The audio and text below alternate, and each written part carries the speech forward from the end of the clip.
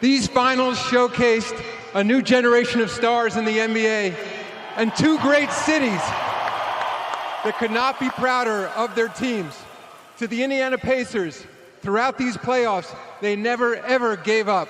Congratulations on a great run. And to the Oklahoma City Thunder, a team-first mentality, homegrown all-stars, and a very special culture. Clay Bennett, Sam Presti, Coach Daignault, and this amazing team. Congratulations, you're the 2025 NBA champions.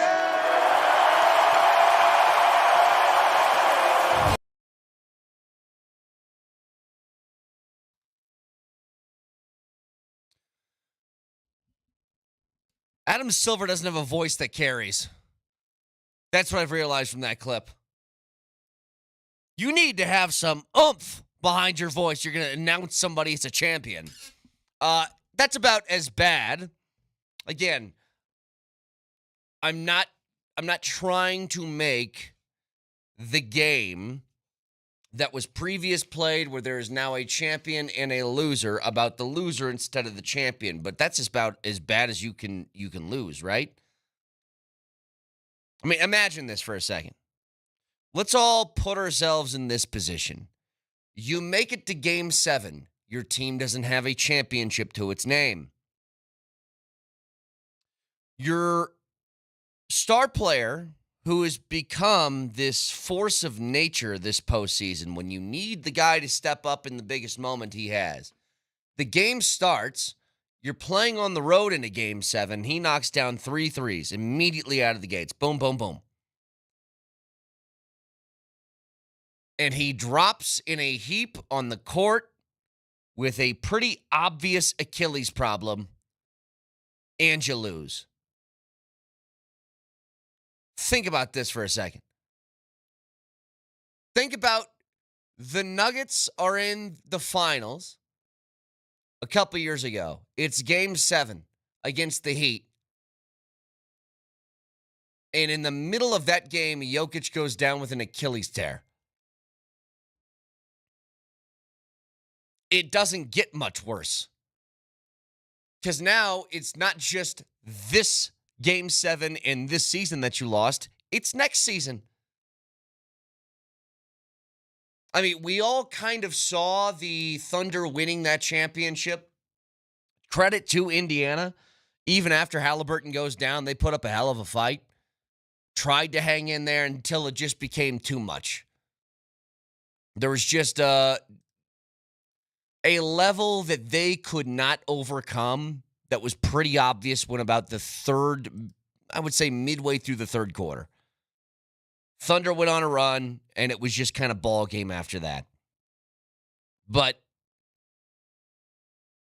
a pretty, I would say, it's hard to say predictable because they fought their asses off. I mean, credit to Indiana, who I thought with this sort of ragtag bunch of dudes,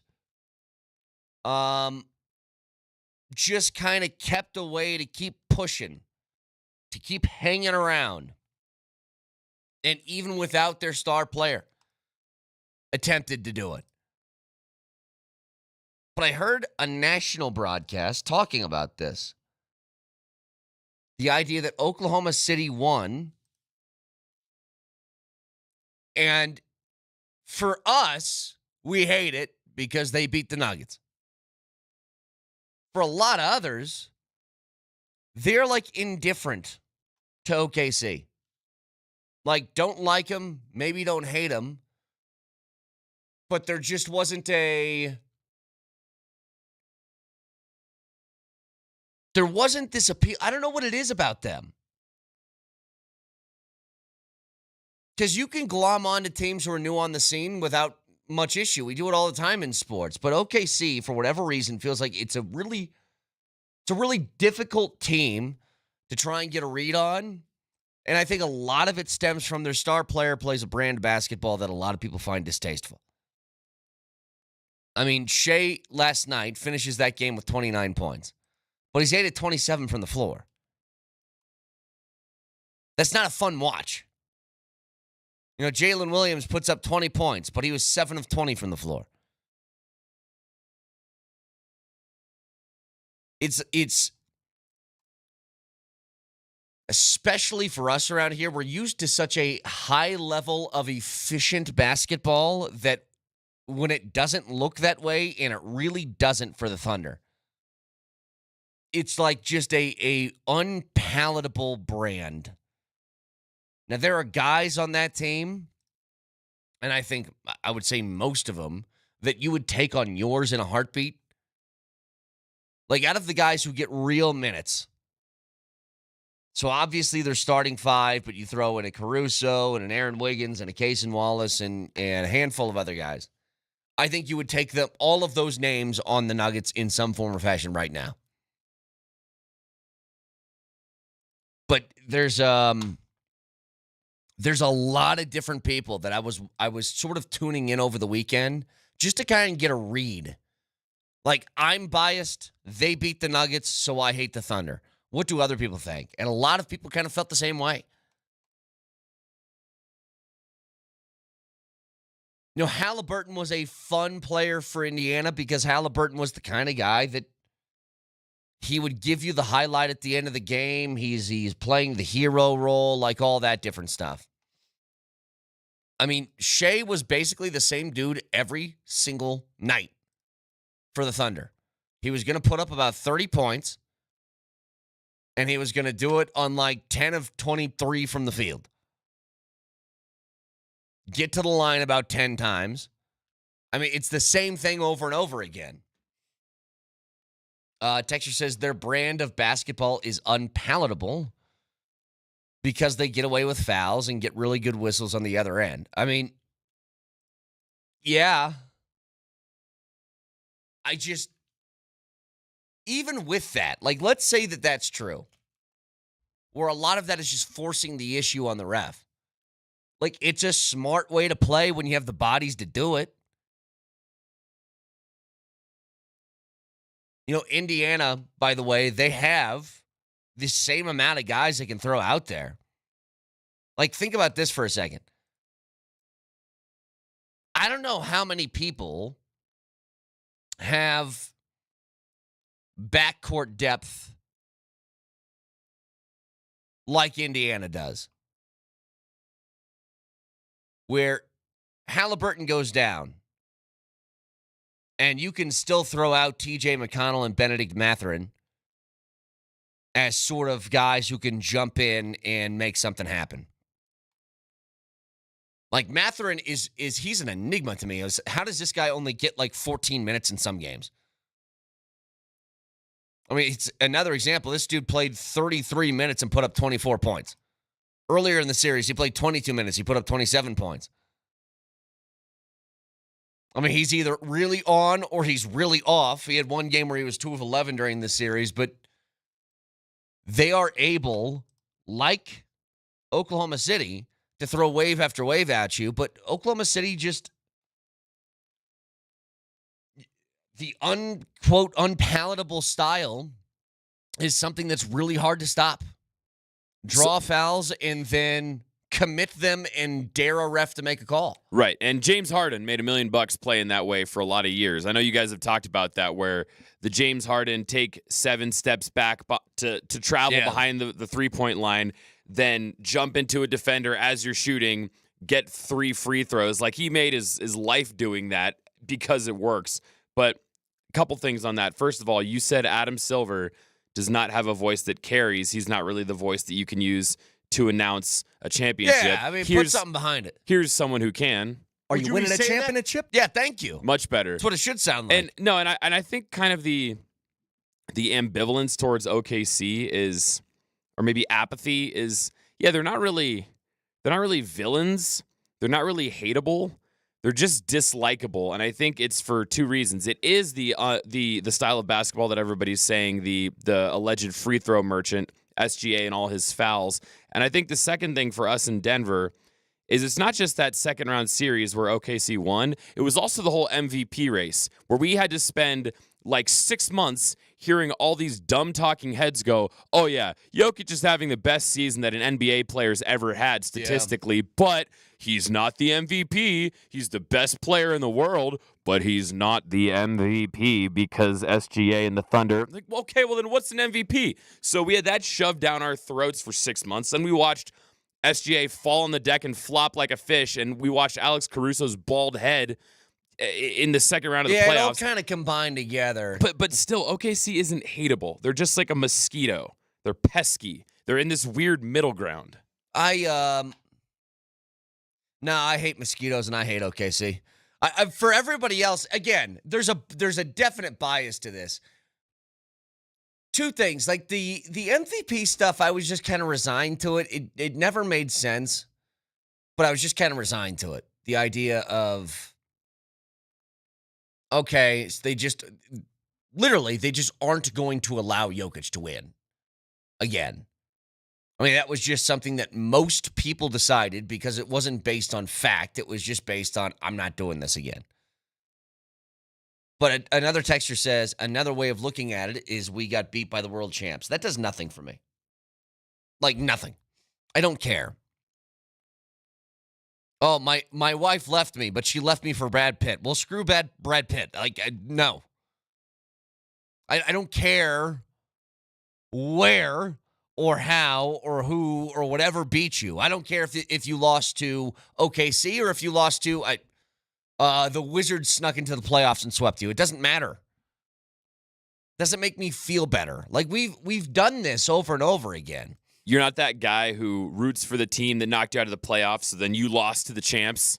No. Like you weren't rooting for Dallas to go on because they beat you? No way. Because I personally don't do that, but some people do that. I say this all the time. You beat my team, I want your whole team to die. Like immediately. I don't want any joy for you. There's nothing that makes me feel better that, well, I lost to the team that went on to win the championship. I don't care. No, people do feel that way, though. Like it gives you some sort of, I don't know, cope or something. I think it's foolish. You beat my team. I want your entire team to suffer after that. Like when Dallas lost to Edmonton, I loved every second of it. It didn't make me feel worse that you lost to a team that didn't go on to eventually win the cup. The fact that Dallas lost 4 straight to Edmonton was beautiful. Couldn't have hoped for anything better. That's the same way I feel about OKC. They're just a weird team. They're very odd. And they aren't going anywhere. The guys that they have on that roster are going to stay under contract for a long, long time. Like, that team is not going anywhere. So it's just another impediment. On the flip side, I mean, can you imagine being in the Eastern Conference? Like, I'll get to this a little bit later, but think about how brutal the Western Conference is, especially now. Durant goes to Houston. Houston, mind you, finishes the 2 seed in the West at the end of the regular season and now added KD. So a lot to get to as far as the conferences, and without Halliburton, what the hell is the East? So we'll get to that in a little bit. Reminder to you guys, though, this week is a big week. A chance for you to win a Jokic signed jersey, a Murray signed jersey, a Porter signed jersey, and an AG signed jersey, all to one lucky winner as we have the Core 4 Score contest. We'll give you the first keyword. We're going to have a keyword every hour on the 20s. The first one coming your way next. Stick around.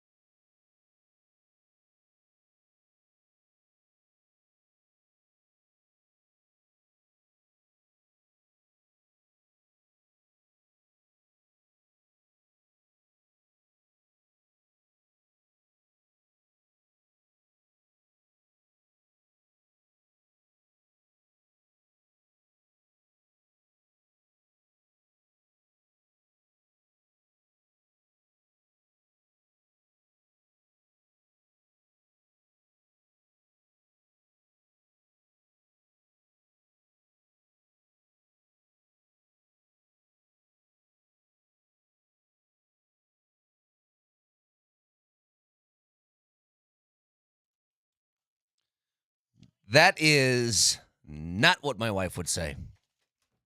She would be incredibly impressed. That would impress her very much, actually.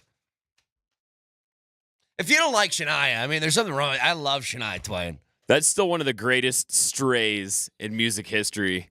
In 1999, Brad Pitt's just sitting in his house listening to the radio, and he goes, "Wait, what? I think that Brad Pitt could let that one sort of water off a duck's back. I think his life wasn't that miserable right now. Yeah, he got his paycheck from Fight Club, and he went, okay, that does impress me. I think I'm going to be fine. Now, if she said, oh, so you're Brett Kane. That don't impress. You know what? I actually would love it. I'd be like, Shania knows who I am? It's amazing.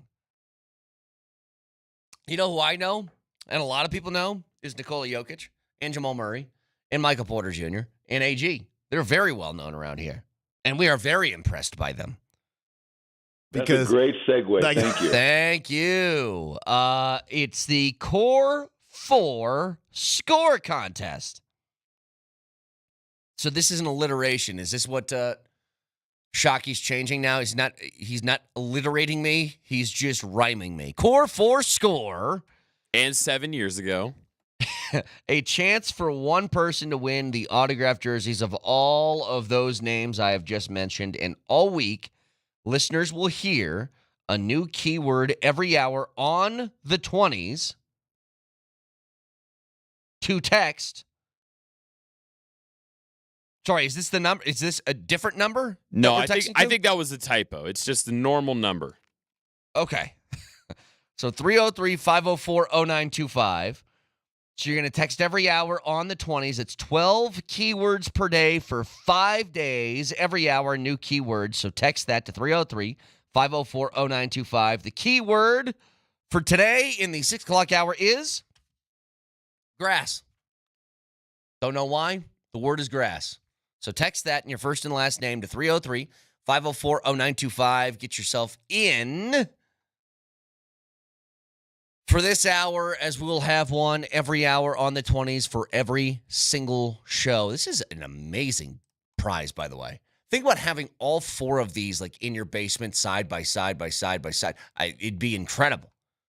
I don't even have a basement or that good of a man cave space. I live in kind of a small place. No, that's what I'm saying. Is if I won this, I'd move.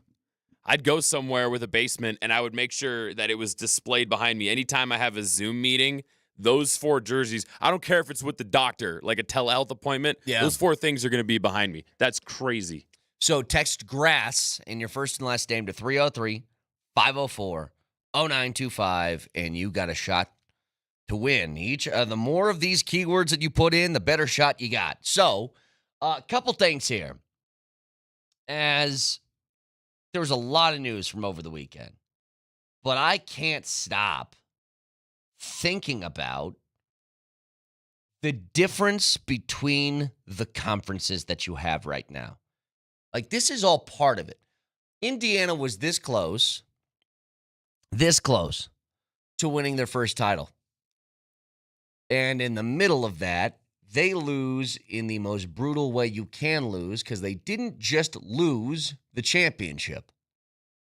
They lost their best player for the following year. I know that modern science has gotten better and better, but I have to imagine you aren't just going to jump back from an Achilles tear. So losing Halliburton is obviously massive, not just for that game last night. It's going to be massive for the league moving forward in who gets out of which side of the ledger. You also had a trade in which the Rockets got Kevin Durant for Jalen Green, Dylan Brooks, the 10th pick of the draft, and 5 second-round picks, which to me felt kind of light. Jalen Green is a very good player, and I think that he could be really good in Phoenix. You know, they're trying to cook up, I think, their own sort of version of the Clippers to the Thunder trade, right? Which is, we give you a piece that people covet now for a guy that we think is going to be really good in the future, and that's Jalen Green. And he very well could be. Maybe he's their Shea, 2-3 years down the road. Maybe. But all I can think about is, why is the West so difficult? Good Lord. So the Thunder just win the title. The Rockets, who finished second in the conference in the regular season, just added Kevin Durant. The Lakers still have Luka and LeBron. The Nuggets are the Nuggets. The Clippers are still going to be hanging around in some form or fashion with their core of players that they have. Minnesota is not going anywhere. Golden State is sort of on its last legs to try and make another push that maybe if Steph stayed healthy in the postseason, that looks different. Memphis, maybe their time is up now, but with a healthy jaw, that team is pretty good. And then it's like, all right, is Phoenix going to stay that bad? Hey, San Antonio, you guys going to make a jump with Victor Wembanyama next year? Like, all of these different questions start to crop up in the West. And then I say this. The East. What the hell's going on there? The Cleveland Cavaliers have a severe mental problem, it seems like, when they get to the postseason. Like, maybe they just aren't mentally fit. They won 64 games last year and then crumbled when the postseason hit. Boston, they lost Jason Tatum. He's not going to be playing next year either. So what is Boston going to be? The Knicks will be hanging around, but they don't have a coach right now. So what are they going to do? Indiana, who looked to be the team that maybe could take the mantle in the Eastern Conference, just lost their star player with an Achilles tear in Game 7 of the finals. So what happens there? The Milwaukee Bucks, they trade for Dame. Dame's now hurt. How good are they going to be? Like, what is the East? Compare that to the West. All those names I went through in the West. They posed impediments to you being successful. Teams in the East all faced with either a crushing injury problem or major question marks surrounding their franchise.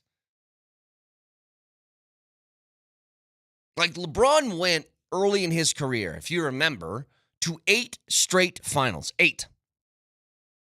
And it's incredibly impressive to do that year after year after year. But God help me if Denver was in the East. Because they might be able to go on a run like that. I could take, I think, a couple of teams from the West, throw them in the Eastern Conference, and maybe they do something like that. You will have a hard time finding a starker contrast between conferences in any sport in the history of those sports than looking at the East and the West.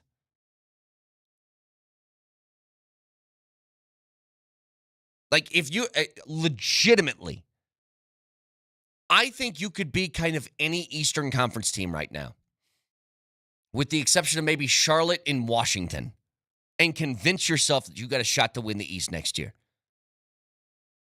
Detroit totally could do it. Cade Cunningham, young sort of core group of players, maybe they could. They figured it out towards the end of the year. Chicago, hey, things fall our way correctly, then maybe we can make a jump.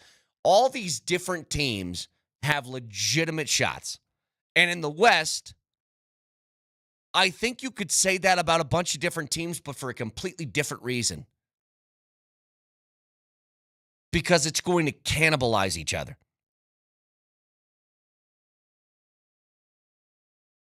Like, it's pretty remarkable to see the side-by-side. And the other thing is, just kind of going along the lines of things that happened during the postseason. And I know that people are going to point this out with OKC. I'm not going to do this, by the way. You can't look at a team that wins a championship and sort of relitigate every single playoff matchup that they had and say, yeah, you know what? Well, in the first round, Ja was hurt. And in the second round, what happened in the second round for them? Who'd they play? I forget. Was it Minnesota? Oh, it was the Nuggets. Duh. Everyone was hurt. Everybody was hurt. The third round was Minnesota. Did somebody get hurt from Minnesota? I think Ant got a little dinged up, didn't he? I don't remember. I mean, here's the thing, though. OKC was just better, okay? They were better than the Nuggets. They were better than Memphis. They were better than Minnesota, and they were better than Indiana. Now, Indiana and Denver gave them their best shots. I mean, pushed them to a Game 7 and It's funny. Vic kept mentioning this, but it's true. It did play out really similar to what the Nuggets series played out as. Even coming down to, like, very key player for opposing team against Oklahoma suffers an injury that makes it impossible to play through. Now, Gordon attempted to play through that grade 2 sprain of his hamstring, but gosh, man, it's pretty damn, like, eerily similar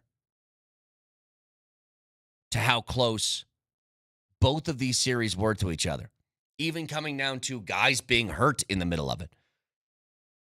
Again, that keyword, if you guys want to participate in this hour for the Core 4 score contest, which 4 autographed jerseys, Jokic, Murray, AG, and MPJ, all going to one winner at the end of the week. The keyword for this hour is grass, so text that to 303-504-0925.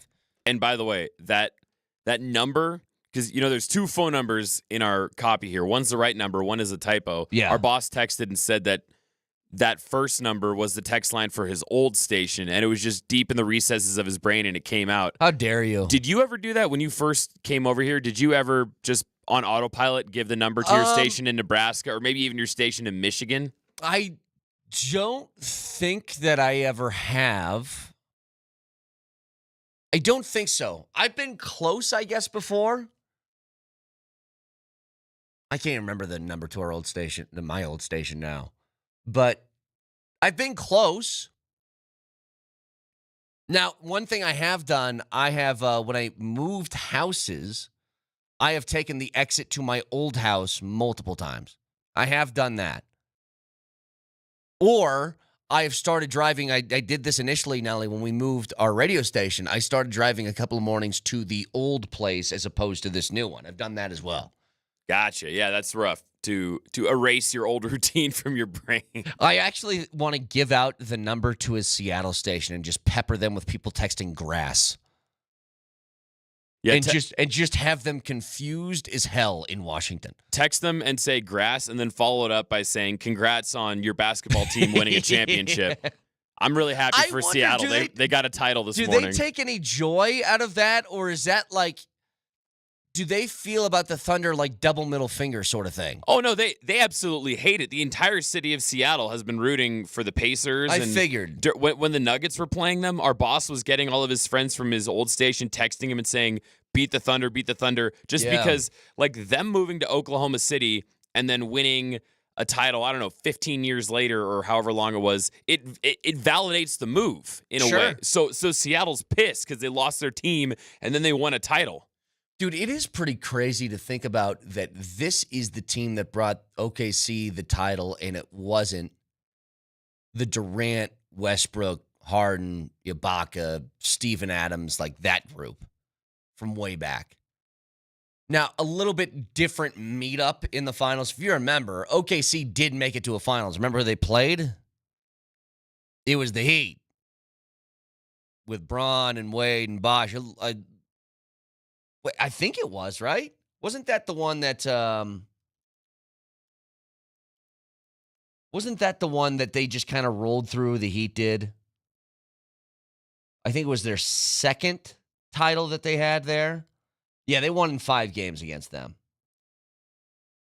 So, I mean, a little different than playing Indiana, but still, you have so much news going on in the NBA. We got the draft a couple of days away. The Nuggets, by the way, still don't have a GM. Very confused. Well, now that the finals are over, we'll see if any of these theories are correct. Like, if it is Bob Myers, and they just needed to wait. That was the conspiracy that we talked about, is that they were going to wait to announce. Well, I don't know if this is the case, but it was a rumor that was out there. Not even a rumor. It was just a thought. It was a thought that maybe they're going to hire Bob Myers and they let him kind of run out the string for the NBA Finals so it doesn't become some sort of talking point when he's on the set. And then you hire him, like, maybe. And I guess we'll see.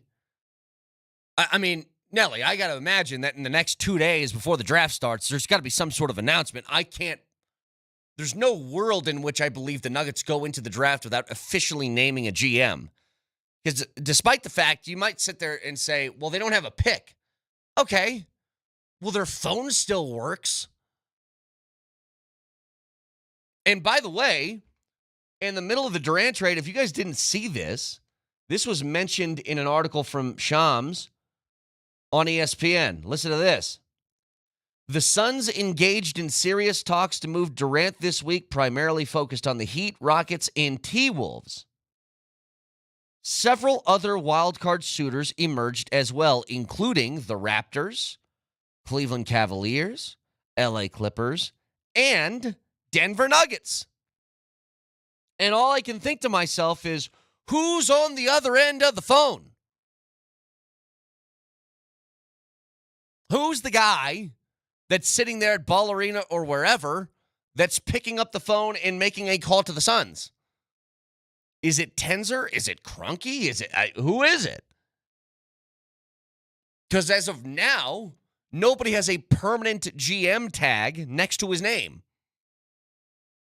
So somebody's got to be in charge. That's why you got to think. Hell, I wouldn't be surprised if it's like today. Do they announce something? I mean, again, I think you would want to get this just kind of out of the way. If not, I don't know what sense this makes.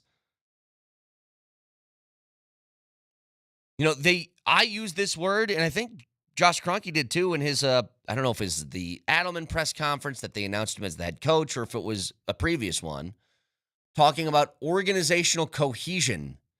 Well, you can't have cohesion if somebody is not named the permanent GM.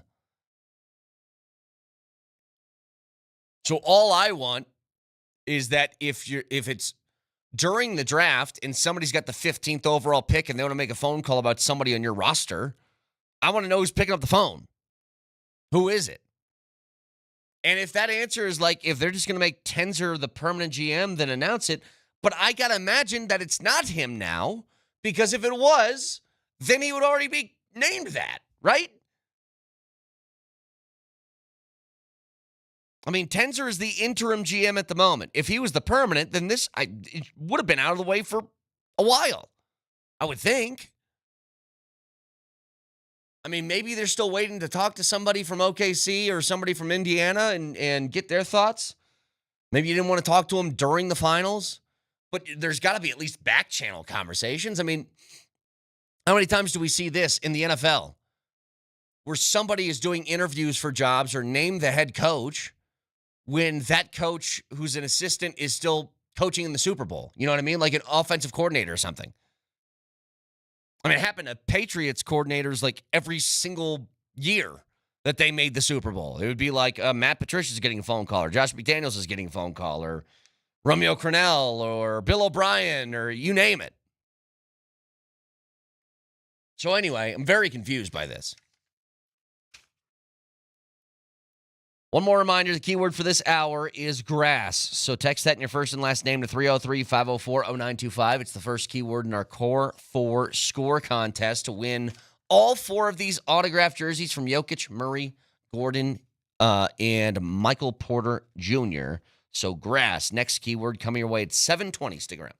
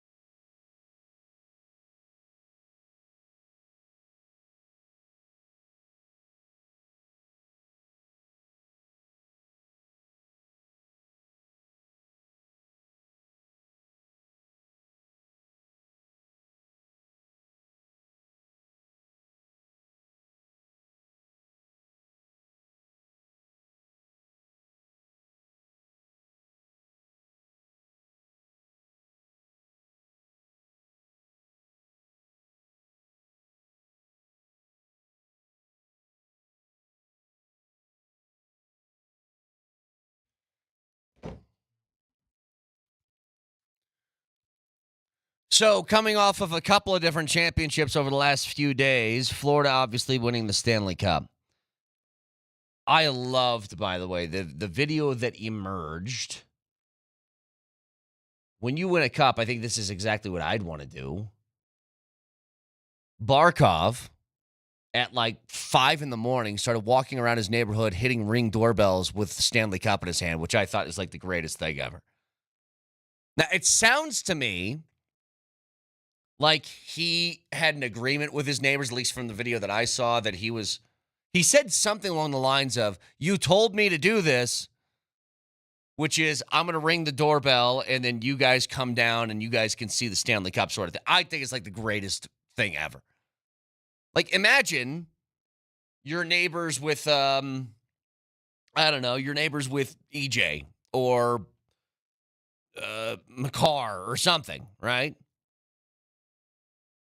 And at 4 a.m, after the Nugget or after the Avs win the Stanley Cup, you get a Ring doorbell. And as first you panic because it's early in the morning and somebody's at your front door. You see a big shiny cup outside. I think that'd be the greatest thing ever. And it almost makes me mad that I will never have the feeling of holding a Stanley Cup just for that reason, so I can annoy my neighbors by doing that. But you talk about a memory. I mean, that'd be a memory. Same time, again, there's some pretty big storylines of the losers of these championships. We've been through this with Indiana already this morning. That you get this close to ultimate greatness that you've never felt before, and then as a swift kick in the nuts of not just losing the finals, but then losing your best player to an Achilles tear in Game 7 of the finals, which means he's out for next year. You get that. Well, the guy that I think we all kind of agree, when you watch Edmonton lose for the second year in a row in the final, it's going to make it that much harder to make it there again. They have the best player on the planet, according to many. According to most, in Connor McDavid. I mean, the players, even in their NHL PA player poll thing that came out towards the end of the regular season, I think he had like 73% of the vote for best player in the world. Connor McDavid goes to the press conference,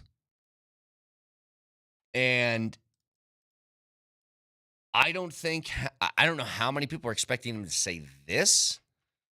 Now, I don't think this is post-game. I think this is a couple days after, so he had time to marinate on this.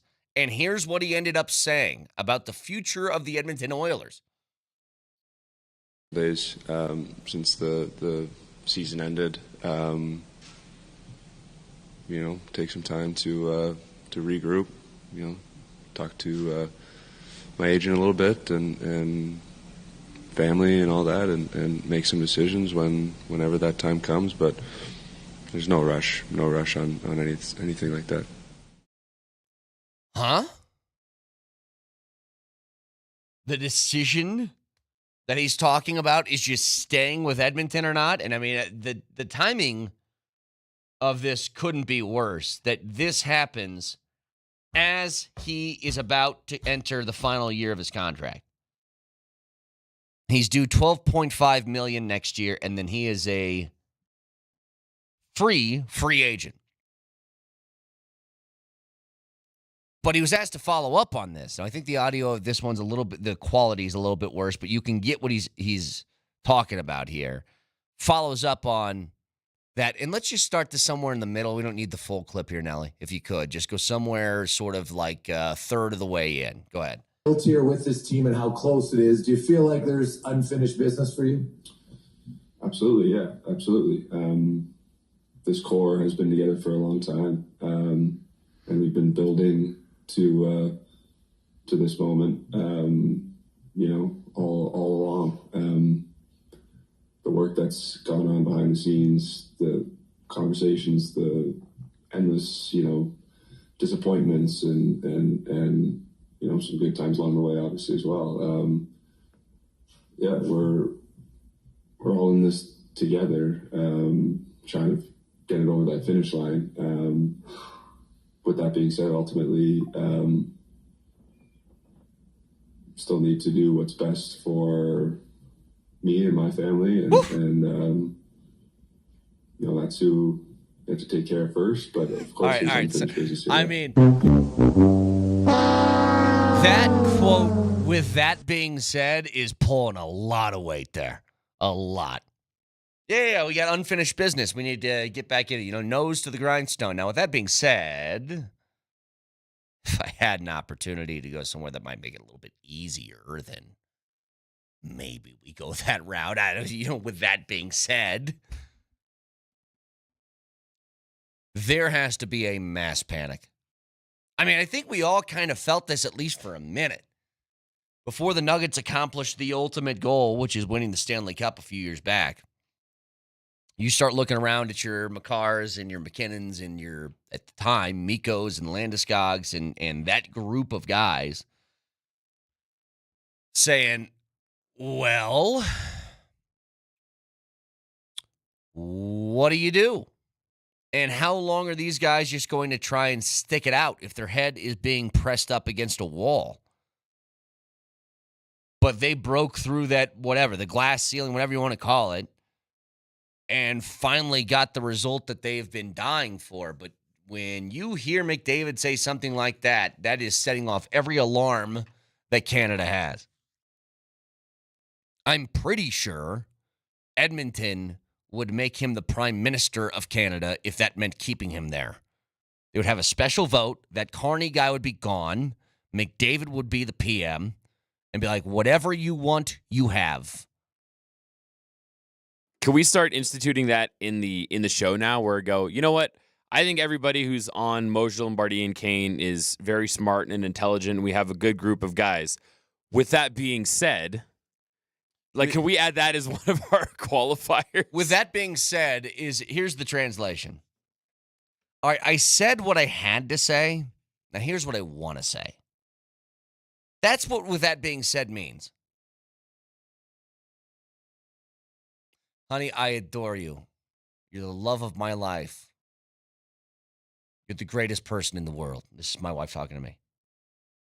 With that being said, I'm not Shania Twain, and if Brad Pitt showed up on our doorstep today,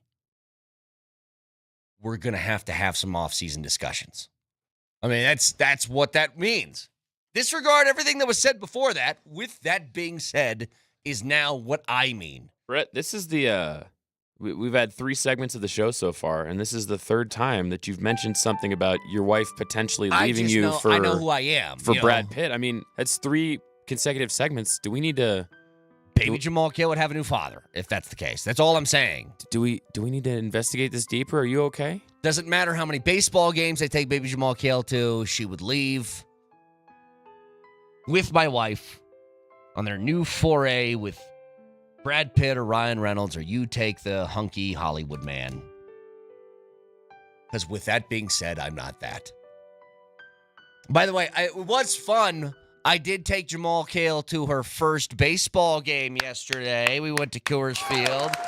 Cue up everybody calling me, what do they call them, sellouts, or you're part of the problem. You went to the game. Well, you know what? She ate cotton candy and had a good time.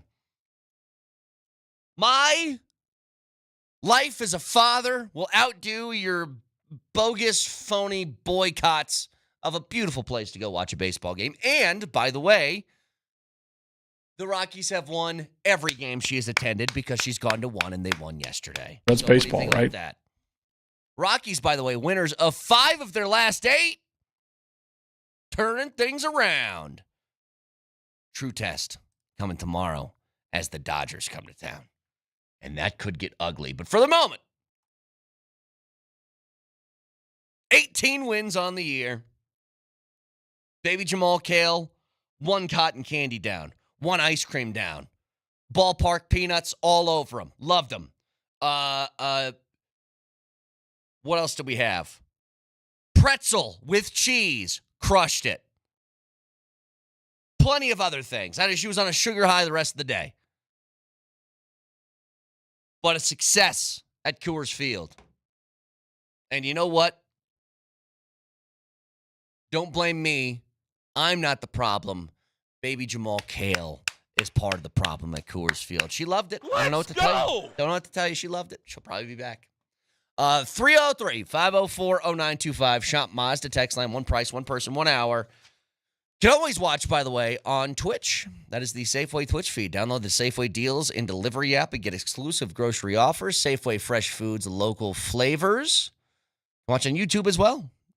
Search Altitude Sports Radio. Subscribe to the channel today and don't miss anything from Denver's #1 sports station. Altitude Sports Radio 92.5. Moser, Lombardi, and Kane next.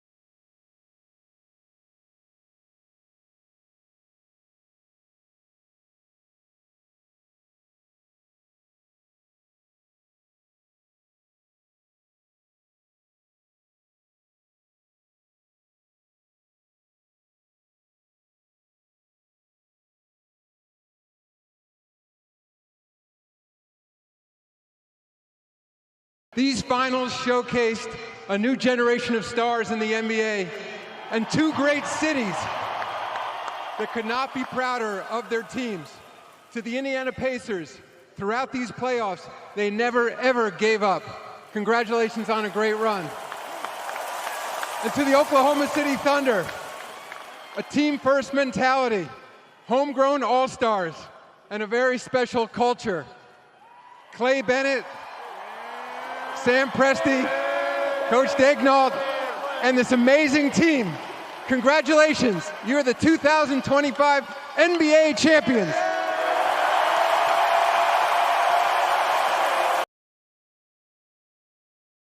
Did he call him a dagnob?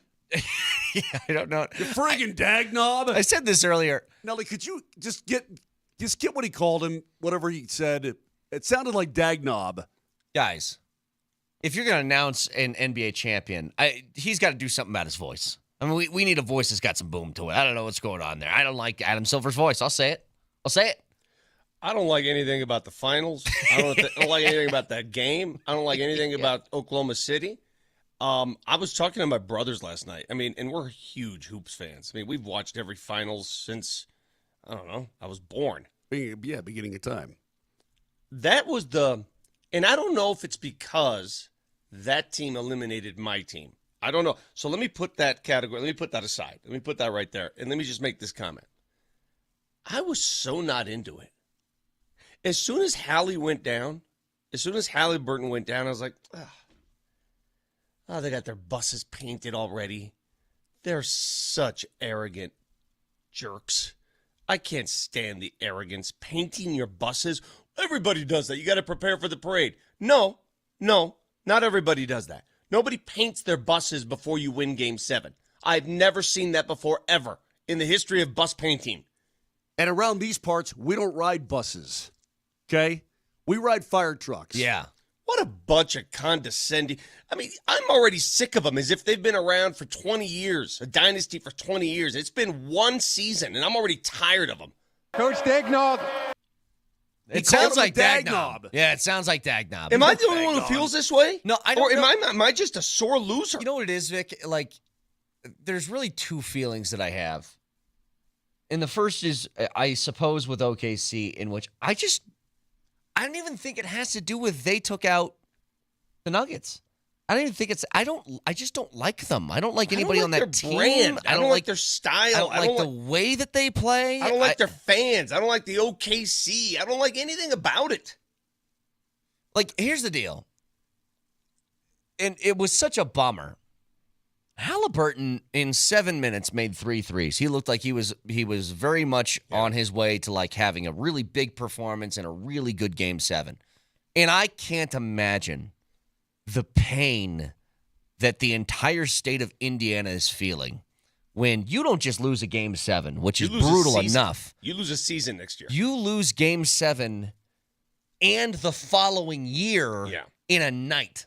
Yep. In a night, you lost that chance at your first final along with an entire season's worth afterwards. Vic, you do it all in the first quarter. Vic, it's very interesting that on a weekend where Kevin Durant got traded, this was... I'm sick of him, too. Yeah, I know. I got you. Yeah, whatever, dude. It was remarkably similar, though, to his situation. Injured calf. Yeah. Trying to nurse it, trying to keep it going, so on. Then and you see that shotgun blast, right? Uh-huh. That 3 players. And by the way, tore their Achilles in these playoffs. All players wearing the number 0. Tatum, Lillard, and last night to Hallie. Yeah, all wearing the number 0. Russ, change it up. I'm Russ not going to talk number about 0. He was 4. 4. That's right. Yeah. Well, wasn't Christian Brown. Christian Brown. God, why am I losing it? Sorry, CB. My bad. Change it. I'm trying to get to my main point. That's why is that I'm not going to talk about it. Okay? About what? About that. Oh, gotcha. You aren't going to bring up personal experiences. Somebody Gotcha. had a preemptive strike last night. Oh, great. Now I got to hear Moser. But to Vic's point, like, it's two things. I felt so bad for Indiana because you get that close in the pain of losing a Game 7, as we felt before. Not in the finals, by the way, at least not recently. But to lose Game 7 in the finals, but also to have that happen is absolutely brutal. Secondly, there ain't a likable guy on OKC. There's not even one guy that I'm like, yeah, I'm happy for him. There's not a single one. I don't like any of them. None of them. Hate them all. And I don't know what to do with that. Hate them all. I read this thing last night on Twitter. I showed it to my wife. She laughed. She goes, you go through unbearable pain, 9 months of a birthing process to give birth to a baby boy, and you name him Chet. Yeah, I saw it. I said it to my wife, too. She goes, I don't get it. And I'm like, oh, well, you know what? Screw you then. It's funny. You go through an entire pregnancy and you go, this is a Chet? Yes. What are we doing here? And then propping up Caruso. All right, I respect your game, but you're not some dynastic wonder. Shut up. It says here, Chet is most commonly a shortened version of the name Chester. Which is also a terrible name. You're not going to get me to defend Chet Holmgren today. I can promise you that. I'm not going to be in the Holmgren bus. I like Shai Gilgeous-Alexander as a person. Hold on. I was talking about this in the appetizer. We got it 7 minutes ago from Shams. The Nuggets are naming Ben Tenzer as the executive vice president of basketball ops and hiring John Wallace of the T-Wolves as their new executive vice president of player personnel. Both will report to Josh Kroenke, that from Shams. Okay. So does that mean GM is hired? Is that what executive vice president of basketball ops is? Is that Tenzer's? Is he the GM? All right, let me see this. Is that translation?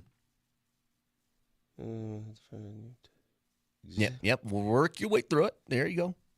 Sound it out.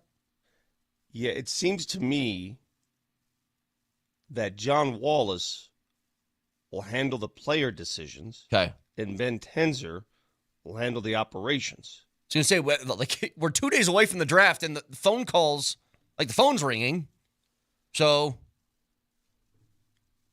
okay, somebody had to be in charge. All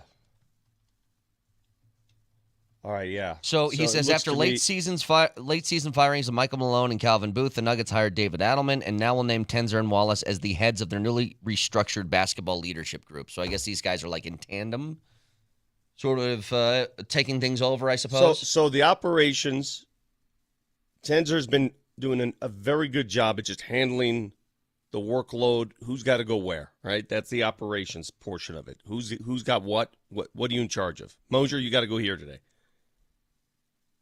This Wallace character they're bringing in is basically going to be the guy that's going to drum up trades, drum up personnel decisions. Well, I was wondering, by the way, we'll get to the Durant stuff and I guess more of the finals in a second, but we got breaking news from Shams here.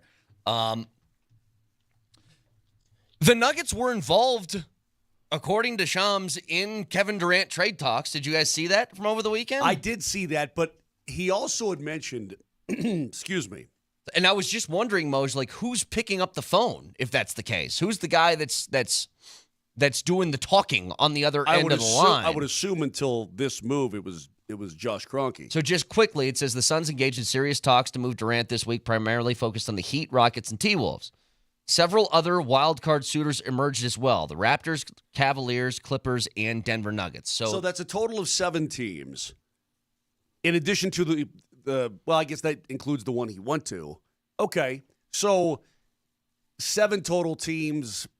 Were they even remotely close? I doubt it. I doubt they were. I mean, but just to have a phone call, I think is interesting for the Nuggets' perspective. I'm like, I wonder what the hell they talked about.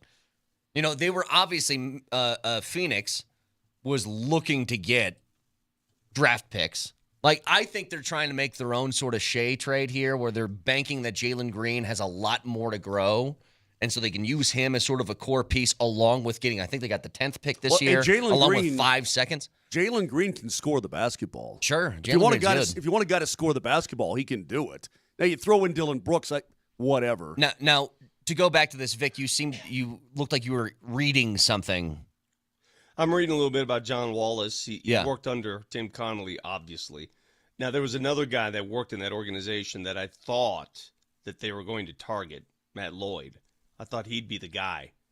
Matt Lloyd, they gave I think this was a preemptive move by Minnesota. Matt Lloyd was given a promotion just about a month ago as soon as the Nuggets made their moves. Yeah. I don't think they wanted them taking Matt Lloyd. So they took another member of that front office. This guy is a former GM of their G League team. He is the former director of player personnel, so he's been handling a lot of player decisions. But that's a big outfit in Minnesota. They got a lot of people involved in the decision making. Then, do you know he was originally working with the Nuggets? John Wallace. That's how I remember him now. He worked with the Nuggets in 2019. Gotcha. That's how I remember him. So he just kind of followed. He followed Tim Connolly over to Minnesota, sort of thing. Yeah, that's how the name comes around. And this is not a surprise. It's a surprise it took this long. I've heard this rumor, the whispers of this move going for about a week and a half now, that it would be somebody familiar with the organization, familiar with the Nuggets, and they're familiar with him, and that's exactly what they did. So John Wallace. Not to be confused with former Syracuse Orange John Wallace, who had a short career in the NBA. He spent 3 seasons with the Nuggets as a scouting coordinator. He also worked in basketball operations, went to Minnesota, ran their G League team, worked with Tim Connolly, and now he's coming back home. So it sounds like he's gotten some real good experience. Probably a very smart guy. And come on back to the Denver Nuggets. So I remember this guy as a player. He played for Georgetown in the early 2000s. Oh, really? Yeah, he was a good player.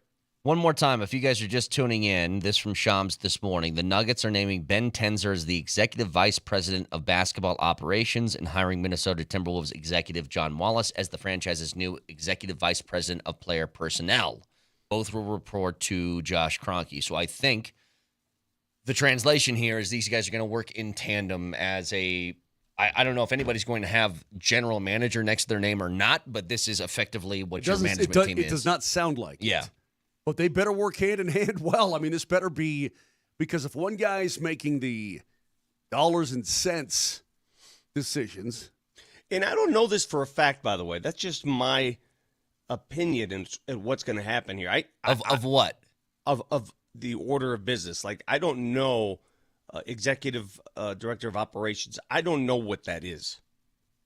Well, I remember the executive vice president of basketball ops was Tim Connolly's position before he left to Minnesota. And we kind of know who was running things when Connolly was here. It was him. He didn't have the GM next to his name. I think that was still Calvin Booth, right? Mm-hmm. Booth, I think, had the GM next to his name, right, but he was the executive vice president of basketball operations, but it was Connolly's show that he was running. Now, to put that in tandem with a guy with player personnel, I don't know exactly what that means. But I'm assuming, Vic, Kroenke will have a press conference introducing this, right? Where they can kind of get those out of the way. Yeah, that's my assumption. Who's the GM here? Well, that's what I'm getting at. I don't know. I don't know. And so I'm assuming there will be a press conference that kind of susses all of that out. But Texter says, forgive me for being slow. Are you saying the Nuggets just won't have a general manager? I don't know, dude. I have no idea. Your guess is as good as mine. None of them are named general manager, but a lot of them might be title driven, so that you can poach a person from another franchise. That's what I was thinking, yeah. Or if you want to keep somebody within your organization, then you promote him to GM just because nobody has the title yet. So it sounds like they'll both be handling those duties. Yeah, that's how it feels. I mean, it's like split. It's split, is what it seems like to me. Again, can I be frank? I don't like split duties. I don't either. If that's the case. Now, we don't know what the case is, and we'll ask those questions when a press conference is had. But could Tenzer be like a cap guy because he's involved in basketball operations and player personnel is this Wallace? I don't know. Personnel means that I do the scouting and the drafting and the trading. I have no idea. I saw Ben a few days ago. Happier than get out. Smiling. And I knew at that point that he was going to be retained in some capacity. I don't know what. I don't know who the ultimate decision maker is here, and I guess we'll have to find that out. in my humble opinion, I think it's still Josh Kroenke. Very well could be. So if you've got a deal that's gone down, I mean, I guess when I look at what Jonathan Wallace's title is, it sounds like he's in charge of, the player personnel, which means drafting, and he's in charge of all the scouting. He's in charge of, I don't know that it means he's in charge of the trading. Well, this is what I'm saying. Like, if I don't know. Let's say I'm the Knicks, and I want to make a trade with the Nuggets. Who am I calling? That's what I don't know yet. Like, two guys have this tag. Am I calling Tenzer? Am I calling Wallace? Am I calling Josh? Like, who am I calling? And that we still don't know. Again, I would assume there's going to be a press conference to iron these questions out with Kroenke. But for the moment, that's the information that we have.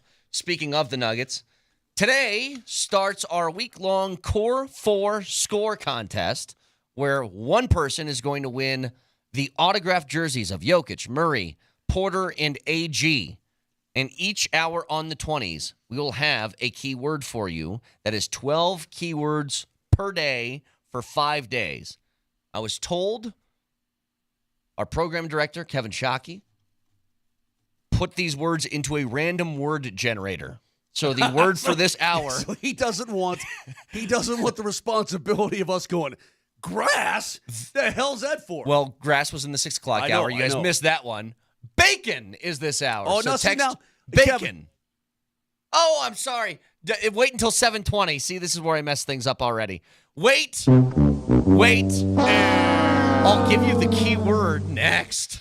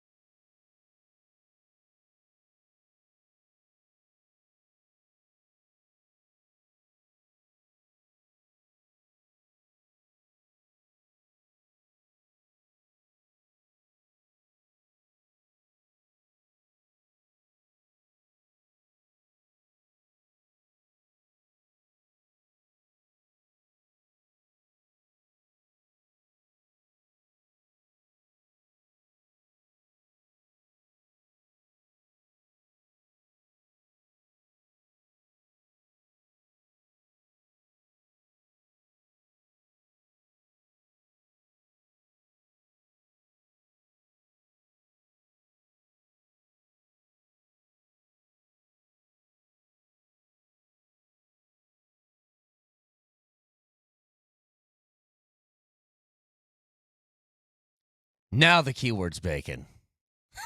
So text that in your first and last name to 303-504-0925. A chance to win autographed jerseys from Jokic, Murray, Porter, and AG. Again, keywords on the 20s of every hour for every show. I could give Vic $100 in his face. Flash in his face and say, Vic, who is this? Huh? See? He has, zero. This is how we were brought up different. I've heard this song before. You have? Yeah, I just can't identify it. I think it's Michael Jackson. Yeah. Yeah, in his early days. Right after he left Jackson. Oh, no, listen. You hear that? Shamon. And by the way, if you texted in bacon and you did not receive any sort of a bounce back, text it in again. Yeah, just text it again. Just double check. Brett may have given the keyword before our system was awake and ready. So just text it in again. If you get a message back, you spelled bacon right. You put it in front of me, I will read it. I like it. Yeah. So you're like Ron Burgundy. I know how to read. A lot of you might not think so. I know how to read. Oh, boy. Can you read my son? While you were living your 80s days with your music, I'm doing some research here and work on what the Nuggets just did. So you just keep talking about your 80s Vic, music. I appreciate that tremendously. Would you like to clue us in on what you found? I'm trying to get some clarity about who's running the show here. That's the one thing I want to know. Who is running the show? And it sounds like it's Ben Tenzer based on titles. Now, right. I don't know where that extends. I don't. If you missed it, according to Shams, the decision has been made. The Nuggets have promoted Ben Tenzer. They've made him, what's the title exactly here? Executive Vice President of Basketball Operations. Okay. And then they brought in a guy who used to work for the Nuggets, was hired in 2019, a guy by the name of John Wallace, and named him the Executive Vice President of Player Personnel. Well, Tim Connolly obviously saw something in John Wallace that he liked a lot and trusted. Yeah. That's why he took him with him to Minnesota. Sure. So Tenzer's the boss here. Tenzer's the boss. He's running the operations. Okay? He has overtaken what Calvin Booth's role was. That's what he's going to be doing. So that is GM. Yes. That is going to be the GM. And John Wallace looks like he's basically the assistant GM, but given another title. He's Tommy Belchettis. Yeah. All these titles, I don't understand all the titles. That's where I don't know what this all means. And I believe titles are given and titles are handed because that's the one way to take a guy from another franchise. Give him a title and with that a little more money. Right. You mean allow him to get out of his contract with his previous team? Exactly. So, yeah, if you're assistant GM, you can't leave for a lateral thing. It's got to be something above it. And right. So here's this job. You're a vice president now. That sounds pretty good. Now, again, what's John Wallace? John Wallace I'm the vice president of Moser, Lombardi, and Kane radio operations. That's fine. On. You can be whatever you want. What's his official title for John Wallace, please? Executive Vice President of Player Personnel. Okay, so there's two executive vice presidents here. One is all basketball operations. One is player personnel. And one is player personnel. So it would tell me that Ben Tenzer's the man. Yeah. All right, you might say the man. Everything goes through Josh no matter what anyway. It just sounds like, to me, a two-headed leadership. And it will go through, in my humble opinion, and I've said this from the get-go, I think this is a more hands-on approach by Josh Kroenke. Josh Kroenke will have the ultimate say here. He said as much, that he's going to be more hands-on. I wonder if he felt like, you know what? I trust Calvin Booth and I trust Michael Malone. I'm going to keep my nose out of it, right? Unless there's something big that's coming down the pike, unless it's a huge trade or whatever, I'm going to keep my nose out of it. I'm going to let them do their jobs, so on and so forth. And then he goes, you know what? It just got away from me because these two guys couldn't get along. It became an absolute pig mess, and it was disastrous on both sides. Can you explain something to me? If that is the case, I don't blame him at all because you can let people do their jobs, but if they can't do their jobs with the other guy, then you got to fix it. So just to compare and contrast, if you go to the Avalanche side of I was just gonna ask Moj. Yeah, Chris McFarland is making personnel decisions. Joe Sakic overlooks everybody. Correct. So Chris McFarland has a personnel decision. He has an idea. He goes to Joe Sakic. Correct? Correct. Okay, that's how it works there. But does anything happen without Sakic's stamp on it? Like, can Not McFarland the big stuff? I'm sure. McFarland, like, could he have made a Miko trade if Sakic was like, no? No, I think that's okay. obviously that's run up the flagpole for everybody. Yeah. Okay, could they sign a guy for a $1 million contract without Sakic's approval? Probably okay. so. Gotcha. I mean, I think there's a certain amount of understanding on what you need to knock on the door for and what you don't. You know what I mean? Right. I'm sure that's pretty much the case. And then if you're talking about the big stuff, look, Joe Sakic's going to go to the ownership and say, this is what we're going. I mean, when you're talking about millions of dollars having to be shelled out for players and gigantic contracts and all this kind of thing, I think the guys who own the team want to kind of be sure what's going down. I think that Josh Kroenke, I think that they think, okay, obviously they're more basketball people than hockey people anyway, but I think that Josh Kroenke talked about the responsibility when he was talking in the news conferences about the Joker years. He is fully squared away, and I mean absolutely cognizant of how important this time in this franchise's history really is. You're not going to get this opportunity ever again, not with a guy like this. So you've got to really hyper-focus, and I really appreciate that about the understanding that, now, but again, I hope this is the right way, but they understand we've got to maximize what we've got with this guy. I think they get it too, and if you look at next year, guys, already the betting odds, the Nuggets are among, listen, OKC is obviously the favorite. Yeah. I mean, with what they've got. But the next ring after OKC, the Nuggets are in that. Nuggets are in that level. It's easy to say, hey, look, the Nuggets took them to 7 games. But, again, Game 7 gets away from you, and you're like, are you really that close to beating those guys? Well, I'll tell you what, man, you're still going to have the big fella, and you're still going to have your core.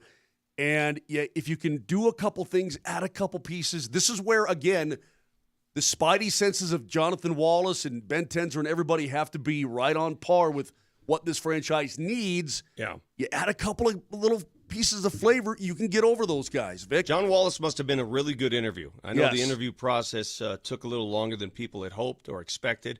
Maybe they had this in the works already and they waited till after the finals to announce. They haven't even officially announced it yet. It's been leaked by Shams. But I know this. I know the interview process is something that Josh takes great pride in trying to find if they jive. I'll say this about the Nuggets. They got a lot of work to do, and they got to do it quickly. The draft is this week. Not that they will partake at this point because they don't have a draft pick. But draft week usually leads to trades and talking and whispering. And you found out the other day that Dario Saric, according to reports, will opt into his contract. Why wouldn't he? This is not a surprise. For folks who said, oh, my God, he's coming back. Yeah, well, who would walk away from $5.4 million willingly? Yeah. Obviously, he's going to opt into his contract. But it doesn't mean he'll be here. There could still be a team in Europe that wants his services, offer him $2 million, and the Nuggets will have some choices to make. They could buy out the remainder of his contract. They could use him as trade bait, a team willing to take on salary and then knowing that he's going to play in Europe, and that could be a case. Or, sit with me here, or they could play the guy. Or play the guy. Well, do we really truly know what David Adelman, we don't truly know what he feels about. Option 4 would not work. You cannot pay him that money and not play him. That is correct. You cannot go through a full season of basketball paying that guy in excess of 5 and have him play in 19 games. Vic, that's what I'm saying is what you're saying. You can't pay him that kind of money, Brett, to get into the layup line every pregame and sleep in hotels. You can't do it. Not in today's NBA. No. Every cent is so valuable. You cannot inflate a salary for a guy simply to make road trips and enjoy nice hotels. Yeah, that's my job. I know.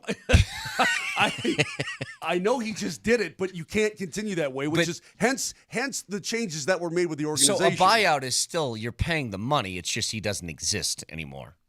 You're paying it to a ghost as opposed to a person that's at the hotel. Correct. You're just buying him out. Yeah. And the ramifications, we would have to ask what that means cap-wise. I don't know what that means cap-wise. I don't. I wish I had the answers. I'm not a capologist. So you got to call Jake Coy. Might have to. But a buyout, I had a conversation with somebody in the organization, and because this is a complex issue and because it's a little bit of a game of chicken, if you do buy him out, I wouldn't expect it to happen until September. All right. That's fine. As long as his face is not in the media guide, I'm cool. And by the way, they don't. What if he plays? Well, now that was option what? 3? How many options did you give? That was 3, right? 3 options. Okay. Well, you said option 4. Option 4 is the nuclear option. Okay. That can't happen. You can't pay him and not play him. Well, do we truly know if David Adelman can come up with a plan for him? If he really, maybe he does think that he can utilize this guy. Maybe he doesn't. Maybe he just thinks he certainly was not going to play him in the final 3 games of the season and in the postseason when he hadn't played all year long, right? You're not going to put him in the rotation. Well, I would assume that, again, Ben Tenzer, who has been named the vice president of basketball operations, and John Wallace, who is the new executive vice president of player personnel, have some sort of plan for a guy like Dario. I mean, you asked the question, well, what if he plays? Yeah. You know, the more I'm thinking about this, Vic, the more. But Vic, what in the world would change for the better over the course of a year? He didn't not play because he was hurt. Yeah. He didn't play because they were like, you can't. Like, you just can't. So I don't know what would change. You could say the same thing about Zeke Naji. Again, you cannot go another season with your 4th and 5th highest paid players not playing. You just can't do it. It's one of the reasons why you gassed out there. You can't do it. Either one has to play, 2 have to play, something has to happen there. But the more I think about the change in direction here, front office direction, the more I believe this. I think Ben Tenzer was assigned that job maybe a couple weeks ago, whatever, and I think he played a role in interviewing John Wallace with Josh Kroenke. Okay. I think Ben was already, this is me just opining here, I don't know this to be fact, but I think because there's a history there and Wallace worked in the organization, Ben's comfortable working with him, and it'll be a joint venture.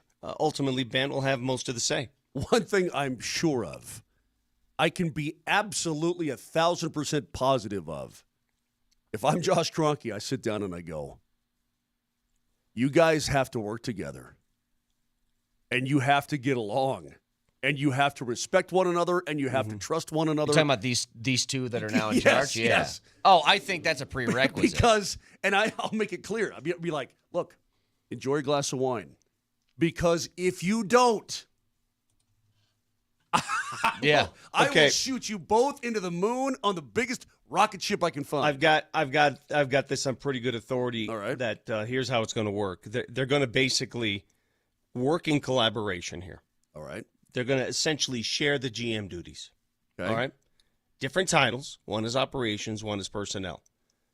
But any decisions personnel wise, anything that happens, trade. It's a collaborative process, and they will both report to Josh. Yeah. And that is the system moving forward. Not one is the GM. They're both the GMs, essentially. So they're putting multiple heads together to make these decisions. Yes. And this can't be, obviously you can't have an ego thing going on. Like, I need to make this call and this kind of. No, this is a. Well, I think, look, Moj, I don't think that that's going to be an issue for this reason. Tenzer just watched all of that go down in real time right in front of him, and I think he knows the situation. And this is a wonderful opportunity for Jonathan Wallace, too. Yeah, I think the situation is this. Kroenke mentioned this in the press conference. I don't know if it was Adelman's or the one that was after the season ended or whatever, sort of the State of the Union press conference, that he's going to be more involved. And I think this is going to be a lot of, we're all going to put our heads together and start to figure this stuff out. I'm not going to leave the responsibility to one guy and one guy solely. And then, because I think that when you had the situation from last year, which was so weird, because I think you could make the argument, for as much as people are bagging on Calvin Booth, and I think a lot of it is deserved, Booth made a whole bunch of really awful moves. But you know what's really weird? Booth was incredibly good initially. When he first took over, the initial moves that he made led directly to a change. Like, he hit on the nail, like the first 4 things he did that even I disagreed with at the time. I think we all kind of were on board with the KCP trade. But when they drafted Christian Brown, I was like, I want guys who are ready to play now. And then it turns out that a rookie season, Christian Braun's playing in the finals. But you know how it goes. But then after that, it was the Reggie trade and the Zeke contract and the Dario signing and on and on. But this is how it goes.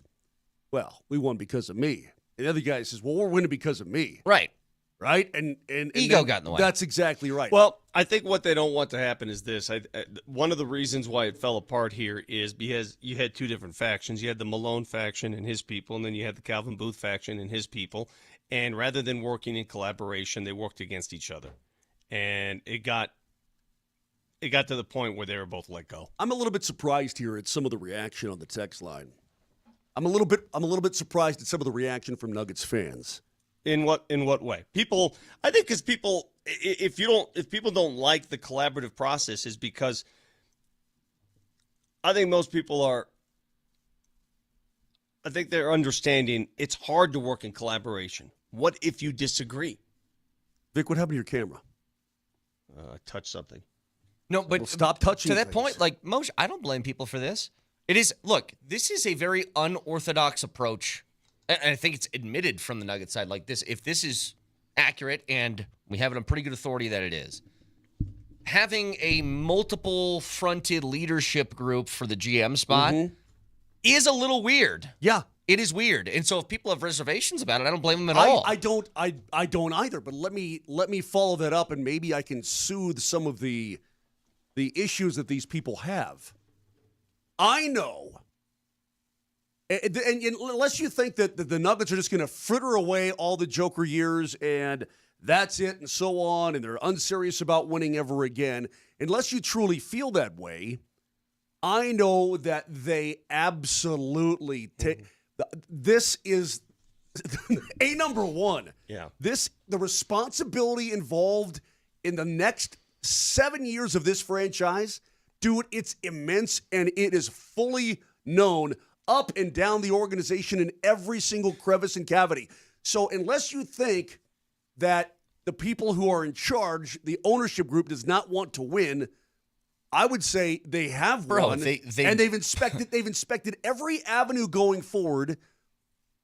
And this is the one that they chose. I would look for it to play out. That's what I would do. They blew out the two highest positions in an organization less than 2 years after a title. Like, they understand the sense of urgency here.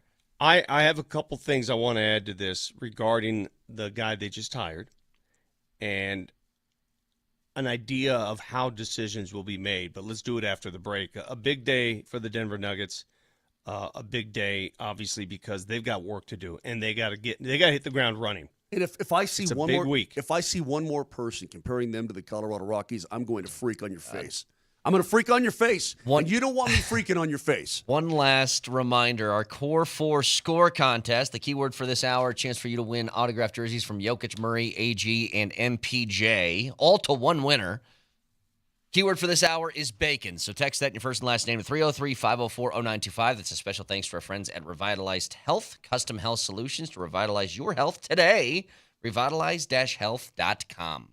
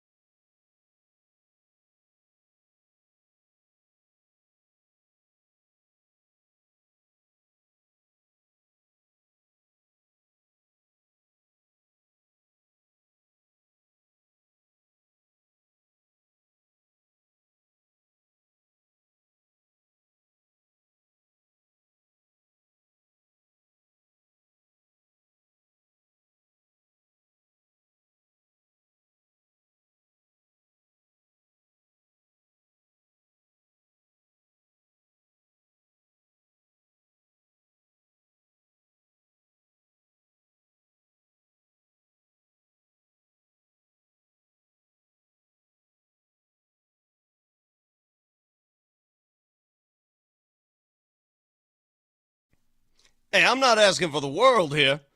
I'm asking for a good lawyer. Dan Caplis Law. He's got a motto. Truth wins. And in high-stakes personnel or personal injury cases, it takes a lot of skill, experience, resources, ferocious determination. You got to do all of that to find and prove the truth, and that's what his firm does better than anybody. They find and prove the truth. Dan Caplis Law, proven that it's very good at finding and proving, which is why it has won so much, so many times. Take a look at Dan's track record. Record-setting results, including an unheard of 5 straight multi-million-dollar jury verdicts in Colorado crash cases. Only happens when your cause is true, and that's why Dan Caplis Law is the official law firm partner of the Denver Nuggets and the Colorado Avalanche. Dan Caplis Law with offices in the Denver Tech Center, Fort Collins, Loveland, and Greeley. If you need Dan's help, call him today, 303-770-5551. That's 303-770-5551, or hit him up at dancaplisLaw.com. Right here.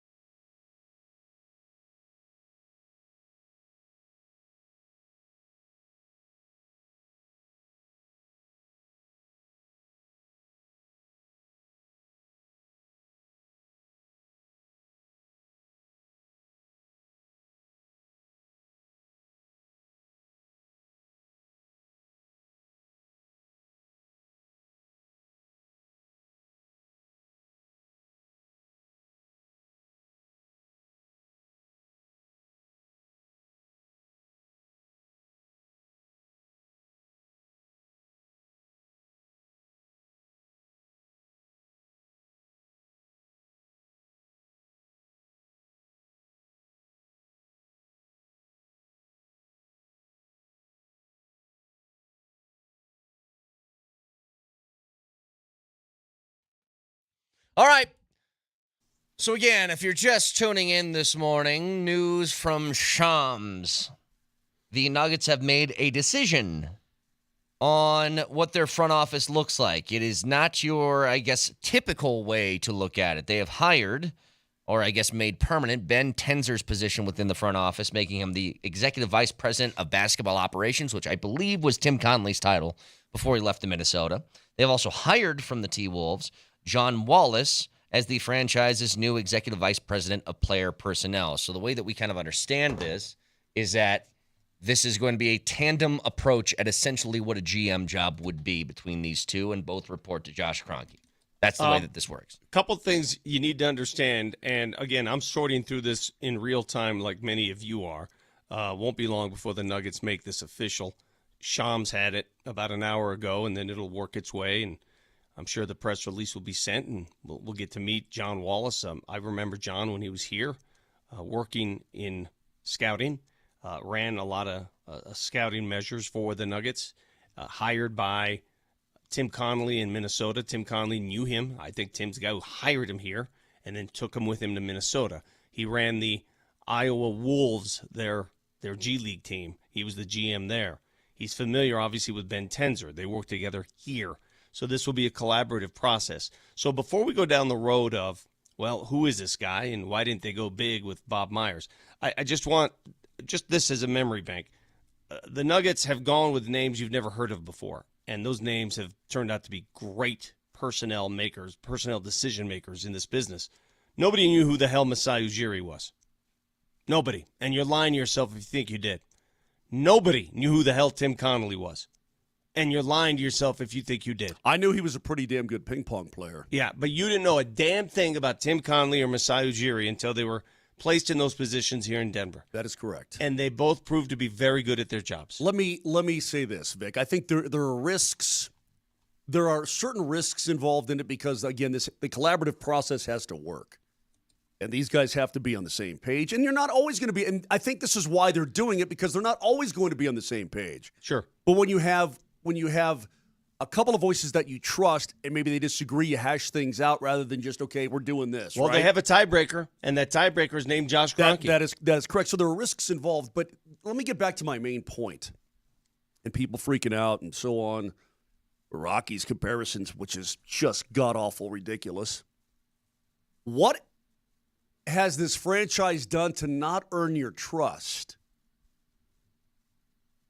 I know they got in a sticky wicket in terms of the cap space, but that's a guy who's now gone. What have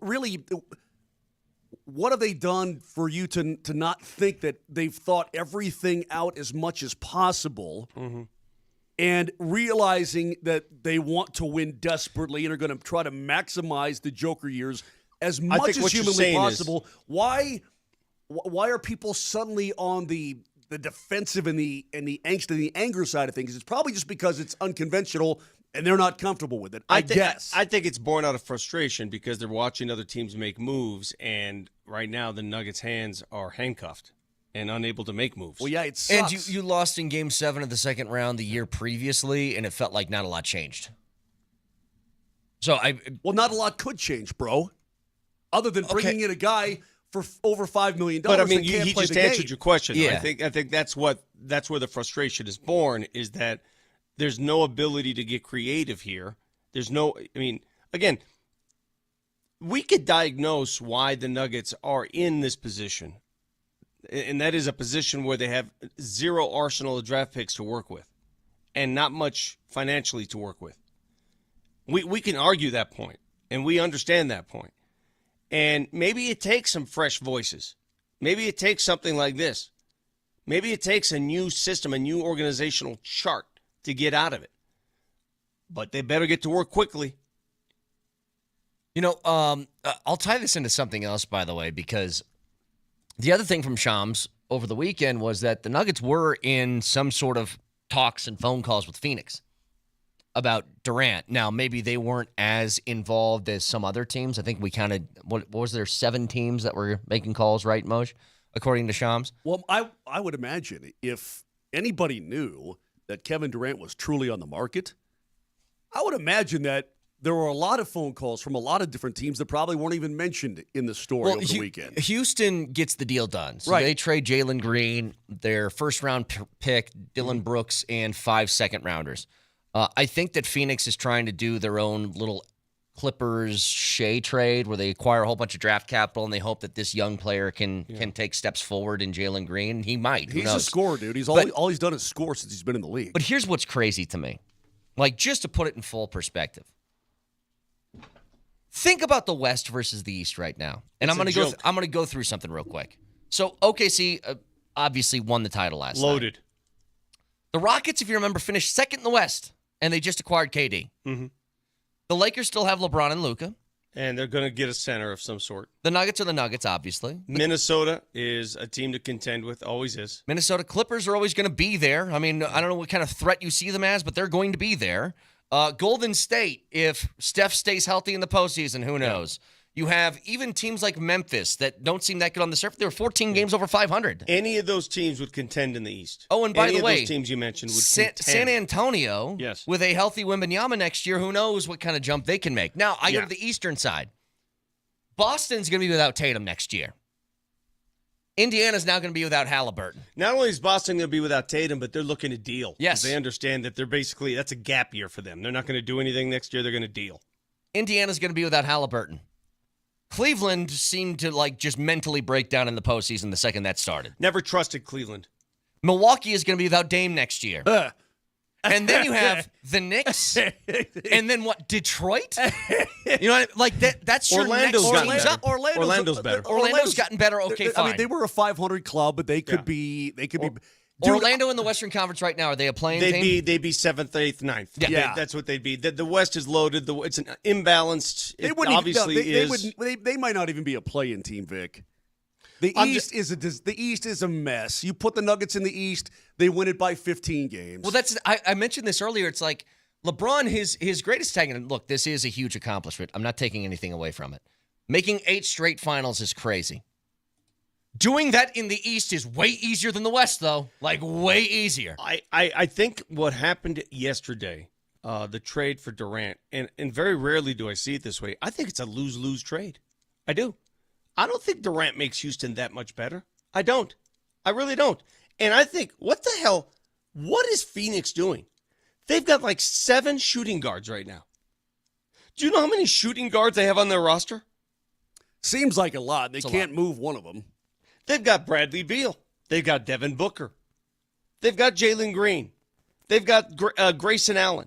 That's 4 off the top of my head. And I know they got more where that came from. They got 3 or 4 more.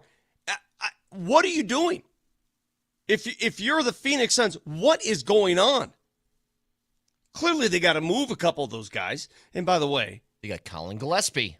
Keep an eye on the Nuggets being involved in maybe picking up some of those remains. I'm very eager to see the ideas that a John Wallace and Ben Tenzer have moving forward, because while they may not be able to delve into the prime rib of the trade season, they may be able to vulture a few of these guys.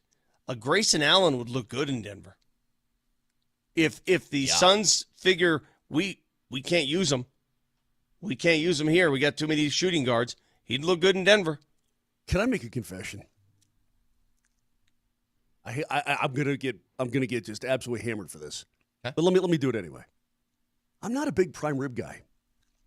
All right, great. Anyway, so I think what the Nuggets need to focus on with this 2-pronged approach to leadership, how can they take advantage of these mega deals that are taking place? Because there's a traffic jam in Phoenix with shooting guards.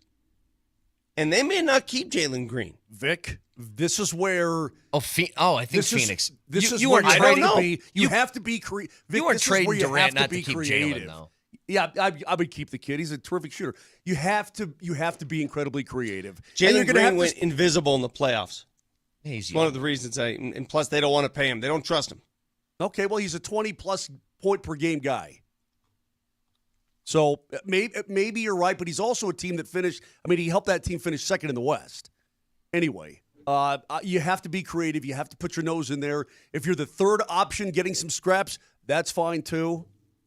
Brett, I'll have some. I'll have scraps. If I can slather some horsey on the prime rib, then I'm okay. But really, I'm not a big prime rib guy. There's no two ways about this. What the Nuggets have done here, all right, what they've done here is a gamble. And they're hoping the gamble pays off. The NBA is getting younger both in coaching and in front office. It's getting younger every year, all right? The old hat coaches, I mean, Rick Carlisle's an old hat coach. Mark Dagnow's not. Dagnob. Okay, so what the Nuggets have done here, all right, they've entrusted the franchise into a first-time head coach, who I like a lot, and I think he's going to thrive, but he's a first-time head coach. A first-time dual GM. 2 guys in this role for the first time. And this is the establishment moving forward. That's asking a lot, and that's a risk. It could work wonders, and I hope it does. I admire all of them. Or there could be a lot of questions. We shall see. Well, a lot more we can get into in just a second. You can listen to us anywhere in the Altitude Sports Radio app. It is powered by the Will Height Law Firm. Injury lawyers go to willheightwins.com. That's willheightwins.com. Almost said dagnob in the middle of that. Bagged on. Look, when we come back, obviously more about the Nuggets and this decision to have Ben Tenzer and now John Wallace joining the front office. I also want to play a piece of audio for you, which I think has all of Canada very, very nervous. We'll get to it next. Coach Daignault.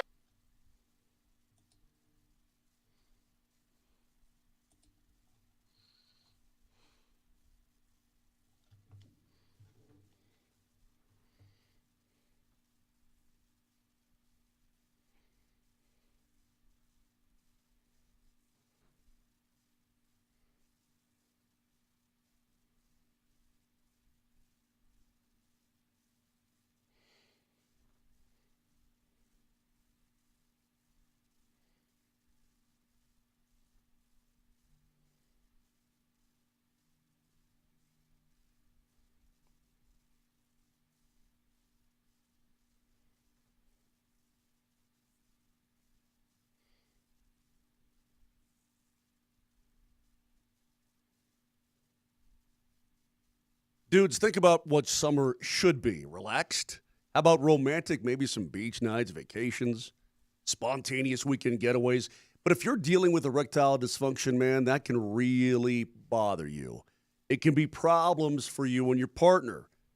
Don't let that ED keep you from making the most of this summer. Get it taken care of at the Rocky Mountain Men's Clinic. These people are experts. Their treatments work when the pills or the herbals fail. Success rates well over 90%. They've served the Front Range here for over a decade. They've successfully treated tens of thousands of men. They know what they're doing, and they can absolutely help you. So schedule a consult today. Initial visits only $99, includes the consult with a Colorado licensed medical provider, TPSA test, and if medically advised, to test dose in the office.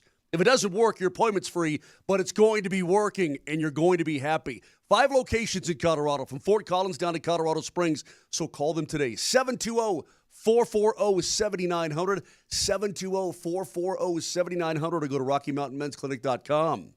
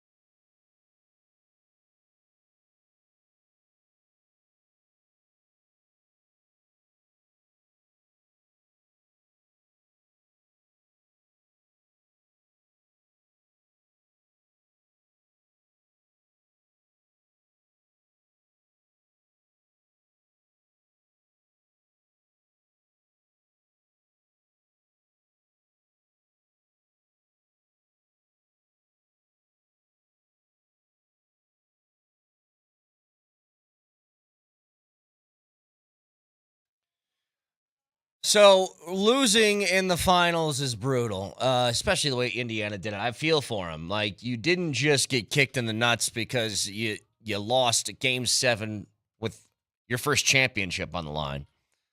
You also lost next year because Halliburton had his Achilles explode right in front of everybody's face. 7 minutes into the game.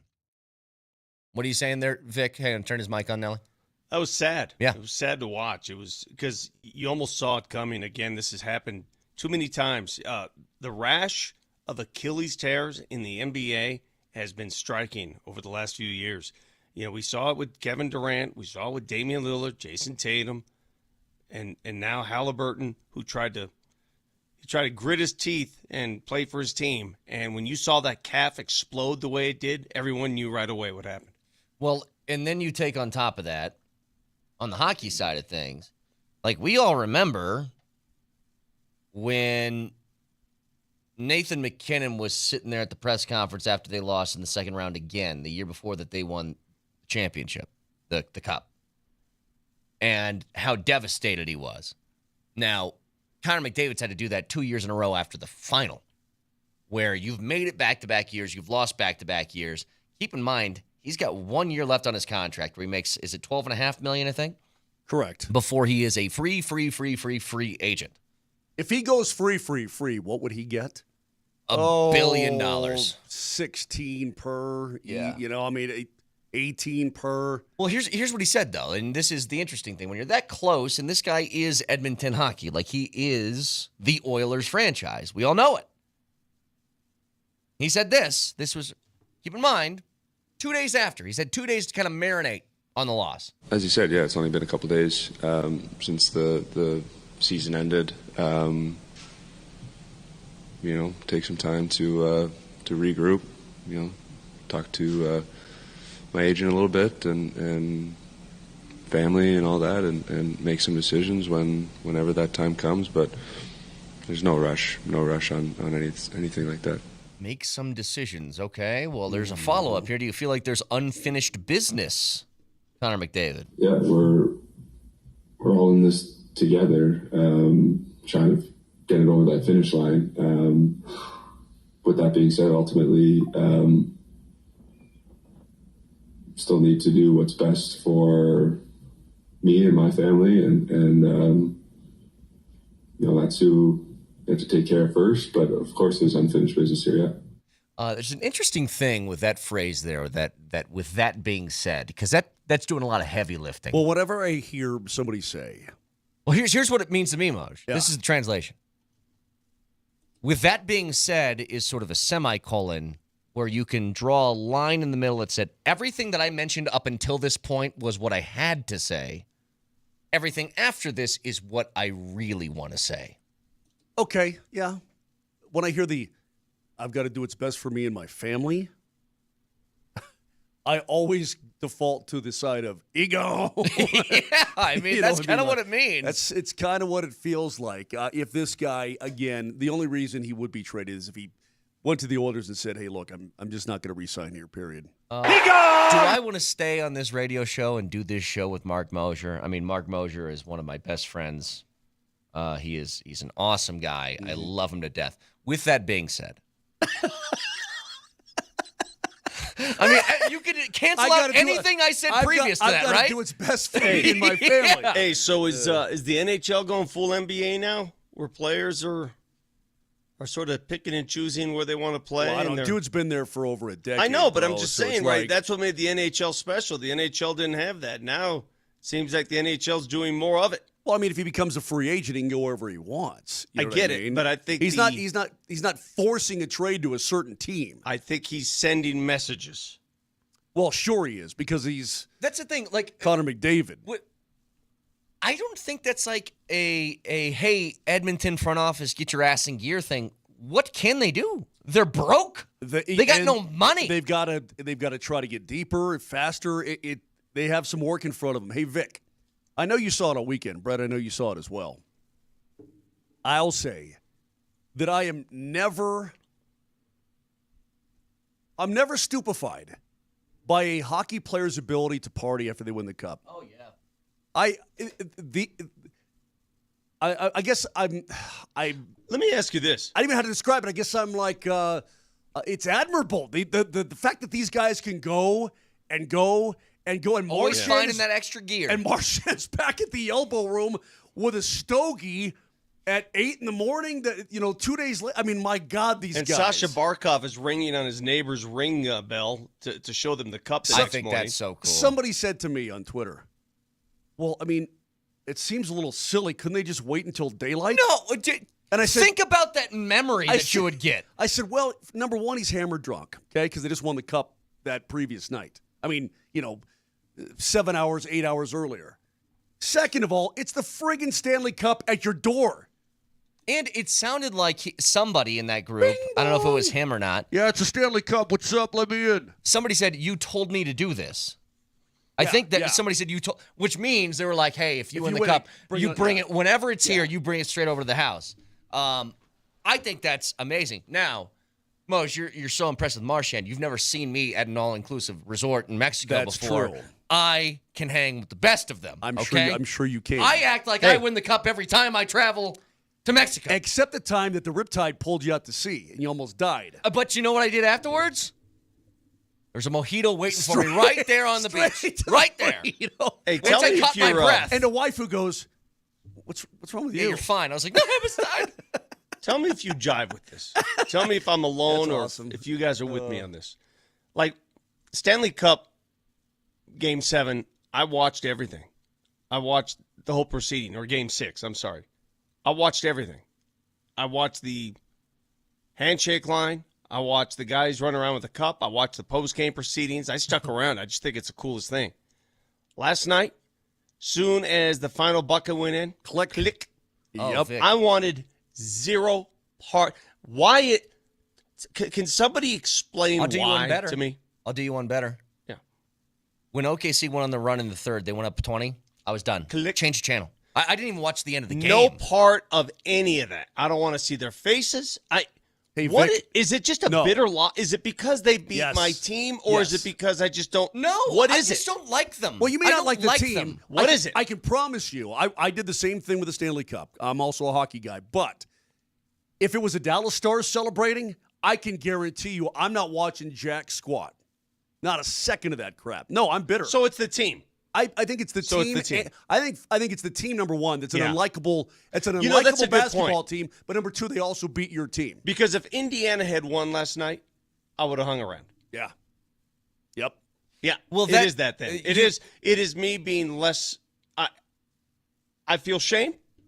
Shouldn't feel shame. It is what it is. Wow. Sports pettiness is as old as time. You're okay. I absolutely would have tuned in if Indiana won. Could you imagine the theater if they came back and won without Halliburton? Halliburton's out there on crutches, you know what I mean? Hey, dude, with a championship. Like, of course, you'd have to watch the theater. You don't think in ancient Greece, some dude wins the 100-meter dash or whatever they called it back in the day, right? Yards. And then they have a banquet afterwards, and the guy who came in second has to go to the bank. He's like this guy. Yeah. Where's the mead? Hey, Archimedes, screw you. Hey, guys. What? Remember how I told you the Kevin Durant trade yesterday, which, rocked the NBA on the Game 7 final? I didn't think it was that big a deal. I thought Phoenix could have got a whole lot more. They got 5 second-round picks. The hell are you going to do with 5 second-round picks? Package them. They got a first-round pick. They got Dylan Brooks. They got Jalen Green. Yeah, Vic, it's something to sweeten any deal. I think both teams lose. I'm so with you on that. I think both teams lose. The second-round pick thing is so It's just stupid. so silly. But I want to read you the Phoenix Suns roster, and I want you to consider something, because I know a lot of people are wondering, what are the Nuggets doing? They got dual GMs. The Nuggets have a roster. I want you to think about what Matt Ishbia has done to the Phoenix Suns. This is their roster right now. This is currently their roster. They have 7 shooting guards. Bradley Beal, shooting guard, makes $54 million. Devin Booker, shooting guard, makes $53 million. Jalen Green, shooting guard, makes $33.5 million. Dylan Brooks, 2-guard, shooting guard, makes $21 million. Grayson Allen, shooting guard, makes $16.8 million. Ryan Dunn, shooting guard, $2.6 million. What are you doing? I thought Ryan Dunn was a forward. He's pretty much a combo guard. Okay. What are you doing? Hey, do you know who their centers are? Nick Richards. Who? Also Bull and Mason Plumlee. I don't think Bull's on the roster anymore. Oh, he's not? He might be gone. He's not on the roster anymore. What? Bring him back. I'm gonna ask you one more time. I'm gonna ask you, if you're in Phoenix right now, what are you doing? What is that?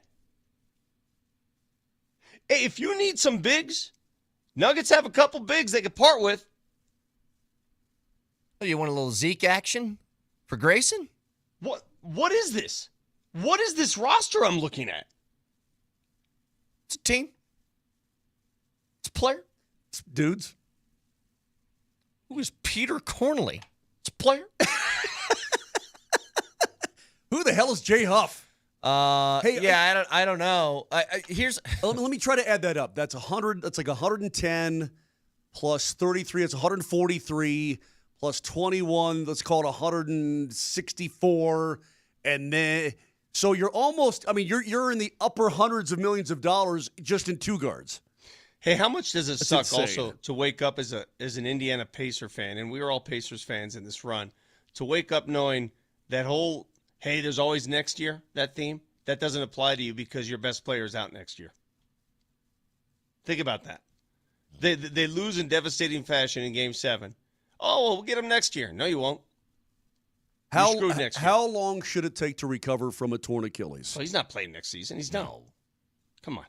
Moj, I'm not asking someone like you who's not even approaching weekend warrior athlete. You're sort of like, at some point I played recreational softball athlete. I'm not asking you that question. Because it took you 2 years to rehab. You're still rehabbing. Your rehab has taken what, 4 years? Do I just have to sit here and take this? Well, seriously, I know we got to get the break. Right. Would you agree? How long is his rehab taken from his Achilles? You know what? 4 years? You know what I can't get over because you made me look at the Suns roster is that I'm looking at Dylan Brooks. Dylan Brooks looks to me like an undercover cop at a biker bar that gets found out immediately, like gets made on the spot he walked in. Moj, you know what you are? You know what they call you? You're a slow healer. God, you heal slow. The most underrated of insults. The only reason I'm sitting here and taking this right now is because I know we got to give out a keyword, and I want people to be able to win. Well, we got a keyword for the 8 o'clock hour coming your way next.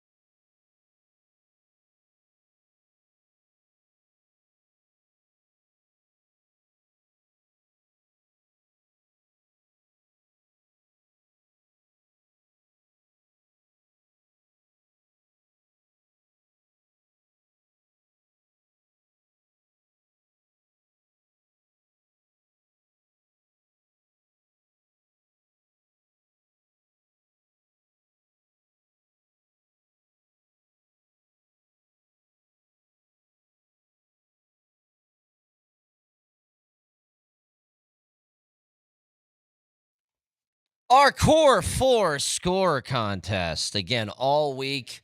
Keywords on the 20s of every single hour and a chance for you to win autographed jerseys from Jokic, Murray, Gordon, and Porter. All the one winner at the end of the week. So keywords on the 20s of every hour. The keyword for this hour, because it is a random word generator, is lemon. Text lemon in your first and last name to 303-504-0925. That is lemon and your first and last name to 303-504-0925 for a chance to get yourself entered. Again, we draw a winner on Monday of next week, and this is all special thanks to our friends at Revitalized Health, custom health solutions to revitalize your health today. Revitalize-health.com. I like these jerseys hanging here for the last week. I like it. Yeah. And all week. It's a real trust system with people in the office, by the way. Well, people can't, yeah, true, but people can't see in as well, right? Because the jerseys are kind of blocking the way. I like that. We have a little bit more privacy from the riffraff that walk by. Well, hey, listen. The fact that these jerseys are hanging up and you want to go get like laundry detergent at a Target, you got to get like somebody to go unlock the doors for you, and this is wide open. It's a real trust game going on in this building. Can you believe they painted the buses before they won Game 7? I'm still of disbelief there. I still can't get over that. I know plans are made. Listen, the Nuggets are up 3-1 against Miami. Plans are made for the parade. Plans are made. But nobody's sitting in the corner painting buses. Right. That, like someone said to me online, well, this happens everywhere. No, it doesn't. Not no, like it doesn't. that. It doesn't happen everywhere. Well, I mean, they also make, I'm sure there are T-shirts and hats out there that say Indiana Pacers, 2025 NBA champions, that they're going to have to ship off someplace, right? I mean, send it someplace else, just in case they actually won the game and they get to put the hats on. So there's a couple cases of those laying around, right? So what exactly is this? Because we've all kind of wondered. Yeah, but it feels like you could get busy today on the buses. But we've all kind of wondered this. Like, we're having this struggle here. Like, is the battle of why we dislike OKC, is it mostly because they punched the ticket for your team to leave the playoffs? What is it? And then I look around, and I see people without interest like that. People who are not fans of the Nuggets or a team that got bounced by OKC, just a general basketball fan. They don't like them either. And I really think it has a lot to do with their style. You know, like, I'll give you an example. Just foul as much as you possibly can until the refs call it. Well, Shea last night puts up 29 points and 12 assists, which from a box score perspective, great. He put up 30 points a game essentially in this entire playoff run. But on 8 of 27 from the floor. Mm-hmm. And I'm like, 27 shots, 29 points is gross. Yeah. Gross. You know what I mean? Like, that's the kind of stuff where I don't like that. I don't like really anything that they do. Well, it's going to look pretty, but it was completely inefficient. He was terrible from long range. Terrible. I know, but it's just Halliburton was heating too, man. If Halliburton had stayed in the game, who knows? You know, one of the reasons why we cannot digest or stomach OKC is because we know deep down they're going to be around for a while. They're not going anywhere. They're not losing anybody. They're not losing any single player of significance from this roster. Nobody. I forget. And they have like 9,000 first-round picks. That's true. I think it was Mathurin, if I'm trying to remember correctly. And I'm watching from a little bit of a distance. I'm trying to get the numbers right. And one of these OKC guards comes out above the three-point line, right? High. And absolutely bodies him up and knocks him off balance. But the play, there's no whistle. It was like a collision. And I'm like, did you see Casey Wallace grab T.J. McConnell's wrist? Yeah, and they didn't call it? Again, that is their style of play. Their style of play is to take it to the limit until the referee calls. Correct. And that's, you know what? And maybe more teams should do that. You know what? Indiana did that in Game 6. Indiana doubled everyone. They were going crazy. Their defense was smothering. They did it.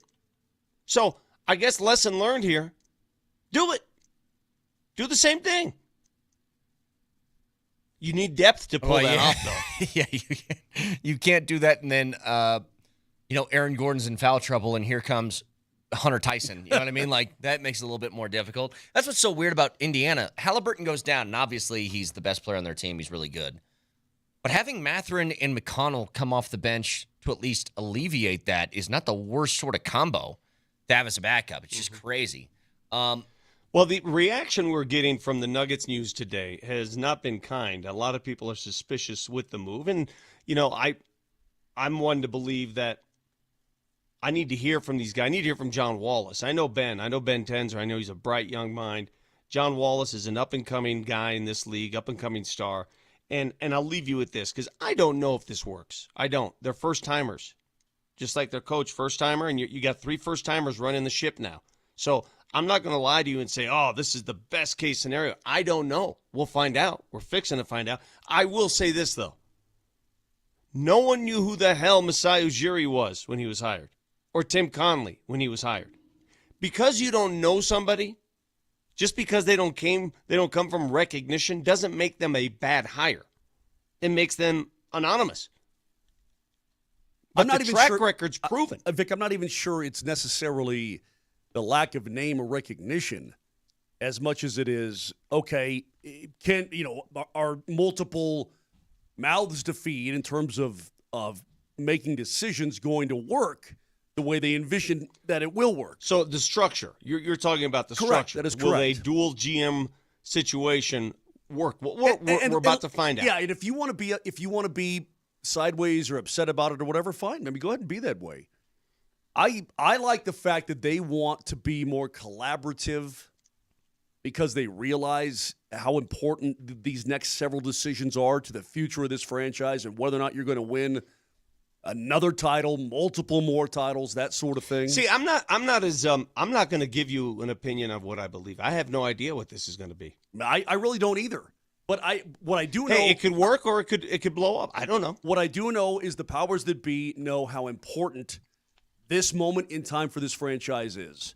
And I don't think that they would take a chance if they didn't feel incredibly strong about the structure they've put in place. I'll be honest. I like having a point person. I like having one guy. If I had a question about something with this job and what we do, and I had to kind of talk to 2 people at once about it, I don't think I'd like it. I think it is set up in a very unorthodox way. Now, it doesn't mean it's not going to work.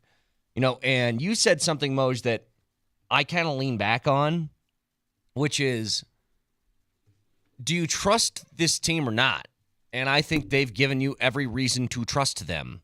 It's the same kind of way that I feel about something that the Avs do or something that this current iteration of the Broncos, like what they do. If they make a move in which I'm like, for drafting Jahdae Barron in the first round, I was like, man, you had a couple other spots that it felt like you needed to address, whether that was running back, wide out, whatever.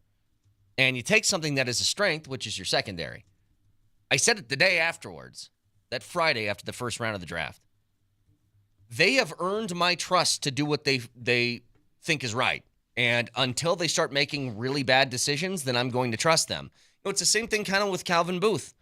When Calvin Booth first got on the scene, the moves that he made I thought were maybe questionable at the time, turned out to be great. All these initial moves that he made. And then it started to turn. And then it felt like a lot of the moves that he was making did not make sense. And so for the moment, the Nuggets, I think, have earned the trust of everybody here because they've brought a championship. And look, your team has been great. You've lost in the 7th game of the second round 2 years in a row against 2 teams that were very, very good. This team ended up going on to win the championship. It's an unorthodox setup. It is not something that I was expecting to happen, but I give them my trust for the moment. Well, what you're giving them is the benefit of the doubt because you've seen executives go through. I have to see it work, and we will meet these guys tomorrow. I believe the Nuggets are arranging a press conference for tomorrow. I'll be covering it clearly, and I can't wait to go one-on-one with each of these gentlemen because the vision. Listen, when Josh Kroenke sits in front of these guys and interviews them, I'm sure he's looking for something. He's looking for ideas. He's looking for, if you're interviewing John Wallace, for example, what kind of questions are you asking? What are you asking? I would say, the questions to him would be, what kind of players do you think you need to try to put with the current group of players? The kind of player that you want. In a roundabout way, I would ask one simple question. What would you do with this roster? If I gave you control of this roster right now, what would you do? I'd also just be curious, like, if he had to start from scratch, if the Nuggets had no players, you had to restart a team, how do you build a team in the new CBA? What do you see for that? Because that's what I think the Nuggets are battling more than anything right now. Look, they find players to fit with Jokic. They've done that for the last 7-8 years. They found guys that fit. Now, getting the amount of players that you need, depth-wise, to fill in around it has been the problem ever since this new CBA came in. Look, all the guys in the starting five, we've seen this. They were the best starting five in the playoffs, even despite injuries to Porter and Gordon. They find guys who fit with him. Christian Brown, who was a bench player, steps into a starting role and takes a giant leap as far as the player he's become. But the same sort of issue that's plagued them for 2 straight years now since they won the title is, how do we get the amount of players down the roster to fill in? Mm-hmm. That would be my main thing. How do you see that? How do you put that together? And like I intimated last week, it may not be immediate, Brett. You may have to eat something, for the next year or two. I don't want to. Well, I mean, before you're able to free yourself up, you may have to eat dirt in the postseason until then, or you may have to just get really fortunate and have Deron Holmes be a terrific player. I would say this. And have one of the other kids, really step up and be able to get into a role that they're not in right now, but be able to handle that role. This might be the wrong way to look at it, but if I ask that question to some prospective GM or whatever the role is that we're talking about here, and he says, well, I think what I would do is I would trade this guy, we'd take a step back next year, and we'd build after that. And I'd be like, well, thanks for your time. I'm not interested in that. I need some outside-the-box ideas of what works now. Wait, excuse me? Say that one. Like if somebody said what Moser's talking about, that, hey, next year we'll take a little step back, but it's to be in better position to move forward afterwards. I got you. I would say, thank you for your time, not interested. Yeah. That is not what I'm looking to do right now. Well, they're not going to suck. I mean, they're still going to be good. But you know what I'm saying, Moser? Like, I don't want any scenario in which you say championship is not the absolute thing that we are shooting for next season. Brett, I completely agree on the esoterical nature of pursuing a championship. But reality may step in and say, hey, Brett, you can want another title next year all you want, but the reality is we are screwed. Hey, and we got a guy opting in for over $5 million, and we got to move him. Guys, what? I need everybody to understand something. Did you just guise us? Yeah, I guys don't guise me. I need you guys to understand something. Winning a championship next year is not off the table. You guys sound like it's off the table. No. I completely this was a hypothetical discussion. Okay, because right now the Denver Nuggets going into this offseason, the East is a mess. Just take every team off the East. Okay? Totally. Just worry about winning the West. Absolutely. Survive the West. Yes. OKC is the prohibitive favorite, rightfully so. Everybody's coming back. Minnesota's in the mix. So is Denver. Yes. Denver is right there. So is Houston. Make the necessary adjustments to stay right there. But Vic, that's what you're going to have to get lucky to beat OKC. Right, but that's what I'm talking about. They're not going away. That's what I'm talking about. You're going to need somebody on that roster currently to step up, whoever it is. But you're going to have to get lucky with that. I mean, maybe Deron he becomes a better player than we think he should in what will be his rookie year. His true rookie playing season. You're going to need a straw there. Somebody's going to have to be better than they are right now. As of right now, I just looked for or more than somebody, two somebodies. For bleeps and giggles. I looked at the futures for next year on FanDuel and who they have as the favorites to win championship for next year. Can I guess? Yeah, please. Can I guess? I haven't seen this. OKC's the prohibitive favorite. Yes, overwhelmingly. I would say number 2 is Minnesota. Are we throwing out the East? Or the Knicks? Or why the Knicks? Are the Knicks there? Who in the East is there to consider? They have OKC, then Cleveland, and the Knicks. Huh. Now, it's probably just because you got an easier path to get out and you're going to be in the finals. I mean, yeah, and then what if Shea, breaks a leg? So let's just go God forbid, Western but Conference. You know what I mean? Just Western Conference. Just do that. So I'll say the OKC's top number 3 one. favorites are the three teams in this division: OKC, Minnesota, and Denver. Best division in basketball. Well, but the Houston again. Maybe money's going on Houston right now because KD's got traded there. And I don't say this because out of end.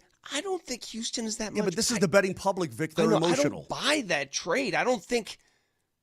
I just don't think it's going to work the way they think it's going to work. In the West, FanDuel has OKC before anybody else in the league. They're number one by far. Obvious.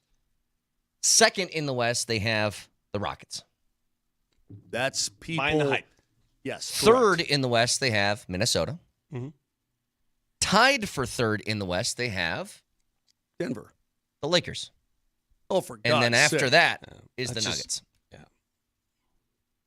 So that's what they have. Followed right behind by, a little gap in between, and then it's Clippers and Warriors after that. But that's what they have so far. I don't buy that either. Mm-hmm. But any one of those teams would be the best team in the East. I'm telling you right now, guys, the Denver Nuggets need to get active this week because trades happen, and some of these trades that happen during draft week, you shake your head out years later and you say, what were they thinking? They've got to get at it because they could pick up some pieces here. I'm looking at the Phoenix Suns roster, and I'm looking at 7 shooting guards. They're not keeping 7 shooting guards on their roster. Someone's going to go. Ishbia is a weird cat. Who knows? Do you know what I want? Nelly, can you turn off your camera for a second? Just turn it off. Turn off your camera. You boys stay right in frame. Here's what I want on Wednesday during the draft. I want a trade to happen. You two are the main teams in the trade, okay? So look at your cameras. You two are the main teams. I want the Nuggets to be this. Hold on. Mm-hmm. I want them to be that third team that just kind of pokes their head in and grabs something. Like, hey, yeah, I'm just gonna take that just real quick. Barring a big deal, that's all they can do, Brett. That's all a I big want. Deal. Yeah, that's what I want. But let me ask you this: just a little piece, just like this. So we wonder. The reason I bring up Phoenix, the reason I bring up Phoenix is they're in dire need of bigs. They need some size, and the Nuggets have some excess size. They got some size they can move off of. Yeah. But Vic, you want to move size that doesn't play. Yes. Well, the Suns are not stupid. They know that you have two bigs I that do think can't the Suns play. are stupid. Well, they might be stupid. They have 7 shooting guards on their roster. That's what I want the Nuggets to be. Wilson. I want them to be I Wilson. do think the Suns are stupid. That's where I do think they're stupid. But that being said, Vic, they know that these guys don't play. All right, look at what the Suns got in return for Kevin Durant. Did you think they'd get more? I don't know. I thought so. Yeah, I guess so. Yeah. I think Jalen Green's a pretty good player. And then you throw in a first, and you get Brooks, and then you start sweetening it. How many second-rounders do you truly want? Mm-hmm. The deal that made that work, and the reason that the Phoenix Suns pulled the trigger is they got Houston's first-round pick. That's why they made it work. Sure. One last reminder, by the way, the key word for this hour in our Core 4 Score contest, and 7 years ago, is lemon. So text lemon in your first and last name to 303-504-0925. Put you in the running for those autographed jerseys from Jokic, Murray, Porter, and Aaron Gordon.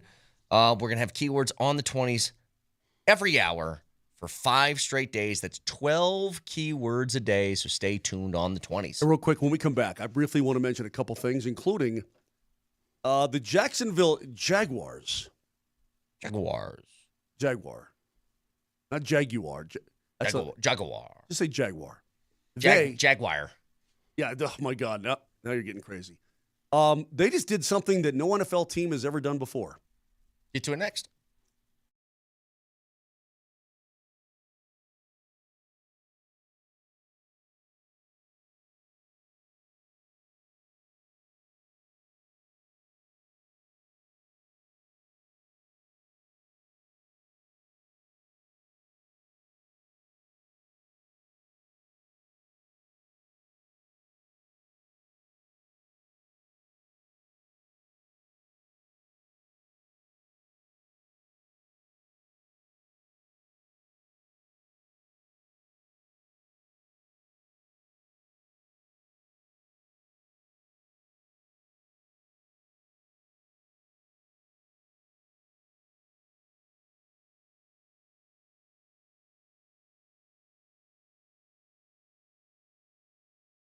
It is summertime. How do I know? Well, I was sweating like a pig all weekend.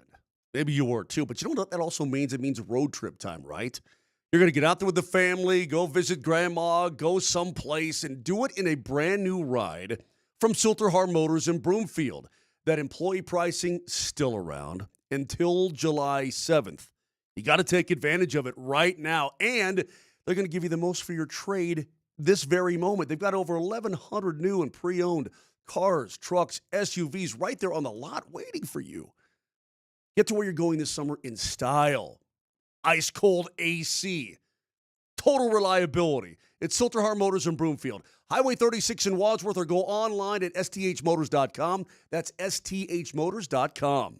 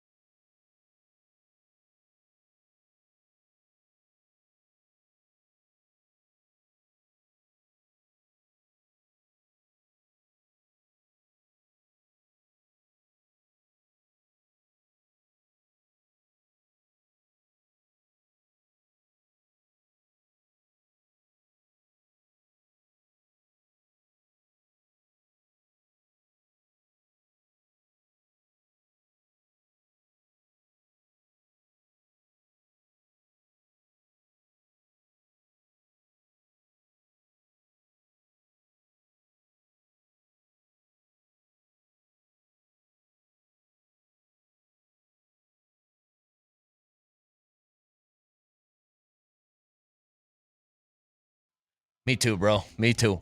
What you got, Moj? So I'm reading this. You guys may have not caught it, but Travis Hunter signed his rookie contract. 4 years, $46 million. I guess you did catch it then. Way to go, Vic. You're up to date on everything, aren't you? Ooh, look at you. Just on top of everything. I'm on the ball. Look at you. I read something, and now I'm going to announce it on the radio. Well, I thought it was interesting because it includes a $30.57 million signing bonus paid entirely up front. So Hunter is now the first non-quarterback in NFL history. What does that mean, paid up front? I thought that's what a signing bonus was. They give you the money the second you sign.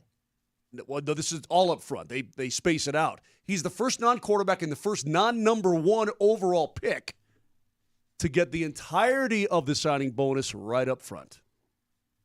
I didn't know that. That's obviously because they value him and his two-way ability. I think Jacksonville's going to utilize him the best they possibly can on both sides of the football. Well, why would you, I've always wondered, why would you draft somebody that high if you didn't plan on paying him? Yeah, the issue. Agreed. Isn't that's what Cincinnati's doing with their, is it Shamar? Yeah. Shamar Stewart, yeah.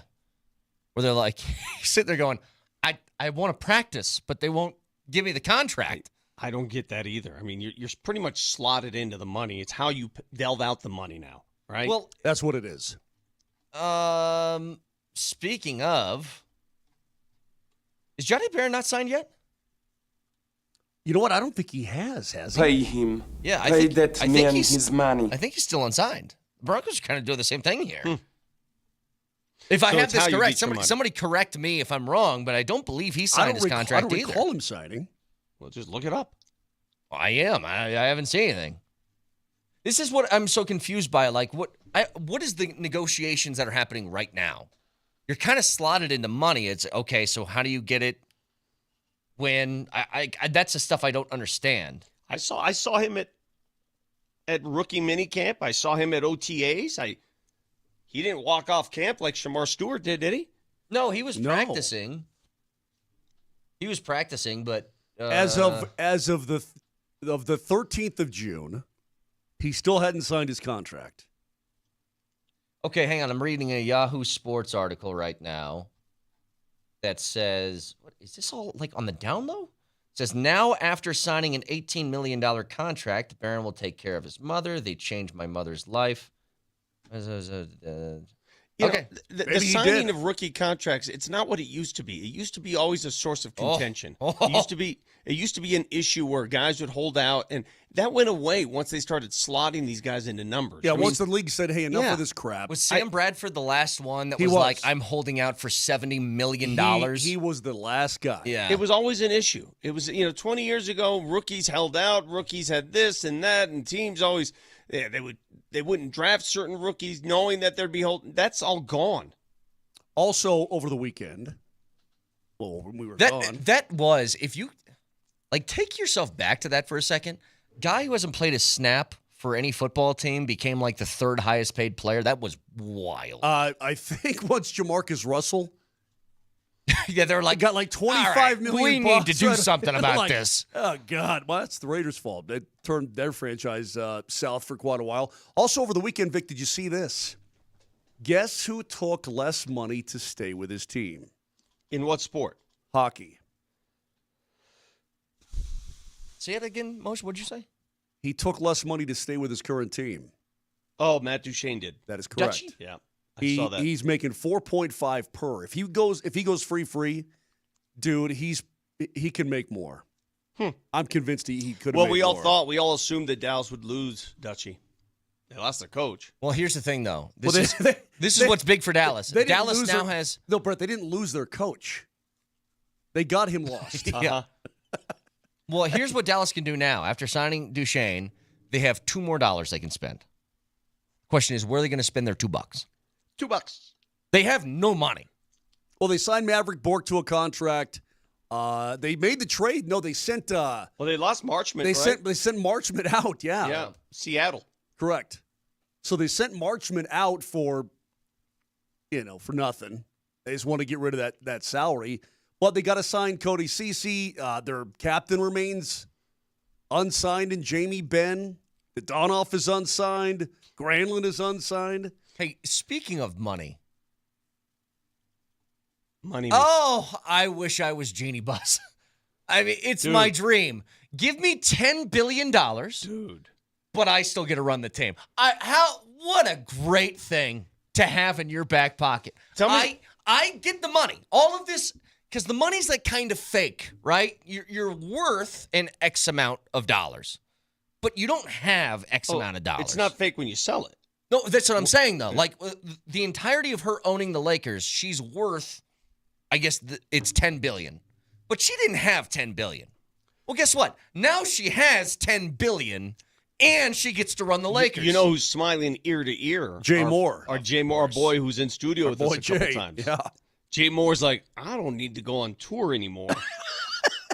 Bro, Jay gets to live that Logan Roy Succession life where you take a helicopter to your yacht kind of life now. Yep. Like, Jay Moore's like, yeah. You know, the whole Lakers thing, when I saw that number, and the guy who bought him runs Guggenheim, runs the Dodgers, and you see what they've done with the Dodgers. This makes the Lakers more dangerous, guys. It makes the Lakers now a serious player.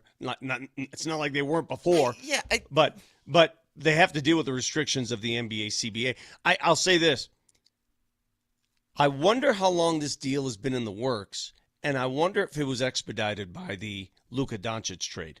So as soon as Luka arrives, okay, let's finish this up. Here's the thing. I saw a whole bunch of Lakers fans saying that, like, oh, we got an owner that's got so much money now. Yeah, but I mean, there's only so much you can do with that money in the NBA. Hey, Laker fan. The guy who resides in the same city has more money than your owner has in Steve Ballmer. How's that work for him? And they can't get out of the first round. And the guy who spent the most money and is living in the luxury tax like no other team now has 17 shooting guards on his roster in Phoenix. Yeah. Like, I guess I didn't realize until you pointed it out and you lined them up in a shooting guard row. It's unbelievable. I've never seen anything like it. It really is remarkable. There's no way that they can go into the regular season. There's just no way. The new strategy, by the way, for all professional sports teams, here's what we're going to do. I'm the owner of the Boston Celtics. I'm going to sign everybody to $8 billion contracts. Mm-hmm. We're going to win a championship. I'm going to be like, all right, now you're responsible for paying for this because I'm not going to pay for it. Oh, the Dodgers. Let's get Shohei Ohtani for literally like $1 billion contract. Yeah. And then you guys can kind of take this. You take over for the rest of guys, that. think about this for a second. Who's going to be lining up? I mean, that sounds so silly because there will always be somebody who wants to own the LA Dodgers. But my God, and they're not even looking to sell it anyway. In the last calendar year, the two most transcendent teams in the NBA, the Boston Celtics and the Los Angeles Lakers, have been sold. Do they have a thought on this? Because I think about this all the time.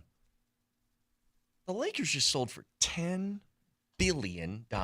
Biggest number in pro sports history, North American pro sports history.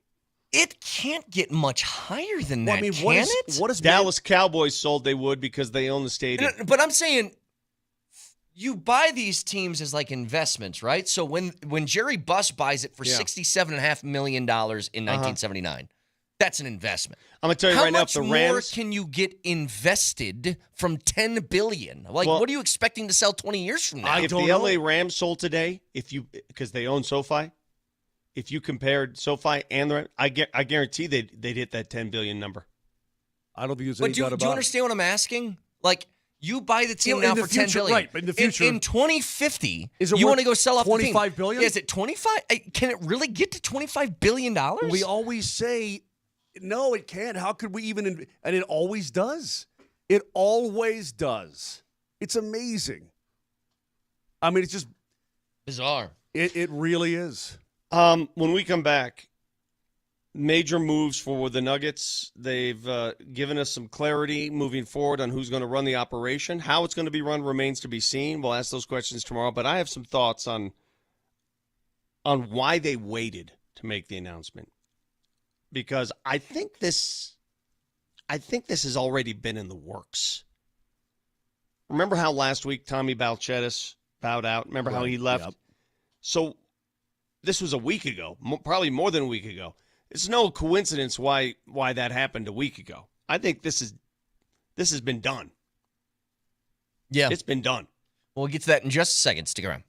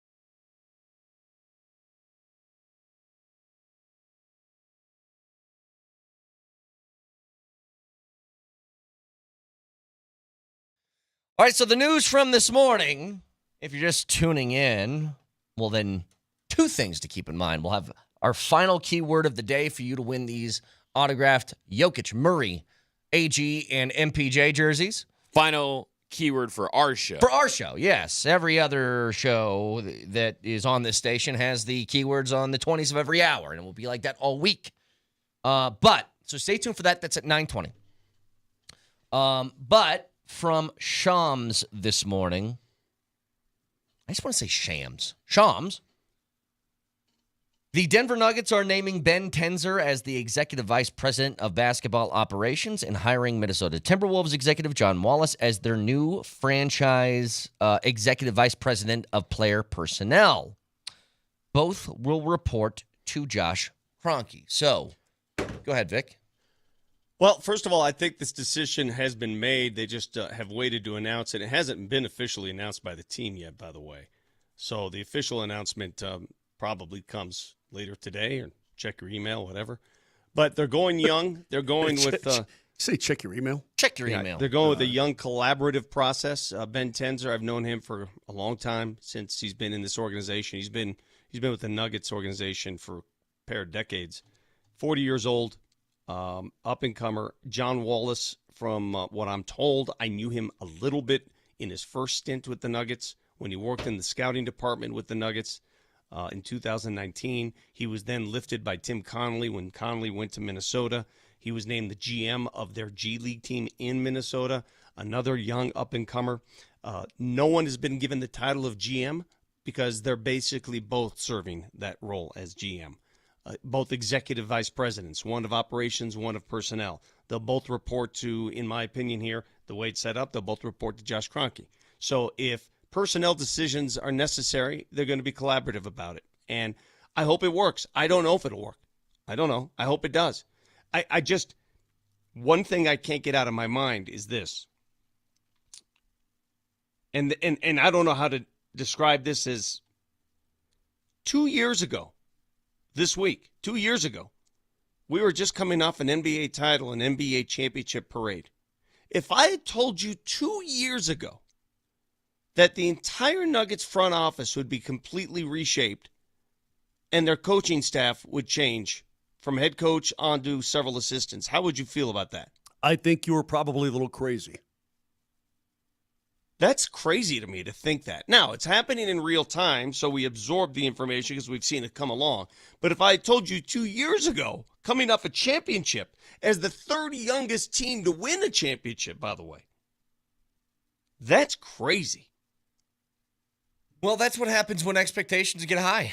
I mean, we always talk about this. Pressure is a privilege in the business of sports. Agreed. But I can also say you make changes because you don't like results. Yeah, Vic. The easy thing to do would be to just sit back and not make any changes. There you go. That's also a result of, hey, look, even the slightest amount of dysfunction in these Joker years, or really any time, but especially the Joker years, you do something about it. Because you cannot waste this moment.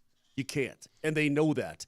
And they're being proactive about it going forward. And I think that's the entirely smart, right move. Mm-hmm. All right, so Moj, let me ask you guys this. What about the notion, what about the people that say, well, why not invest in a proven GM who's been there and done that, like a Bob Myers? Why not bring in somebody like that? What do you think And he's like the only name that's been out there for anybody. Yeah, Bob Myers. Yeah, Steph can shoot 30-footers. Great Bob Myers. Great. And I guess my retort would be, well, that's not what they've done. Their track record has been to promote guys that may not be of name consequence, right? Again, I go back to when they first hired Masai Ujiri. Nobody knew who he was. He left. They brought in Tim Connolly. Nobody knew who he was. You'd have to be really deep in the crevice of NBA personnel decisions to know who these guys were. And they both proved to be really good at their jobs. Mm-hmm. So that's what they do. This is what Josh Kroenke does. He tries to find young, bright minds. Did Joe Sakic prove to be good at his job when he was the GM of the Colorado Avalanche? Sure. Yeah. I mean, and it sounds like they have a similar approach to what the Avs are doing. The Avs have two people that are kind of in charge. Now, look, the GM tag is given to Chris McFarland, but it's not like he's not working in tandem with Sakic. Now, I'll tell you this. I totally get the fears that people have about this, or disappointment, or whatever word you want to say. Like, I get it. I said earlier, I think it's almost always best to have one person to talk to. Guy who's making decisions, that everything's a collaborative effort within a front office, but there's a guy that has the title in the name. And I said, like, at work, if you have a problem with something and you had to bring up that issue with two different people at once, I think you'd rather just have one guy to go to. Yeah, now, it doesn't, I say that to say, doesn't mean that this doesn't work. It is pretty unorthodox, though. Like, when you're making the phone call, are you calling Tenzer? Are you calling Wallace? Or is there a three-way call that you got to make? Like, what is it? Can I give you an example? Let me give you an example. First of all, and by the way, Joe had no general manager experience when he took over the Avs. Sure. He said after 2016, hey, we're not doing it that way. Why do you think Patrick Waugh took off? Sure. Right? We ain't doing what you want, Patty. We're doing what I want. I'm going to build this team the way I see fit, and boom, it results in a Stanley Cup championship. But what I'm saying, Brett, look across the way over here at Dove Valley. Yeah. When somebody calls the Denver Broncos about a move, who do they call? They call George. Okay. Who was the final say? He goes to Sean Payton, and Sean Payton talks about it. But if you're going to give when Bo Nix gets his next contract, you think they're going to discuss it with Greg Penner in the group? Yeah. Well, the answer is yes. I mean, yeah, it's not unique what the Nuggets are doing. It's just I think the titles are unique.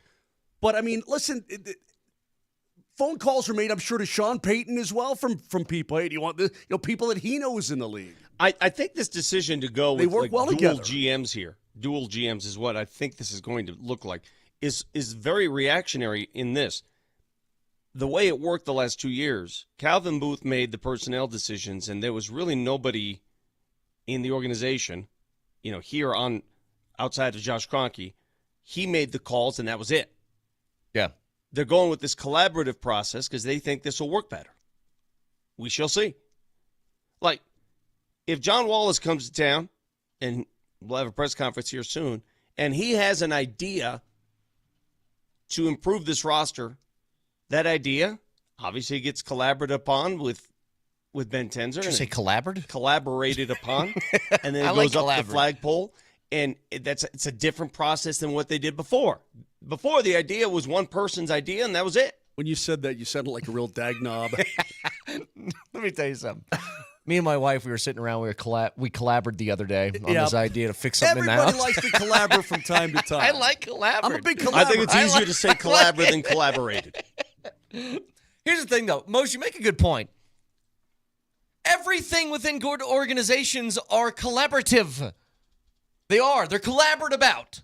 Because there's always going to be, at least with big decisions, an owner, a GM, a head coach, a whole bunch. Here's what it tells me, though, and maybe I'm off on this. Here's what happened. The Nuggets fired their GM and their head coach with 3 games remaining in the regular season. The decisions on who replaces them have come from where? It's come from an assistant coach off the bench being promoted, and it's come from a guy that's already in the front office getting a promotion. Along with, yes, Wallace is coming from the outside, but it tells me more than anything, they didn't view the problem as the way they approach winning.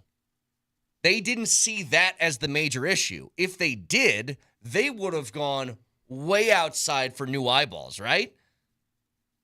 Their thought process is, and I think a lot of this was, the GM and the head coach don't get along for whatever reason. There's an ego thing going on that we need to root out. Well, I can't fathom 2 years ago celebrating a parade and an NBA championship that the two guys, the architect and the head coach, are both gone. Yeah. And they're gone for whatever reasons. That's hard to stomach. And you got to fix it. And I guess you could have waited. You could have sat around and said, well, it'll fix itself.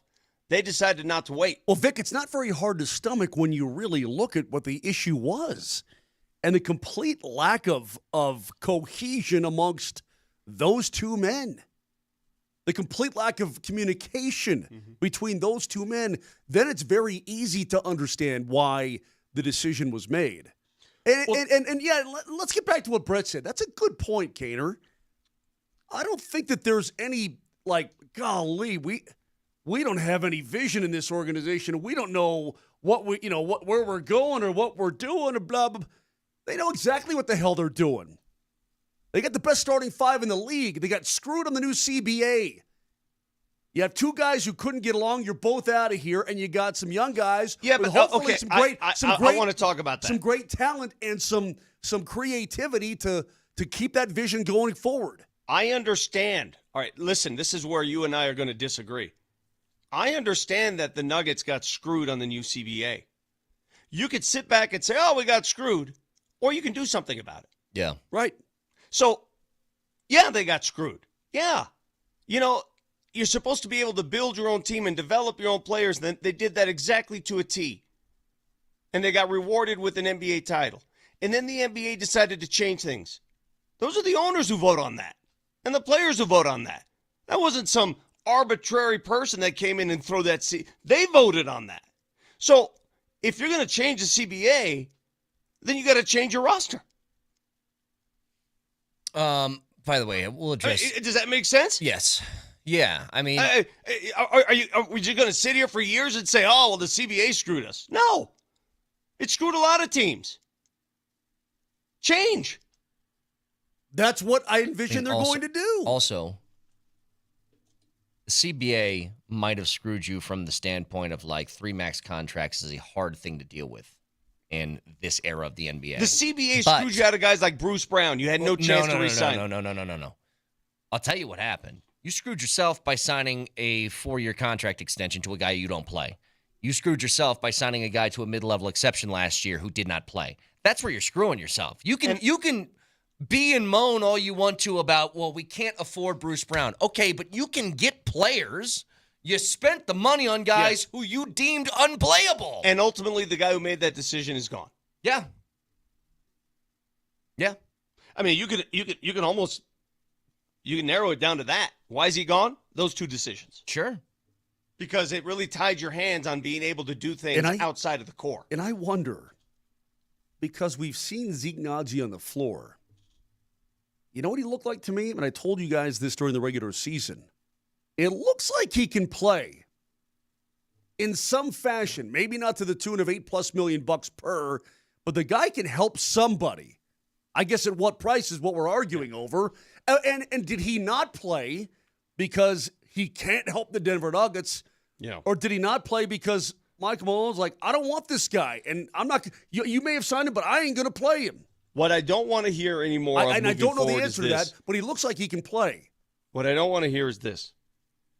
The first 2 years after the CBA was changed, it's understandable because it's hard to be reactionary when you're involved in contracts.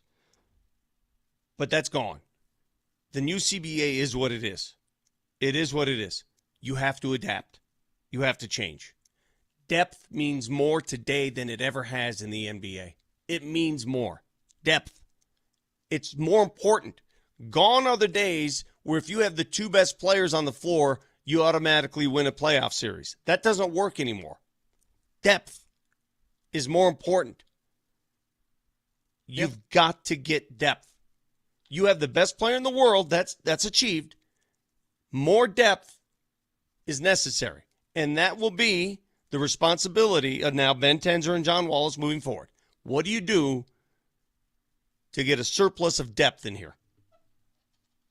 Well, that's what they're going to be tasked with. Again, I think that they're going to have. Is it tomorrow? Are they thinking about having a press conference? I don't know. Vic? Don't know. I don't know. Sometime soon, I would assume they're going to introduce these guys. We can get more specific answers, I guess, from their own mouths. I saw something yesterday that reminded me so much of Vic Lombardi. It's not even funny. We'll get to that in a second, along with your final keyword for this show, as we're having our week-long contest to win. One winner gets autographed jerseys from Jokic, Murray, Porter, and AG. The core four. Last keyword coming away next.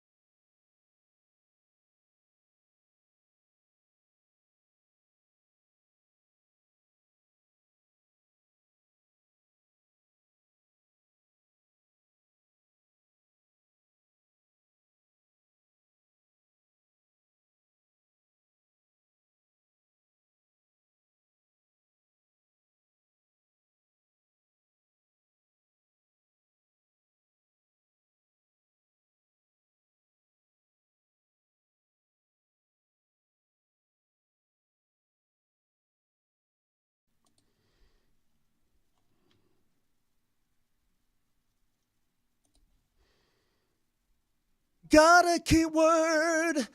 Got a key. All right, your final keyword for this show, as we're having our Core 4 score contest, where one person wins the autographed jerseys of Jokic, Murray, Gordon, and Porter.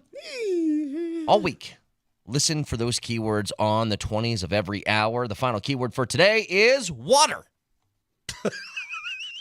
It's that old random word generator. Water, and your first and last name to 303-504-0925. Really creative here. That's what. There's 12 keywords per day for all 5 days this week, so get on that. It is water, and your first and last name to 303-504-0925. Special thanks to our friends at Revitalized Health. Vic, it's Custom health solutions to revitalize your health today. Revitalize-health.com. Vic. Thank you, Revitalized Health. You guys are awesome. Vic, it's hard to blame the boss for coming up with a random word generator when previous keywords, we've absolutely obliterated him on the air about it. We? Oh, so now what, do you got a mouse in your pocket, Moser? What do you mean we've obliterated him? He doesn't want to be targeted anymore, so he just uses the computer. That to is be correct. fair, coming up with like 60 keywords during the week would be really annoying. I can do it. I got one for you. Fart, poop. I got one. How about this? Easy. Sword. No. Okay. Hey, Good for you, bud. Oh, hang on a second. Hang on. I got to let you guys know something. The Rocks are 7-6 over the last 13 games. How about those boys, huh? Yeah, Huge, 2 minutes of Rocks talk. Get the win yesterday? Finds a way. I got something else to tell you. I was pulling for Coastal Carolina. Damn it. Baby Jamal Kale is part of the problem. She took to Coors Field yesterday for her first game. Saw that, yep. Had her first cotton candy. What a wonderful dude, time. you ought to see the pictures of the little one. I saw it. Oh. Hey, did you see that game where the entire, half of the outfield was, it was Ryan night? If your name is Ryan, you show up at the ballpark. Imagine if they did that with a guy's named Mark with a C. There'd be like 3 people in attendance. Yeah, it's full of dorks. I completely agree. My parents completely screwed up naming me. I wouldn't even argue that point. Moj, you want to feel old? Older than you already are? Not really. You ready for this? Yeah. So I'm reading this wonderful article by Nick Kosmider in The Athletic about Broncos receivers coach, Zach Grossi, who overcame a tumor in his chest and went through chemo for a year and is back to great health. And I came across a factoid in this article that just blew me away. Do you know how old Vince Lombardi was when he passed away due to colon cancer? Golly, I'm going to guess 60. So when you think of Vince Lombardi, you think of this old crotchety, you think of that. I'm going to guess 60. He was 57 years old. Jesus, Lord Almighty. Is that crazy? Well, yeah. I mean, George Washington. Look, he lived to like 80. What are you doing here? I don't know what we're doing. I mean, he was 57. When I think of him, I think of this old. Hey, everybody. Well, dude, how old was Newt Rockne when he went down in that plane crash? I don't know. Well, Vince Lombardi was 57. Newt Rockne couldn't have been more than 42. I'm putting a stop to this right now. Come on, boys. Put it here. Come on, boys. Get out there, give him the old. Yeah, let's be done. Who's going to do? Hey, listen. No, I have something to remember about Vic that I saw over the weekend. Oh, yeah. Real quick, though. We'll get back to the Nuggets. Vic, when is the news conference? Do you know when that is? I don't know. I would expect it to be either tomorrow Check your or the email. day after. Check your email, people. I'm watching. Did you see what happened on the PGA Tour yesterday? Anybody pay attention to that? I saw, man. What a meltdown, a putting. And I've lived it. I know those putts, and those 5-footers that you're like, how did I miss that? This is Vic Lombardi all day and all night. Let me explain. Tommy Fleetwood, who's never won in the PGA Tour in 159 starts. Right? Never won. But Tommy Fleetwood's a pretty big name, right? The hair, the English accent, the whole 9 yards. Dude's got a one-shot lead in the middle of the fairway in 18. Has a 9-iron in his hand. And he says, you know what? Give me that old P-dub. Give me that pitching wedge. Felt jacked. He could have felt jacked, but he didn't jack it, Jack. Mm-hmm. He hits it just to the front of the green, dude. Yep. Like he clubbed down and he screwed up. And then he 3-putted. And then he lost. 3-putted for a bogue. Bradley sticks it from 133. knocks it in to win the dang tournament, man. Russell Henley lost by a stroke, right? He shot 61. Do you know how he lost one of those strokes? Called a penalty on himself. Yep. Nobody saw it. Rules official didn't. Yeah. His playing partner, Yep. Nobody saw it. Called it on himself. Mm-hmm. Something you would never do. Hell no. Why? Did you see it or not? Why would I do that? When he's foot wedging it into a better lie, I mean, nobody sees I don't it. do that. Okay. I don't do that. But nonetheless, last thing on this. So the Ryder Cup is coming up here at Bethpage Black in September, right? Yeah. Keegan Bradley is the captain. But he's going to play on the team, too. Has anybody, I guess I haven't followed it for 60 years, but has anybody ever been a player captain in the Ryder Cup? They actually played themselves and put themselves, named themselves as a captain's pick. I would do it. Yeah, because your ego's over the top. Yeah. I would just pick all the players that I liked. That would be my team. I'd pick my friends. Yeah. All right, so the U.S. Ryder Cup team is Brett Kane, Tiger Woods, Justin Timberlake, Barkley, Chuck Barkley, Yes. Quentin Tarantino. Yeah, exactly. Can he putt? No. Doesn't I don't even care. matter. That doesn't matter. Oh, and that, who's that lady that's from Monument? What? She's from Colorado. She's on social media. Oh, Paige Spiranek? Yeah. Yeah. She's on the team. Oh. Okay.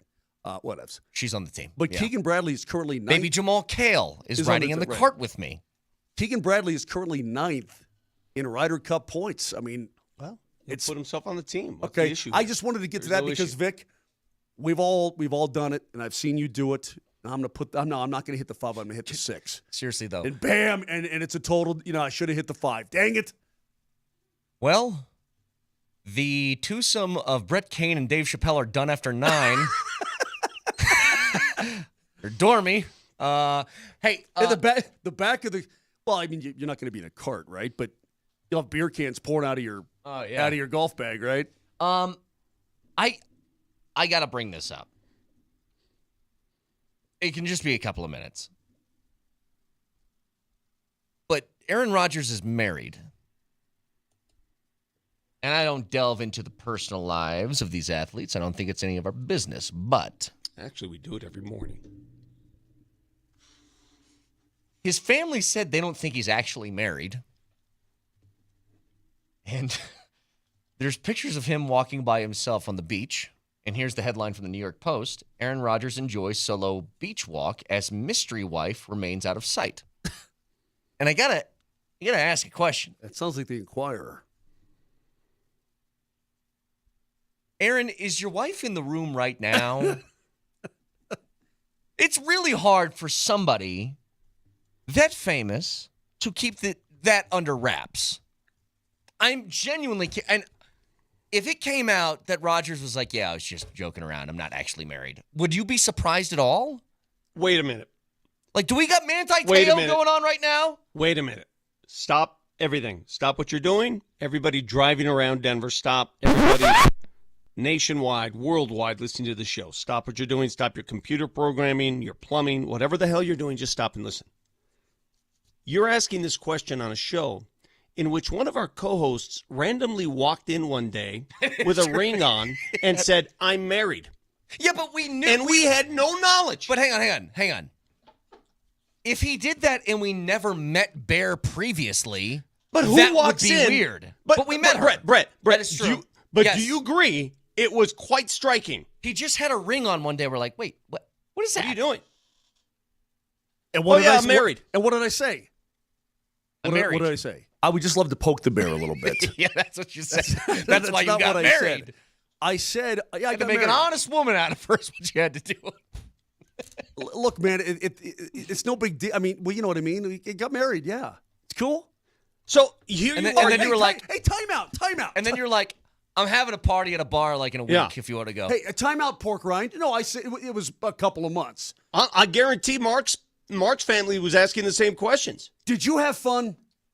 Yeah, I had fun. Did you have fun? It's not a question of having fun. I had a great time. The question is... Then shut it. I'm not going to shut it because you, out of the blue, just came in one day with a ring on. And threw you the best party you've ever been to in your life. I'm pretty sure I admire you because you had an open bar and good music, and it was a great party. And my wife loved it. We had a great time. Yes. I don't think I said congratulations to you two. I think I walked in and went straight to the bar first. I was like, I was told this is open. No, we said no gifts, remember? We absolutely would not take gifts. See, I even admire it more now. Dude, you did the opposite of what I would do. I want cash envelopes. I was explaining this to my daughter yesterday. So listen to this. So my daughter, Alexis, we're talking. She goes, Dad, I don't know if I really want to have a wedding. Would you consider just, maybe instead of paying for a wedding, just give me the money for a down payment on a house or something? I said, you're stupid. You're having a wedding. She goes, well, Dad, think about it. I go, do you understand how much money you will net in an Italian wedding? Don't be dumb. Think about the finances. Is that why you guys invite 8 billion people to these weddings? We had 715 in my wedding. That's Do you understand? insane. Yeah, it's going to cost me money for the venue, but I'll cheap it out. I'll go as cheap as I can.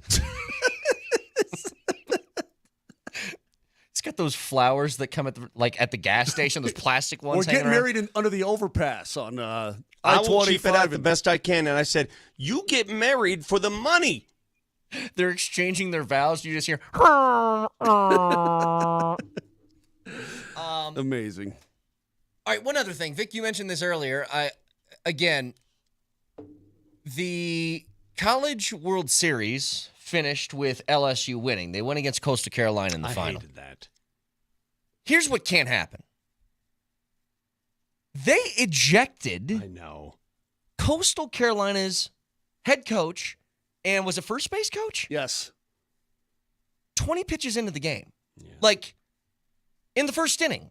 You can't do that in an elimination game. No, man. They wouldn't do that with the name coach on a name program. They'd never do that. That is unbelievable to me. And I don't know if you've seen the clips of this Coastal Carolina coach.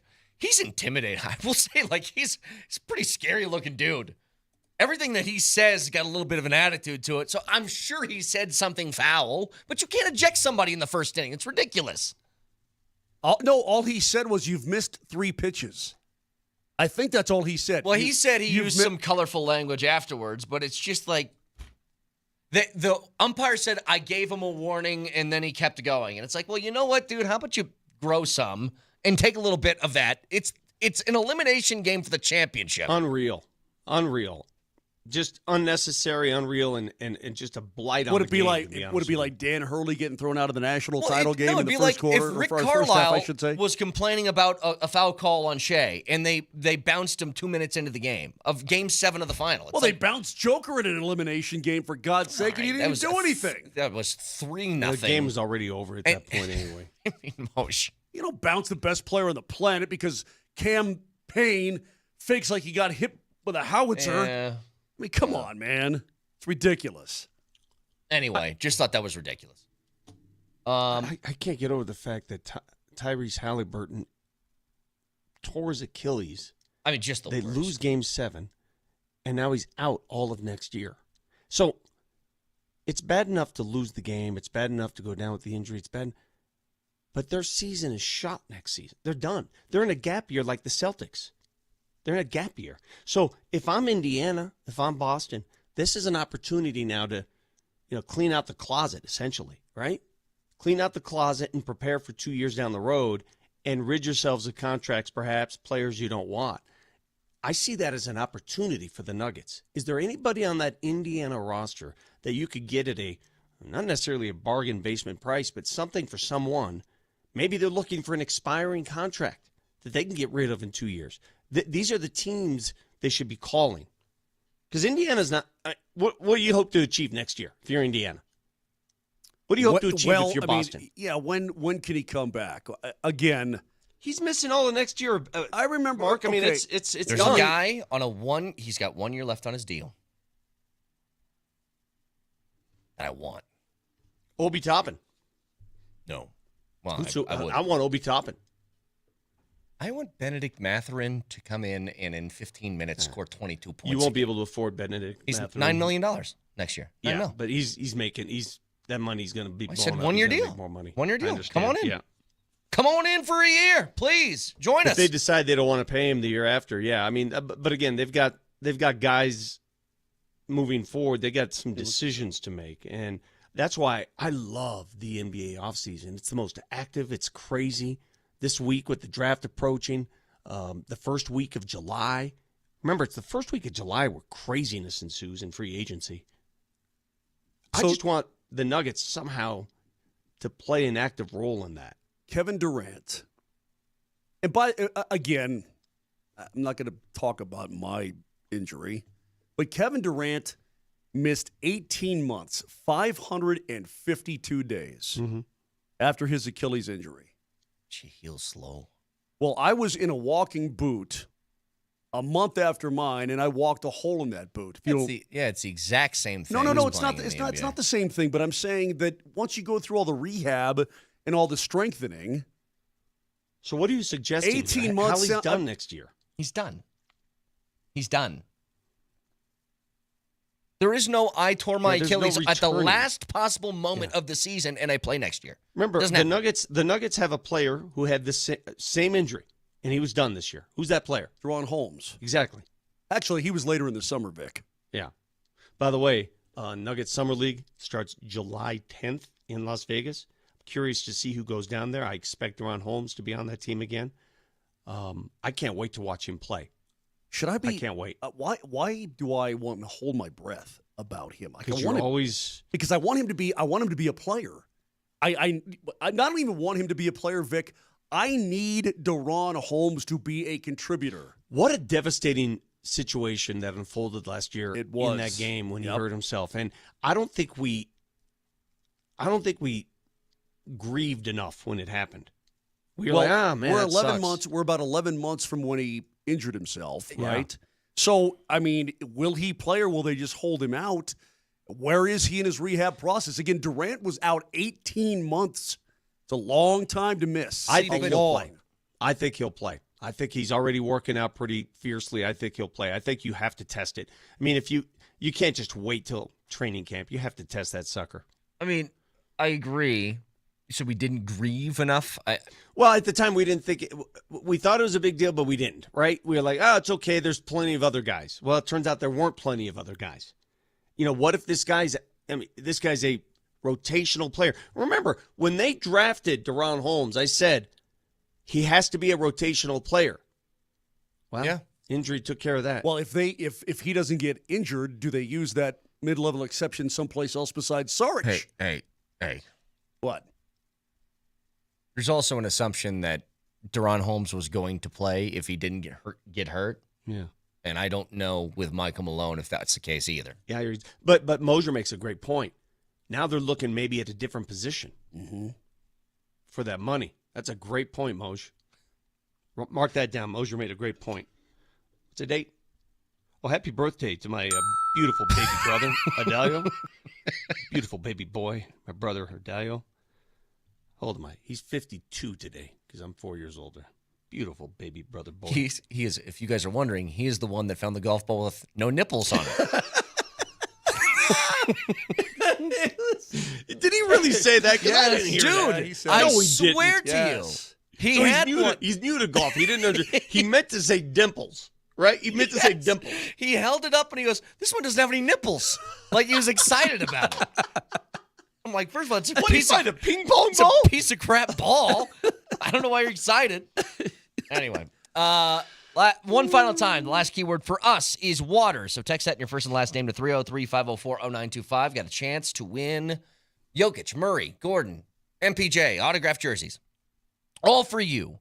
So water in your first and last name to 303-504-0925. Keywords every hour on the 20s all week long. Special thanks to our friends at Revitalized And one Health. person's going to win all of them, right? That goes to one winner. Holy cow. Yes. Fact checker next.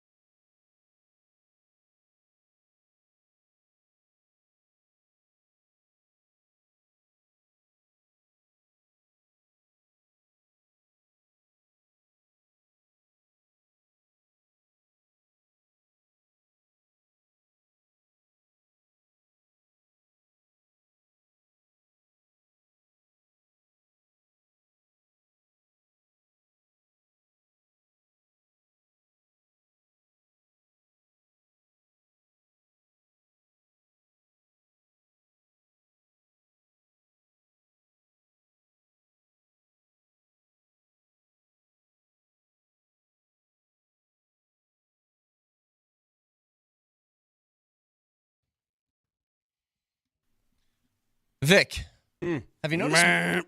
Far be it from me to bring this up. This feels very much like a Moser thing to bring up at the beginning of a segment, but have you noticed Moser's shirt? I want it. Stand up, Moshe. What does it say? Uncle what? Uncle Baby Billy for 2028. Yeah. Go outside, nerd. Go outside, nerd. Had it with your worthless chime-ins. My sister on Saturday texts me, says, hey,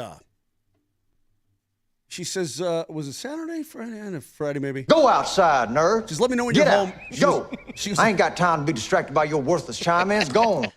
She was like, I got something for you. I'm like, okay, I'll let you know. So I get home. She's like, she's on my way. She goes, here.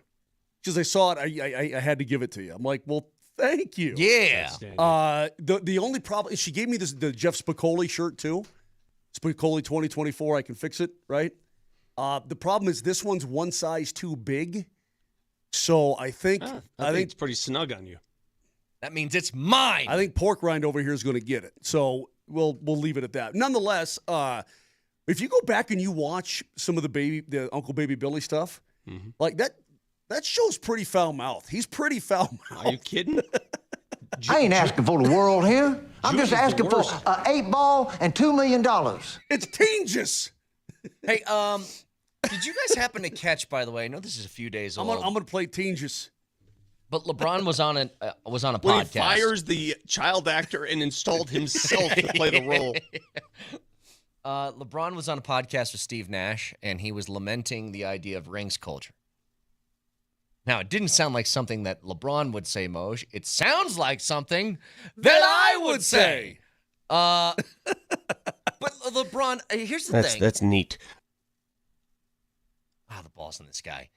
To sit there as he ring chased with every single move that he made later in his career, and then to say, I don't get why everybody thinks it's so important. Well, you were chasing rings your entire career. Why make the move to Miami, dude?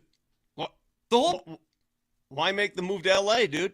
Well, then why was it not 1, not 2, not 3, not 4, not 5, not 6, not 7? Why orchestrate a deal to get Anthony Davis if it's not about ring chasing? What? No, I totally agree with him, by the way. Well, at least with that sentiment. I think that it's a disease that plagues that league. And it forces people to talk about guys like Giannis in the context of only got 1 ring, or Jokic, what could be him, only got 1 ring. How can you be an all-time great? I think it's a disease that permeates that entire culture. Well, but one thing for that guy, of anybody to say that is a cope, because he knows he's not going to reach whatever echelon people need him to reach to be in that Jordan discussion. The Nuggets hire a executive vice president of player personnel, essentially a co-GM with Ben Tenzer. Ben Tenzer is going to run the operation in the operations department. What's that correctly? Is that me or is that Vic? I didn't notice anything, so Vic, keep go talking. Go ahead. So Ben Tenzer and now John Wallace, essentially co-GMs, they'll report in collaboration to Josh Kroenke. One thing I want to set aside right now. Josh knows basketball. He played at Missouri. He knows the game. He knows the game very, very well. Yes, very intricate. I don't understand what people don't understand about. It's not like, and no offense to Greg Penner, but Greg Penner did not play college football. So there's no shame in acknowledging he's going to do a lot of the operating here, and I don't think there's any reason he wouldn't. This isn't your typical owner. But true, he's got a lot on his plate, though, Vic. I think that's overall. the question. That's the question. So that's why you have these two guys will to help he have as well. the time because of the other responsibilities? So, collaborative process. I can't wait to meet John Wallace. I knew of him when he was here. Never really got a chance to talk to him much. I know Ben Tenzer very well. At the press conference, which is due to be scheduled tomorrow or the day after, we'll find out. We'll find out how this all works. I'll say this.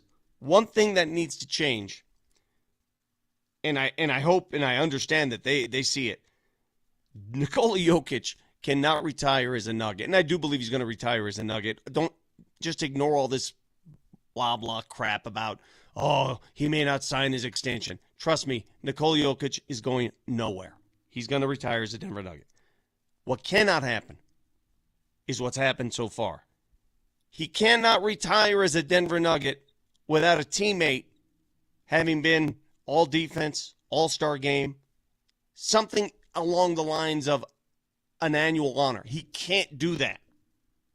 They need somebody to step up and offer that. Do you agree? That can't happen. Yeah. Vic, I guess you're right. But you know what? The guys they got around him are close to that. I'm kind of like, as far as the accolade thing, it's an interesting. They're close to that. It's an interesting point. Jamal played like an all-star 2 years ago in the postseason. He did. AG has been an all-star for the Nuggets since he's gotten here. You know what I mean? Like, I don't really care so much about the accolades or what they're mentioned in, as long as they play like it. That's a very good point. Their level of play, their playoff risers, the guy you speak of, right? And the one thing the Nuggets have, guys, that not many teams do, and I mentioned this last week, and I want you to go through the run of teams and tell me if you can target. There are 3 players on this team, 3 players who I would trust with my child to take the last shot of a game. 3 clutch players, Nikola Jokic, Aaron Gordon, and Jamal Murray. Not many teams can say that. So that they have going forward. The depth pieces is where they need to work now. The depth pieces. Well, it's been the missing thing for the last couple of years. Like, I think you can pinpoint for both the Nuggets and the Avalanche, by the way, the missing links, because the main parts, the entree is the same. For the Avs, it's still that McKinnon, McCarr, Landeskog sort of core that you're working with right now. For the Nuggets, it's Jokic and it's Murray and it's AG and all these different things. Porter, whatever. Would you put Val part of that core? I think so. Yeah, I think so. I mean, he's under contract for another several years. Now, what has been missing from the Avs? He's under contract till 2030.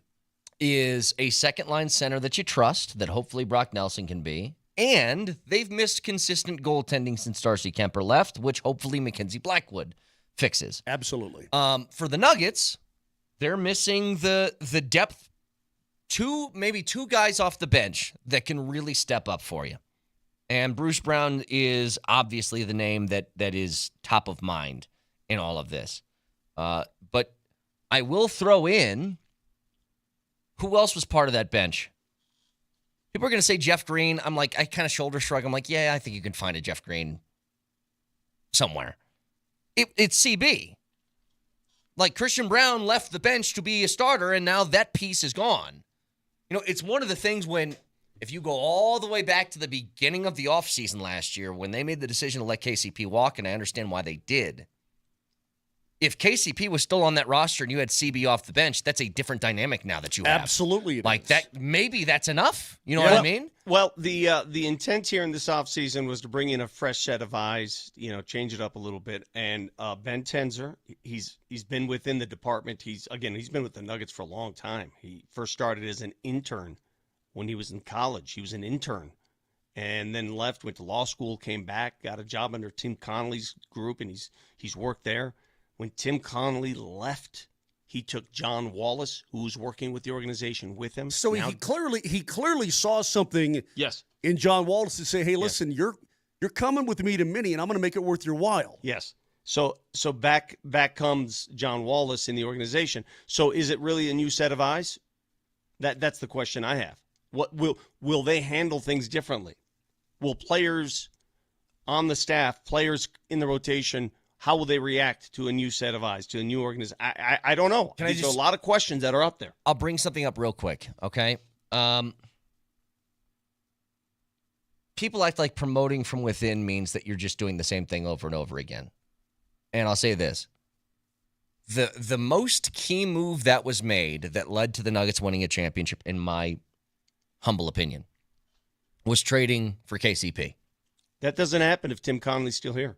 That's the point. Like, Calvin Booth was not the same as Tim Connolly, because I don't know if Tim Connolly does that. I don't know if Tim Connolly, he admitted to us in studio when we talked to him once, it's really difficult for me to trade our own guys. Yes. He said that to us. Well, that's what I'm saying. How, and the question is going to be a good question.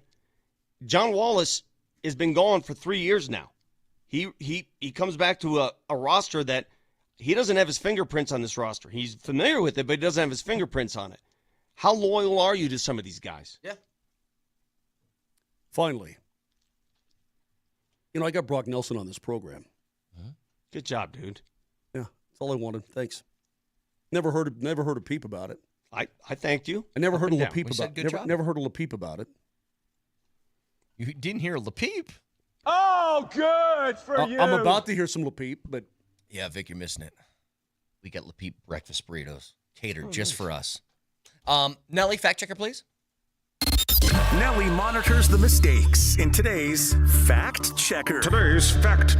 Presented by Rock Plumbing, Heating, and Air Conditioning. Your local home comfort specialists. RockHeating.com. Rock, bringing comfort home and simplifying your life. I saw this on social media yesterday, and I had to see if it was in fact true because it was tough to believe.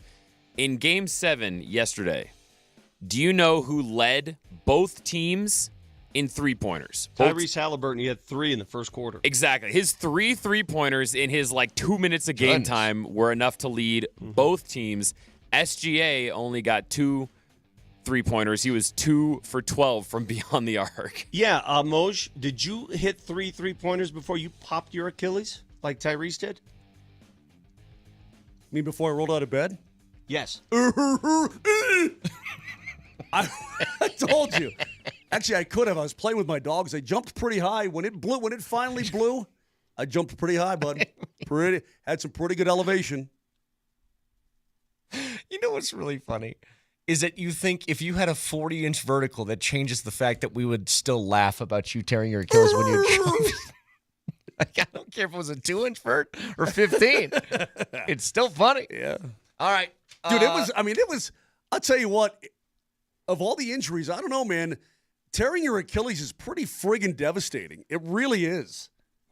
It's one of those that there's no quick fix. That's what it is. It's a year. It's laborious as hell. Yeah. Anyway, good talk. All Spotify, right. wherever you find your podcast, Moser, Lombardi, and Kane. Stay tuned. Those keywords on the 20s of every hour all throughout the day. We'll talk to you tomorrow. Love you. Bye. Roger's psyched.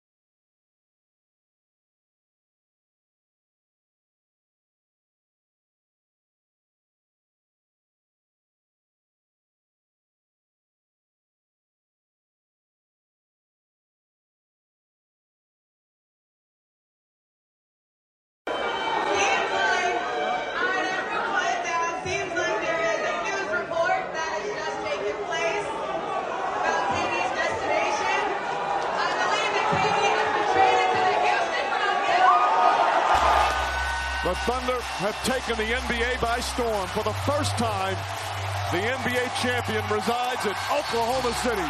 The storybook season is complete. Where did the tequila? Well, Game 7 started off like it was going to be a banger. Indy finds a way to fight back. They take a 1-point lead going into the second half. But after Tyrese Halliburton slips just 7 minutes into his game, and he was 3 of 5 from the floor, 3 of 4 from 3, 9 points in 7 minutes. He blows his Achilles, so not only obviously out for the remainder of that game, out for the remainder, likely, of next season. At least the build up to the postseason for next year. The same exact story played out with OKC, which was you go into half thinking, okay, we're okay. We can handle this team. We can handle their depth, their length. And then the third quarter becomes manslaughter. Yeah, the foul merchants are out in full effect. And that's what they did. They got to the foul line a lot and played really good defense. That's one thing that you have to point to with the Oklahoma City Thunder, a team that, Raj, I hadn't given its kudos properly. They won a title. Congratulations, Seattle Supersonics. And you know what? They won a title is the way to go about this, right? They lost too many games across the run of the playoffs for me to go, that is an all-time team. Right, you can look at what they did in the regular season, and it was dominant. Right, they ran away with the West. They had no one was even in the rear view. It's not even like they were little ants in the rear view. Nobody was there. Not to mention the West was far superior competitively to the East. Right. You lost too many games against teams that were too injured, and you got pushed to the brink against teams that were too injured and too old and not deep enough for me to look at OKC and go, that was a generational run. That was an all-time team. It was an all-time regular season team that got to the point that they should have gotten at, which was winning a title this year. Like, they were the best team in the league, but I can't look back on them and go, that was more impressive than what the Nuggets did going 16-4. I can't do that. First Game 7 in the NBA Finals since 2016. So, on paper, you would say great series. But did you feel like it was just a little bit left to be desired because of how Hallie went down? Oh, yeah. I think it was shaping up to be a... Would you take a drink of water, my man? You're going to die on me. I don't want you to die on a Monday. I haven't seen you in 4 days. I missed you. I got a La Burrito from La Peep. Burrito. And unfortunately, some type of peep went down the wrong pipe. Oh, yes! Yeah, I haven't seen you in a handful of days. I don't want you to die on me. I'm good. Just dealing with the pipe peep issue. Yeah, but so, unfortunately for the NBA, this happened 3 times in the postseason with guys that wearing number 0. All 3 of them wearing 0. Dame Lillard, you get Damian early on. You get Jason Tatum second, so he's gone for the whole year. Gone after that. I think so. The La Peep burritos that you and I took, someone just looked in here like they were inquiring about where the rest of the La Peep burritos went. So I think you and I it's in my windpipe. Do I need to purge my windpipe? I'm going to make this a pocket burrito. Okay. So that I don't get in trouble about this because I am very hungry and I'm not giving it back. It is fantastic. It did feel like you had more left in that Game 7. The way that Tyrese Halliburton started off felt like you were going to have something that was going to go down to the wire. And it's not like they didn't get great contributions from the rest of the team. They did. Indy stepped up. You had a 1-point lead going into half. You had 24 points in 33 minutes from Benny Mathurin. You had 16 points from TJ McConnell, who, let's be very honest, TJ McConnell was the star of this NBA Finals. He was pretty good, man. And then he was escorted off of the court by his mother. And there was a camera crew that was following him as he left the tunnel. And mom's like, get away! Get out of my face! Let this poor young man cry it out. Where the game was probably lost for Indy was you had 9 combined points from Miles Turner, Aaron Nesmith, and Obi Toppin. It was there that third quarter. It was that turnover. That's the what same OKC story does that to you. You've watched them. too many passes. They've got too many hands in lanes, and it was just turnover central, and they score on turnovers. The Nuggets in Game 7 of, what was that, the second round? It's pretty similar, just happened sooner, right? The Nuggets had injury problems. There's Aaron Gordon playing with at least a partially torn hamstring. We'll call it a grade 2 for the normal listeners. Somewhere between a grade 1 and a grade 3. He should not have been playing. Should not have played with. Nikola Jokic had an elbow. And you looked pretty good coming out for the first part of the first period. And then it just got away from you because of Oklahoma City. If there's one thing that I will give flowers to the Thunder for is, man, I love the way they play defense. I do. Even Shai Gilgeous-Alexander, who has a punchable face, and he is a free throw merchant. Alex Caruso, who feels like he gets away with so many different fouls. They're consistent. They play the entire court, and they defend and deflect passes. They get their hands on the basketball inside the lane at all times. That is a tough defense to deal with. But you know what I have to say now to Oklahoma City? Welcome to the future. Welcome to the second apron territory here in the coming year. I don't know about the coming years. I don't know about that. All right, we'll see. Look at all the draft picks that they have, man. They're still drafting off of Paul George, which is insane. They can draft all they want. They have a draft swap this year that I think they have. I want to say, what is it? Top 15? Might be top 20. They have a pick swap this year. They have another first round next year coming off of the Paul George pick. They don't have to be a second apron team. What will have to happen if they don't want to be? Well, they'll have to part ways with some of their superstars. Is that is what but you do? But you can't do that after you've won a title. The Nuggets just seen that. What do you mean you can't part ways? You don't part ways after you win the first title in franchise history. What if you realize? What if you realize? Hold on. What if icons. You realize? These are icons of Oklahoma sports history. What if you realize? Just like Jamal Murray, Michael Porter Jr. Okay, were ask icons. me about the Jamal Murray contract then. How I feel about that. I think it was a crap contract. I think it was nonsense, and it was a panic move that you were paying a player based off of what he did, not what he was going to do for the remainder of the Nikola Jokic contract. So Oklahoma City in this situation could then look at Denver and go, they built their program based off of the previous CBA. And yes, I was listening to the morning show. They did. The Nuggets kind of got screwed by the new CBA. Oklahoma City has the foresight of going, we don't have to do that. We don't have to pay our guys that have gotten us this championship, because if we do, then we run into the issues that are keeping the Denver Nuggets from being a true title favorite. They got 3 people that are going to be max contracts. Do they part ways with any of them? Yeah. Shai Gilgeous-Alexander, you're not parting ways with him. No, he's the MVP. You keep him, you keep Chet, you probably move on from Jalen Williams. Oh, then they're not the same team. Not the same team. You're not going to be able to find Jalen Williams in the draft. What do you mean you're not going to find Jalen Williams in the draft? They have 20 first-round picks. It's hyperbolic, but you get what I mean. That's how you stay alive in this NBA. I'm just saying that Jalen Williams is a known commodity. He is a known commodity that is a perfect piece to accompany a guy like Shai Gilgeous-Alexander. Sam Presti is not resigned to doing what the Nuggets had to. They're not. The day that they live in a completely different world. The day that the Oklahoma City Thunder move on from one of those big 3 players, I will say, Raj, you're right. I'm not saying it's going to happen. I'm saying it probably should happen. No, it should happen. Because if you don't, then you become the Nuggets. But here's the problem. Where are we going to find players to compete against OKC, to compete against 10-man rotations, 12-man rotations like Indy has? Now the Pacers are screwed because they don't have their MVP in Tyrese Halliburton next year. That's a huge... The East is a... If you could choose 1 year to switch over to the Eastern Conference, it's next year. Which brings up a really valid point. The Pacers and Celtics are just toast. But how about this? Why did Kevin Durant not sign at the East? A team in the East? Because Kevin Durant doesn't care about winning championships.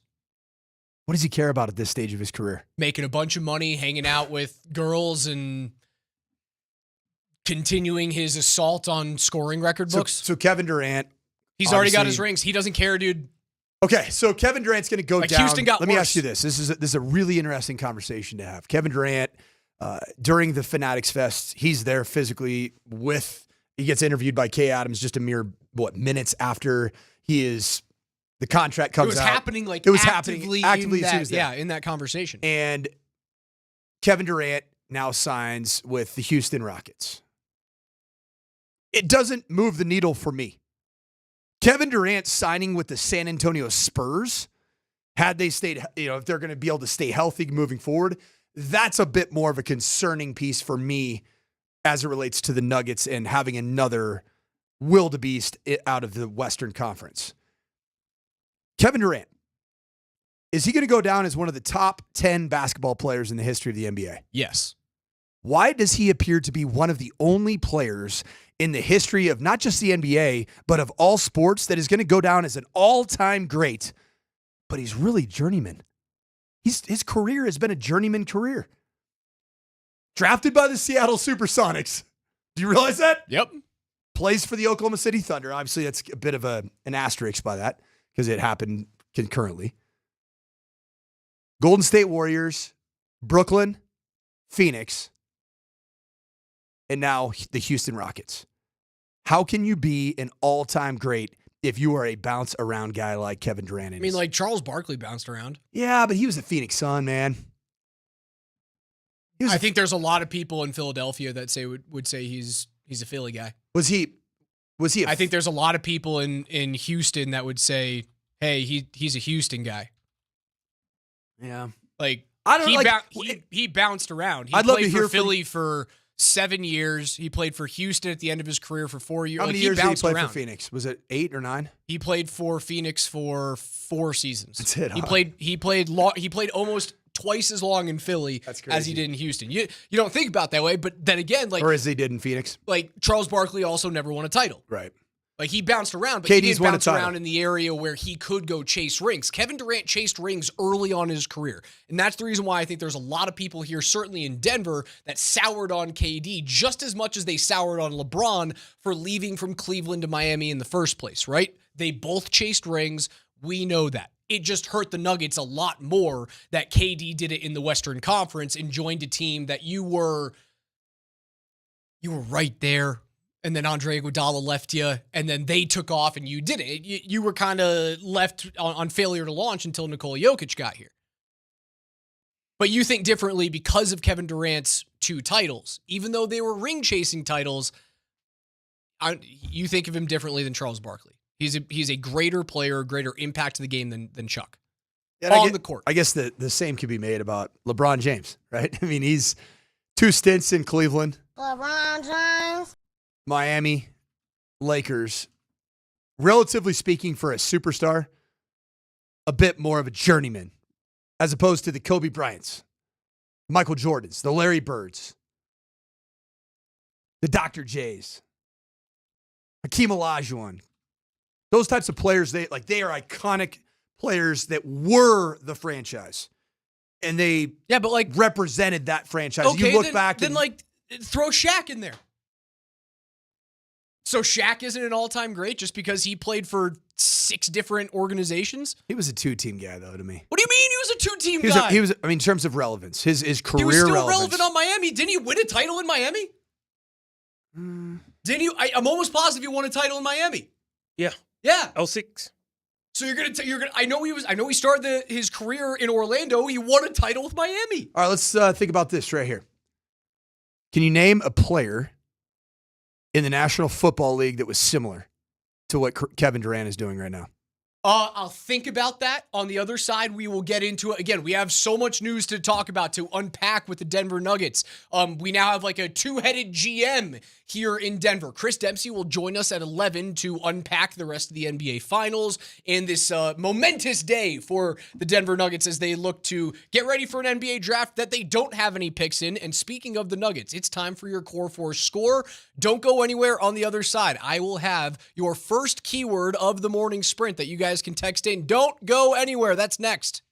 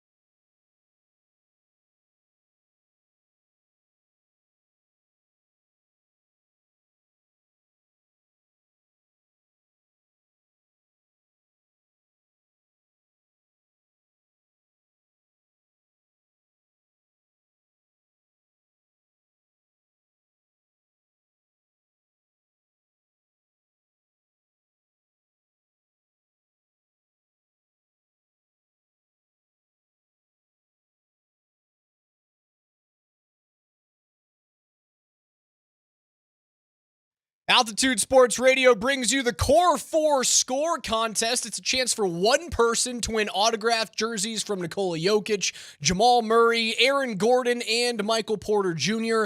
all week this week. You guys will hear a brand new keyword every hour on the 20s. So, for instance, 620, 720, 820, 920, so on and so forth. And at 1020 every single day here on the Morning Sprint with Alex Rydemi and the coach Mike Sanford, we will give you guys your first keyword. Your first keyword today is whale. W-H-A-L-E. Whale. Whale. Yes, whale. Like, I don't know, is Kevin Durant still a whale in the NBA? He was pretty good last year, but certainly not what he was back in his Golden State days.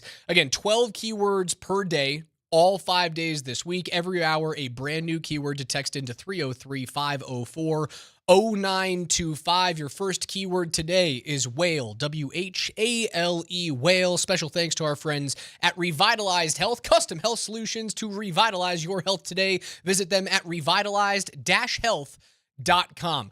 We will get into the Ben Tenzer situation and what the Nuggets have done with their front office, kind of a two-headed GM approach. We're going to talk with Chris Dempsey of Altitude Television coming up at 11 about that as well. But a good question as we dive into the Kevin Durant and Houston Rockets and who is he? I say he's a top 10 player of all time. He's probably on the outside looking in, but he's not more than 5 spots on the outside looking in. He is not on the Mount Rushmore of NBA players. Correct. And I think part of that is Chad brings it up great from the Shot Mazda text line. I think this is a very intelligently written text. Think about it this way. What team retires Durant's jersey? Did he impact a particular franchise enough for a city to call him theirs? I love that point. It made me think of another player, and this is I teased this before the break, and somebody actually got it right. It was, is there an NFL comp to Kevin Durant in the NBA? As in a player that is arguably an all-time great, but you don't really know where you place him in the pantheon because he doesn't really identify with one franchise. And that player is Deion Sanders. The 5764, not to steal your thunder, actually texted that in during the break, so great job. Said Jalen Ramsey, Deion Sanders to name two like Durant. Deion primetime, not Coach Prime, primetime Sanders. He's like, to people in Atlanta, man, that's an Atlanta Falcon. But when he found out he couldn't win a Super Bowl with that franchise, who, oh, by the way, that franchise still can't win a Super Bowl. They spent so much money over the years to try to go out and win a Super Bowl. Deion Sanders did what KD did, and he went ring chasing successfully with the San Francisco 49ers. Just one season. Obliterated the San Diego Superchargers in a Super Bowl in 1994. And then he goes and wins a couple with the Dallas Cowboys. So is he a Cowboy? Well, he was with the Cowboys from 95 to 99. Then he was a Washington Redskin. Successful run. He was a Washington Redskin. And then a Baltimore Raven for 2 years at the end of his career. Well, he was ring chasing then, too. One of the best defenses. He had Ray Lewis around. I mean, it was a dynamic defense that he was a part of there. And now, is Deion Sanders a Hall of Famer? Oh, you betcha, obviously. Is he one of the most likable players of all time? Raj, you brought up a really good point that I liked. I said, which franchise right now really claims KD? And you said the NBA does. Basketball fans claim KD. And I think in a sense, Coach Prime, we'll call him Primetime, Deion Sanders the player. Football claims, yes. Loves him. And now he's transcended from the pros back into college. Like, football is, or Deion is footballs. So what we've learned is that Kevin Durant is going to be the head basketball coach. You imagine? At Texas Tech in about 15 years. Is it Houston? If Houston can't get it done. I think other texts that came in, Terrell Owens is a really good one. Right? Is T.O. a Niner or is T.O. an Eagle? T.O.'s probably a Niner, right? Is he a Cowboy? But he's probably a Niner. Those are his best years. And you look at him and you go, that's an all-time player that bounced around a couple of teams. I wouldn't say that he ring chased throughout his career. He got close, but is a Hall of Famer, right? And is what? He's third in career touchdowns. He's got 6 Pro Bowls. He's got 5 All-Pros, 4 first teams that came in consecutive seasons between 2000 and 2001, 2004, and 07 were those first teams, not in consecutive years. He was an all-time great. I kind of put him in the same area as KD. So I'll retract what I said 10 minutes ago. He's not top 10, Kevin Durant. Top 10 scorer. He's a top, dude, you can make the argument he's a top 3 scorer. Top 15 all time in terms of just overall players. I think it's hard not to give him that. 4-time scoring champion, 15-time All-Star. He's got 2 finals MVPs. He's a rookie of the year. He's an MVP. He's a member of the All-75 team. That's a heck of a player. Now, I think as we come back to how does this impact the Nuggets, and while I said in segment 1 here to start off the day that it would be an amazing year to be in the Eastern Conference, that's how you and I started on this Kevin Durant thing, is that like KD isn't ring chasing. I don't think he cares about rings. Because there's no Achilles tendons remaining in the Eastern Conference. They're all gone. I'm not convinced Houston got better in this trade. I agree. I actually think as much of a punchable face as Dylan Brooks was, he's effective. He's an effective player. He's a good antagonist. He's a good defensive player. He's an identity player. Like, is Houston really scare you as a contender for next year? I thought they were going to take the next step. Now, there's a very good chance that had they just stayed status quo and Jalen Green was still on the team and Dylan Brooks and the 5 second-round picks that they send over to and Alperen Şengün continues to develop, and there's a lot of Freddie Van Vliet continues to just like be Freddie Van Vliet. Solid as all get out. He's just been the same guy since Wichita State. Yep. His entire career. I think there was a chance that they would have taken the step forward rather than fallen into the pit of the Sacramento Kings right after going and losing in the first round to Golden State. Both of these two programs, these two teams. I want to say that going into age 37, Kevin Durant, we just saw his last best season. Is he going to average 27 again next year? 27, 6, and 4 is what he averaged.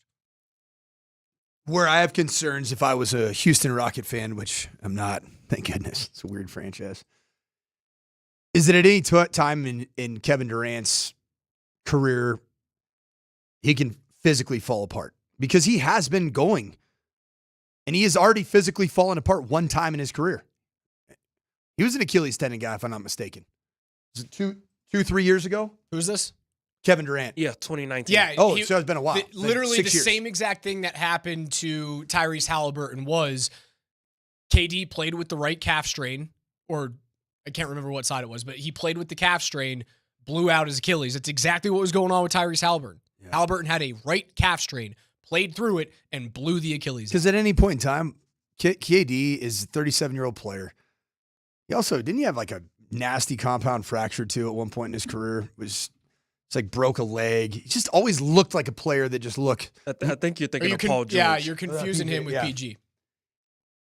The point is that if KD doesn't give you 65-plus regular season games in a playoff run, you just mortgaged away the future.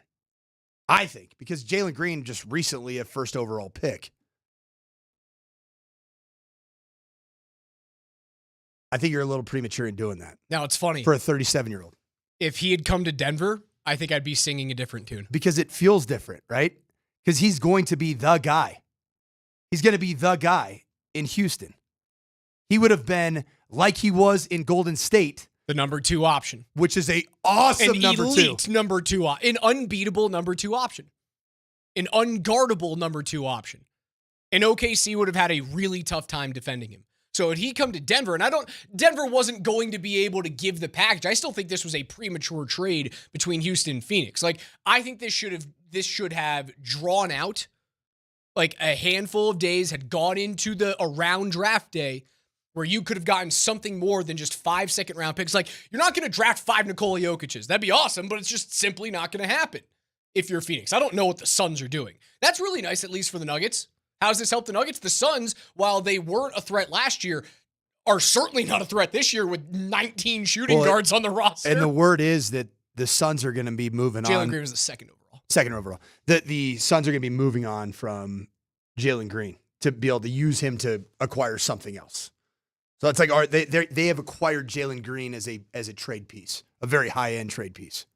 It feels like it was a little bit of an early pull in the trade. Denver could not have given Phoenix what they got from Houston.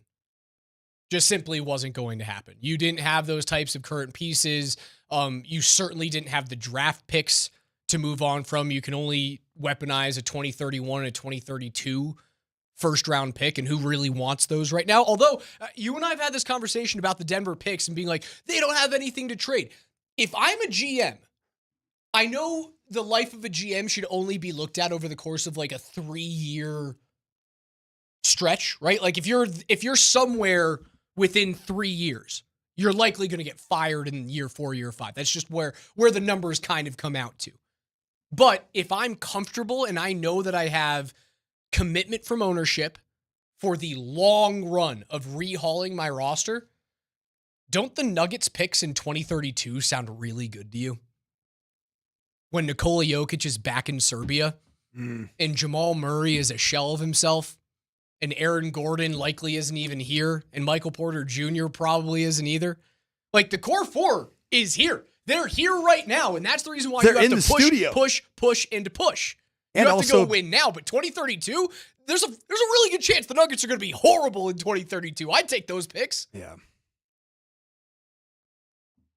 With last night's result of Oklahoma City doing what the Denver Nuggets did, not nearly as long of a history that without a title, but with the Oklahoma City Thunder finally winning that title, which really goes back to their days as Seattle Supersonics. I couldn't help but think of Kevin Durant being the face of Oklahoma City for years as a young player, a foundational player for Oklahoma City. An era that was really fun. There's like Oklahoma City fans are like, this is awesome. We never really had a pro sports team, and these guys are awesome. We have one of the best players in the NBA, Kevin Durant. The amount of elite players that went through OKC was insane. It's stupid. And continue to go through OKC. Without a title until this year. I think a little bit, I couldn't help myself but think about if you're a Denver Nugget fan and you watched Oklahoma City win the title last night, does it remind you of just a couple years ago when the Denver Nuggets exercised all of those different demons and the face of failure that you were ready to move on from, and you were ready to almost say, we're good without that player in this franchise because we now have a title with our new guys. I think that Kevin Durant has some comps to Denver's Carmelo Anthony in terms of that type of, he was the guy that made you relevant, that made you excited to go and get to Pepsi Arena and at the time. And you got Pepsi Arena. Is that what it was then? Close. Pepsi Center? Oh, it's the center. Dang it. Yeah, those two. KD's a better player. KD's a better player. KD is a better player. They're both all-time scorers. They're both all-time Team USA members. And they're also they're all-time NBA celebs. That might be the perfect comp. Again, he's a better player, but in terms of who were you to a certain fan base, yeah. They both got equally as close. Although OKC, did they make a final with Durant and lose? Yeah. They made one final. 2012. With that original core. Denver got close when you lost to the Lakers all those years ago when you should have won. And if you win that thing, you win a title. They did that with Melo. Yeah, they're pretty similar. And I find it interesting that, at least for me, outsider looking in, up until Nikola Jokic, and particularly until Nikola Jokic cemented his legacy as the face historically of the Nuggets franchise, I always looked at the Denver Nuggets, the face of the franchise, up until the point that Nikola Jokic started winning MVPs. I looked at it was Carmelo Anthony. The modern face, yes. Yeah, but relevance of the franchise, where it became a national story. Dikembe Mutombo, I'd say Alex English, David Thompson. Like you had some amazing Hall of Fame players. Amazing Hall of Fame players, but I never felt like there was a player that captured the attention of the national audience like Carmelo Anthony. In the national audience, it's really tough to look back at those players in the 80s and compare them to the players of the 2000s, to the David Stern NBA, the post-MJ NBA, when Kobe was at his height and we were getting ready to usher in LeBron, and obviously in the same year, in the same draft class as Carmelo Anthony. It's easier for those guys to have a greater impact on the pop culture popularity of a franchise than the guys in the 80s were. There were just simply more eyeballs. That's the reason why you think Nuggets, you think, who's the guy that put them on the map? It's Carmelo Anthony. I know there's a bunch of people who are 60, 65 who are screaming at me. That's why I do want to say, there were amazing players here. It's just, it's not apples to apples. It was the best kept secret. Alex English, best kept secret in the NBA. I know he was an all-star. He's a Hall of Famer. Carmelo Anthony was not a secret. He was a top 5 spoken about player in the National Basketball Association when he was a Denver Nugget. They need to bring back the frickin' silk powder blue. So sweet. I don't want those to be the jerseys they wore all the time. But because we're in an era with the NBA where it doesn't matter what colors you wear, I have no idea who's on the court at any given point. What are the official colors of the Utah Jazz? No clue. Are they Is red? It the purple? Are they purple? Are they black? green? Are they and teal? Yellow? And I don't know. I don't know who they are. Who knows? It should be every color. The gradient. It really is. They are the rainbow. And the Nuggets should go back to the rainbow jerseys as their staples. Yeah, going back to that though, isn't it wild though that 2 of the most significant players in both the OKC franchise and the Denver Nuggets franchise. Thank you for getting me back on track. But isn't I devolved into jersey But talk. isn't it wild to think that in both of those cases, I don't know that right now either fan base really claims Carmelo Anthony as their own beloved, or in the case of Oklahoma City Thunder fans, especially after winning a title, if they really claim Kevin Durant as their own. Who you guys do claim are the core 4, Nikola Jokic, Jamal Murray, Aaron Gordon, and Michael Porter Jr. Your first keyword today, whale. WHALE, that's the word whale, with your first and last name to 303-504-0925. One winner will walk away with all 4 signed jerseys from the Nuggets Core 4. Special thanks to our friends at Revitalized Health. Your next keyword is coming up at 11:20. We'll have NFL notes at 11:15. Chris Dempsey joins us at 11 on the other side. The Nuggets make some big moves in their front office. What it means moving forward. That's Coach Mike Sanford. I'm Alex Ryan Emmy, and you guys are listening to number 1 for sports talk in Denver. It's Altitude Sports Radio 92.5.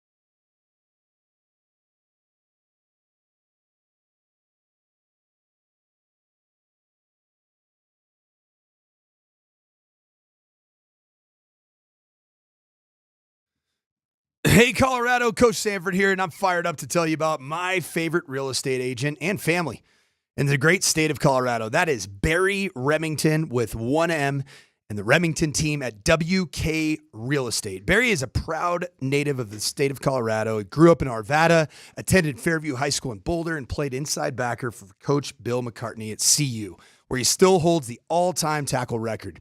He raised his family in Boulder County, and all the Remingtons are proud CU grads. Barry's daughter, in fact, Cassie, has worked alongside Barry in his real estate practice now for 7 years, and she brings smart insights, high-level communication, and a fresh female perspective. She's awesome to work with. I know that firsthand. The 2 of them are the perfect team to get you the results that you need. And right now it's a buyer's market. So if you're interested in relocating, you might upsizing, more importantly, might be downsizing. Don't underestimate what a seller is willing to do to get a deal done. Barry and the Remington team at WK Real Estate have more inventory than they've had at 10 plus years, which is huge for buyers. So make sure you go to barryremington.com to check out their inventory. They serve Boulder, Denver, and beyond.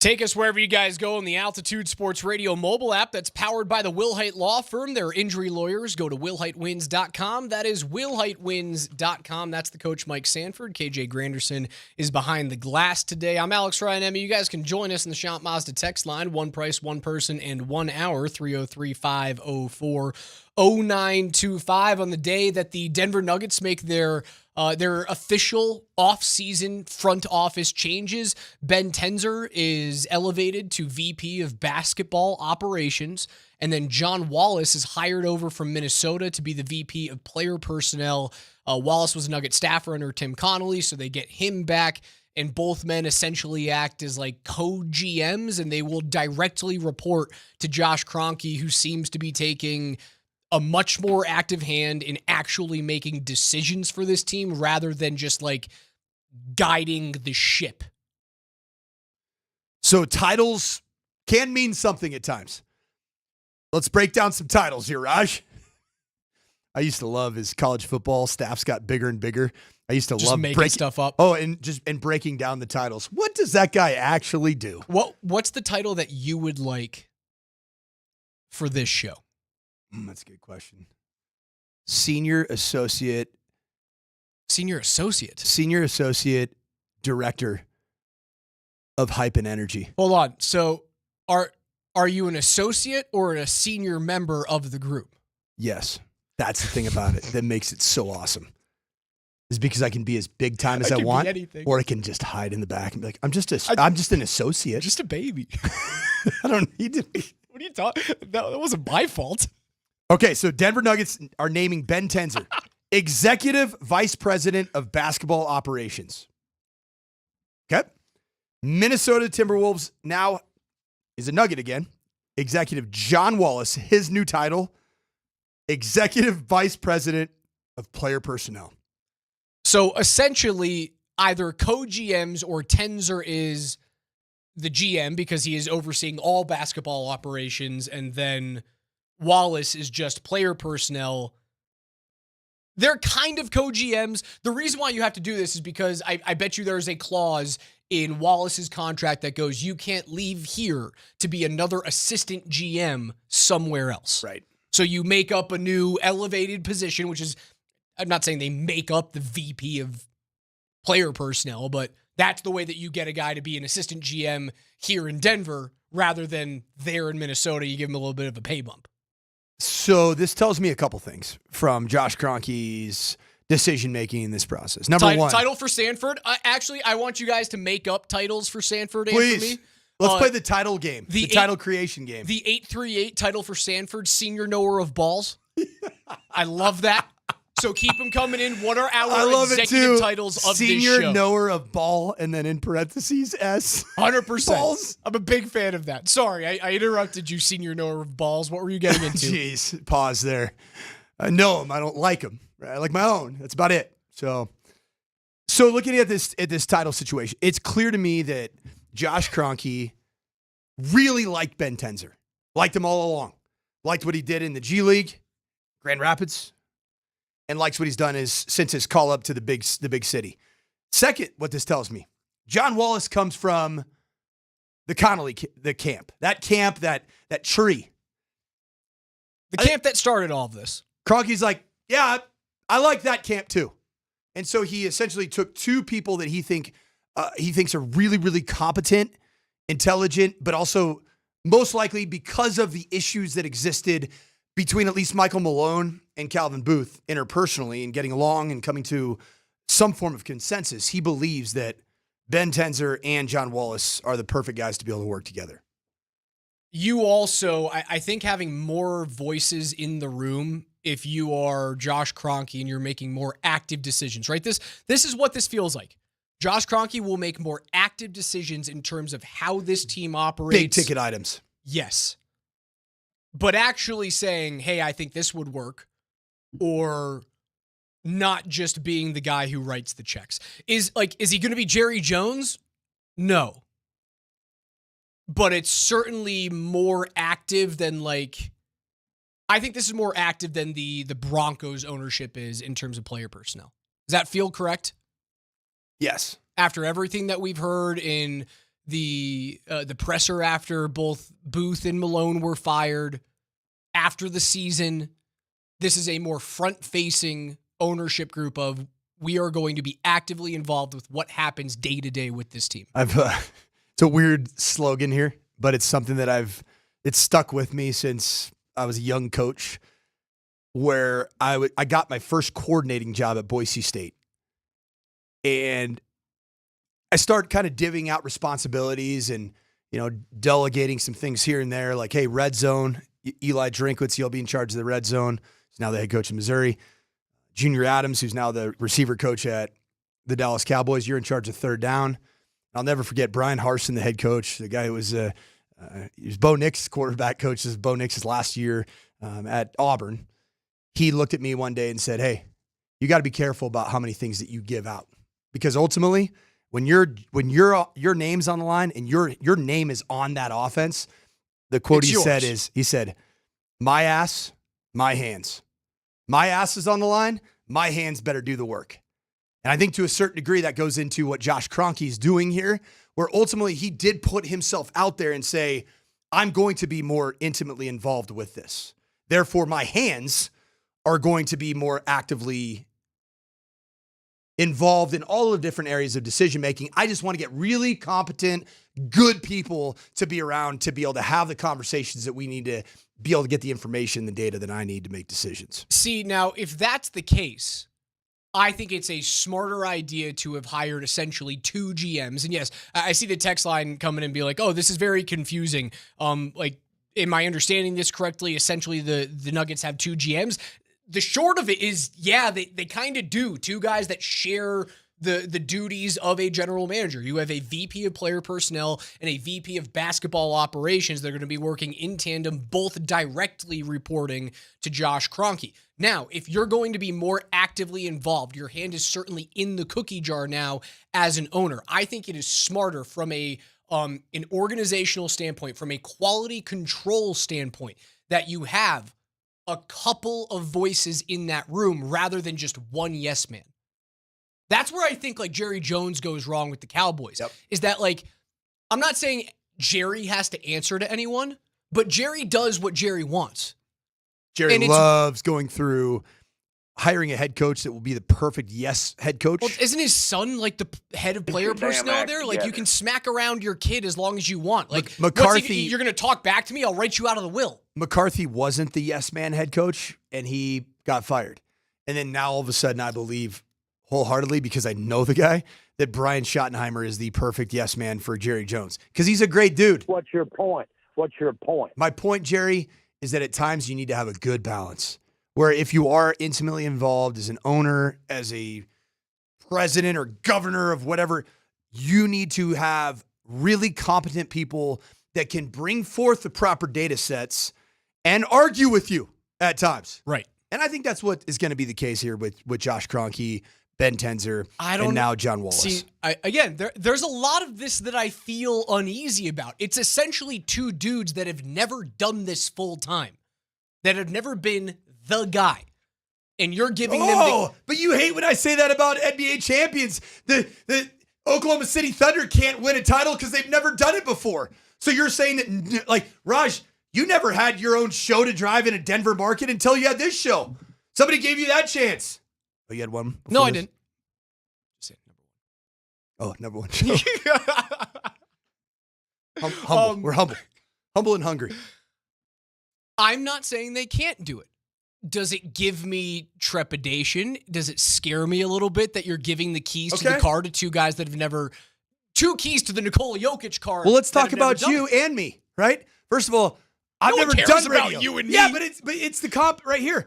What was when you got a chance to drive your own show in the place that you grew up and you went to college and you made decisions in your life to get in the chair that you're in currently now? And people are like, why would you, that young guy, that pipsqueak, why would you get that guy in that position at that age? What do you have, Raj? Every day you come with what? A chip on your shoulder. A chip on your shoulder to prove that you deserve the job, not just to have it, but you're going to be the best that you can be at it, and you're driven to have the number one show in this market. Can the same be true of Ben Tenzer and John Wallace? And David Adelman. That they have massive chips on their shoulder and do it the right way to go about and put the best work forward. Instead of just, hey, let's just recycle the same old guys. Right? There's something to be said. It's no different in any other markets. Again, I think there's a couple of things that make me a little bit scared about it, especially because a lot of this conversation was centered around going out and getting, who's the guy from Golden State who's on ESPN? Ben. Is it Ben? No. Who's the Myers? Bob Myers. Bob. There you go. A lot of the conversation was like, can you get a guy like Bob Myers in? Now, because the face of the NBA and the landscape of the CBA has changed so much, the idea of going to younger guys who've been brought up in this type of environment, that makes me excited about it. Now, another piece that scares me is, well, was this really broken for the Nuggets? Because you've essentially hired from within for all three positions, right? Yep. You hired from within for head coach, within for GM, and without, but essentially within for the other GM. He comes from the Nugget tree. You are betting on we were not broken. The way that we run basketball was not broken. The communication between ownership, general management, and head coaching, as well as the use of our personnel, and especially our draft picks, was broken. But how we approach the game of basketball is not. That's what they're betting on right now. It's a big bet. But what we do know is that Josh Kroenke is going to be far more involved with the active day-to-day operations of this team, for better or for worse. I love this question here. Can you rank the front offices of Denver sports teams? So of the Denver major four, how would you rank? I think Jay's text is perfect. Avs, Broncos, Nuggets, Rockies. I got Broncos 1 today. Okay, you can certainly make that argument. I think they've made so many really hard and at times controversial. Like Bo Nix is the 6th quarterback at the 12th pick. Yep, that hit. Jahdae Barron when you needed a receiver, a tight end, a running back, and Moving you take on from Jerry Jeudy, first-round pick. Yep. I like the Broncos. I'd go 2, Avs, 3, Nuggets. You won't get a 4, hard argument Rockies. for me putting the Broncos over the Avs. I think they are neck and neck right now. I put the Avs up there because I think they are closer to a championship than the Broncos and are. the current iteration of they've won a Stanley Cup. Right. That's that in and of itself should probably say you're number one, but I say trajectory of the team today and some of the difficult decisions that have been made by the Broncos front office, I put them as number one. We will keep opening up the elevation of Ben Tenzer to VP of basketball ops and the hiring of John Wallace, former Nugget staffer under Tim Connolly. They hire him away from Minnesota to be the vice president of player personnel. Altitude TV's Chris Dempsey joins us to recap the NBA Finals, the Nuggets season, the Kevin Durant trade, and the Nuggets front office. All that and more coming up next.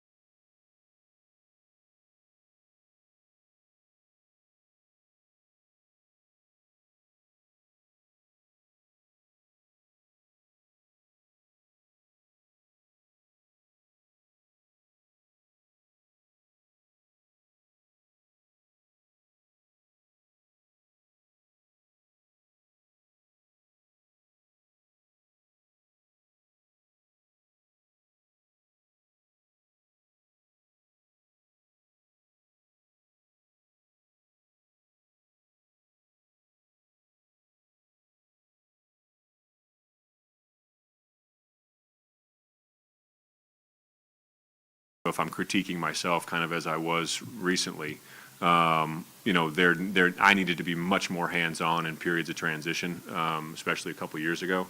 And I said, the thing that was tough to deal with is, should I have been more hands-on or more hands-off in the transition a couple years ago? Well, we won the championship the first year. We never done that before. So I don't know what the right balance was then. I think actually looking back on, I should have been more hands-on in the wake of the championship.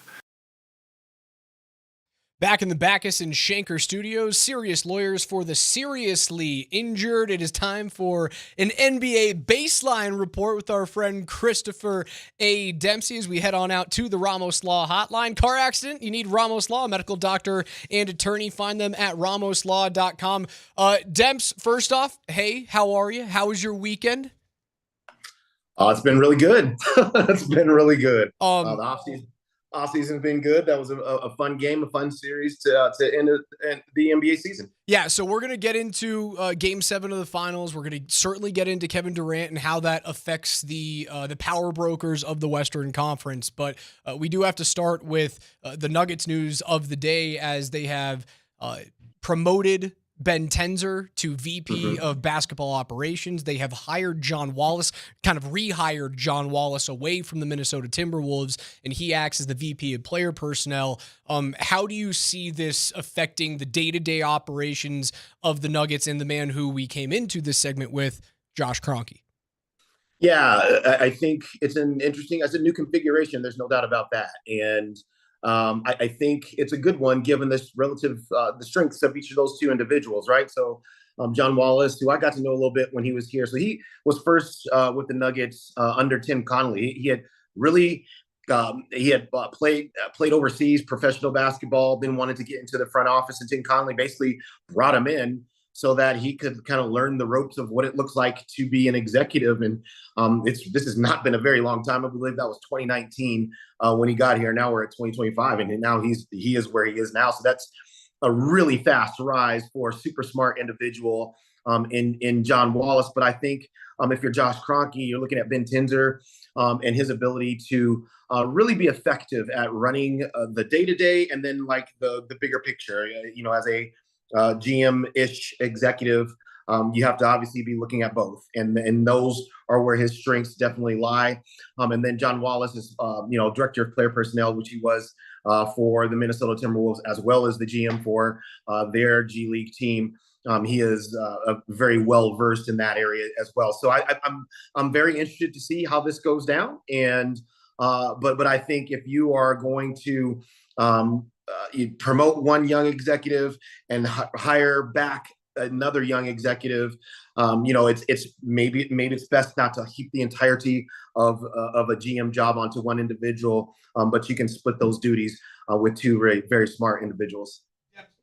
Dempsey, with this two-headed monster, if you will, with Wallace and Tenzer, you mentioned that you had gotten to know John Wallace briefly in your time when he was under Tim Connelly and working in the front office. Do you know for a fact either way if Ben Tenzer and Wallace have worked together?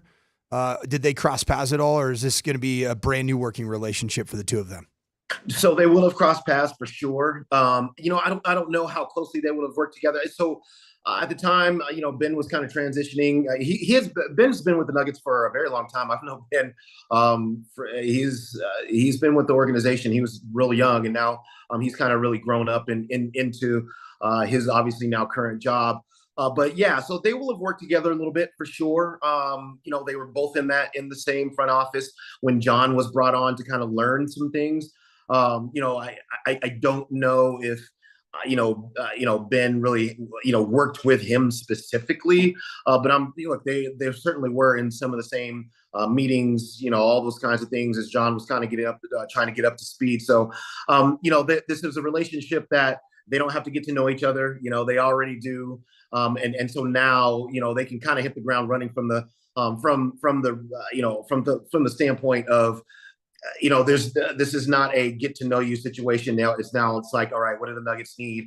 And both of them know. And I mean, John was here, for, a number of years. And so he understands what Josh Kroenke wants, and he understands how the organization runs. And so I think with both of these guys, it gives you the opportunity, especially on a draft week and a summer league team that needs to be filled out and all those kinds of things, gives you a good chance to hit the ground running. So as you say, hit the ground running, it kind of says, well, the clock is ticking, right? You do have this finite window to maximize Nikola Jokic and his prime and his time here in Denver.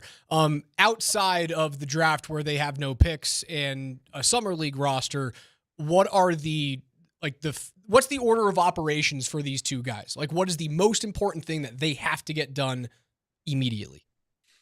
Well, I mean, Christian Braun's contract extension is a thing that I think we'll start to see some probably reporting on here shortly. He's extension eligible, and obviously they want to lock him up. He's been very, very good for them. Obviously, this past season is in his first season as a starter. So the Christian Braun extension, are you broaching, extension contracts with Nikola Jokic, contract extension talks with Nikola Jokic as well?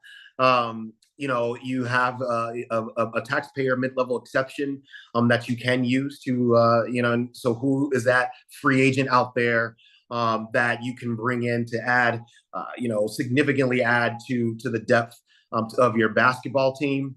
You have decisions to be made. Good. Peyton Watson's also extension eligible. I think they'll just let that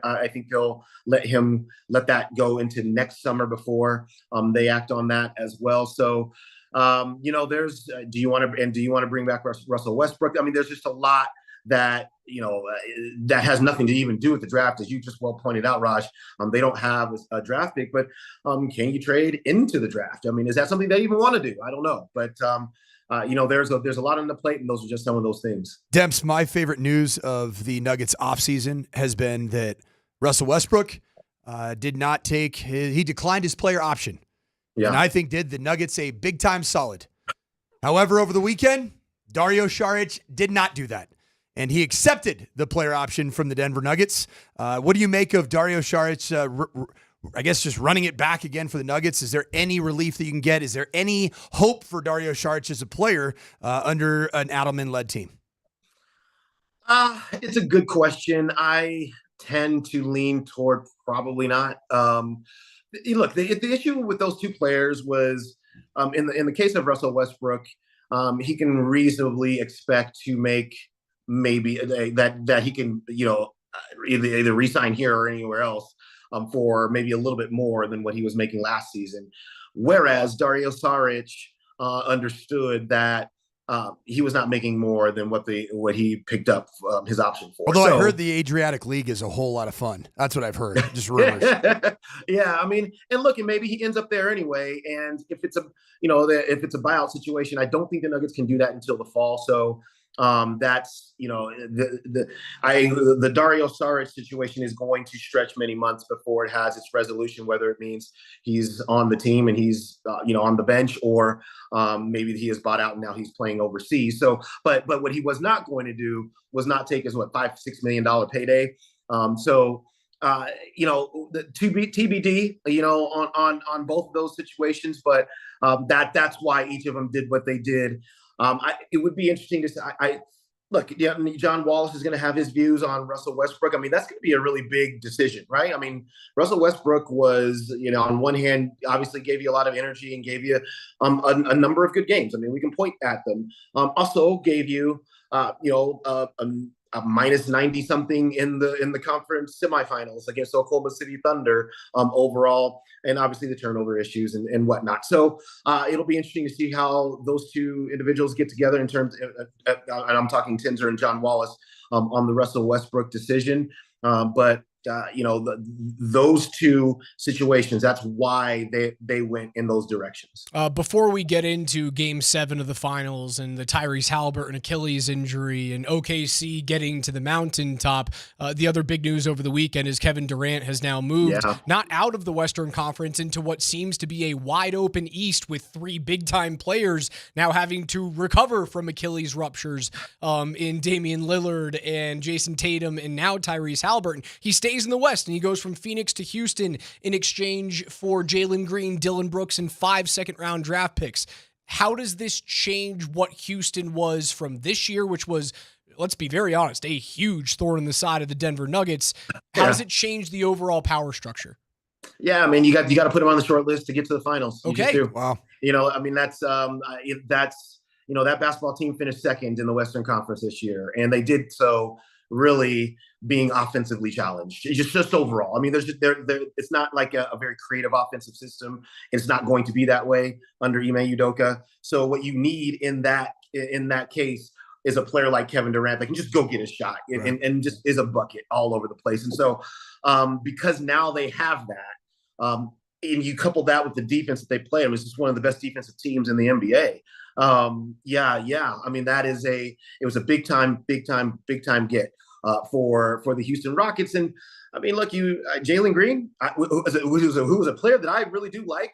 But you upgraded, man, even though Kevin Durant's 36, 37 years old, and he still can get it done. He gives them a lead scorer, bar none. He's going to make it easier for Alperen Sengun to operate. He's going to make it easier for Amen Thompson to operate. And certainly if they can elevate Reed Shepherd into that situation as well, gives you extra shooting. The Houston Rockets really were ushered out of the playoffs because they couldn't score the way they needed to score.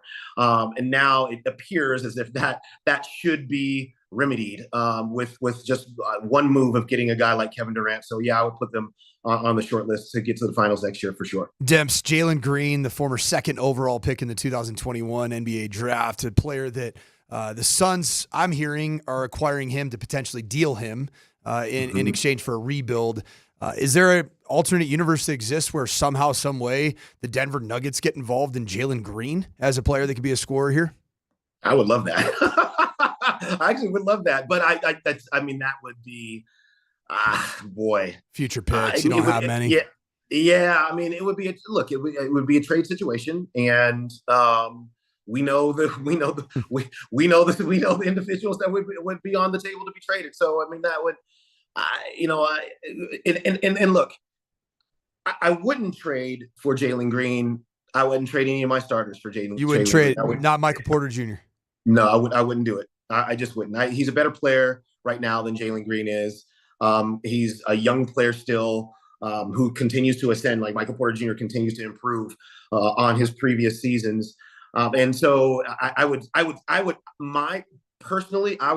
put all of my eggs in the Michael Porter Jr. basket and wouldn't trade him for a guy like Jalen Green.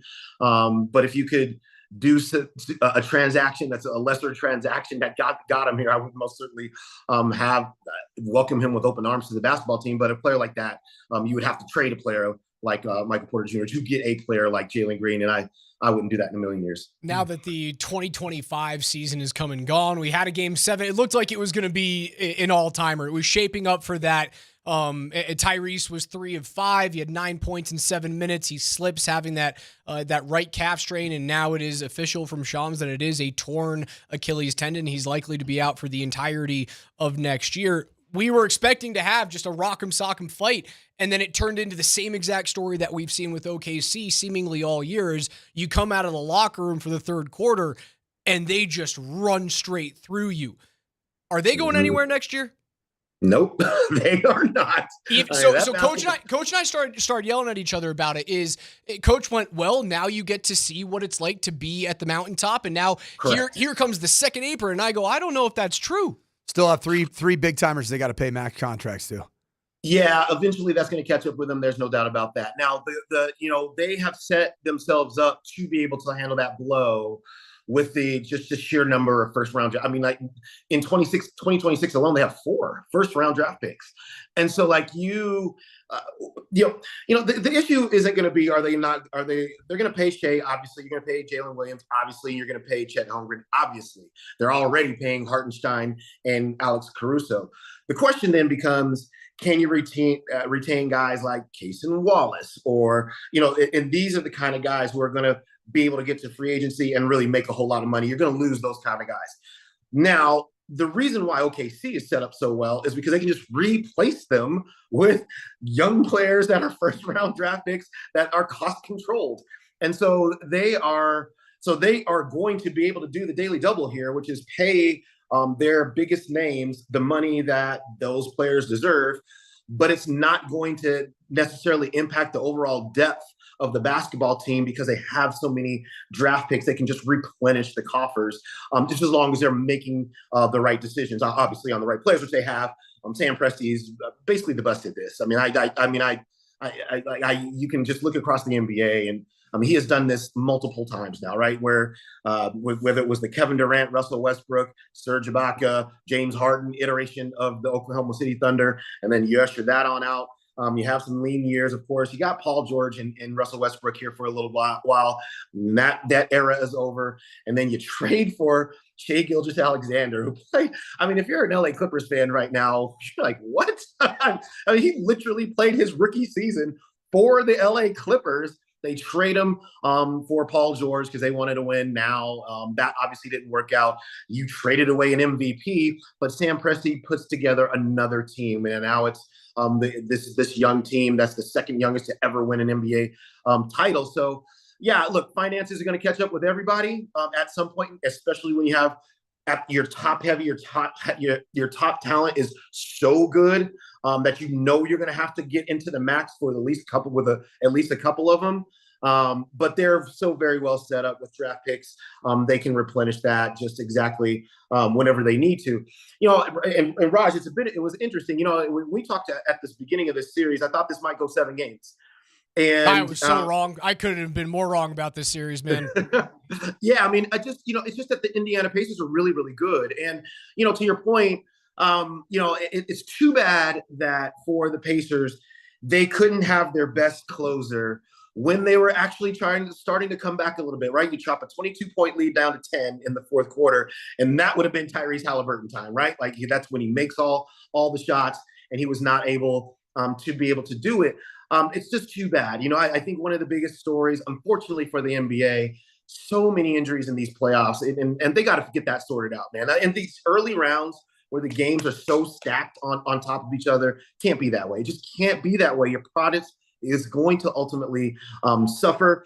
And then for Tyrese Halliburton, I feel so bad for the young man because, look, the bottom line is he should never have been playing on that anyway. Because I talked about this with Brett Kane a lot, which is whenever I hear somebody say calf or calf strain, like that's the injury that you never don't play on that. Go away, bro. Go away. Just don't play. Yeah. Yes, because Raj and Coach, like that is a straight line to an Achilles injury. It is, and so God bless him for wanting to get out. And I say it's the finals. You're not going to not play in the finals, but he should not have played in Game 7 in the finals because now he's going to lose the entirety of next season, and we don't know what version of him is going to come back whenever he comes back. And it's just too bad that for him and for the Pacers, it had to end that way.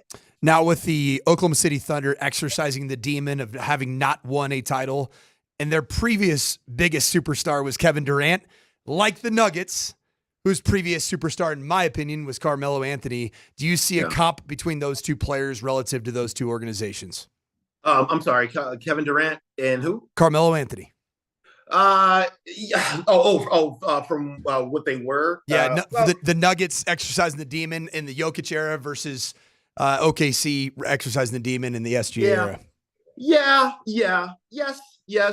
I think that, OKC fans don't really like Kevin Durant. If they thought he kind of just left them. Kind of sounds familiar, right? Yeah, kind of standing at the altar a little bit. And Kevin Durant got them all the way to the NBA Finals. They had a chance to win, whereas Carmelo Anthony never did that here in Denver. But yeah, there's a little bit of that. Yeah. The OKC has had a lot of good basketball teams. That is a lot of, in a short period of time.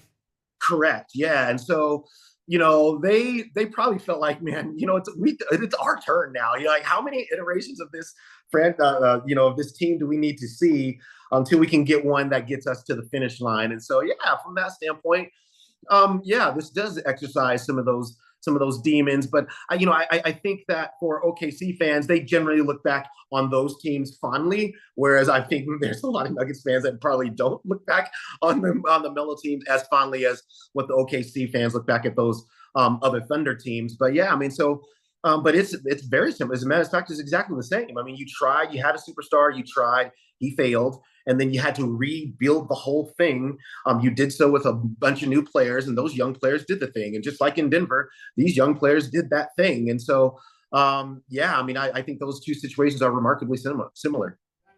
That is the voice and the face of Christopher A. Dempsey of Altitude TV, our very good and dear friend. Demps, thank you so much for your time today, man.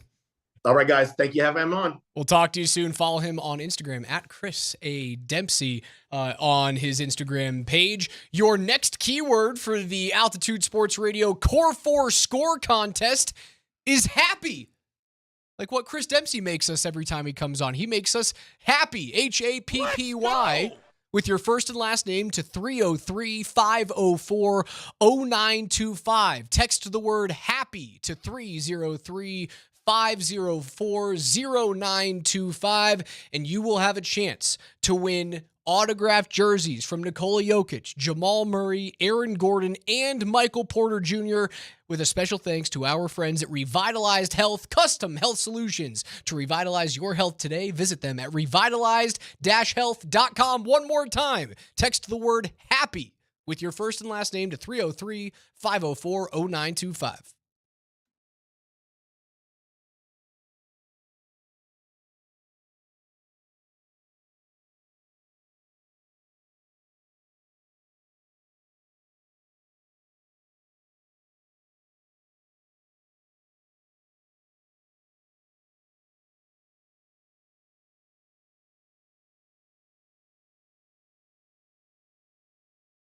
Summer is here, and as the weather and temperatures continue to heat up the sports action, it's heating up at Circa Sports Colorado. From Major League Baseball, yep, your Rockies. It's a fun team to bet. Just open up the Circa Sports app, download it, and check out all the fun that goes with the Colorado Rockies and making money off a summer tradition like no other. But Circa Sports, it's got it all. Circa Sports Colorado isn't just sports betting, it's sports betting the way that it should be, with high betting limits and tight money line splits, exceptional customer service that's always going to treat you like the VIP that you are. So whether you're looking for futures on golf tournaments, got some majors coming up this summer, or just prop bets on the NFL coming up this season, Circa Sports, it's going to have you covered. So download the Circa Sports Colorado app or visit circasports.com today. Reminder, you must be 21 or older. If you got a gambling problem, please call 1-800-GAMBLER.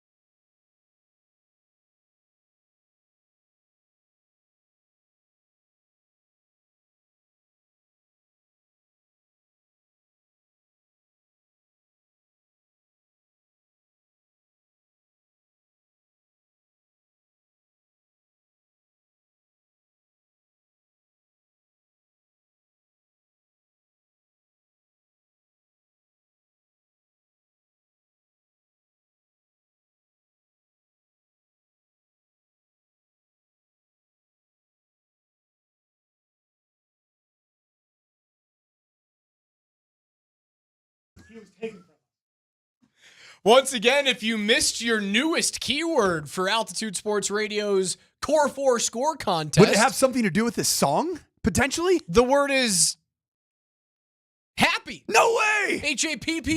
You know what makes me happy? What's that? Is being back on the airwaves with you, Alex Ranemi. I missed your face. I missed you too. Text the word happy to 303-504-0925 with your first and your last name for your latest chance to qualify and win all 4. Again, if you guys are not privy to this contest yet, every single hour, every single day this week, on every show on Altitude, you'll have a chance to text a keyword in. And every keyword that you text in is another name in the hat that you get for the drawing at the end of the week. One person walks away with the grand prize of signed jerseys from Nikola Jokic, Jamal Murray, Michael Porter Jr., and Aaron Gordon. So the core 4, you walk away with all 4 of those. You can get them framed, throw them in a man cave or in an office or something like that. Or a woman cave. Or a woman cave. If you choose. A kitchen. Yeah. You can wear them to games if you want, although people who wear signed jerseys to games, I think you guys are crazy. Except for my 8 and 10-year-old sons who always wear signed everything. And I can't stop You them can't from do doing anything about that. I mean, my Their son... prefrontal cortexes are still like 10 years from being fully developed. You know what they are, though? You lose that battle. You want to know what my 8 and 10-year-old sons are when they wear autographed jerseys to games? Cake eaters? They're happy. They're happy. They're very happy. They're happy They're little happy boys. Kids. They're good They're boys. good little happy boys. They're good boys. You're a good boy. One more time, happy to 303-504-0925. Special thanks to Revitalized Health, custom health solutions to revitalize your health today. Revitalized-health.com. It is just past 11:20 on a Monday morning, and that means it's time for KJ's NFL Notes. Altitude Sports Radio 92.5 presents KJ's NFL Notes. Why are you smiling? Because I love football. Football's fun. Fun, sir. Fun, sir. It's fun. Brought to you by Mountain High Appliance. Locally owned and operated since 1993. Colorado's most complete appliance store. All right, listen up. Every day here on the Morning Sprint, we go through the biggest stories on the gridiron with KJ's NFL Notes. Mr. Granderson, hope you had a great weekend. Start it off. Thank you, sir. I sure did. And starting with the first story, NFL media's Jeffrey Chadia recently predicted that the divisional crown will slip from the Chiefs' head in 2025 and into the Broncos' hands. Quote, the Chiefs have reigned over the division since 2016, and they've barely been challenged during most of the years that quarterback Patrick Mahomes has been under center. Most of that success comes down to the Chiefs' greatness, but they've also been helped plenty by the ineptitude of the teams sharing the AFC West with them. Kansas City has been led by future Hall of Fame coach Andy Reid during the entire run of the dominance. Every other team in the division has had at least 4 different head coaches within that stretch. That churn appears to have slowed, though, with Pete Carroll, Jim Harbaugh, and Sean Payton now working in the AFC West. Of those 3 coaches, all of them have either reached or won the Super Bowl. Payton is sitting on the most impressive team aside from the Chiefs, end quote. One of the things that we've talked about all offseason is how much pressure, quote-unquote pressure, is on Bo Nix to not have a sophomore slump, to continue to elevate. But I wanted to ask you guys, how much pressure is on Sean Payton to keep winning in 2025, knowing that the AFC West crown is within his grasp? That's a great question. It's a question that we don't talk about very much, I'd say, in any of the stations, any of the media outlets here in Denver, because Sean Payton is so good at setting the narrative and putting out where frankly, the pressure may lie. It still feels like they're ahead of schedule. They're ahead of schedule, yes, 100%, but you've invested in a really good roster. I do still stand by the fact that Sean Payton has given the defensive side of the ball everything possible to be a defense that could potentially win you a divisional title and potentially take you as far as the AFC Championship or even potentially a Super Bowl. If you don't do that, guess where the pressure goes to? It goes to Vance Joseph. And Sean Payton has built it brilliantly from that perspective. I agree with you, but for slightly different reasons. No pressure on Sean Payton this year whatsoever. Because, again, I don't... Like to not get fired, but like, what about just pressure in general? Fall out from underneath them. Like, you win 7 games this year. It's incredibly disappointing. but the pressure isn't there this year. It would be a really, really sad year if they win 7 football games. I think the pressure is the following season. Like, if you don't seriously compete the following season, the reason why I say this is because what happens next offseason? You stop paying Russell Wilson. And now you have the money that not only has Sean Payton done this, right? He has invested in the defense and gone, that's the best defense in the world. With the number 1 defense in the league, you should make the playoffs and make some noise. And if we don't do it, then there comes the Coach Sanford really good point. Scapegoat Vance Joseph thing. The season after, you will return a really good portion of that, let's call it, number 1 defense in the world. You then have a lot of money to go spend out or on fun toys for your rookie contract quarterback. Alex, and if you don't do something that year, then it's bad news bears. Alex, I'll tell you what, man. In the rare event that you have a really good sports take, that makes me happy. And happy is our keyword. 303-504-0925 to win the Core 4 jerseys. KJ, keep us rolling, baby. That wasn't nice. Brutal. Goodness gracious. It was kind of nice, but it was also mean at the same time. But it makes me happy. And then we switch who is the driver versus who is the co-host right there. This is my show. Well, that is the senior knower of balls. That's right. Yes, That's what he gets to do. You know what I pulled out right there? I let 2 words really stand from my title. Senior and balls. Speaking of that, Cody Rorick of Mile High Sports Friend and of the Locker program. Room Broncos, yes, friend of program, released an article this morning called 2 Pressure-Filled Denver Broncos Storylines to Watch For in 2025. His first storyline was all about how Riley Moss can prove the doubters wrong in 2025. We've gotten into that. His second storyline is, can the Denver Broncos take care of contract extensions? We've gotten into that, but Cody has his own predictions. He predicts that Sutton will get an extension during training camp or the preseason. Allen will get an extension during the season, and Benito's contract extension will fall during next offseason. If things were to play out that way, how surprising would it be to see Sutton get a deal first over the 2-star pass rushers? Really surprising? Yeah. Because you've already given Cortland his cookie. Like, you did a deal with him within the past, 12 months? Yeah. 12 months. Who's of the 4, Cortland Sutton, Nick Benito, Zach Allen, and John Franklin Myers, who is most likely to be left disappointed with the next contract? Jonathan Franklin Myers. 100% accurate. 100% right. I actually think that the Broncos are like, hey, if you're that good, you better play and show us you're that good for an entire season. Yeah. One more. He's solid. He's Good a player. very good player, and he's integral to the interior of this defense. Like, don't get me wrong there, but if I had to rank all 4 of those players, You know what would be my second one? You know what spot he comes in? He comes in at 4. You know who would be the second most likely to be disappointed by his contract talks? And here's why. Because he's, I think, directly linked to Vance Joseph, and that's Zach Allen. If Zach Allen and Vance Joseph have a tremendous 2025 season, I wouldn't be surprised if he gets bread mid-season. Or if they're having a great year and they realize, we probably can't re-sign or extend Zach Allen to this huge contract, and it looks like VJ might get another kick at the can, then VJ leaves. Zach he brings Allen's Zach perfect. with him. Yep.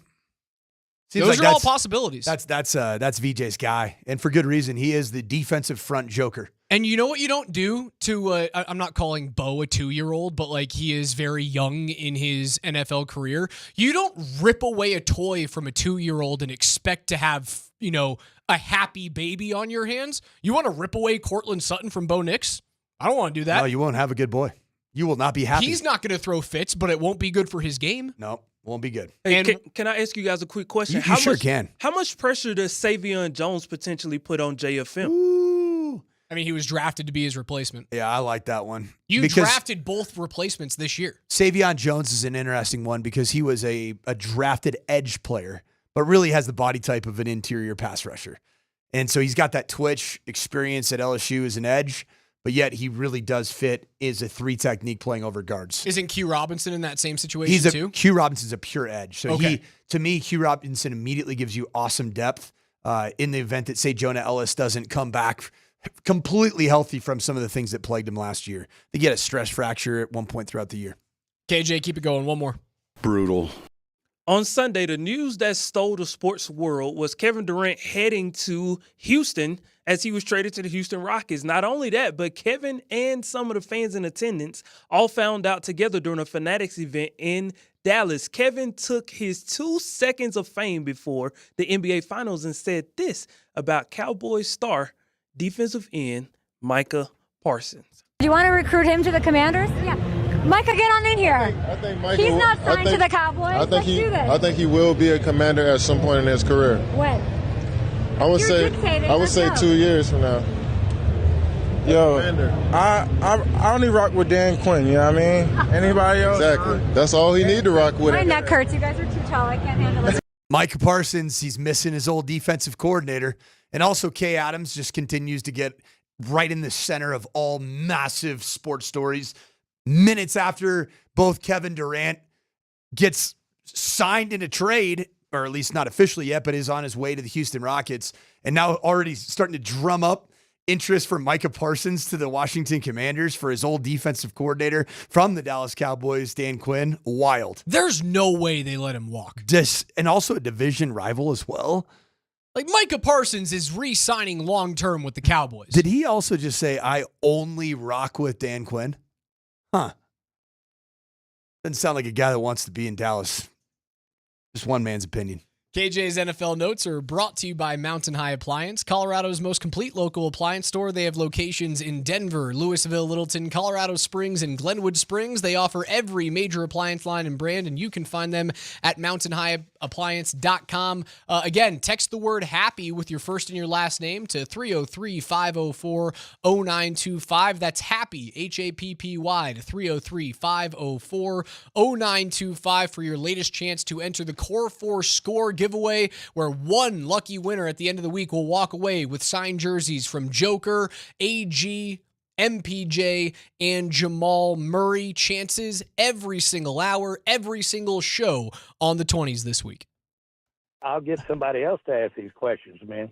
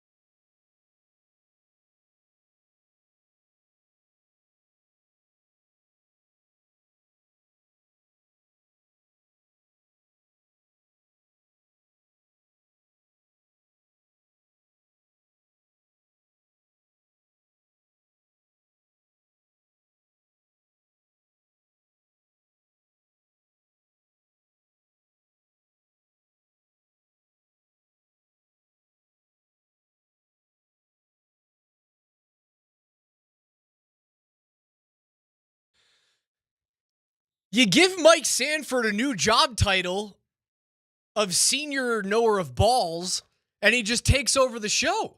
According to Ren, you're not happy enough, Raj. Ren and Stimpy? Yeah, that's Ren and Stimpy, the Happy Happy Joy Joy song. I know the song. Does that predate you a little bit? No. Ren and Stimpy was my time for cartoons, but there were a few cartoons that were just too weird. Like Ren and Stimpy was a weird cartoon. Pretty dark. Invader Zim, weird cartoon. Courage the Cowardly Dog, weird cartoon. I was more of a Rocket Power guy. When do you think the last time Happy Happy Joy Joy was played on the Denver Never. airwaves? That's the first time, and it will likely be the last time, but I'm very happy with it. No, but it's because you have a senior knower of balls. The reason why we're playing that is because you guys can enter the Core 4 score contest this hour with the keyword HAPPY, Happy. Just text that word HAPPY to 303-504-0925, and you could walk away with all 4 signed jerseys from Nikola Jokic, Jamal Murray, AG, and MPJ. You will have an opportunity to enter a keyword every single hour between 6 a.m. and 6 p.m. every single show, every single day this week. So you can enter like 60 some odd times. It's insane. You went a little East Coast there. 60 some odd times. 60 some odd times. Just as long as you're happy. I know there's not a lot of happiness in the Northeast, Raj, up in Syracuse, that weather. No, you're getting close to Gruden again. That's anytime that you try to do an accent, you always devolve into Gruden. Or Harbaugh. I go 1 or 2. My life is running out. You do what you know. I understand that. You go back to the well, man. We've been talking a whole bunch, obviously, today about Game 7 of the NBA Finals and the Kevin Durant trade and the new look front office, new look / old look front office of the Denver Nuggets as they hire from within twice. Like they hire away a former staffer that was in Minnesota, and now you essentially have like dueling GMs, co-GMs that both directly report to Josh Kroenke. We also ranked the front offices of Denver sports right now. I have the Avs slightly ahead of the Broncos just because of they are closer to a title right now than Denver is. The Broncos have done such a good job navigating the waters of dead cap space, getting rid of first-round picks to get a quarterback that didn't work out here, to get a head coach that has very clearly worked out here, taking a gamble on the 6th quarterback 2 years ago in the draft. Like, you've taken big chances. It seems like you've hit a home run on every single one of them. You made the argument that Denver should be ahead of the Avs. I'm not going to sit here and refute that whatsoever, but they need to, for them to supplant the Avs would then have to go out again in the first or the second round this year. And I think if they do that, I was talking with some of my buddies in the golf course this weekend about this, and I think like if the Avs aren't in the Cup final next year, I think we got to record this. We got to bookmark this one because this is a big statement right here coming if from the Alex Avs aren't in Radney. a Cup final next year, like I don't think Jared Bednar has a job in Colorado.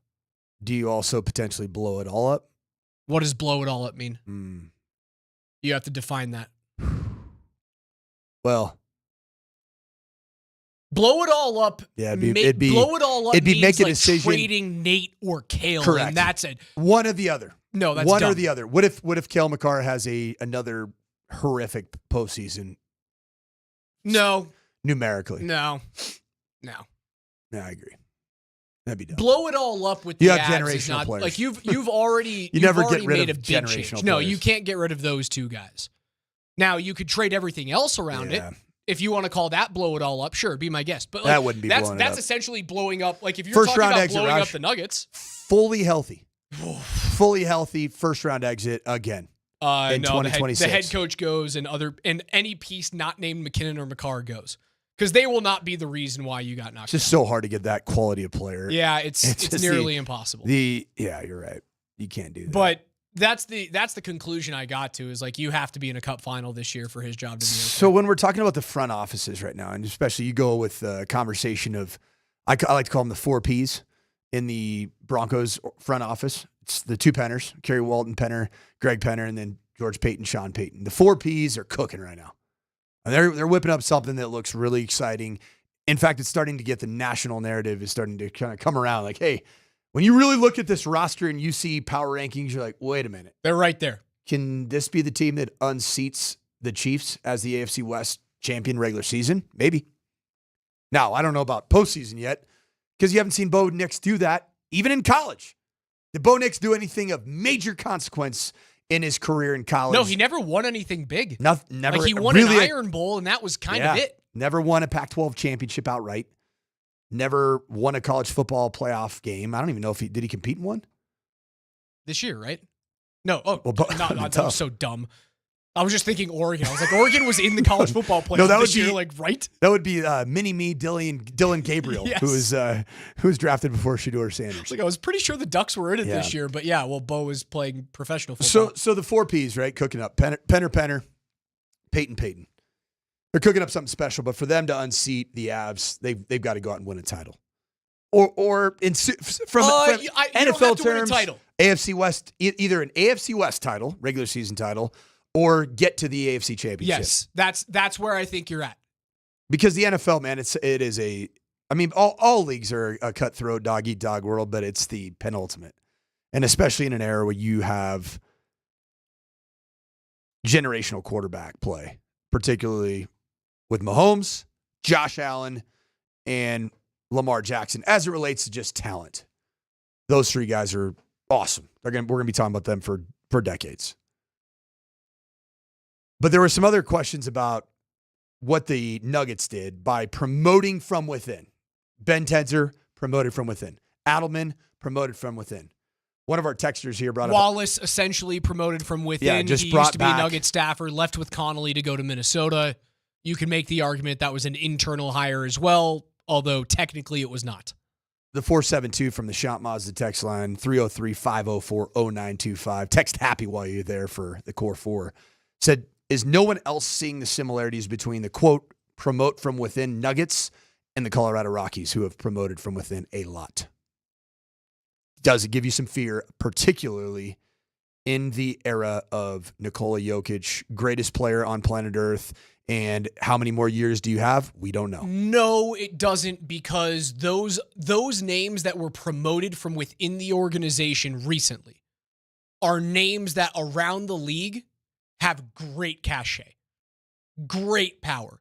Like David Adelman was sniffed around by teams for the better part of the last 3 or 4 seasons as not just a guy to come over and be an assistant coach, but to be a head coach, right? Like the Minnesota Timberwolves had to get Tim Connolly a slice of the ownership pie to go be the GM in Minnesota.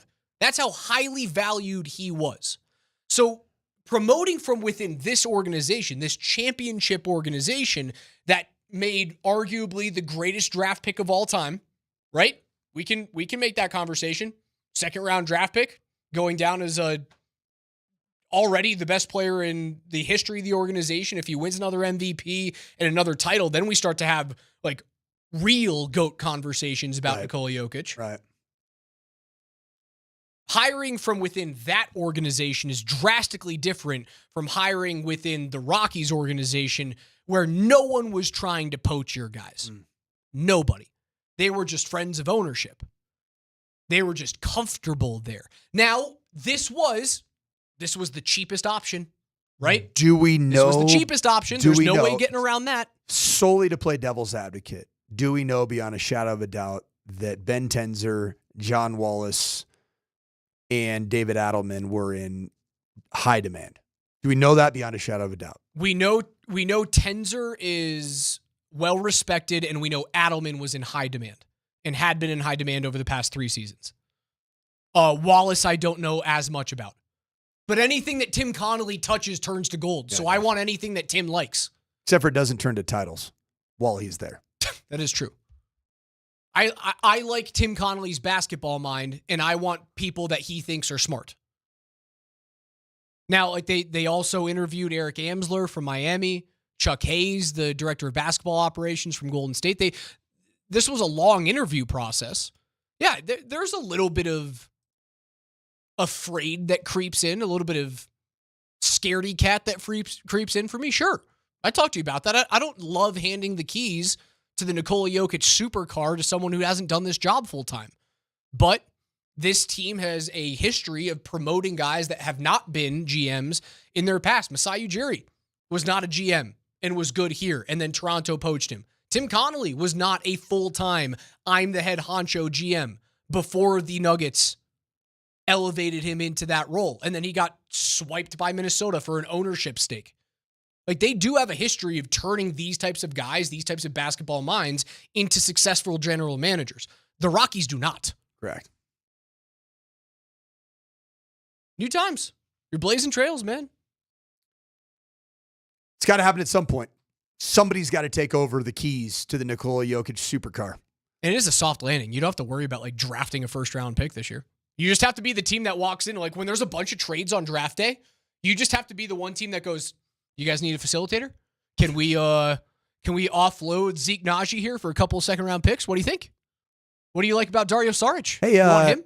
You want him? You guys need some money to make this big trade work? We'll be those guys. We'd be perfectly happy to take Nick Clifford from this draft. One more time, text the word HAPPY to 303-504-0925. That is your chance this hour to enter the Core 4 score contest. Coming up in 20 minutes from right now with PhD will be your next keyword. One more time, HAPPY to 303-504-0925. I've been so happy to be with you guys today. For Coach Mike Sanford, the director of ball knowing, is that what we're calling you now? Senior knower of balls. KJ Granderson, I'm Alex Ryan. We'll talk to you guys tomorrow morning at 10. See ya.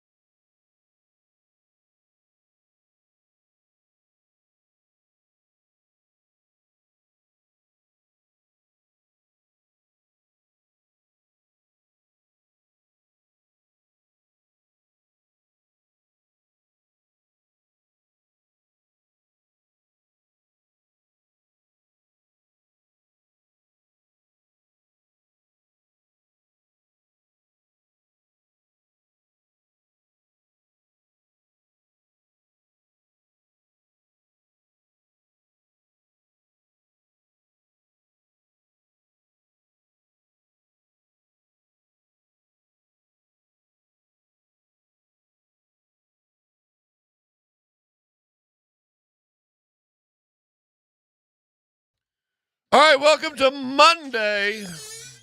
Oh, listen, hey, Dan, can you hear this? Sounds beautiful. Sounds like my knees walking up the stairs. PRP. There you go. Have you tried that yet? I have. Actually, I just did it on my shoulder like 3 weeks ago. I went in to talk about it today and almost didn't. We'll see. But I don't know. I don't know. It's worth doing because it's not a big deal. It's practically painless. It's platelet replacement something? Yeah, they take the blood out, they spin it around, they enrich it, they put it back. Yeah. Yeah.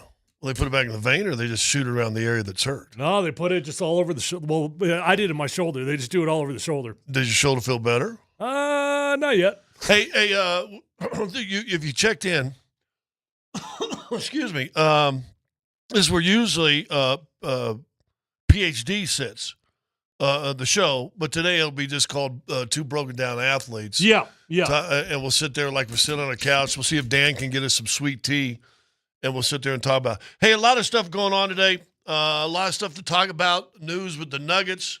The NBA is crowned a champ. Another major injury happened. So we'll get into all that stuff. The Broncos are still in their little. Can we just call this a bye month for lack of a better term? Well, now that the NBA finals are over, we are in a sports bye month. Sports bye month, which is kind of cool. But there's a lot of stuff that have happened that we can still get into. But we got a cool contest, and I'll tell you a little bit right now, and then warn you if you got buddies and friends to make sure you listen at 12:20. Which is 12:01, 54, 55, 56 right now. So in about 19 minutes, 18 minutes, we're going to give you a keyword. You're going to text in the keyword 303-504-0925. Keyword, text it in when you hear it. And like I said, it'll be about 18 minutes from now. We're going to do that every 20 throughout the day. Raj and those guys did it earlier. The morning show, I'm sure, did it. Nate Kreckman and Andy will do it a little bit later also, but we'll do it at 12:20, 1:20, 2:20. We're told, and we'll get some verification, enter whenever you hear a keyword. I guess more entries you got, better chance to win. And what they're going to give away is they're calling it the 4 core, right? And by the way, our good friends, we were just talking about PRP at Revitalized That's Health. where I did it. Custom Health, well, that's where I was at today. Yeah. Custom Health Solutions, revitalize your health today, revitalize-health.com. I will say this, the store I go to, and they get multiple stores, don't they? They've got 3, yes. Yeah. The one I go to is like literally 4 minutes from my house, so it's super convenient for me. Good dudes. Good dudes. Everybody keeps asking me what I'm taking. I'm taking Revitalized Health. Yeah, going to Revitalized Health. Yeah. Maybe getting a little bit of Tyler work going on pretty soon. But anyway, so we'll do a keyword at 12:20, and what we're going to do is a 4-core package, which is the 4 core of the Denver Nuggets. It's Joker, Murray, MPJ, and Aaron Gordon, 4 signed and autographed jerseys. And I don't know, we'll get a look at them. You can see one over Tyler's right shoulder a little bit, Aaron Gordon's jersey right there. But there's 4 jerseys, all autographed by the core 4. We're going to take a keyword. You can submit as many times as you want. Every keyword you can submit. There's no stipulation. You can only do it one time. And then what we're going to do this every day this week. And all the shows are going to do it every day this week. And like I said, we're trying to find the algorithm. If, in fact, you do it multiple times, does that enhance your chance or not?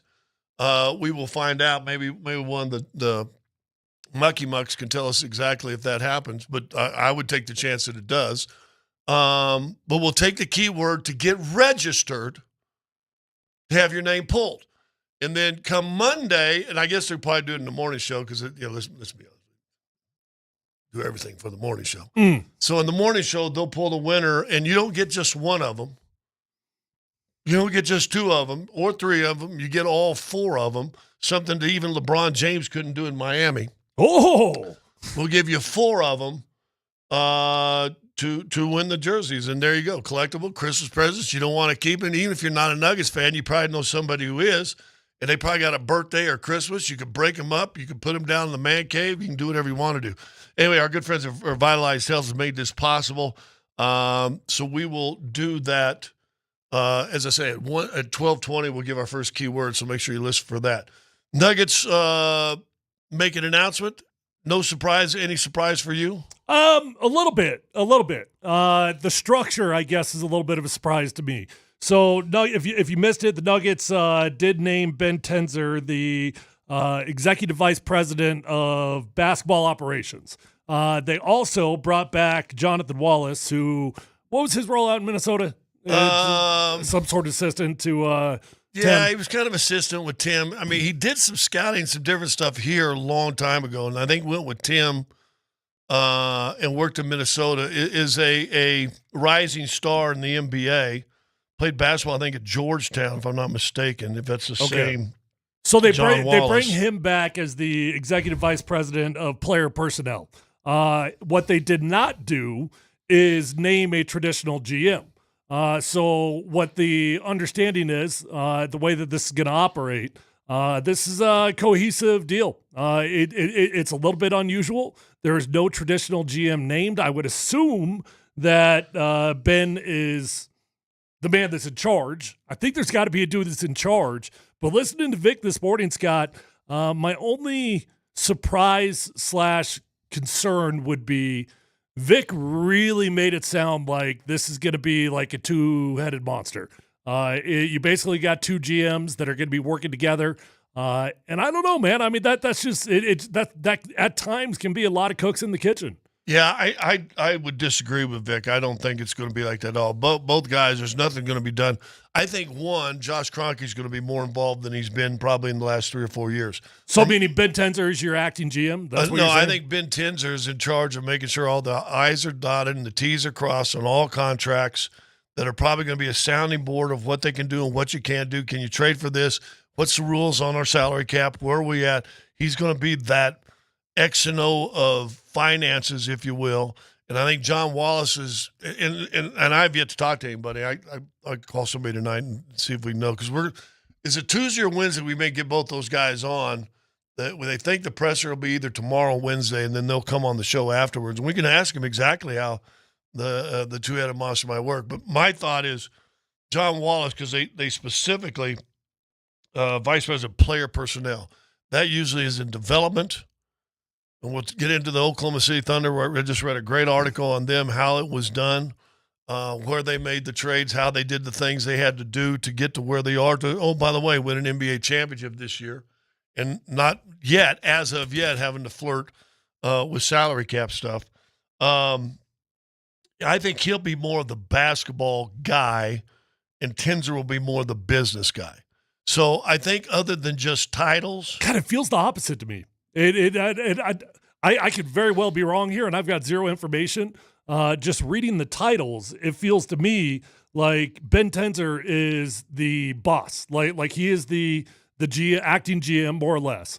And then reading the title of executive vice president of player personnel, that to me feels like a pretty traditional supporting cast role to Ben. But I don't know. Maybe I'm way off base here. I would say. What's our guy when John L was at the time the general manager before they moved him up, right? And when he general manager this year, Brian Sanders? But the business guy above him. I'm drawing a blank. I can picture him, but I'm drawing a blank. Yeah, I do too, and I know him well, and he's a good dude. To me, it's more like that relationship. Okay, that Tenzer's gonna, and when you say basketball operations on. Where are you going to go? Where are you going to stay? How are you going to travel? How are you going to get there? Where are we at with the contracts? What are we doing? Where are we at the salary cap? To me, Tenzer's, and he's a lawyer, his expertise is the business side of basketball. So I feel that's what he's going to do, and which I think is even smarter. And now that way you free up your guy ahead of basketball operations to be the basketball on the floor kind of guy. Well, listen, what's not a surprise out of this is that they didn't go outside the building. That's not a surprise. If they were going to go outside the building, they would have done it already. If they had some other GM in mind, we would have found out. Joe Ellis, by the way. Oh, you were talking about Joe? No. But before that, there was a different role. That there was a guy that was between those two. Drawing a blank on who that was, but anyways. the Nuggets, that's not a surprise that they didn't go outside the building because we've heard this preached. And keep in mind, the draft is in like 2 days. It's Wednesday, right? Wednesday or Thursday? Is it Wednesday or Thursday? Wednesday and Thursday, as we stand today at 12:10, the Denver Nuggets don't have a draft pick. Right. So when Josh got up there and spoke at his presser, he did say that they want to have a pick going into the draft this year. That means within the next 48 hours, if they want to pick, they got to make something happen. Well, no, I don't disagree, and we'll see if something does happen. Here's just a weird thing, and we'll get more into as the show goes. Oklahoma City, Dan and I were talking about before the show. Oklahoma City has 4 picks this draft. Like, is it 4 first-round picks? I think that might be next year, but let me confirm. Say it again? I think it might be next year they have 4. 4 next year? But they have pick number 15 in this year's draft. Listen, they traded away Russell Westbrook, Paul George. I think Durant might have been in there, and basically took kind of lesser-name guys. Shai Gilgeous spent, I think, 1 year in Los Angeles, didn't play much off the bench, took him and a couple picks for the Paul George deal. Yep. Well, Shai Gilgeous just won the MVP, just won the finals MVP, right? They have done it the right way, and I want to get into sometime the show and see if is that a model. You know this, and we talk about this all the time with the NFL. And I'm going to go all the way back to when Green Bay under Brett Favre won their first. Oh no, I'll go back even later than that. When Baltimore won their Super Bowl, when Ray Lewis was I guess before his jaunt into trouble, they all of a sudden plugged in 2 giant 300-pound dudes in the center of the defensive line. Yeah. Well, everybody's a copycat. Guess what everybody was looking for the next 5 years was, can we find an athletic 300-pound dudes that can block the middle? I was told the year that the Ravens won a Super Bowl, and I want you to think about this. The year the Ravens won the Super Bowl with Ray Lewis as your middle linebacker, we were told by Ozzie Newsome, because he was friends with Dave Logan and we were calling the games and we were in Baltimore. Ozzie said, we went back and watched film, only 5 linemen ever put a helmet on Ray Lewis the year they won a Super Bowl. Yeah. Is that pretty good? Especially if you got a talent that can make plays. It doesn't sound believable, but I understand the point. Like the defensive line is really good. And when you've got linebackers like that, what you tell your defensive line, hey, your job's is not to make plays. Your job is to allow our linebackers to make plays. Right. So, when you see the defensive linemen, they get away with holding all the time because they're holding the offensive linemen so they can't get up to the second level and block Ray Lewis. And so that's not everybody can be me where you pancaked Ray Lewis on your first ever play in the NFL. That's true. And we watched that video of that right there. Yeah. Well, but the point being, it was a copycat league. Oklahoma City, and I want to get into this later, and maybe even you could throw Indianapolis in that as well. When you see a champion, whether it's in a different sport or not, and maybe baseball just feels to me out there, because I guess they got some sort of salary cap now, but guess what? The Dodgers don't care because they got a $500 million a year TV deal or something like that that's like stupid. We'll pay our way out of it. And they pay their way out of it, and they don't care, and so their salaries are always over the top and always going to pay their little fines. So baseball seems out of it. But I wonder if, and we'll talk about this, if you could copycat a franchise in another sport. Because to me, what Oklahoma City has done, get quality talent. By the way, does anybody remember where Mark Dagnall came from? He was a G League coach. What are G League's jobs? To develop the talent on the G League to get them for the big club. So you hire a developmental coach. You get a guy in Sam Presti who doesn't, bring in $40 million contracts. He gets rid of them. Durant, Paul George, and Russell Westbrook. He gets rid of those. Even Harden. Remember Harden? They were just played in the finals, and they let Harden walk because guess what they didn't want to do? They didn't want to pay him $30 million. By the way, I'm convinced Russell Westbrook's coming back to the Nuggets. Oh, really? I'm convinced. We could talk about it a little bit later, but As I've done the math, I've added it up in my head. He's coming back. All right, well, we can talk about that too. So a lot going on. Quick break. When we come back, don't forget, we're going to give you your first keyword, 303-504-0925. Text in the keyword when we give it to you as soon as we get back from this commercial spot.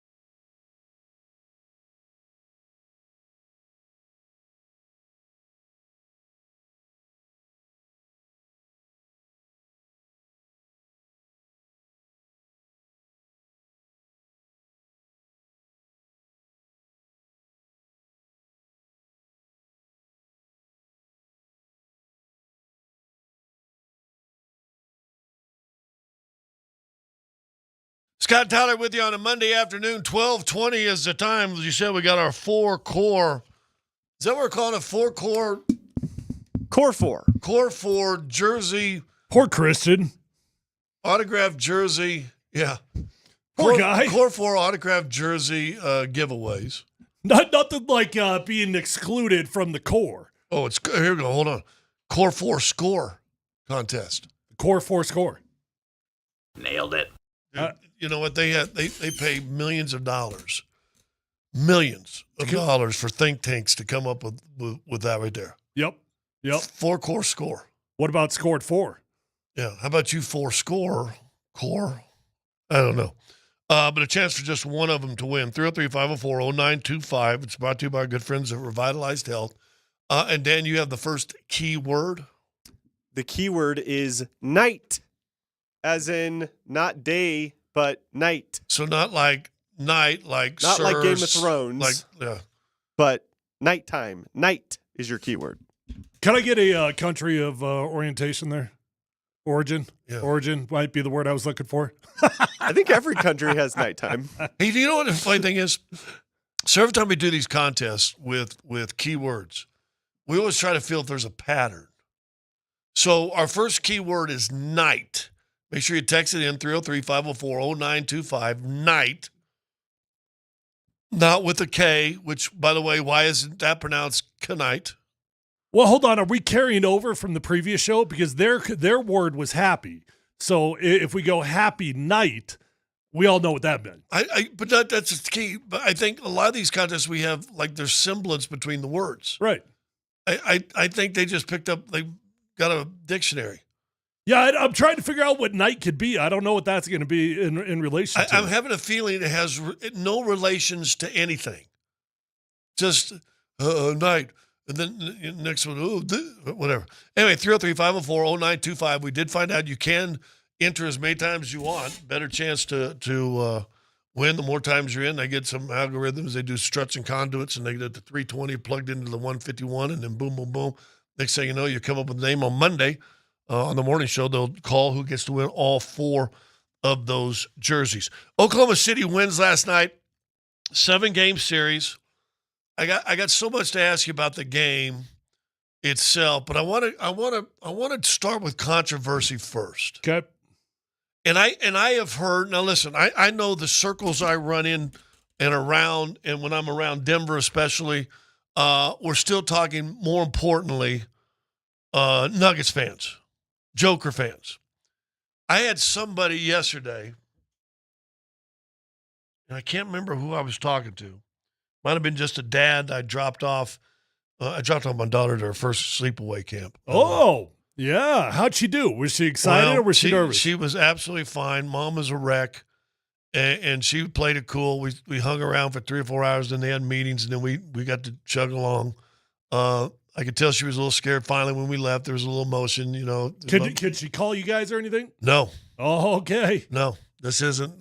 Mom, you know, what's that one song? Da, da, da, da. Yeah. Oh, hello, mother. Hello, father. Da, da, da, da, from Camp Iowa, whatever. Anyway, no, she can't call. So I think I was talking to a dad there, and he said people are going to look back in a few years and not believe the Joker with the season he had wasn't the MVP. I know we're biased here. Does it feel different now, though? I think it feels different. Now that SGA won NBA Finals MVP, now that he won the Finals itself, to me, I don't think it looks as bad. I disagree. I think watching how he got there, dude, he was 8 of 27 last night. Yeah. To get 29 points, he didn't quite get his 30. I think he ended up with 29, or did he get to 30? Took 27 shots. I mean, that's Melo numbers. Melo, how'd you get 28? Well, I shot 27 times. Yep. This solidified who I thought Shai Gilgeous was. Controversy, people talked about it all through the first 4 or 5 games in particular. So all he does is run into people and fall, and they give him free throws. You know, he averaged over 10 free throw attempts a game in the playoffs. And it drives me nuts, and it's the only thing, because I actually like Shai. I like both those basketball teams. I was definitely rooting for the Pacers. Shai Gilgeous, to me, is a pretty damn likable superstar if it were not for all the free throw merchant stuff that's going on. But here, when I take a step back and I look at it, I'm like, you know what? Screw it. Like if that's the way the NBA, if the NBA is going to reward it, why wouldn't he do this? Why wouldn't he? Why wouldn't every player? And for the record, Nikola Jokic does the exact same stuff. Nikola Jokic just doesn't get the calls like Shai does because Jokic is a 7-footer. He's too big. But he tries to pull the same stuff that Shai pulls. And it is a sad reality that you look back on. And I remember this silly conversation we had with Vic months ago. And Vic called into the show and he's like, the Nuggets got to start selling it. They got to start faking it. They got to get better at creating fouls that are not real fouls. And I'm like, oh God, just shut up already. You know what? He's not wrong. You just watch a dude win an MVP because he got every single call thrown his way because if somebody was within a 5-foot radius and breathed on him, he was going to get a foul call. Well, I think you said right there, a slider guy tends to get more call, but this is historical. Chamberlain back in the 60s and early 70s complained about this. Shaq in the 90s and early 2000s complained about that. That big guys just don't get the call. You're able to beat the snot out of them. But when you think about it, what are 98% of the referees? Little dudes. Tiny dudes or even women that aren't 6'10", 6'11". Yep. I think there's two guys that referee in the NBA that might be over 6'7". Two guys that are over 6'7", I believe. So they don't understand. You know what? Well, first off, big people have feelings. Big people have a heart, and people think we don't have pain, but we have pain. We have pain. Yeah. We do. That's why we go to Revitalize. You know what's an interesting yin and a yang on that Oklahoma City team? All the stuff that Shai gets called in his favor, and then you got on the other end Alex Caruso, who fouls 12 times on every single defensive possession. And I think I got a love affair with that dude, if I'm being honest. I love watching Alex play basketball. Yes, he fouls. No, it does not get called. I can't quite explain that comparison, why Shai will get, if somebody's within 3 feet of him, he gets a foul, why Caruso doesn't get anything called on him. But you know what that dude is? He's like Bradley Van Pelt for CSU. Like, I hated Bradley Van Pelt because he played for CSU. But if he played for CU, that would have been my dude. You'd have loved him. That would have been my guy, right? Nuggets need to find a guy like that on defense. Who historically, and there's a handful of guys like that. I'll throw a Bronco name, Bill Romanowski. Yep. I think everybody hated Bill until you played with him, and then even some of his teammates still hated him. Yep. But you like that kind of tenacity and nasty on your team, not against you, right? Think of guys historically who might fit. Who was that little dirty, I think, safety that ended up finishing, I think, with Tennessee? The white dude. The white dude. But he played safety, not real big. God, what was his name? Finnegan? Yes. Did he play with the Chargers He played also? for St. Louis also, or there was a dude for St. Louis that was the exact same way. But that is a good one. That's a good one. You know what? I remember when we played them, Mike Shanahan in our team meeting, he's like, listen, boys, just wake up, know who you're playing. You're playing a dude that's going to bait you into getting a personal foul, and he's good at it, okay? He's good at it. We were driving to go win the game, and he said, if any one of you gets a foul, gets a personal foul, I can't say what he said after that, but let's just say there was punishment, all right? And we're driving to win the game, and we've got a 2-minute drive going. We're down by 3 points. We're already past the 30-yard line, and all of a sudden, Cortland just he jabs Pierre Garçon in the chest. And what does Pierre do? He reacts. And who gets the call? The second dude. Every single time. Right. We got a 15-yarder. Then we got another penalty right after that, and all of a sudden we're out of field goal range. We lose the game. We were already in field goal range. We were already going to win the game, and we got baited into it by a dude that we all knew exactly what he was going to do. All-time greatest, would you call them antagonizers? Yeah, sure. I'll give you another name from my era, Dennis Rodman. Yep. I'll give you another on the same team, Bill Laimbeer. He was a good team. Bill was kind of an a-hole. And even when you play with him, he's kind of an a-hole. But you were glad he was on your team. Well, for sure. Modern version, Draymond. I'd put Draymond in that Green category. on that? Yep. Let's see. Gosh. Who's the one big guy that hurt somebody? I think might have hurt Kevin Love in a playoff series with Cleveland when he was in Miami. It might be possibly free agent or trade bait right now. Veteran guy, center, played in the league a long time. Kind of a dirty dude that you never really liked, but I think probably on your team. I'll come up with his name a little bit. I've seen him all over being traded. I've seen him even here possibly as the perfect backup to Nikola Jokic. But who are those guys historically that you don't want anybody else's team, but you take them on your team, and then when they're gone, you don't like them again. I mean, you know, it was one of those. It was my teammate Aqib Talib. Aqib was a perfect example of that. You loved him. We loved him as a Bronco. And you know what? We would put up with his personal fouls because he would get as many from the other people, from the other teams, as he would get, if not more. And he would, whatever mistakes he would make, he would always make up for it. Does every team need a guy like that? Yeah, you do. You do. Because, you know, when it's all going wrong, you can always count on the villain. You can always count on the antagonizer. You know, and I don't think it was, and listen, some of the guys we've mentioned, you know, flirt with dirty, right? I would say Caruso flirts with dirty, wouldn't you? I mean, he flirts with it. I don't know that I'd call him dirty. I think he flirts with it. Maybe.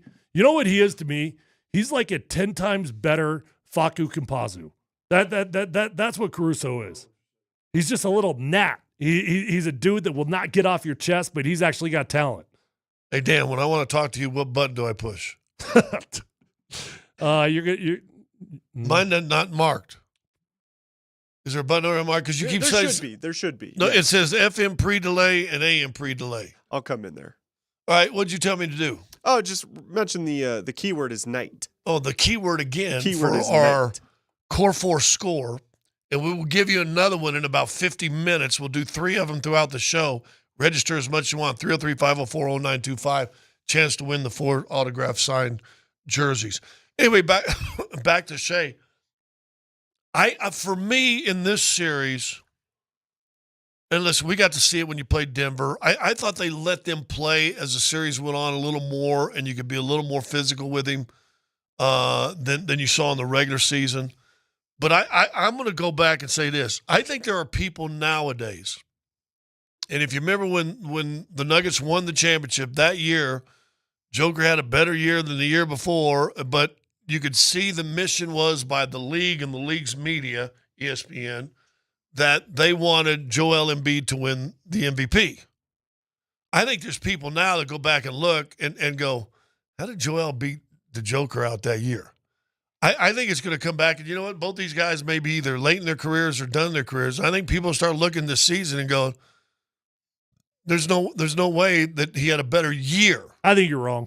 I mean, you might very well be right, but I think you're wrong in the big picture of how many people are going to look back on it that way, and it's because of what happened in the playoffs. It's because he, you know, I saw a stat. I think he was the first one to ever win the in-season MVP, the finals MVP. There was one other in there that I've drawn a blank on. Him, and Magic. to actually win the championship. Yeah, it was him, Magic. And it wasn't Bill Russell, but it was something like that. But I mean, dude, when you look back on it, I don't think anybody's going to fight it. They're going to look they're going to look at a dude that won a championship, won the finals MVP, and won the in-season MVP. I think people are already fighting, and I think I'll say this. And listen, I believe in the machine. You work in an organization that's got the biggest shield in the world, right? Almost bulletproof. I mean, it's like Captain America's shield, the NFL shield, right? I mean, you can shoot tanks at it, and it's just going to bounce off that shield. NBA's got a shield too, and they got protection who they put around there. I think this was that he was given this MVP of the regular season. And I think what exposed him is everybody's going, dude, all he does is run into people and get the whistle all the time. He's you know what he is? He's a slicker, this era's version of James Harden. people finally got tired of James Harden and how he was scoring all the time too. Mm-hmm. Right? I mean, they got tired of him. I think he is the one that has picked up the James Harden mantle and is going to start carrying it, saying that, oh, look at me. He averaged, this is NBA Finals. Remember, we always talked about in the NBA, from the playoffs or from the regular season to playoffs, and then each step you go up gets a little more physical, a little less called, He'd average over 10 free throws a game in an NBA Finals. You know what, though? Come on, man. Yeah, basketball guys like you might be looking at all that.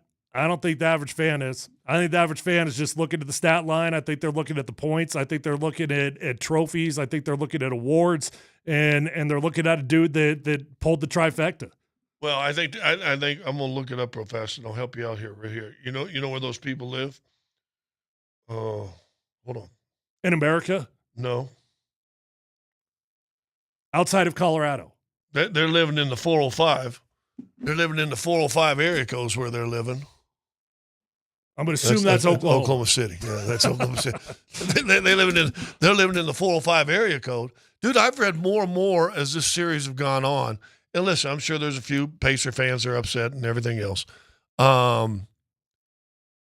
But dude, I listen. I think he's a great player. And you know what he seems like also, and you said as well, we just had a brief intermission on guys we hate on the other team, but we'd love him on our team. I'd love to have Shea on our team. I don't hate him, though. I think he's a tremendous player. I think he's fantastic. I really didn't hate anybody in that entire series. Right. I was absolutely rooting for the Pacers because that team had to overcome so much grit. They were so tough. They looked like they were one of the most mentally tough teams I've seen in years. And when Tyrese goes down and they stay in that thing, well, for as long as they possibly could until they got to the fourth, and then it got out of control. But, I mean, for them to stay in that thing with their leader, with their dog going down, that was a mentally tough basketball team that I don't know how you couldn't be rooting for him. Yeah, and that's a whole other topic we got to get into as well because Halliburton, dude, and so much questions coming from his injury. I texted you guys last night when we were watching it, and for me, who's torn an Achilles, when I saw him go down, and everybody's got to be safe, and everybody, until finally, I think his dad finally broke it to Lisa Salters that it is an Achilles. When I saw the injury happen, when you're pushing off on that right toe and all of a sudden the heel touches the ground, your Achilles just your Achilles just went, bro. there was no. In fact, that's why I text you guys, right? I just text you guys Achilles right there. I mean, you could see if you go back and watch the replay. Watch his heel. It's up like in a sprinter, like he's ready to sprint, and all of a sudden the heel just drops. He shouldn't have ever been on the court. It's sad. I don't blame him. I would have been on the court if I were him. I would have done the exact same thing. But this is why at times doctors gotta step in. Klay Thompson's the same thing. You know it better than anybody. You get that serious calf strain. What's coming next? The Achilles. Every single time. And it seems like it's come to the forefront now. More so than ever. We'll talk some more about that. By the way, 3 guys tore their Achilles in the playoffs. Can you name them? And they all wore the same number. Really? Halliburton. Yeah. Oh, Dame Lillard. Dame. I'm trying to think who the third was. I don't know the third. Boston. Oh, Tatum. Yeah. all of them wore number 0. How about that?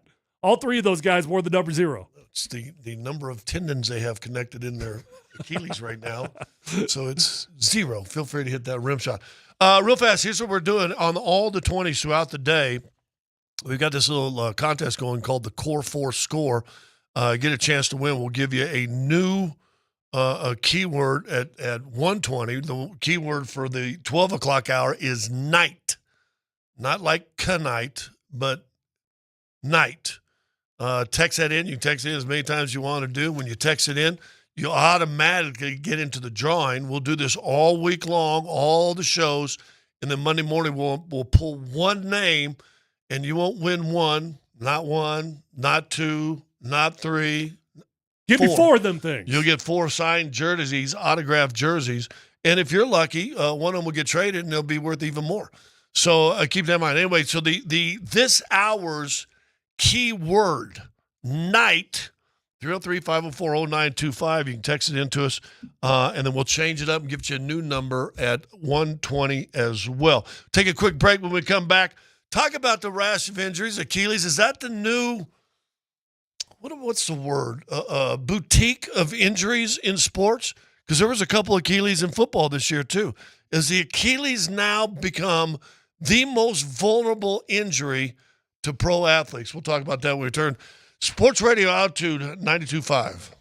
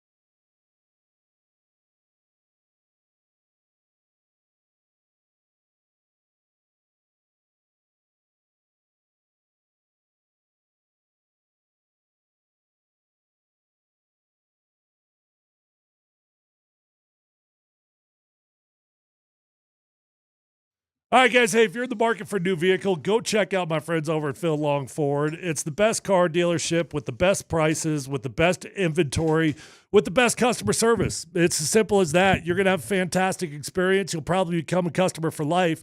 That's what happened to me when I bought my first car, and I keep going back because I know I'm going to find the vehicle of my dreams, and I know I'm going to get the best price. Guys, they've got over 1,000 cars, trucks, vans, SUVs, electric vehicles, even commercial fleet vehicles on their lot right this minute. So whether you're looking for a new vehicle, whether you're looking for a pre-owned vehicle, you're going to find the vehicle of your dreams at Phil Long Ford. They're going to get you in. They're going to get you out. They're going to respect your time. And keep in mind that when you shop at Phil Long Ford, they've got an award-winning service department. So once you buy that new vehicle, keep it serviced with my friends over at Phil Long Ford, and you're going to have a beautiful ride for a very long time. Let them know that your friend Tyler sent you on over, and feel free to shop at phillongford.com.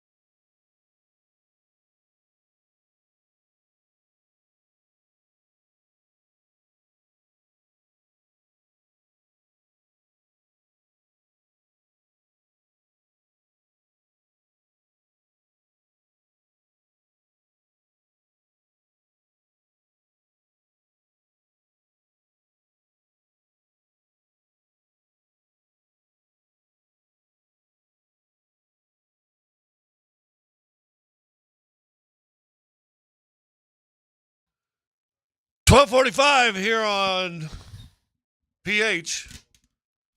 We're balanced. Get it? PH balanced? Is that what they call it?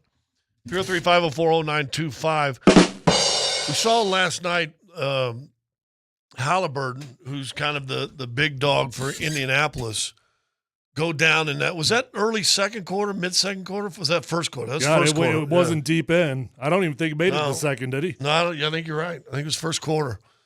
Like I said, when I saw it, I knew it was going to go on. But it seems, and you pointed this out, to me, that's the new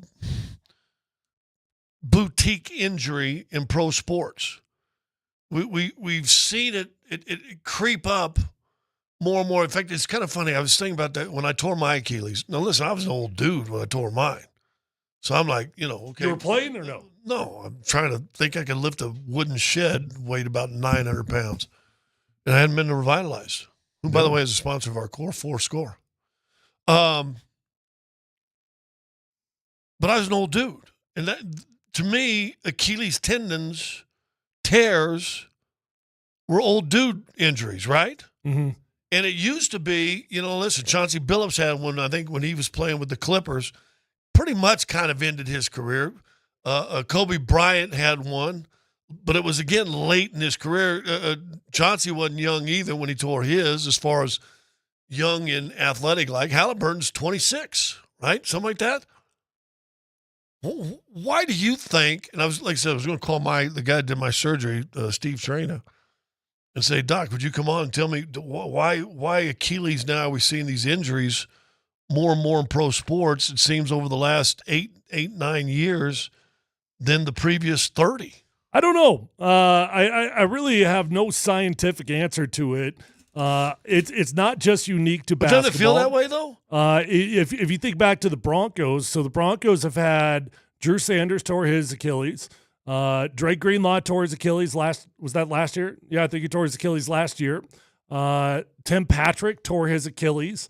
These are all just players within the last 2 or 3 years with the Denver Broncos that had season-ending Achilles tears. I don't know. Like, just thinking, like I know these teams have got incredible sports gurus that are leading the charge, right? And they do an incredible job of getting these guys warmed up. But if you just think back on it, like, if you're ever going to be lazy during a warm-up, what's the one thing you're going to be lazy on? Well, you stretch the hell out of your hamstrings. You stretch the hell out of your quads.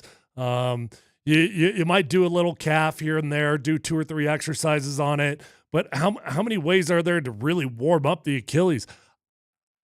I think the problem is that it's more calf injuries that you're not respecting than it is straight-out Achilles tears. Christian McCaffrey has dealt with this for what's felt like a decade now. He's got Achilles tendonitis in both of his Achilles. And why he missed most of last season. Yeah. And I think what it all originates from is probably a lack of respect for the calf injury that leads into it. Well, we've seen I've never had it. I've never had a calf injury. I've never had the Achilles. I had a bad calf injury. The funny thing is I had a bad calf injury that happened in the playoffs, but it was my left leg, and I was telling Dan, and I was never right the rest of the playoffs. And we didn't go deep into the playoffs, and I wasn't playing tons. But that thing bothered me for 6-7 years after I retired. I mean, I was putting on sleeves. I was playing handball a lot in my mid-30s and was wearing sleeves on my calf because it would hurt. So I've had that injury, but it wasn't until my right end. But, once again, I'm in my 50s when I tear my right Achilles. But you've got Durant had the calf injury, ends up tearing an Achilles, right? The guys you mentioned football-wise, I don't even know, did those guys have had calf injuries before they tore them? I don't know. Klay Thompson, right, had an ACL, came back, and I think it was the same leg that he tore the ACL, so you're wondering how much work did the calf get then, and then tore his ACL. It just seems like... Well, the weird part is, and you already mentioned this, We're talking about young dudes. Yes. We're not talking about 35-year-olds. We're talking about guys that are young and in their prime. Dan, what do you got there? You pulled up some. Why don't you just read it to us? So I'm researching this. I asked if Achilles injuries have risen over the last decade. In the NBA, they've risen 5 to 8% over the last decade. Now, some of the reasons they give is early specialization in sports. They do mention COVID, just because there was such a long inactivity period in sports. That could have something to do with it as well. And just the training regimens have changed so dramatically over the last decade. That could be a contributing factor too. Well, it says here's me, aging athletes. That's what I tell everybody. I was always an athlete. You're in your prime, buddy. 30s to 50s, staying active longer, more prone to tender degenerate. Oh, there's the key though, Tyler. You're still in the zone. Yeah. Because it says staying active longer. I'm just making an announcement here. If I haven't retired from active sports involvement, I am officially retired. You asked me a month ago, when's the last time you dunked? I told you it was at like a kids game a couple years ago, and I just picked the ball up and said, I'll show off for the kids. Pick up there, jumped on my left, and dunked it, and I felt like someone put a little... I'm just impressed you can still dunk it. Well, I'm being dead serious. Listen, that was 2 or 3 years ago. But I felt a little needle prick in my left Achilles. And so I guarantee you there was a tendon in it, because they're made up of massive tendons, right? I mean, it's like they're all little strings like thingies. I guarantee you I popped 1 or 2. So after that, I said, no. I mean, I don't know what to make of this Grok explanation of it. COVID, that's BS. Athletes weren't staying. The professional athletes were not inactive during COVID. They were still doing their deal. The one thing that could be interesting to me is the early specialization in sports. That seems... And this is something that I've harped on, and I fight with DMac on it all the time, because I feel like we're not on the same page with this. But I am such an advocate of kids playing every sport, because at the end of the day, I truly do believe you're going to use muscles. You're going to do things differently. You're going to move in different ways with every single sport that is going to make you more well-rounded when it's all said and done. And when you only do the same movements, when you only do the same activities every single day, well, now everything around it does not get formed the way it should. I mean, I've been in the weight room like crazy for the last 6 or 7 months, and I've gotten pretty incredible results from it. But I do have a routine. I pretty much do the same thing over and over, and I try to add new things into it here and there. Even though I might have some big muscles growing in certain places, I'm not training like an athlete. You're training like a 40-year-old trying to be in good shape. I'm training like a 40-year-old that wants to have a beach body. You know? Yeah. And that's what happens. You want to swipe right, not swipe left. Exactly. You're looking for, did we just coin a new phrase? Yeah. Tyler's going for I'm going for the swipe right body. Swipe right body. Yeah. Beach body, but no, swipe right body. Yeah, He's going for the swipe right body. Yeah. You're getting it. I agree with you too. I think the single sport at a young age, and shame on coaches. I've said this a million times. Any coach, listen, I knew a guy no longer with us that wanted guys not even play their high school sport and just train full year round with him in one sport, as basketball. Yeah. In just one sport. It's crazy. And I think it's horrible. I think it's terrible. I finally talked to a guy who was giving a little speech on a team, and he soccer. He said the kids should play everything. He said they're 11 years old. He said they should play everything. Parents said, what about travel? Why? Ain't nobody recruiting an 11-year-old, so why are you going out of state? Let's develop skills. And he said, and here's another thing he told me, he goes, and you know what, in the summertime, guess what parents do? They have vacations. Mm-hmm. Go on vacation with your kids. Don't worry about us. We're going to be here when you come back. Yeah. And there's not enough men and women who coach that have that, and I think there is something to that too. And I will say this, and here's what I heard from a bodybuilder. I worked out one time with a guy, and I wish I could remember his name, but he once trained Rachel McClish, who's an old-time female bodybuilder who won Miss Olympia 4 or 5 times, I think.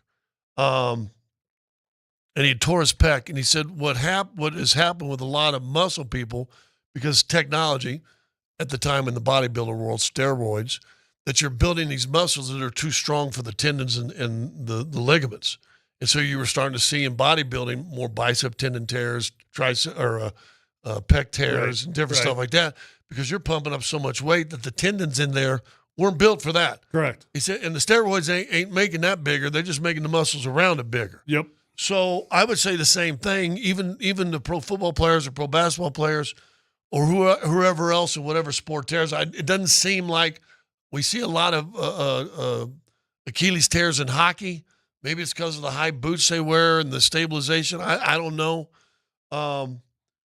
But these guys are bigger, faster, and stronger than they've ever been. And maybe they're just to the point now, bodies are too big and too built to handle the Achilles. And so now instead of a 50-year-old injury, which that's all the guys I ever knew that ever tore their Achilles were like in their 50s, maybe it's now turned into a younger man's game because of technology. Mm-hmm.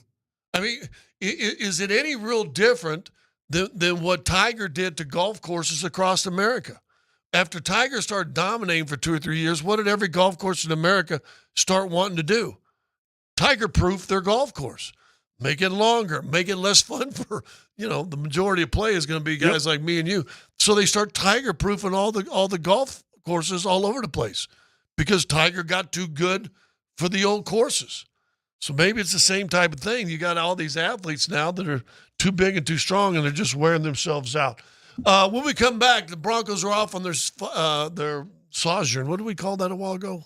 We're on a sports buy, a month-long sports buy. They're on their sports buy, their month-long sports buy. Get into what they're doing, what's this time look for them, and talk about injuries. Is the first week of camp when it finally starts, is that the scary time of the season for NFL players? Take a break, get into that, come back, have a new keyword at 120. That's all coming to you on Altitude Sports Radio 92.5.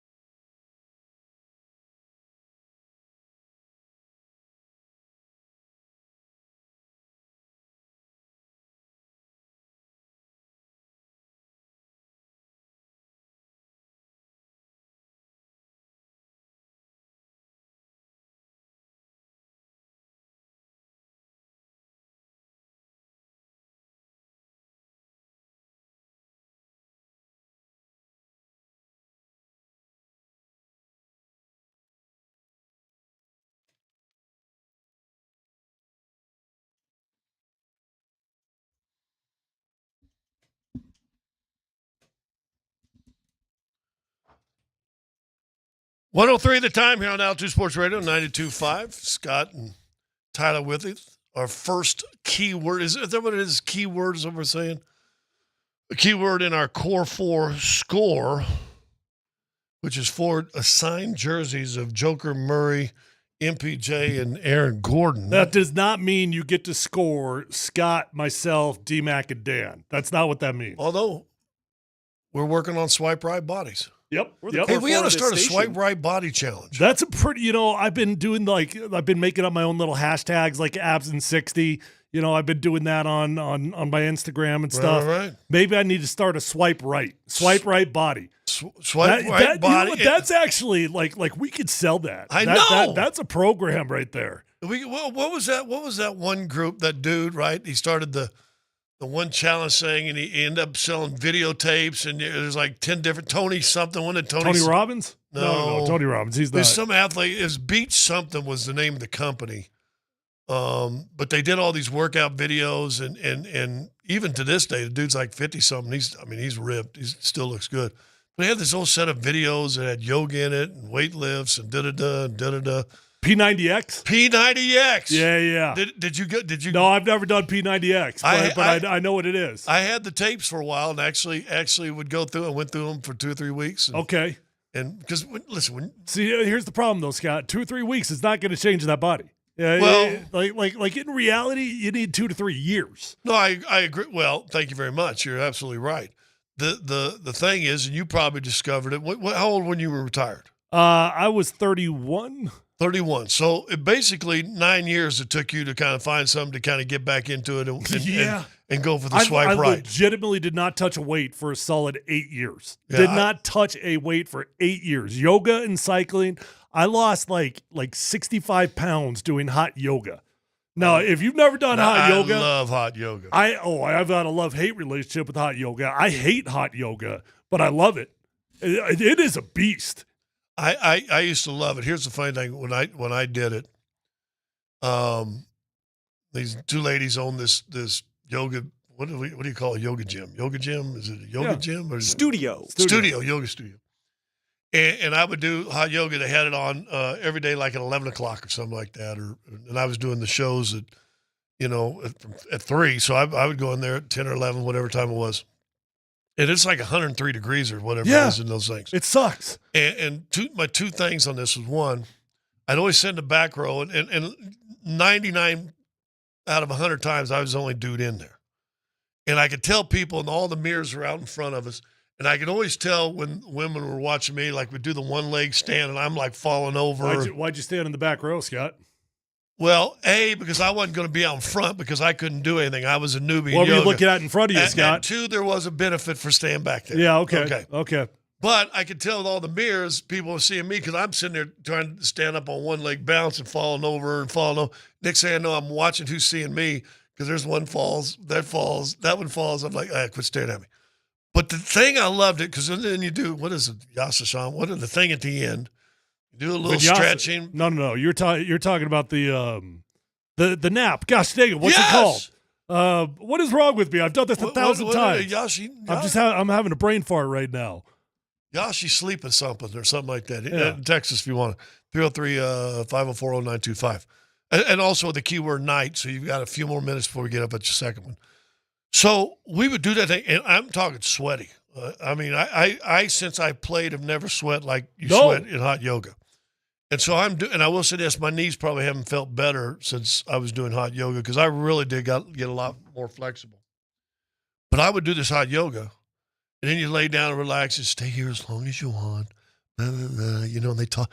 It's the best part of the whole class. There's a certain yoga voice that you talk with, and sit here, have happy thoughts, and get up on your leisure. I don't know how many times I must have woke myself up snoring or something. I'd wake up, and I'm the only person in this entire room.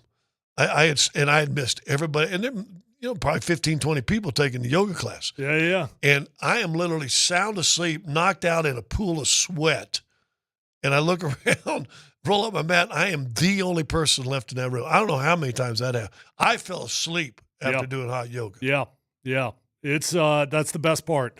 I'll tell you this though, seriously, like I legitimately mean this. I've never sweat like I have in hot yoga. And there's nothing when you walk out of that class that gets your endorphins rolling. Talk about like a dopamine rush. When you're done with the hot yoga class, it's unlike anything else. Yeah, you're juiced and feel pretty good. Yep. Feel pretty good about it. But anyway, we could start an entire studio. We got to think of an entire Swipe Right Studio. Yeah, call it Swipe Right Studio. Yeah, swipe, and I think we got to get a web page. I think we got to get videos made, or at least now in the digital age, you don't even need the production cost and the mailing cost of videos. You just do it straight online, on demand, subscribe, $9.99 a month. Here's the thing. We could say this because he's not, DMac can't be a part of this. No. He can't be a part of the Swipe Right. No. He is strongly in the sorority of Swipe Left. He is a founding member of Swipe Left. So, for a dude that's on his bike every day, boy. I mean, and not to make fun of the guy's not here, but we've been doing it to his face too. But Dan, are we lying? Dan's back there crying. I mean, listen, he is the poster child for Swipe Left. Yes, he is. And God bless him. Yep. God bless him for that and everything else. But as you get older, you want to be on the Swipe Right, even if you don't on those web pages. So I think we start some. We got Big Sal Bandini here now. We could give him this idea and see if he can run with us for a little bit. Hey, I want to talk about the Broncos, and I wanted to ask you this question. And I guess, what time do we do No Dumb Questions? This is No Dumb 45. Summer. This is No Dumb Summer, though, right? Or what was it called? Yeah, sure. No Dumb Summer. No we Dumb can do Summer. whatever the hell you want. Yeah, we can do what we want. Here's a No Dumb Question. If I were to tell you to invent a prop bet, okay, I've already got you working on inventing a new exercise format. But if I said, give me a prop bet guaranteed to win covering and concerning the Broncos, what prop bet, if you can invent right now, and I don't even know if it's out there. Listen, I don't follow betting sites. You've never heard me advertise a betting. I don't do that. I don't know nothing about it. If you hear me say bet on it, take it to the bank, I'm like Charles Barkley. You're probably going to lose because I don't know nothing about it. But if I were to tell you, make me up a prop bet that you could guarantee here on, what is it, June 22nd? Is it 22nd today or 23rd? Today's 23rd. On June 23rd, a guaranteed prop bet to win concerning the Broncos. I'll get both of you on this. What would that prop bet be for you? All right, so I mean, we got to make this like semi-realistic, right? So we got to use the. I just pulled it up. I'm not a bettor anymore either, but there. So Denver's total wins, according to Vegas, is set 9.5. Right. So,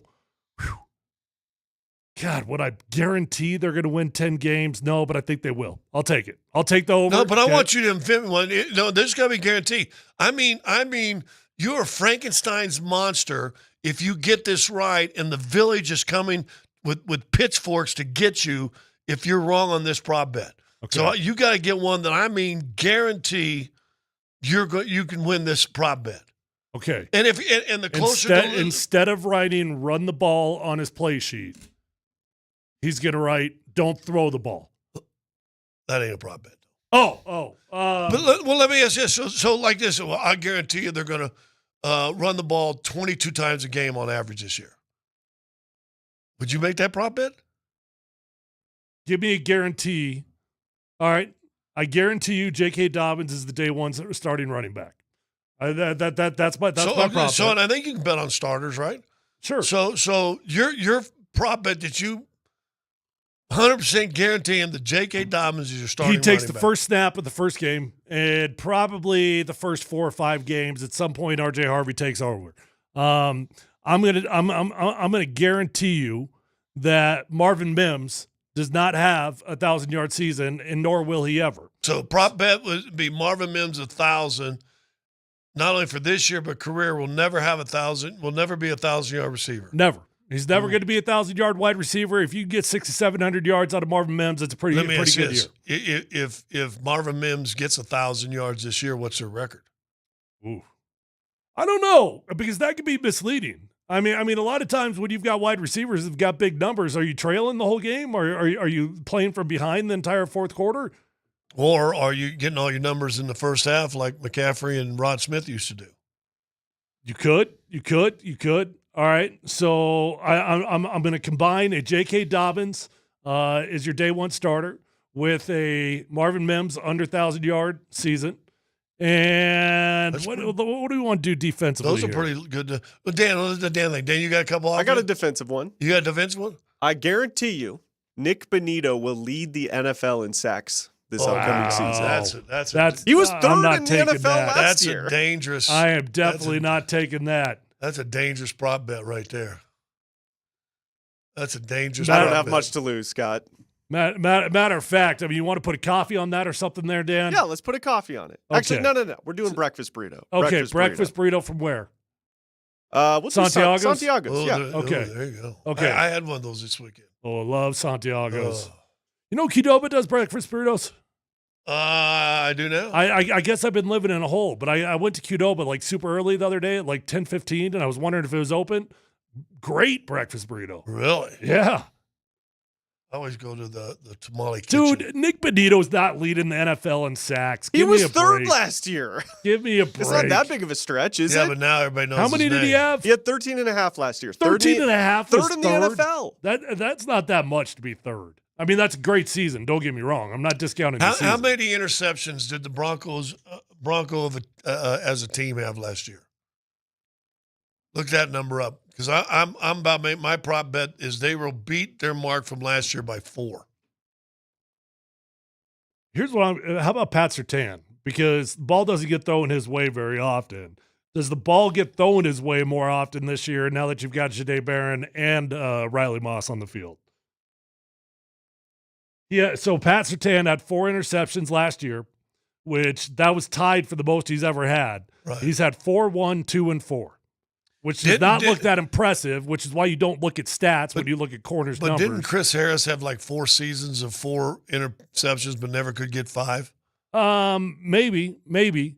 How about this? Pat Surtain gets 7 interceptions this year. Ooh.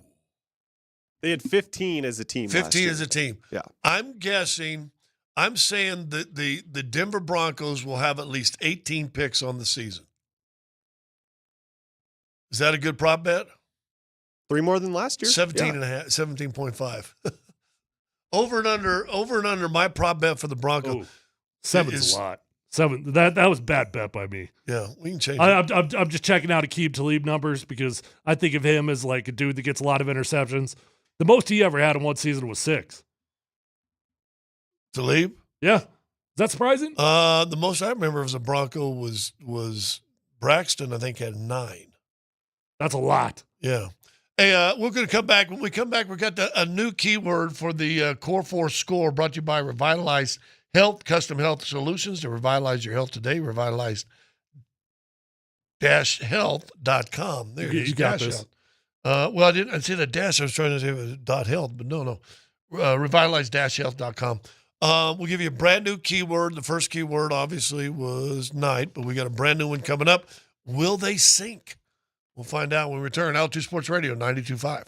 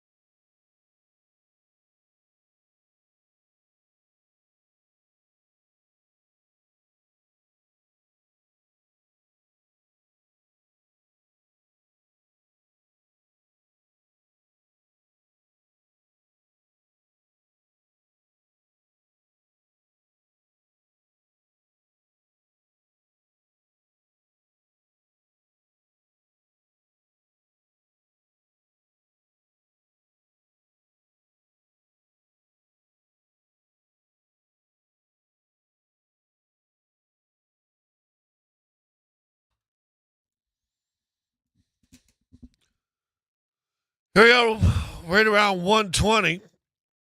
As we promised, we're going to do it on the 20s all throughout the day today. The morning show did it. The Gap show, what's that show called again? Morning Sprint? Morning Sprint. Morning Sprint did it. We're going to do it. Nate, Kreckman. The one that was forgotten? Yeah, what did they used to call the Voldemort? The name we don't mention. He who must not be named. So he who must, they who must not be named, that follows the morning show right before us. Everybody's doing it on the 20s for the next 5 days, today, all through the week. We're going to give you a chance to win the Core 4 score, and that's going to be 4 jerseys of the Nuggets Core 4, all autographed. Nikola Jokic, Jamal Murray, Michael Porter Jr., and Aaron Gordon. We got those right here in our windows. In fact, we had one of the FM people come by, Tyler and I, a while ago, and said, "Well, we want one of those. Those are cool decorations." Well, you should work here. Yeah, or get in part of the 4 core score. Yeah. Yeah, maybe they could win it. Yeah, maybe you can win it. Although, remember you used to use that thing if your family works for the radio station? Yeah, I think that's illegal. Can't do that. Yeah. Anyway, it's brought to you by our friends at Revitalize Health, Custom Health Solutions. Revitalize your health today, revitalize-health.com. And we have our second keyword. And listen, you can hear the word. You can put it in every single hour if you listen to the show that long, or all 12 hours. You can have multiple things. I guess the algorithm plays with it and will give you a better chance if you do that. So the first hour was night, not knight, but night. And the second hour keyword for the Core 4 score to get enrolled is brave. Well, now it sounds like it's knight. I mean, a brave knight. You know? Yeah. It would almost seem like the first keyword should have been knight. Yeah. Instead brave. of night. Night brave. Now, are you sure you copied now, it? Brave the Dark Knight. Well, that's... Sounds like a poem. Well, wasn't it Dark Knight? That's Batman. Yeah, that's Batman. So brave. Yes, like Atlanta. That's with plural, but this is non-plural. This is just... brave. Brave to 303-504-0925. Who made the keywords, Dan? Kevin. Think tank. Let's just start calling that think tank. Seriously, because there's people... He did this without DMac? DMac's not even here? Well, I may have texted him from the mountains. Okay. I may have helped him out with that. So, listen, this could be DMac in the middle of his wine late at night. Where is DMac? Do we know? Do we care? Yeah. Do we know what time it is? Yeah, I don't know. Dan, you know where DMac is? I have no idea. I wonder where in the world DMac went with his vacation. Well, he was going to go watch Nelly up at Boulder band play in front of the Big Bad Voodoo Daddies. Open for him, I guess, and then was going to stay in Boulder for the... That's right. He went to freshman orientation for his 35-year-old kid. Was that last Friday or this Friday? Well, that was over the week. I don't know. The key is, will DMac still be putting up that thing he does on the internet? Look behind you. We got an update. Birthday adventures from DMac. Yesterday, Boulder to Nederland, kind of by accident. Meant to go the back way to Flagstaff Summit. Missed Chapman Road. Bunch of construction and maps didn't work in Canyon. Took Boulder Canyon Road to Nederland. Tough ride. Just finished Frisco to Vail. That's pretty solid right there. What a beautiful state. Incredible. Another good, tough ride. Love this state. Signed DMac. With a cute little photo of his bike. Free bike. Yeah, with his the one that he locks up indoors inside of Altitude Sports Radio. Yeah, good for him. Stay vacation for 2 weeks. Actually, I mean, riding the bike. That's some legitimate riding going on right there. Boulder to Nederland, that can't be no joke. You know what? I dropped my daughter off, told you a while ago, dropped my daughter off to this camp, and it's way up in the mountains. In fact, we looked it up, and the camp sits at around 9,000 feet. And, I walked up to her cabin. The second time I walked up to it, I was like, I mean, you could feel it, right? Pretty good. But then there's all these hiking trails. When you get up there, you can drive up there, park side of the road, and people hike. And I'm like, why? I mean, if you just want to go for a walk, can't you just go for a walk? Why do you have to drive 2 hours to go up to some dirt road to go get on a trail and hike. And I came up with this thing, and I want to see what you feel about it. People that hike do it so they can tell other people that they've been hiking. I like hiking. What are you trying to say about me? But how many people do you know that hike that the first thing to do is want to make sure and tell everybody else where they hiked? That is true. I don't post all my adventures, unlike DMac. Right. I'll post like. And you started some more, but this was more I'll post some big ones, but like I'll try to do some inspirational stuff here and there. But this is all part a of lot self-help for you, though. Let's be honest, right? Oh, yeah, for sure. This was a Tyler growth. This is the Tyler's getting mentally healthy. Swipe right moment for Tyler, right? Yeah, for sure. But but everybody I know that goes hiking, they can't wait to just tell everybody they went hiking. I did do the Manitou Incline a month or two back, and I did post about that. So I guess I was that guy. We drove about an hour and 15 minutes past Manitou because we could see it up on the mountain on the left side. It's no joke. You ever done it? No. Well, I'm at the age now. I don't have any. I told you. I'm in. What was that thing? What was that athletic period? 30 to 50. What did it? When your Achilles is at the most risk. Yeah, I'm past that. I'm past having to prove that I'm an athlete. Yeah, I have no intention of ever doing the Manitou again, just for the record. Like I that was on the bucket list. Check that thing off. I survived it. I'm okay. How long did it take you? Well, probably top to bottom, 3.5 hours. Don't you go from like 8,000 feet to like I don't know what it is, but it's something ridiculous. You breathing hard when you got to the top? Oh, it's tough. It's real tough. Yeah, it's no joke. Don't they got a tram or something? You can just take a ride up it? No, that's Pikes Peak. Oh. Which Manitou does lead to it. You can keep going from there and do the 14er from there. But no, you know what? At the base, there is a tram that takes you up to the top. Yes. Oh, but not straight up. You go in a circle or something? Or? I don't know. I've never done the tram. Oh. Well, that'll be the only way I go up top of Manitou. And you know what? I don't feel like I'm missing anything. It's beautiful. I drove by it yesterday twice, there and back. Cool. Hey, looks neat. Yeah. And it's hard. I guarantee it's hard. Dude, I told you I went from base camp yesterday up to her cabin, and it's floating around 9,100 feet. I was like, now I recovered pretty good, so I was happy about that. But why don't I want my lungs to explode? No, you don't need that in your life anymore. Yeah. So anyway, that's what I thought. You know what? You know what you got? You got a beautiful neighborhood. Don't you live in a beautiful neighborhood? I live in a very nice neighborhood, yes. Go for a walk.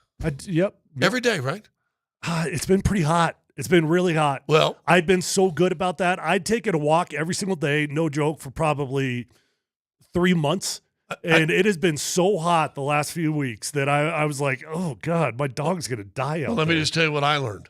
Because I started a program, too. It's 40 days, and you do you can either walk or exercise for 20, 30 minutes, whatever. Yeah. And I exercise every day, too, anyway. But so I started doing the walk.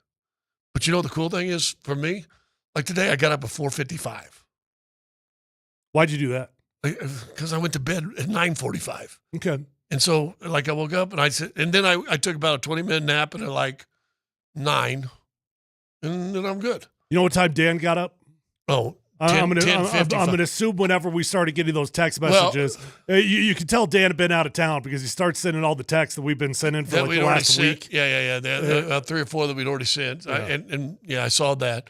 I would say the over and under of Dan's rising today was 9:25.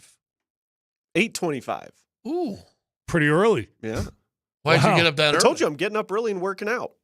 Well, my new thing. What I was saying, you get up at 5:30. Hold on. That walk is cool. It's nice. Do you consider 8:30 early? Well, actually, it's been 7:30. But if I slept at 8:30, that would feel like I wasted half the day to me. Right. But wouldn't it feel good just one time? It would. Like going to bed like at 10 and being able to sleep. I did make it to 7:50 on Sunday. That felt pretty decent. That is good. I was up at 5:30 Sunday. You know what? Here's what I've What learned. are we talking about? Well, we were talking about the Manitou Springs, but then I told you that's where I walked a little bit yesterday. Yeah. Couldn't breathe. I'm not ever going to do Manitou Springs, but then it hit me yesterday on the drive up. People go hiking, just go hiking so they can tell people they went hiking. You know what we're talking about? We're talking about that brave night that made it up the Manitou Incline. That's right. In case you forgot about it, our Core 4 score is going on right now to win a Joker, Murray, Gordon, and Porter Jr. jersey, 4 separate jerseys, all autographed by those guys. Text in this hour's keyword, which is brave. You can enter as many times as you win. We'll do it all week, and we will select a winner come Monday, courtesy of our good friends at Revitalized Health. We're talking about prop bets for the Denver Nuggets, or not Denver Nuggets, Denver Broncos. And one of my points for doing this right here is are they right now, like back in the heyday of New England with Tom Brady, I could say prop bet New England's going to win over 10 games this year. This is back during 10. Well, put that at like a minimum of 13. Well, it turned into that, right? But Yeah. I mean, 10 or 11 even. 11's a high number, but you know what? You feel like that's a pretty good prop bet to take the over, right? Yeah. But the Broncos right now are kind of in that zone where, boy, they sure got better in a hurry last year from the year previous and the year previous and the year previous. But how much better are they now going to this year? In fact, the first thing you went to was wins. Could you take a prop bet and say the Broncos are going to win 11 games right now and feel absolutely confident that's where you would lay your last dime on that they'd win 11 games? I wouldn't. I mean, not if it was something of real significance. I would not. I think they can. The real Vegas over-under is set 9.5. I would take the over. I do think there's a big difference between 10 wins and 11 wins. It might be the difference between the playoffs or not, because I think we're going to be in a pretty damn good division here. The problem is, who is Pete Carroll? That's a big God, what are the Raiders going to be? Because Pete's going to turn that thing around. You got a quality quarterback in. You had the rookie of the year as a tight end, so you know he's got one built-in receiving unit. Right. You got 2 good tight ends over there. You got some good defensive players. You got a receiver. You got a hell of a defense. In order to get to 11 wins, you have to sweep either the Raiders or the Chargers, and you have to at least split with both the Chiefs and the Chargers. Or whoever the other whatever one is, right? Correct. You can't be swept in the division. You need at least one you have sweep. to have at least one sweep. Yes. And that still might be iffy, because then that means you need to make sure against the NFC, to me, the NFC East you're playing, you got to win 2 of those 4 games too, don't you? Yeah. So that now gives you 1, 2, 3, 4, 5. No, that's not right. That gives you 1, 2, 3, 4, 6 wins. Where's the other 5 come from? Well, we'd have to look at the schedule there and figure it out. I mean, I do think 11 is feasible. I think it's something that can be done.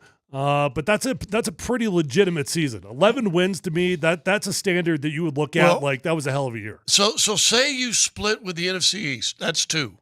Okay. Get 2 wins right there. You split with Chargers and Chiefs and sweep the Raiders.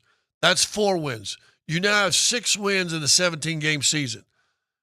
Out of these next games that are neither NFC East or AFC West teams, can you find 5 wins in these games? Tennessee, Indiana, Cincinnati, Jets, Houston, Jacksonville, Green Bay. I got 4 I feel really good about. I feel good about beating the Titans. I feel good about beating the Colts. I feel good about beating the Jets. And dang it, what was the other one that you gave me? The Jags. I feel good about beating the Jags. So that's 4. That got us to 10, right? Yep. Tennessee, Indy, Cincinnati, Jets, Dallas. No, Dallas in the AFC. And then to get to 11, Houston. To get to 11, you got to beat a tough team. You got to beat the Packers. You got to beat the Commanders. You got to beat the Texans. You got to beat somebody in that category. Yeah, you're gonna have to beat either of those other ones. You got to either beat Green Bay, Houston, or Cincinnati. Now the real question though is, how good is all the other teams in the AFC West going to be? Because are we just going to cannibalize ourselves? Well, see, and I feel the same way with you. I think it is a wild card, but I think the wild card is going to be more positive than negative when concerning the Raiders. You swept the Raiders last year. I think that I feel that will be a feat this year. You had a coach that lasted for a year and 2 games. He didn't even last the whole year this year, though, did he? Nope. So he didn't even last the entire year this year. You had guys wanting out left and right. Your number one receiver gets traded to the Jets middle of the year. It seemed like dysfunction. Crosby missed a bunch of games, I think, this year or last year. And you end up sweeping the Raiders. I think this year, if you sweep the Raiders with Pete Carroll there now and a stable, solid quarterback who you like.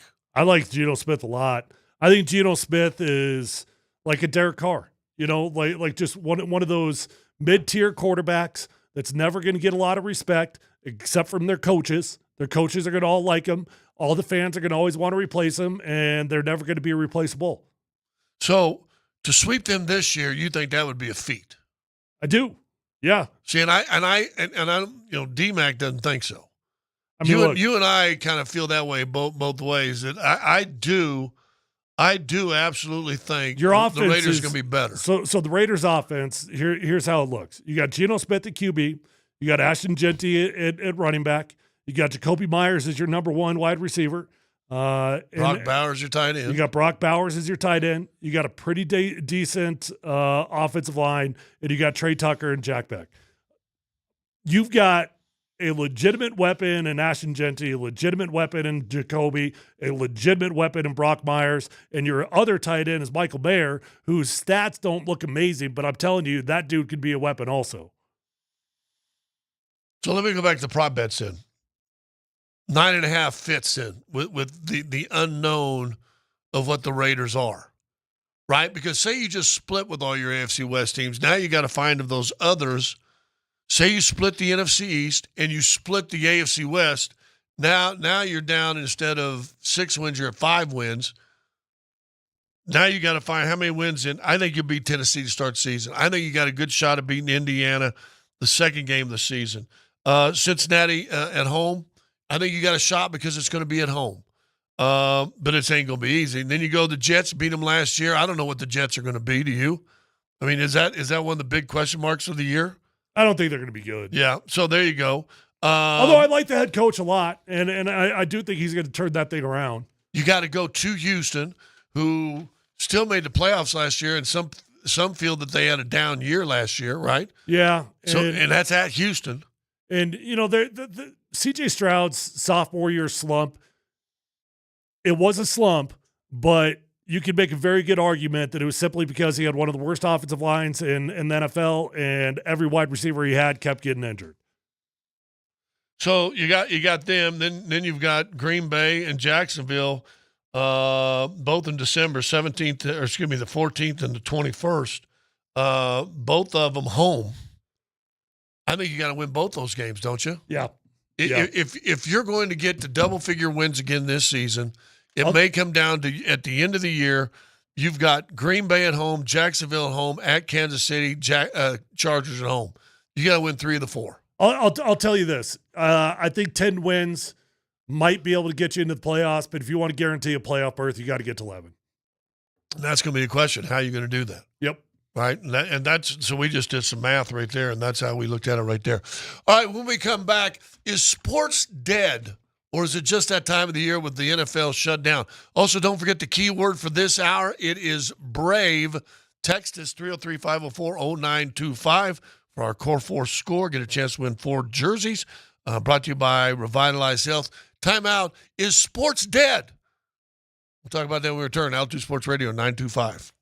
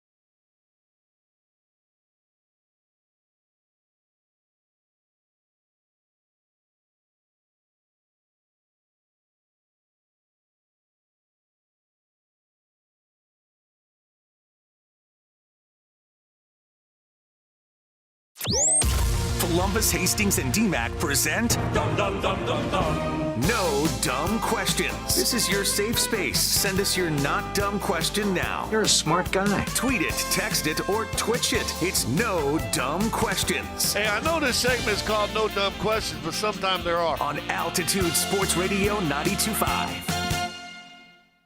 Hey, don't forget to get your keyword in, get in the 4 core. Once you type it in, if you only do it once, you're in it once automatically. You are qualified. If you get it in 20 times, you get it in 20 times, you're still qualified. We'll pick the winner come Monday morning to get rid of the 4 core score, which is 4 jerseys autographed by Joker Murray, Porter, and Aaron Gordon. So no dumb question. I don't know if this is no dumb question. Dan, I got to listen to this too. Something happened today. Here's the question, Paul. I'll give you the question first, then I'm going to tell you what happened. Have you ever had something happen to you that is semi-shocking enough to where you kind of just stumble but hesitate and you're thinking, well, either what did I just see or what did I just hear? Anything like that ever happen to you guys where you're like, well, wait a minute. I mean, Scott. Where you had to stop and go, I'm going to give a firm yes, but I'm really just going to ask, what's your story? Dan, how about you? I'd have to think about it. A lot of stuff happens when I'm driving where I'm like, I can't believe I just saw stop it. Every single night, as high as you get, you're telling me that doesn't happen to you every single night? No. I'm calling you a liar. What was that? Listen, but he's also got to. What was that sound? You also got to have him. He remembers it. Yeah. I mean, let's be honest. There's probably a bunch of things he was like, whoa. Why is the air conditioner so loud? And then in the morning he goes, but there was something that was kind of cool. What was that? Yeah, so let me tell you what happened today. So stopped over Revitalize across the streets of Starbucks. I said, let me grab a Starbucks and head into work.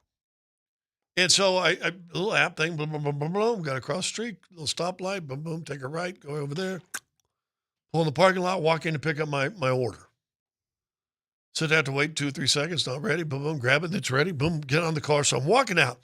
And this is obviously an employee. Now, listen, the one thing, and I like Tyler, I'm trying to better myself. I'm trying to me as a person. Yeah. And one of the faulty things I do, I think part of it comes with the job I do. My job is basically judging how a coach does, what he says, how he plays, what this guy, all sorts of things.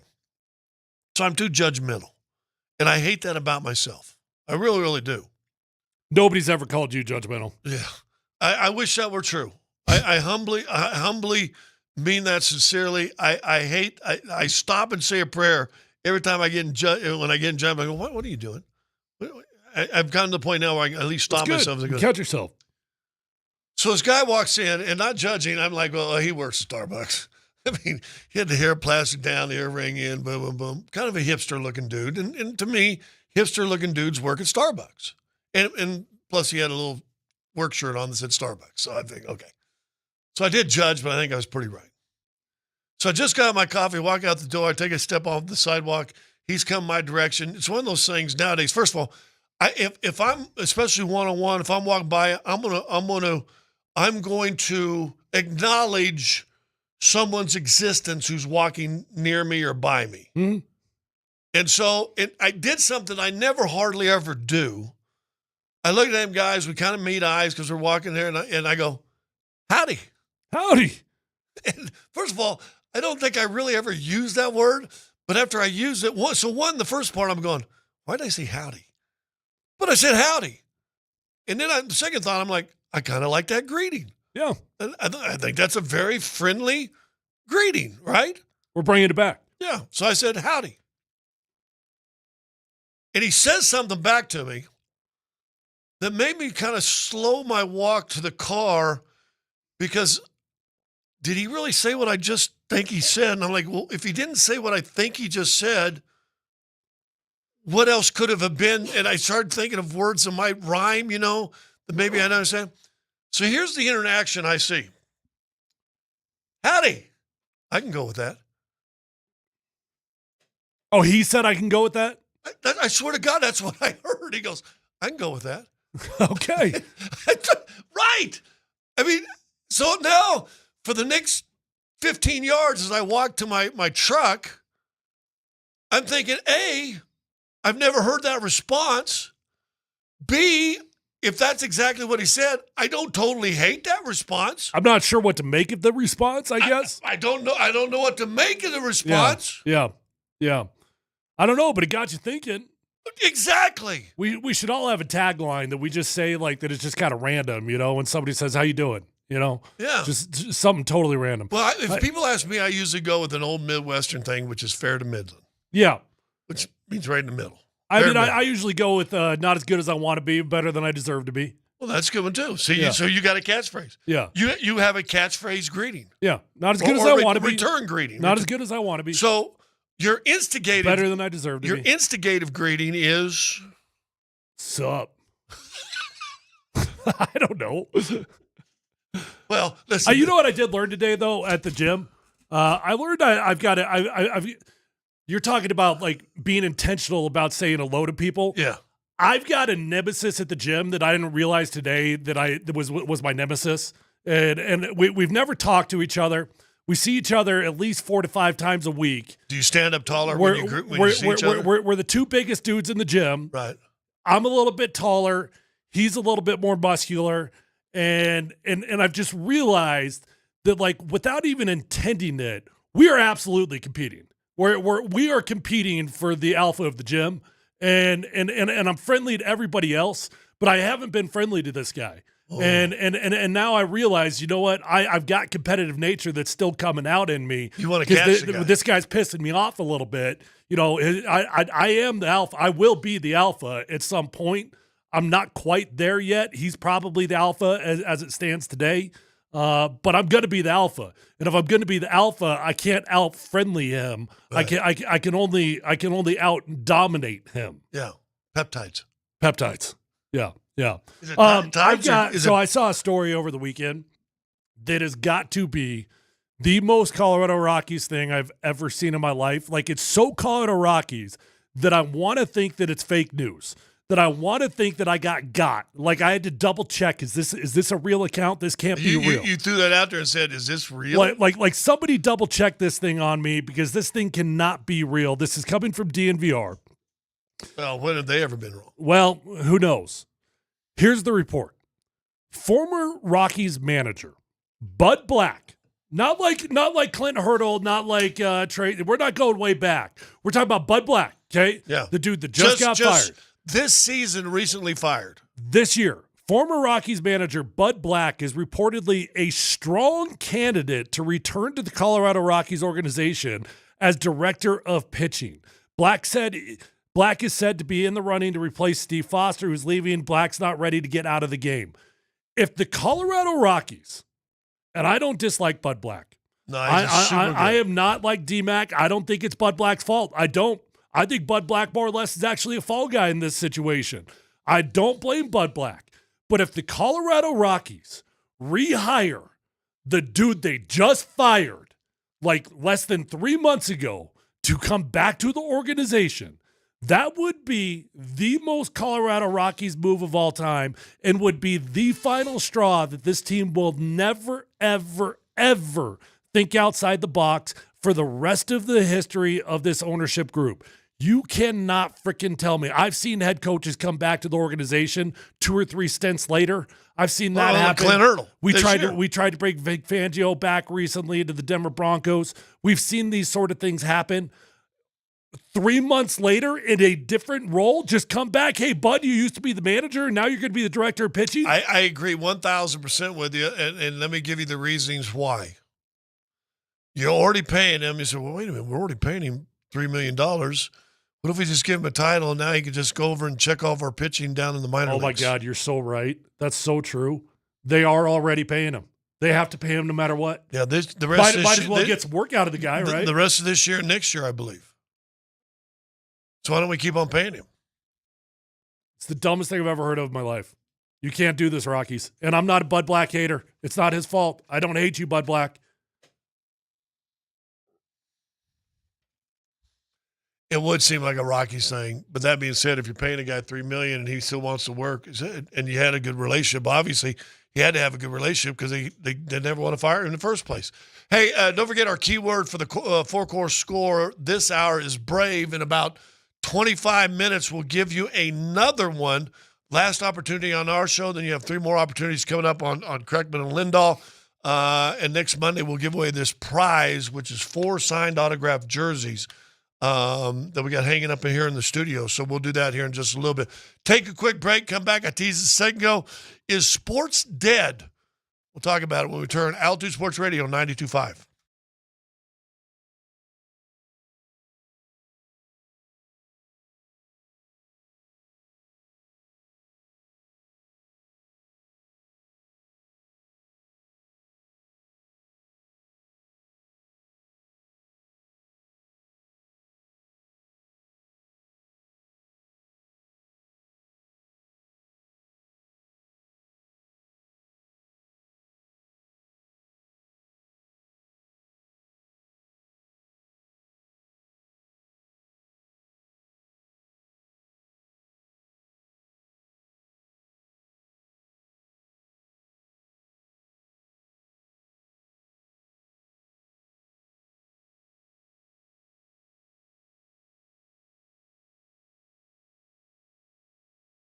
Okay, guys, gals, hey, if you're out there struggling with hair loss, maybe you got bald spot, thinning hair, or receding hairline, call my friends over at Advanced Hair Restoration. Just make the commitment to make the phone call, and then you're going to get your hair back. It's as simple as that, because nobody can offer anything like the Advanced FUE found in Advanced Hair. They've already changed tens of thousands of lives, including mine. You deserve to be the next one, so call 720-459-HAIR. When you go to Advanced Hair Restoration, you're going to be in a calm, relaxed environment, and you're going to have the best of the best working on you. You'll love Dr. Tanya Pauls. You'll love the entire staff at Advanced Hair Restoration because they're absolutely fantastic at what they do. And guys, Advanced Hair guarantees your hair is going to grow for life. Lifetime guarantee. Your own natural hair starts to regrow the very next day. Call 720-459-HAIR. You're going to get 250 free hair grafts and $250 off, but that is a limited time offer. Check out those before and after photos at advancedhair.com.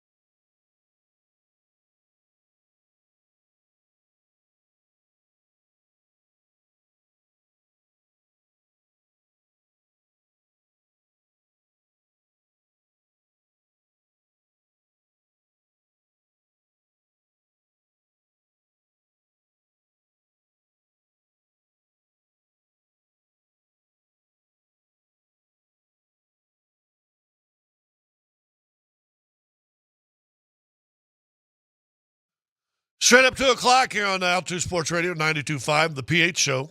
DMac off for a few weeks. Tomorrow, Rob Trujillo will be sitting in the SOP. He'll have his BFA in the SOP. BFA.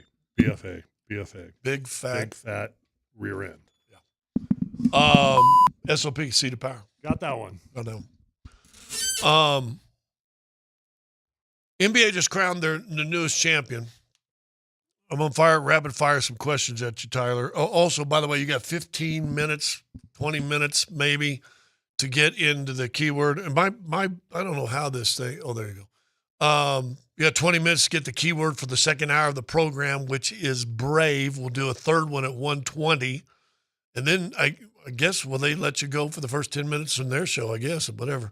But anyway, it's brave, the second keyword, and we'll change that, swap that out. You can vote as many times as you feel that you want to vote on that thing, and then you get a chance to win the 4-core score, which is 4 different jerseys of Joker, Murray, Porter, and Gordon, signed and autographed, brought to you by our good friends at Revitalize Health, Custom Health Solutions.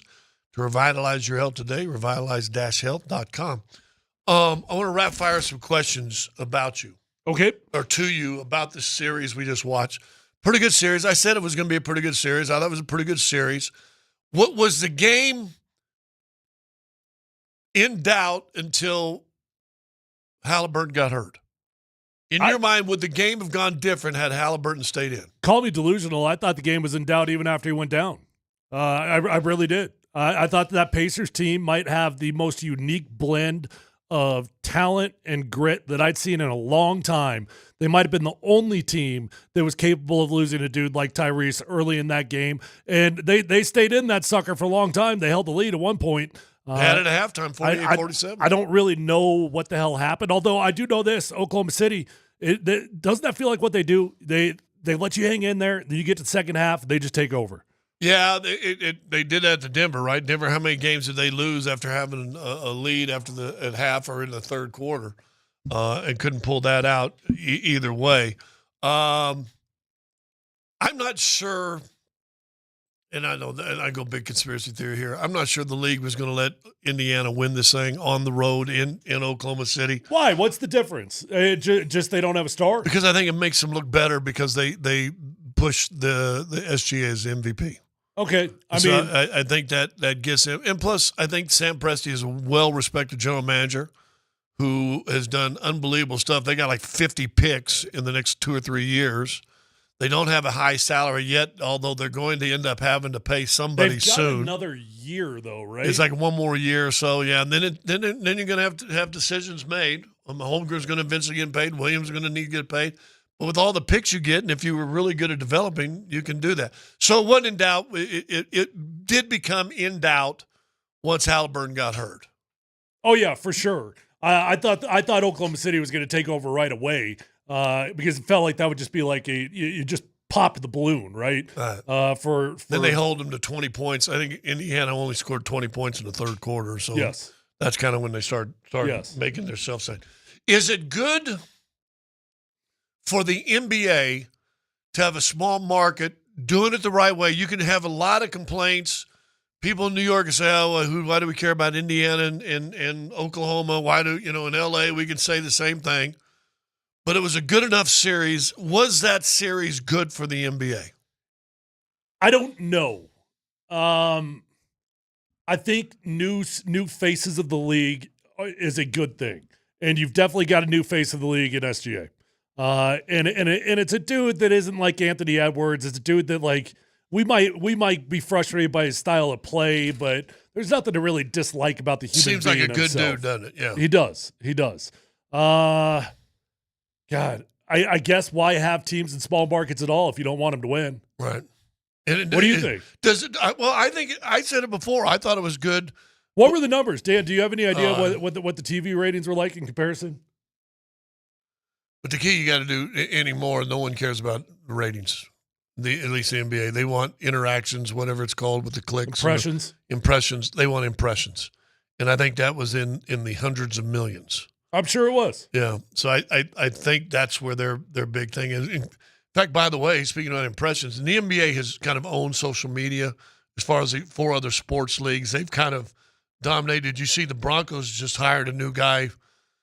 Something From Golden State. From technology, but yeah, it came from Golden State. He's been the Warriors for the last few years. Now, I don't think this guy's going to have anything to do with football operations. I don't think he has anything to do with like video analysis or anything like that. No. He's like he's a like information technology officer just of the Denver Broncos. Well, see, and I looked at it as a guy that was going to get their brand out to the masses.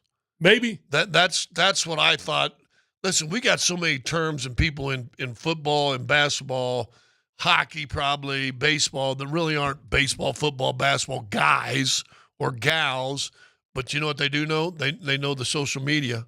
They know the marketing. And would you not say right now the social media is as big as the media itself? Of course. Things are different. Things are changing, which is why, to your point, the actual TV ratings themselves isn't the end-all, be-all. I'd be surprised if the ratings were great. I'd be surprised if they weren't bad. I don't know the answer, but I would assume the TV ratings were bad in comparison to if you had the Knicks that were there. So what's good for the NBA? I guess it's good for the smaller markets to know that they're capable of getting it done. That's about it. I do think it's still probably a more compelling product if you had a Knicks or somebody like that out there. By Oklahoma City winning it, we've talked about it a number of times. Sam Presti traded big names, brought in people. Average 16.3. This is for Game 7 specifically. Well, I don't know how to compare or contrast that. Well, it says most NBA Finals contests watched since 2019. Okay. So, pretty good. Well, then it was great. Yeah. But it was good basketball. It was fair to good basketball. They had good incredible stories. Series. Yeah, so you had that. But with the way both these teams, and we'll just stay with Oklahoma City because they won it. All sports leagues are copycatted. If you're a small market team, and we'll use the Rockies. You just mentioned the Rockies going into the break a while ago of bringing back old heads, bringing back. I think we're the 21st. Small. We're the 21st or 22nd television market. Yeah, but in comparison, I think Oklahoma City was like number 48. Yeah, and still had the best ratings since 19. So it intrigues somebody. But can you watch how Oklahoma City's built? If you're the Colorado Rockies, say,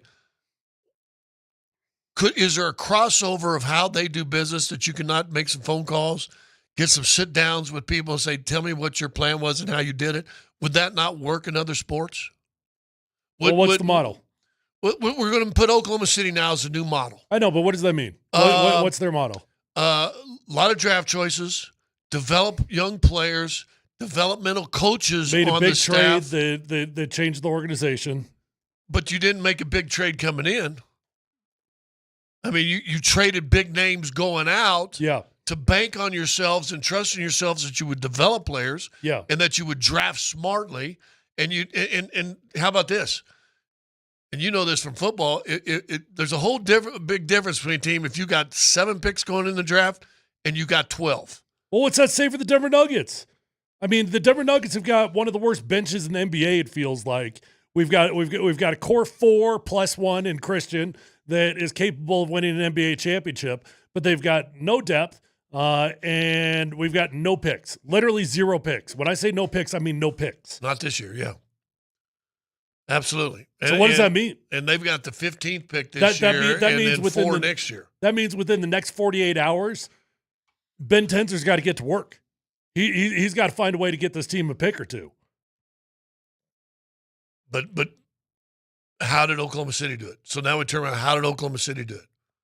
I guess I'd have to ask you. I don't really know. Well, I'll throw this out there. Would you consider, and I know he just got traded again to Houston, or will be once July 1st starts, Kevin Durant, a big name? Of course. Moved him for picks. Yeah. Basically. Paul George, big name. Of course. Moved him for picks and Shea Gilgeous. Okay, so who's our guy? Well, the point being, now, if they're the model, those 4 jerseys that we're giving away a cool contest for, if you're Oklahoma City, those 4 guys on your team next year? I'm sorry, meaning their 4 or our 4? No, if this was Oklahoma City, we're going to run things like Oklahoma City. Yeah. Because, like I said, they've traded Russell Westbrook. They refused. Well, I don't know. I might disagree with you because I think you're implying that they'd get rid of somebody. I don't think they're getting rid of anybody.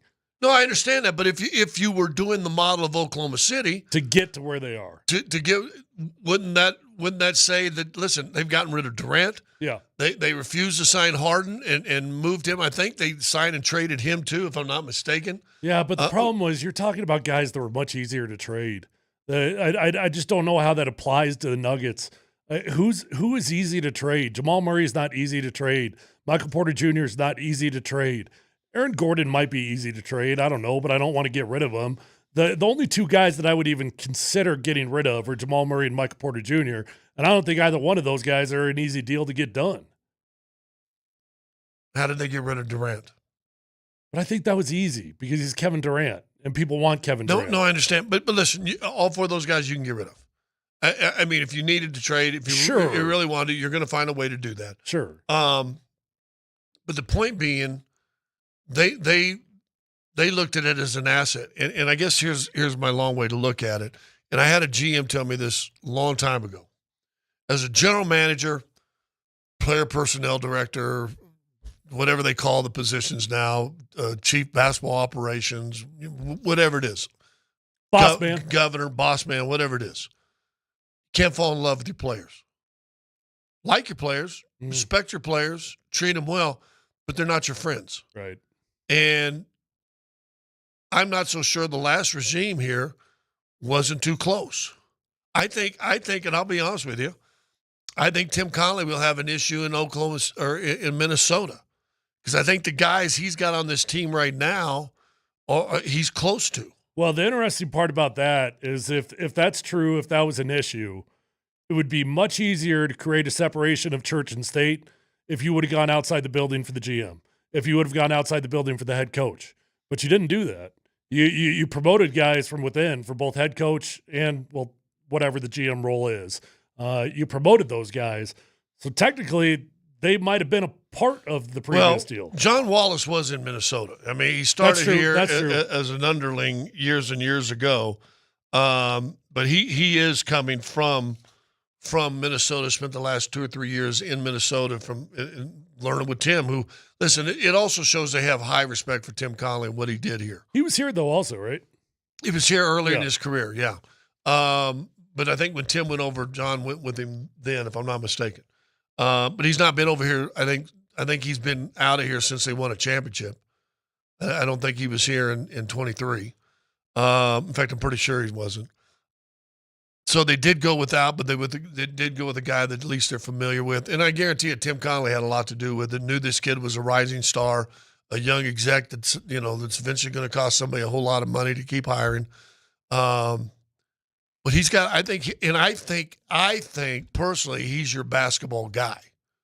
I think he's your basketball decision guy.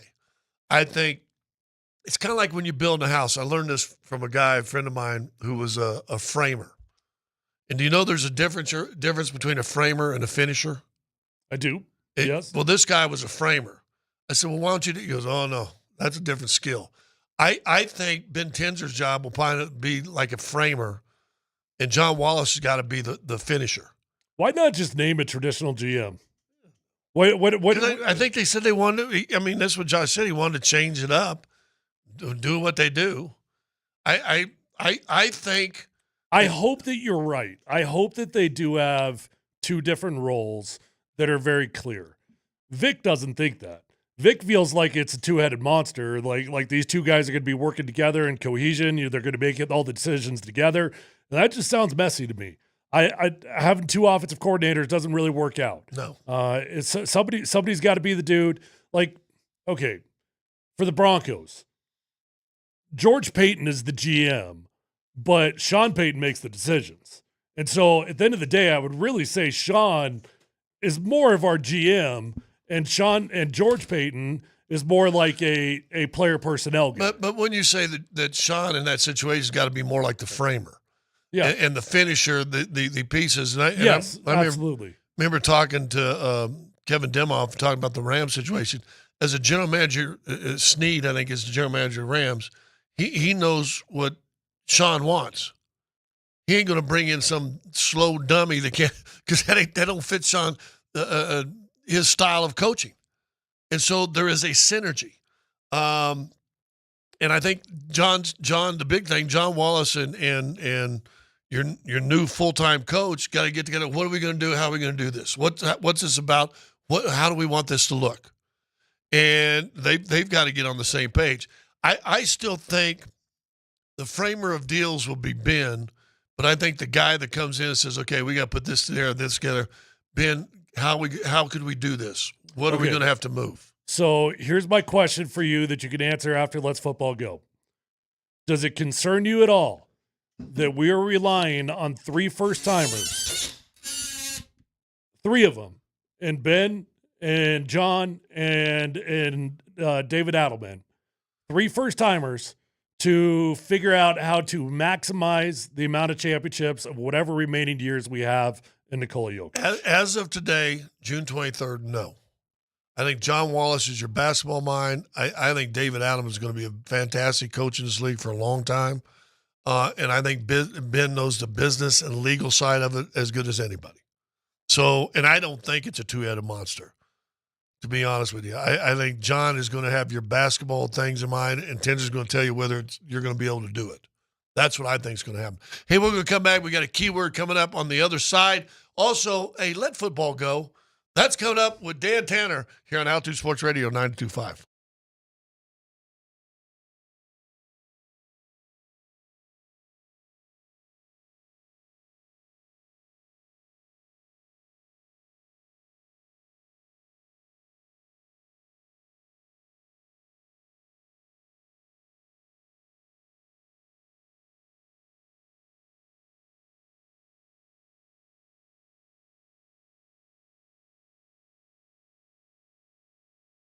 Hey, it's DMac for the Rocky Mountain Men's Clinic. All right, man.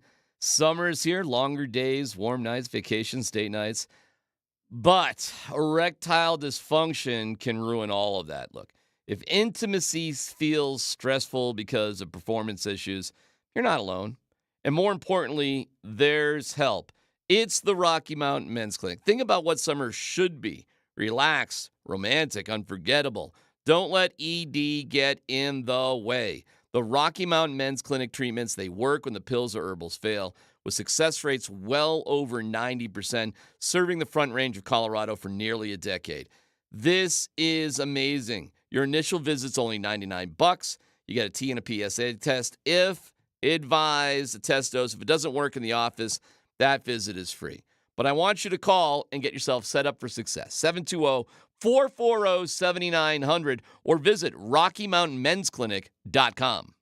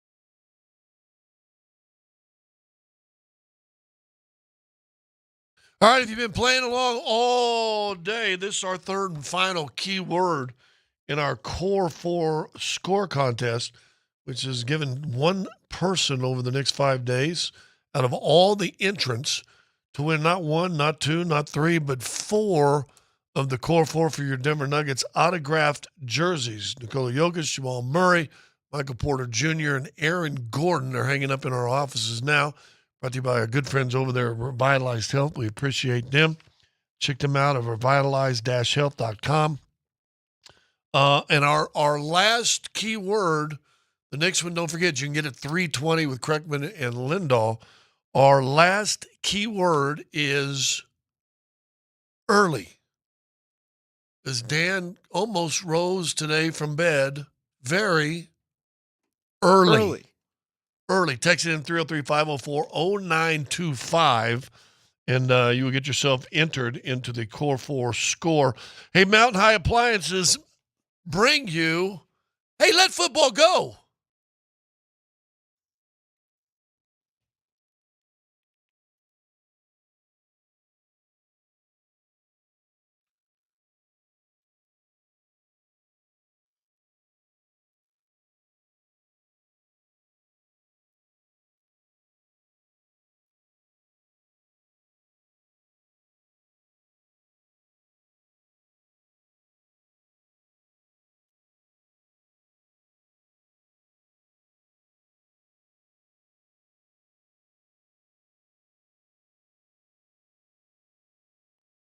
I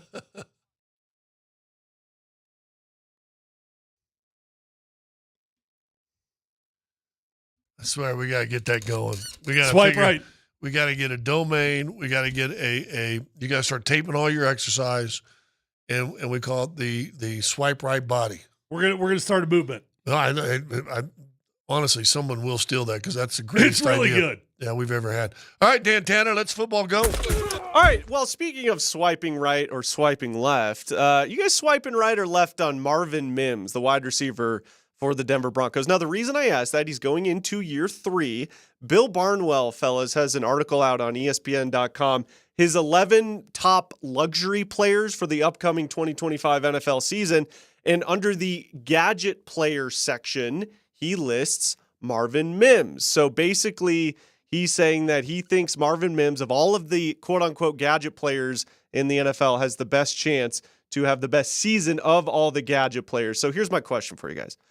Is Marvin Mims' career going to be as just sort of a gadget type of player? Or do you think there is a world where Marvin Mims can become a legitimate number 1 or number 2, just pure receiving threat? Or is Sean Payton going to utilize him more as a gadget player? What are your expectations for Marvin Mims year 3? I do think he's probably already pigeonholed as a gadget guy.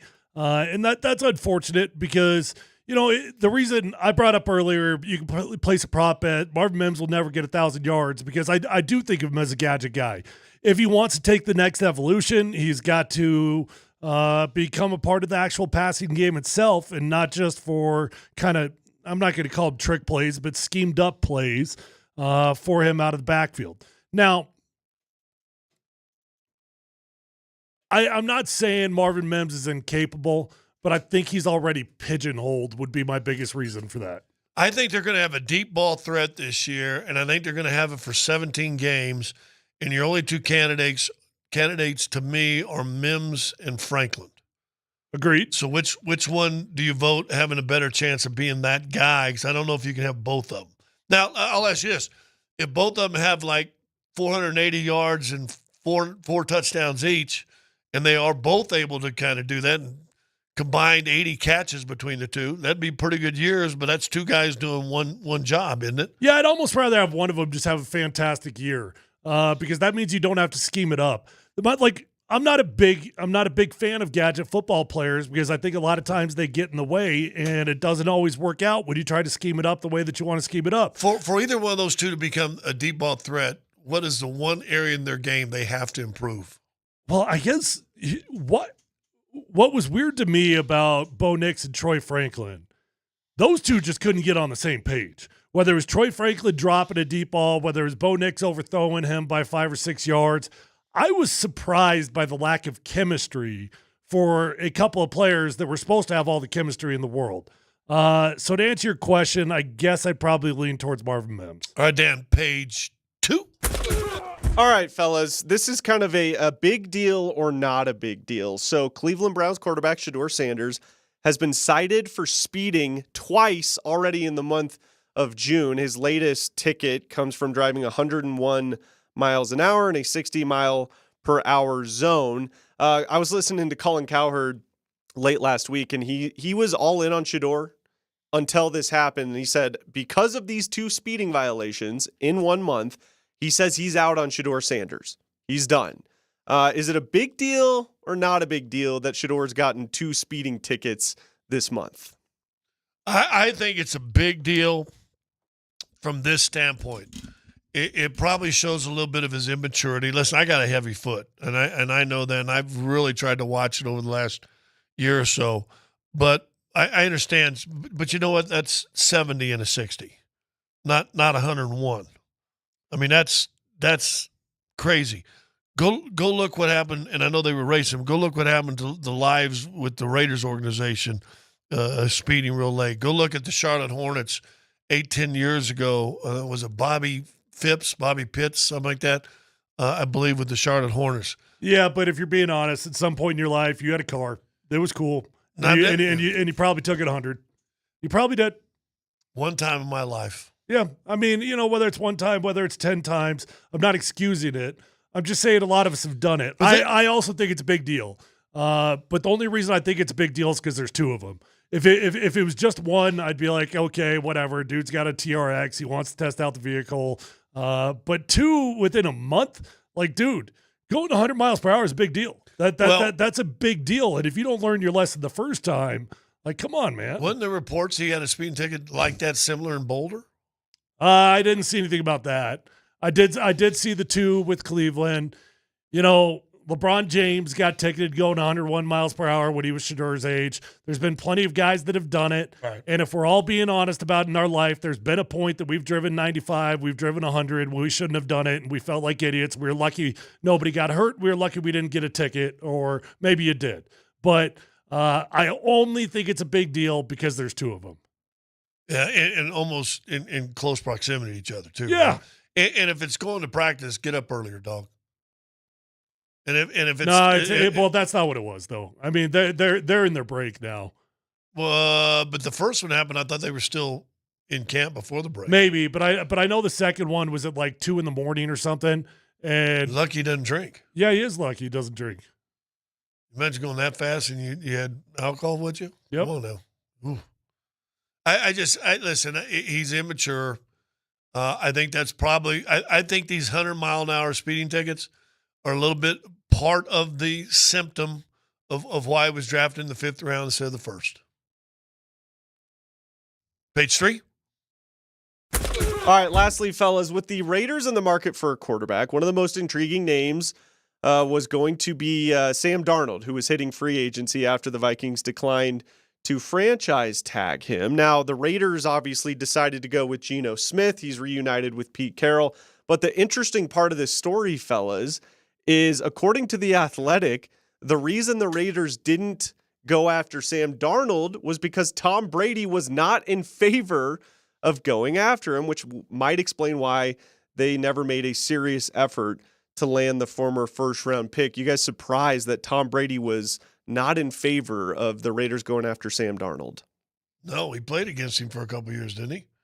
I mean, he did. He went 0-4. Darnold went 0-4 in his career against Brady. Tom Brady, and I guarantee you the one thing we talked about judgment a while ago, I think the one thing he probably did was judge quarterback, said that number ain't changing too many spots. Can I just ask you this? Which one is true? Tom Brady was involved in the Sam Darnold recruitment or lack thereof, but he also said that he had nothing to do with anything when it came to Shedeur Sanders. So which one is it? Ooh. Good point. I mean, are you involved in the organization or are you not? Well, because Mark Davis said that the Raiders are leaning on Tom Brady heavily, specifically about the quarterback position. You know, was honestly, Tom Brady protecting himself with the Shedeur thing because they're buddies? Yeah, of course he could be. But I bet you'd be surprised how little involvement Tom does have in the organization. I bet it's not nearly as much as what you think. Would you want him to have more? I mean, I think you got him. I would want him to do as much as he would be willing to do. Yes. Well, listen, you've got certain minds that I think teams ought to always look to and talk to, whether it's current players or like I'll give the Nuggets a joker. You got two new young guys that are going to run the front office. We've said as far as a player goes, there's not been many smarter than we've ever seen with Nikola Jokic. So you'd be dumb to not at least pick his brain here and there about certain players, wouldn't you? Of course. I mean, if you can ever get on the same time zone, I mean, he's over wherever. I don't think the players need to have a vote, but I think they got to have a voice. And not all players. I mean, there's very few players that should even have a voice in personnel. But when you've got guys like Nikola Jokic, you are doing a disservice to your team, and you're running the risk of alienation if you do not give them a voice. Well, and I agree with you. There's there's certain guys you're not going to talk about. But you know what? If I've got an all-pro offensive lineman, and we're looking to sign a free agent for You've never heard of an offensive lineman with a voice, Scott. Well, I understand that's never happened. But listen, I'm just, for me, if I were ever am able to get a chance to run a team, if I got an all-pro offensive lineman, I'm at least time to say, hey, listen, we're looking at Sam Sausage, DN member. We played against him to Cleveland. Hey, what are your thoughts on him? What are some of the things you love that you think he's real? I would pick brains. And now, if you're that guy, are you not feeling a little better about yourself if you're having somebody in the front office talk to you about a guy? Yeah. I mean, if you're a wide receiver, do you want to talk about cornerbacks you might be bringing in, or maybe this guy went against this guy in college? Hey, what type of player defensively was he when you played against him? Mm-hmm. I think there need in this era now, especially. I think there needs to be more of that. Speaking of sausage. Saw it 28 years later. Well, I saw that too. Over the weekend. But it was like an artsy zombie movie. There was a giant zombie sausage that was going on. Oh my gosh. Giant zombie sausage all over the place. Speaking of alphas, that was the alpha. Yeah, the alpha. So you saw the movie. Yeah. Okay. I went with the warden, by the way, and she noticed. I thought she noticed the giant zombie sausage. Yeah. Yeah, what'd she think? She goes, oh my. Oh boy. Yeah. That's a large zombie sausage. Why are they all naked? I don't remember them all being naked. Well, but it's 28 years, so probably all the clothes rotted off. Okay. I went back and I watched 28 months later after watching it. Why do I have good memories of that movie series? Because they were terrible. Well, actually, the one in the theaters was okay. It was okay. But the 28 months later, I couldn't even get through it. It was so bad. Why do I have good memories because of those 28 Days, the original, was pretty good, and it's the first time they introduced fast-running zombies. Every other zombie movie was brains, and they all walked. Okay, well, maybe I got to go back and watch the first one. Yeah. But the second one was one of the worst movies I have ever seen. And there's a tiny Irish sausage in that one. Irish sausage. Which I noticed that, too. Yeah. He's become a big star, and I'm thinking, Killian. Swipe left. Watch out. Yeah. We got the Spurs, by the way. I saw that. I thought it was an artsy zombie movie, and I'm not sure. And I also thought it was setting up for a sequel also. Oh, well, the end was 100% set up for a sequel. Like who were those people? Yeah. Jimmy. It was Jimmy. Remember, he was on the wall, and that first zombie cut into. Yeah. Yeah, that was pure sequel setup. I hate movies. If I were to ever describe a movie, one thing in a movie I hate, and I love the Star Wars franchise. I'm going back and I'm watching all the side, avenues and venues, all the originals that have been made. I hated forever The Empire Strikes Back. Really? Yeah, because they told you it's a sequel. They told you there's going to be another. The Mission Impossible movies, I think they've had some great stuff. But guess what? You set it up and you're like... Here's what I know about Mission Impossible. Every time he jumps off a roof, he's going to survive. Yeah. Every time So how impossible is it really? That's a good point. I mean, should it be Mission Probable? Yeah. Would that not have sold and done as well? Now, it's amazing at his age he's still doing all those stunts.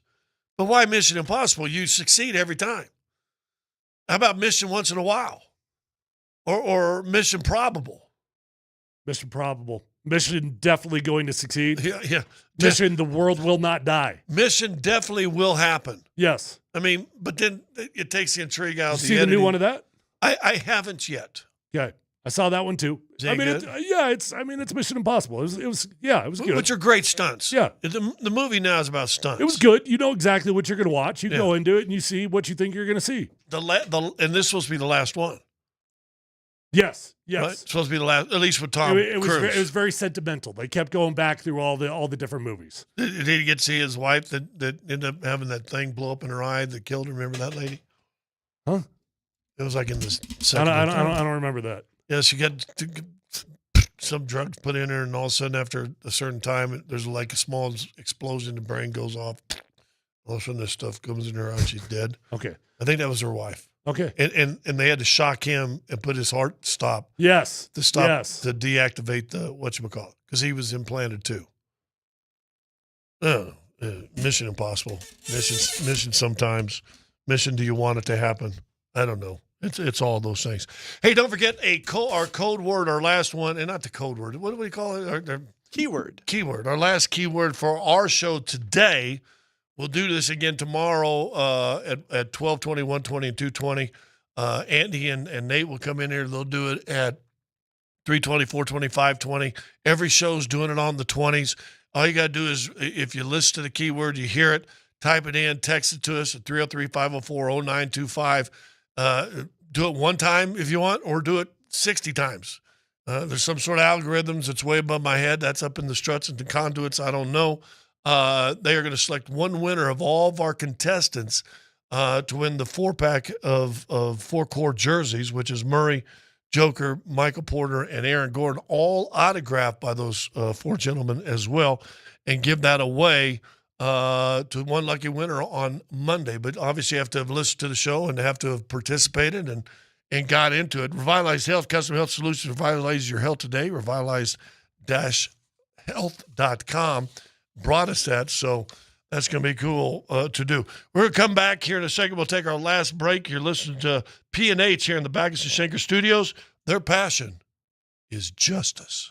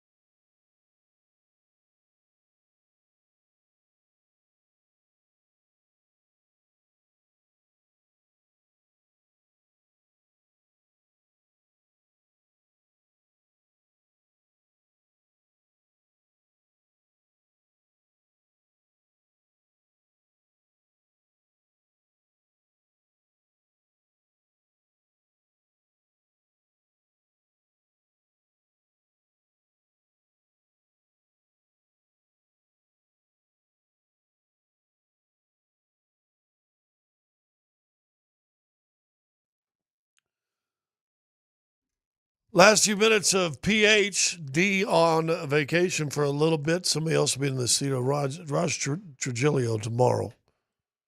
We'll be in the seat of power. We'll go back to just laugh and pinch and giggle, Tyler and Scott tomorrow. Our last keyword that we gave out just a while ago, make sure you text it in, 303-504-0925, getting this four-core score contest. But that keyword this last hour is early. There'll be another one coming up on Nate and Andy at 3:20. So don't forget that then. I got to ask you a question. I almost bought something online. Okay. Instagram ad. Do you ever buy anything online? See, yeah, I bought this hat online. Oh, I've seen them because it's for big heads. No, it's not for big heads. I thought that was one for big heads. No, it says built. It's for people that are jacked. That's what it's for. Okay, it's for people like me that are jacked. Did you get one of those built? I got the bro tanks from them. Right. I got the hat from them. Did you get the backpack? Didn't Bill have a backpack too? I did not get the backpack. I'm sure they do have one. Yeah. Now, are you the musclehead that goes around in your gym now and carries a gallon of water? No. Don't do that.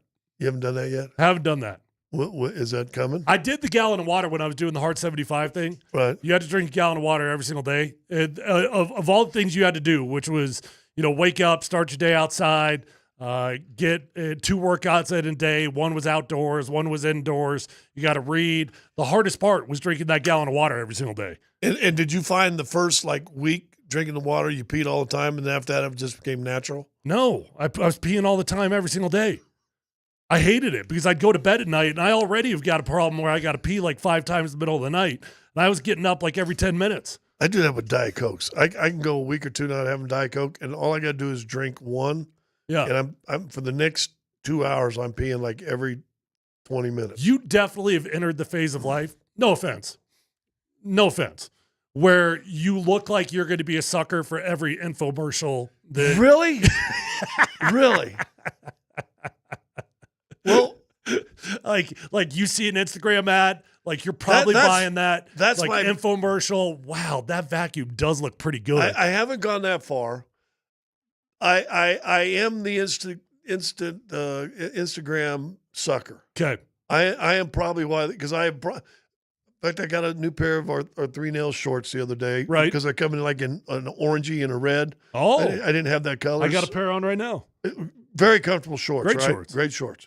But they got a red and an orange now. Really? Which, yeah. I don't do red. I didn't have an orange. Okay, I could do orange. And I just, by the way, because I've matured and got older, because forever I would not do orange, especially burnt orange, because Texas was our rival, just like red for Nebraska. Oh, no. I don't do that because I do it because I'm a Crip. Oh, okay. So you're not a blood. Right. Oh, okay. Well, anyway, in fact, I put it in my cart. I probably got carts all over the place from Instagram ads. Loaded carts that you didn't buy? Yeah. So this one right here, it's a bug what the zapper. Heck is that? Bug zapper for okay. mosquitoes, but it comes with its own solar powered on top. Wow. So you can have it outside, all day, getting the sun on it. Never have to change the batteries. You have to change batteries or plug it in. What now? But what do you have to do with the dead bugs? Does it collect them or does it? It's fall? Waterproof, so you can throw water on it, cleans the bugs out. Wow. And the reason I thought that Hold is on, let me guess on the price tag here.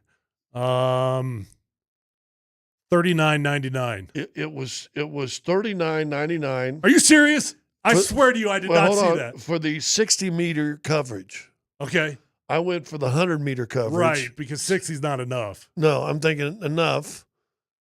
Yeah, why not a little more? Yeah. But that's $45. Okay. $99. So I got it in my cart. $6 for an extra 40 meters. Right. It's $2 a meter or $1.50 a meter. Yeah. Yeah.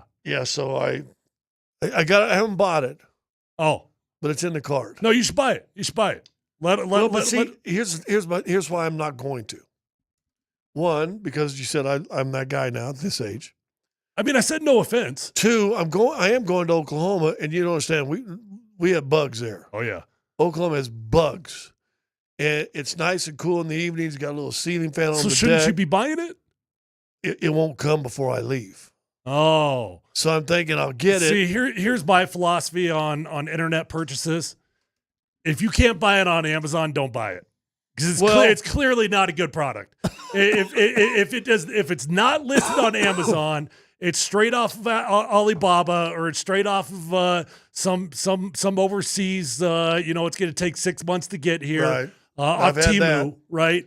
Yeah. Don't buy it. You can go search Amazon. You're going to find the exact same product, but it's going to be one that's actually good. Well, I have actually done that, and I like this. And then before I get it, I always go to Amazon and see if I can have it there. And then you got a day or two. So, yeah. But I saw it there. Oh, now they want me to buy it. No, I didn't click on that. Get away there.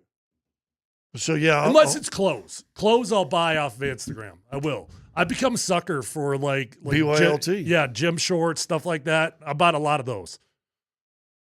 So what's Andy buys the Big Head brand. It's not Big Hat. It's BYLT. No, I know that, but which is supposed to sound like built. But there's like I'm built. There's these hats out there on Instagram for big heads.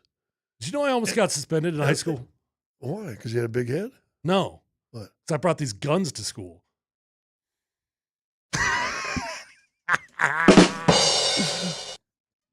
So let me ask you this: are you embracing your meathead era of your life? Absolutely, because you've never been a meathead, have you? No, you're just a big guy. I've never been a meathead. I'm embracing it. I'm a gym bro. I'm counting the protein. I'm eating Chipotle 5 times a week. Yeah, actually, it's Qdoba because Qdoba gives you the free guac. I always forget to ask for that. Yeah. Do you do the rice or no rice? No rice. So beans and chicken? I go bowl, 3 servings of chicken, no beans, no rice, guac, cheese. Why no beans? Carbs. Well, not much. I mean, they're good. It's got protein too. No. Trust me. This is the gym bro hack. So why don't you just cook a bunch of chicken, cut it up, and put it in a bowl yourself? And I do that also. Get a scoop of. But if I'm on the run, the only place I eat at is at Qdoba. Like literally, if I'm eating out, I'm eating at Qdoba. And so you go 3 scoops of chicken. 3 scoops of chicken. Guac and cheese. Guac and cheese. Yeah. Why don't you bring it in? If I'm okay with a few extra calories, I'll put the Chipotle sauce on there, and then I'll use the green Cholula. Well, I do like the green Cholula. Yeah. So you ever do with the corn salsa? I like the corn. I will say this: Chipotle's corn salsa is much better than Qdoba's. But Qdoba's queso. But Qdoba's queso is better than Chipotle's. But Chipotle's guac is better than Qdoba's. I agree with all the above. Yeah. Yeah. Isn't it weird? Yeah. And Chipotle started in Denver, so. Do you? Have you been to the first one? I've been down that store. Yeah. Wasn't it like I think it was a DU business school project or something? Like I think it was like students that had a project and they started it. I don't know. This guy will know. Oh, first of all, ask this, Andy. What's the name of the hat company for big heads? Mammoth. See? The one I wear? Yeah. Mammoth. I said I told him he didn't believe that there was a hat company just for bigger heads. Literally, yeah. I don't have a big head. Just metaphorically. No, he's into gym bro outfits now. Yeah. Built. See his hat? So he's wearing a singlet everywhere he goes now, or pretty much. Yeah. I wear walking around like Andre the Giant. I wear a lot of bro tees. Yeah. I haven't gone the actual singlet yet, but that sounds kind of sexy. I might do that in my free time. Just maybe some just gym like when I shorts get with home it. at night, I got the kids aren't there or whatever. I might just put the singlet on to feel good about myself. Put the men's Daisy Dukes on with it is all we ask. I've got to actually, you know what? I do have an old singlet from when I was cycling all the time. I've got one of those I can put on. Okay. Yeah. With your built hat? Yeah. Okay. The key is what we ought to do. Maybe we do this tomorrow, or Nate come in here. We could do it right now. And here he is. What are the signs when you go to the gym? And I know it's been a while since you've walked in one. Long time, Andy. But Nate, don't lump him in with me. Nate's probably been in a gym before. I don't know. Okay, he gave you a dirty look. Really? I go to the gym. Okay, so you go to the gym. So here's there's got to be a standard of 3 or 4 things to deem you a gym bro, Okay. what would those 3 or 4 things be? I don't Tank top when you work out all the time? I don't go. Well, you've been. Yeah, but look, the one I enjoyed was the kickboxing gym. I like that. That was fun. You know, I it's haven't funny. done weights. You probably don't have gym bros there. You probably got No, you know, man. Bruce Lee We wannabes. had one guy. There was an instructor there. What I love is when you see the guy that he doesn't even have to say anything. You just know because they would teach you. You'd have to do the round kicks or something. I was like, oh, you're not the one to mess with. He already was he probably was 6'3", but real lengthy. And I mean, because the one I went to, it was a title gym, had like the real heavy bags, not the little like punching clowns with the weight at the bottom. Put sand or water in the little black case. And this on the guy bottom. would be kicking the top of the bag. I was like, nobody's going to mess with you. But anyway, look, the last time I went was when your guy Mark Fierro was running the one over by Big Bill's. Anytime Fitness. So what I think you got to have is, because I remember it happened to me one time. All I was trying to do, you had showed me the move up every few dumbbell exercise. Yeah. That's all I'm trying to do. And dumbbells happen to be by the mirror. And then dude comes over, Jim Bro comes over, and he starts giving his little muscle pose and stuff on one side. And I was like, all right, this is really awkward. I'll be done in a second, and you can pose up all you want. I'll even go where's your oil? I'll grab your oil and get away from the mirror. And then his girl came up, and his girl went on, like, he was to my left. His girl, they're both like posing as if it's a competition. And I'm like, what the hell is going on? Can I just get done with this and leave? I don't remember their names, but I think they were a married couple. And they you know what I was talking about. They both posed. Yeah, they both did that stuff. So tank so top. You got to pose with the tank top. You got to pose. Yeah. How about this?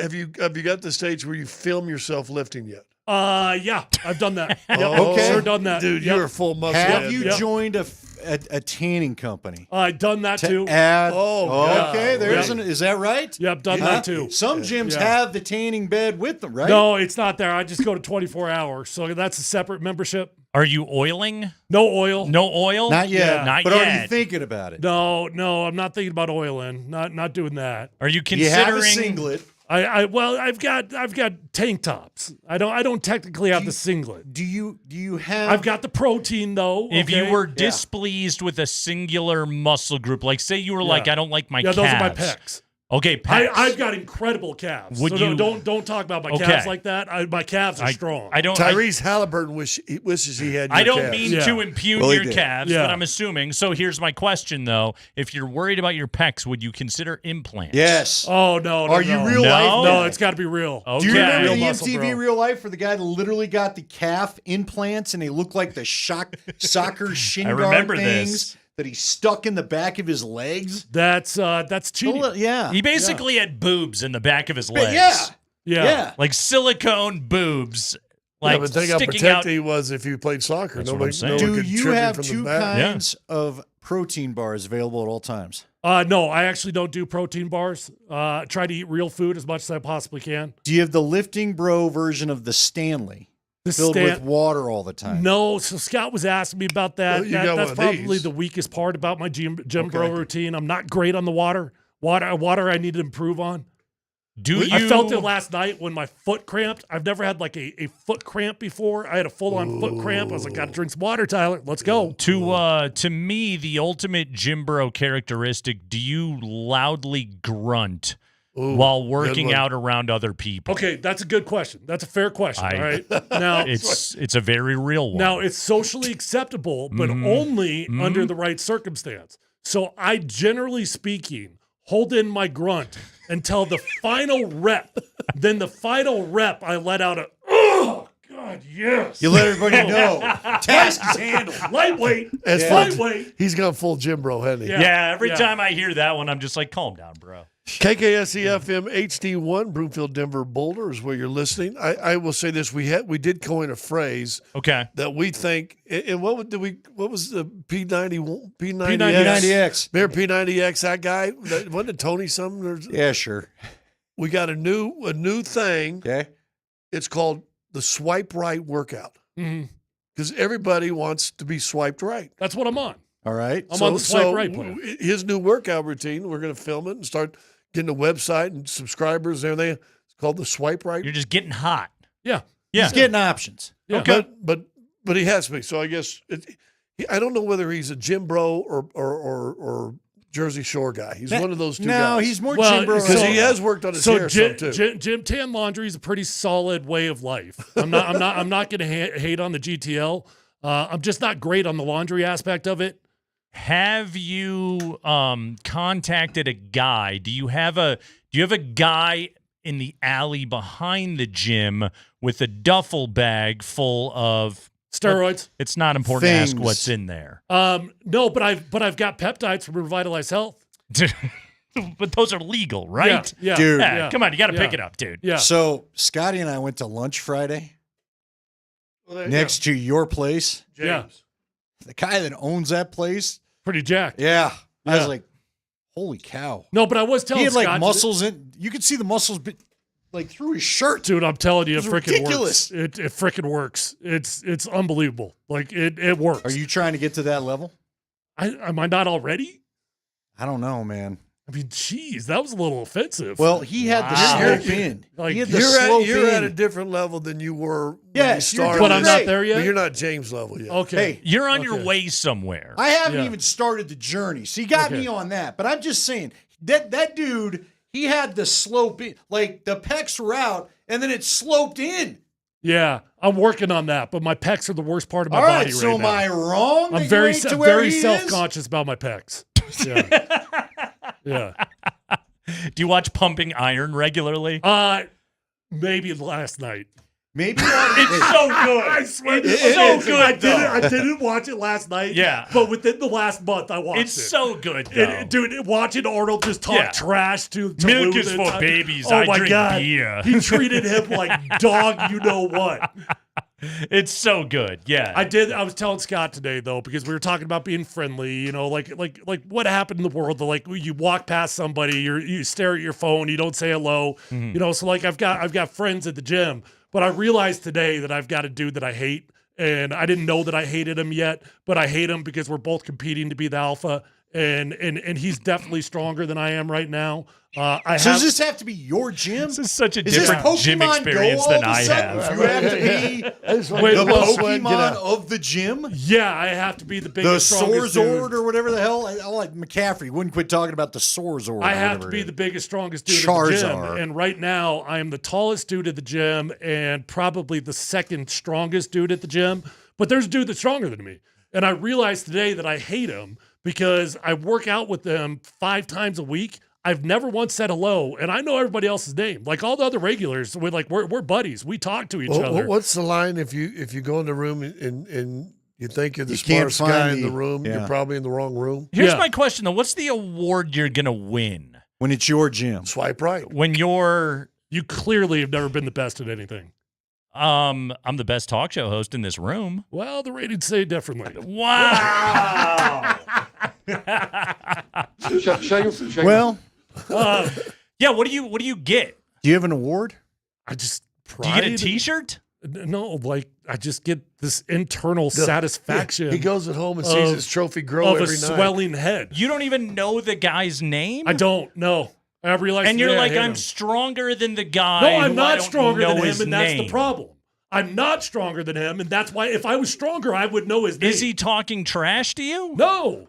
No, Why just don't you just his chat body. him up? He hasn't said anything to me. I will talk to him. You when, could be a- I Okay. will talk to him when I've got a stronger bench press. You could be friends with him. When I have a stronger bench press. Are you even on his radar?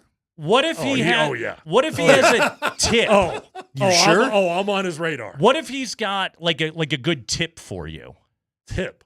Yeah, Did help your he pecs. play 8 years in the NFL? That's what I'm saying. Does Like he you, have better pecs? Huh?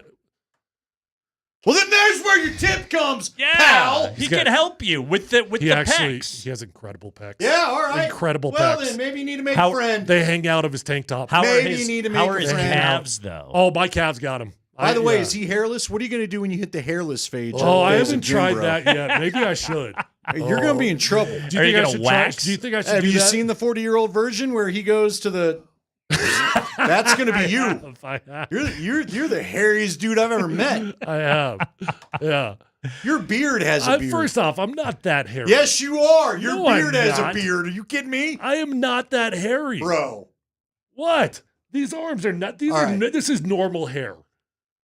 You have normal hair. Let's go to the safe place. I cannot relate to you in the slightest bit. Like, I just think it's cool that, like, you go work out every single day and exercise and, like, you're a healthy individual. Like, can't your happiness come from within, Tyler? Not until I'm the That's best. a great question. Hold on. Hey, your happiness never comes in if your goal is swipe right.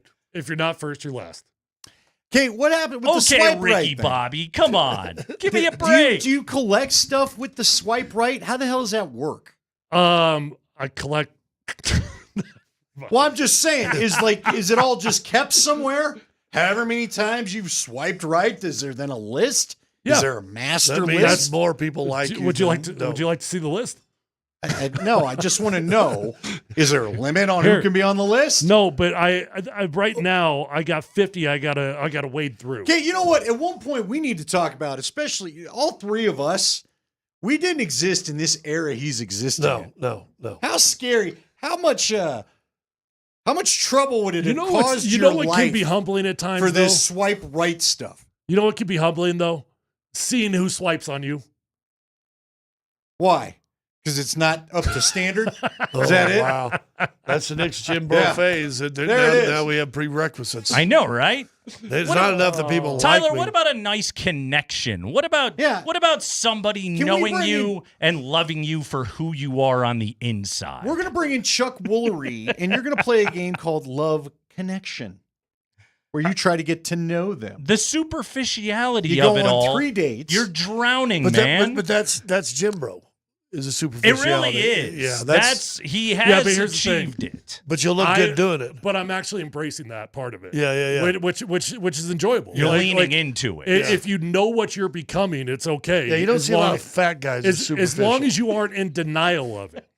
I'm not in denial. So it's okay if you embrace it. Have you had pre-bear Mark Moser talk you through this decision you're making?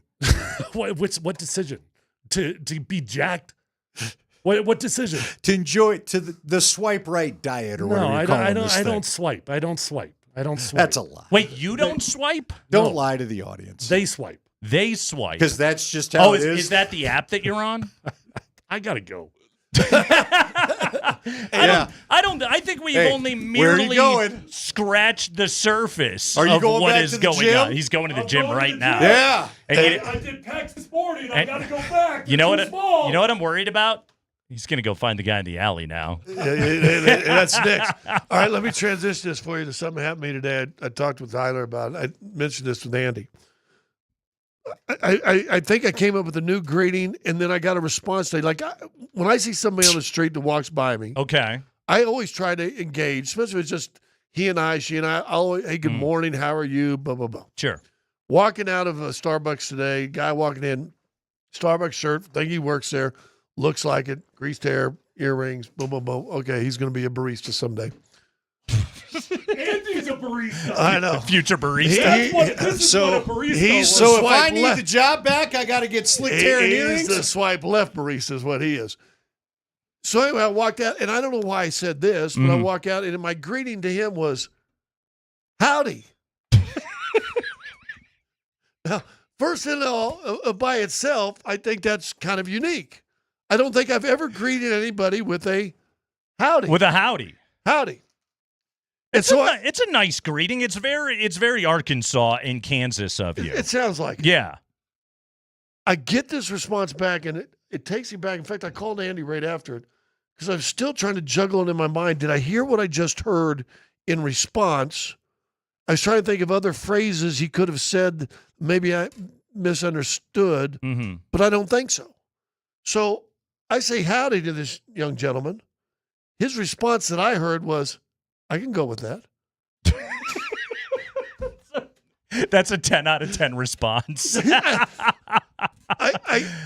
You should have been friends with that guy right away. I should have untylered and gone back and said, hey, what's your name? That should have been the start of an unbelievable friendship when somebody just goes, I'll go with that. I'll go with that. What, Turner and Hooch here? What do they become, a crime-fighting team? Jake and the Fat Man? I mean, what are they going to be? But is that not something we should put maybe in our lexicon? Howdy, and I'll go with that. I'll go with that. Yeah. Are you gonna stick with howdy? I kind of like it for the summer. I think it's a very friendly. How do you? Because how many times you say hello to people now and they just lower the head and walk by? It's not a wintertime greeting. Can you ignore a howdy? Like I think you can ignore a hi. Hey. I'm like you, Scotty. I'm generally, here's what's funny about it. I don't really like people, but I will greet them. Right. Yeah. Okay, if you hear a howdy, do you assume he's from out of town? So you don't want to be mean. It's not typical Denver guy. It could be. That could be. I don't want to be mean to the tourist. George Costanza. Yeah, or do you even just give him a hello to be like, that's how we do it around here? I feel like hello's an odd greeting. If somebody gives me a hello, I'm mildly suspicious. Don't you think of Uncle? That's where you respond. Hello. Did you call me? Right. Didn't you call me? Yeah. Hello's a greeting on the phone. It is. Yes, I go with that. I don't even know what I usually say. I think I'm a big smile and nodder, though. Yeah, they're smile and nod. I typically go with the smile and the nod. That's what usually happens at the gym. You see somebody, give them that. Not if you're Tyler, apparently. Well, not if you're Tyler. But I think his response is something I want to put in my vocabulary. I can go with that. I can go with that. I like that. It's very good. Yeah. How far away was he when you got the how? I'm. So he figured you were probably still in 5 or 6 feet. hearing I just walked distance? out the door. I was close enough. I said, should I held the door for him? I would have had to wait, 8 steps for him. Yeah. So I didn't think it was necessary for me to hold the door for him. So I just went by, and we made eye contact. So I went, howdy. I can go with that. And I kept walking to it. That's a unique response. When you see new VP of player personnel, John Wallace, for the first time, will you give him a howdy? I can be talked into it. Okay. I can be talked. What do you mean you got to be talked into it? I thought it was that's your new deal. It's a strong start. I'm thinking howdy for strangers. Well, yeah, because you would have known John from his time previously with the team. Still, though, it's been a while since you've seen each other, so you have an opportunity socially to reestablish the connection. Yeah. So, with a howdy. And a first step forward, I think a howdy would be very good. I think the second one is, what are you going to do with the roster? That's a good question. Howdy, what's the plan here, man? We need to know. Okay, here's my question I asked Tyler and Dan today.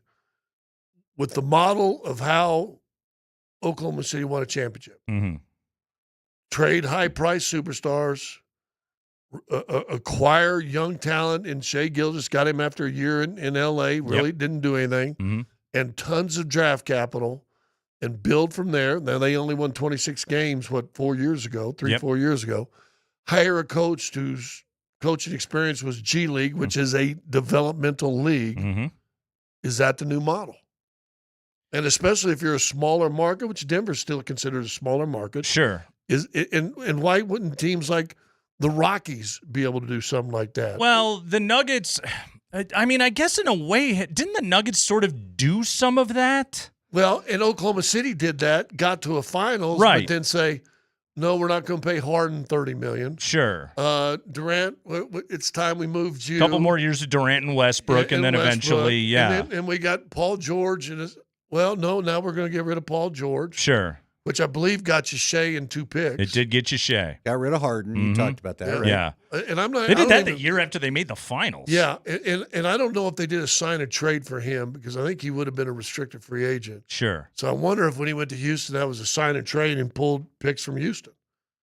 So you're going to do a contest, a 4-core thing, giving away all these jerseys. In Oklahoma City, you wouldn't have this. They're not. Are you? Do you think in 4 years you're going to have Shea Gilgeous, Williams, J-Dub, and Chet? And Chet. Will you have all 3 of them with one more? It's highly unlikely that they will have 3 maxes on their team. Like it doesn't seem that that's the model. But they could also look at it and say, look how young we are. We're the youngest NBA champion since the 77 Portland Trailblazers. Let's keep this thing together as long as we possibly can. I mean, one of the challenges that they're going to be up against, like anybody is how often do you get through a whole season where you just have everybody? Yeah, right? There's so much to talk about. Yeah, and look, I also think, howdy, clock. We got to talk about the key player, though. I think one of the keys for them is not the guy. I told you I saw a tweet today. The key for them is not the guy everybody would expect when you look at the Stars. By the way, just quick stat for you. I thought Shai Gilgeous exposed himself, and I thought more NBA people going, really, that's how he does it? That's how he averaged over 10 free throws a game. Sure did. In the finals, which is unheard of. Mm-hmm. Is he really that? 12 assists, 1 turnover last night. He played really well. 8 of 27. Yeah. I'm glad you got your 29 and took your 27 shots. Well said, right there, Scott Hastings. Howdy. By the way, Scotty, you got to think about what your departing greeting, or what would you call that? Peace. Yeah. Your aloha. What is the howdy equivalent when you're saying goodbye? Work on this tonight. I got it right here. You ready? Let's have it.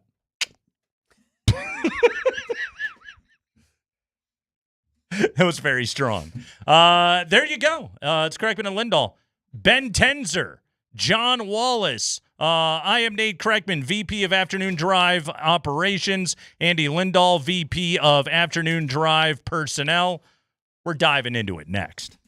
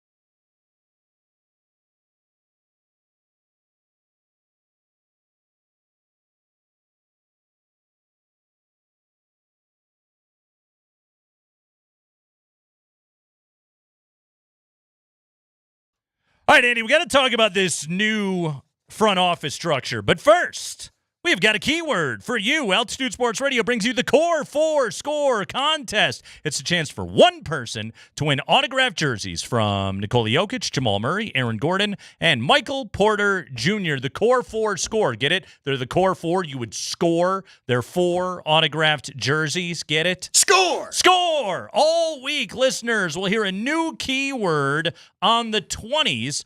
Text your answer into 303-504-0925. Your keyword right now to text in to 303-504-0925.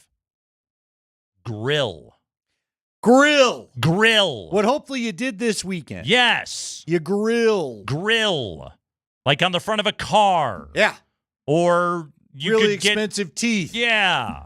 Or your grill, which is in your backyard, or maybe your front yard, or perhaps your side yard. I don't know what yard you keep your grill in. George Foreman had many of them. He sure did. We all bought them. Why was there no adjustment of the temperature setting on them? Why was it just you get one temperature? Also, we're going to make this thing impossible to wash. Yeah, what I also love is the fact that it's only going to be hot in the very center. Right in the center. So if you try to put 3 things on it, the corners of the 3 will all get cooked. The other half's raw. Yes. But if you got one burger and you get it right in the middle, burger, you got a chance of getting a nice cooked burger with a weird crust on the outside. But hey, there's grill marks, so you'll eat it, won't you? How many of those things did they sell? Lots, because remember, then they went with the bigger size. I didn't know a house in the late 90s or early aughts that didn't have one of those. And I was in college at that time, so especially then, everybody had one. I was going to say, you and I were prime age because we were either in college, we certainly didn't have families. Yeah. And so it was just like, hey, man. And let me have a single cook item here. Again, you're really counting on a lot of dirt bags to be washing something that's almost impossible to wash. So the grease buildup considerable on those things. Yeah, you didn't want your 80-20 hamburger on that grill. No, not really. Nope. Anyway, grill. Text grill. Grill.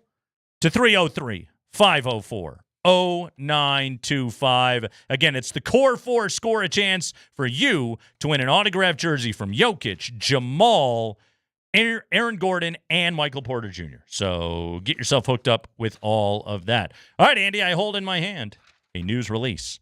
Nuggets named Ben Tenzer as Executive Vice President of Basketball Operations and Jonathan Wallace as the Executive VP of Player Personnel. Yep. They're really handing out VP honors today over there at Ball Arena. 2 of them got them. Yes. I had to read that twice. I'm like, am I? Because I read it bleary-eyed. I was like, what's going on here? I'm sorry. What now? Yeah. Yeah. John Wallace, Ben Tenzer. So Ben Tenzer, we know he's been the interim GM. He's been here. He's been working as the general manager of the Grand Rapids Gold. Ben Tenzer. Now, John Wallace. Here's the story on John Wallace. Spent the last 3 seasons with the Timberwolves. Okay. He's been working for Connolly. So he was a Connolly guy. He has been the director of player personnel. Now he is the executive VP here. He was also GM of their G League affiliate, the Iowa Wolves. This was a guy, when the move was made, Scotty first told me about they'd be interested in. Yes. What made him? They keep saying he's a rising star in the NBA. Star. What do you think? What do we just eye for talent? What do you think the? I think give me his bubblegum card. Let me tell you the biggest office thing that will denote you as a rising star in a front office capacity in the NBA. You got hired by the Denver Nuggets. Yeah, that's what they do. It is. This is going back to the. Warkentine was established, but, Chapman was kind of a riser, and then Masai Ujiri was a riser, and then Tim Connolly was a riser. Calvin Booth, he was rising. Till he wasn't. And again, worked out for the other 3. Till he wasn't, exactly. So John Wallace, this is the following of the model. Andy, this is a ownership group that typically their way of doing business is we identify and we catch you on the rise. So I would say what's the most rising thing about John Wallace? He's working for the Nuggets now. That's the most rising thing about him. But he's known for his basketball acumen. Tenzer is going to be the ops guy, the cap guy, the money guy. And Wallace is going to be the basketball eye, the scouting eye. His job is going to be to look at these guys and say, this is a good basketball player. I like him. Ben Tenzer, make it work financially. You do the money thing. Or I like this trade. You figure out the particulars. Because, Andy, if there's one thing that we've figured out over the last few weeks on this NBA capology stuff, we get Spring doing the trade machine, all that.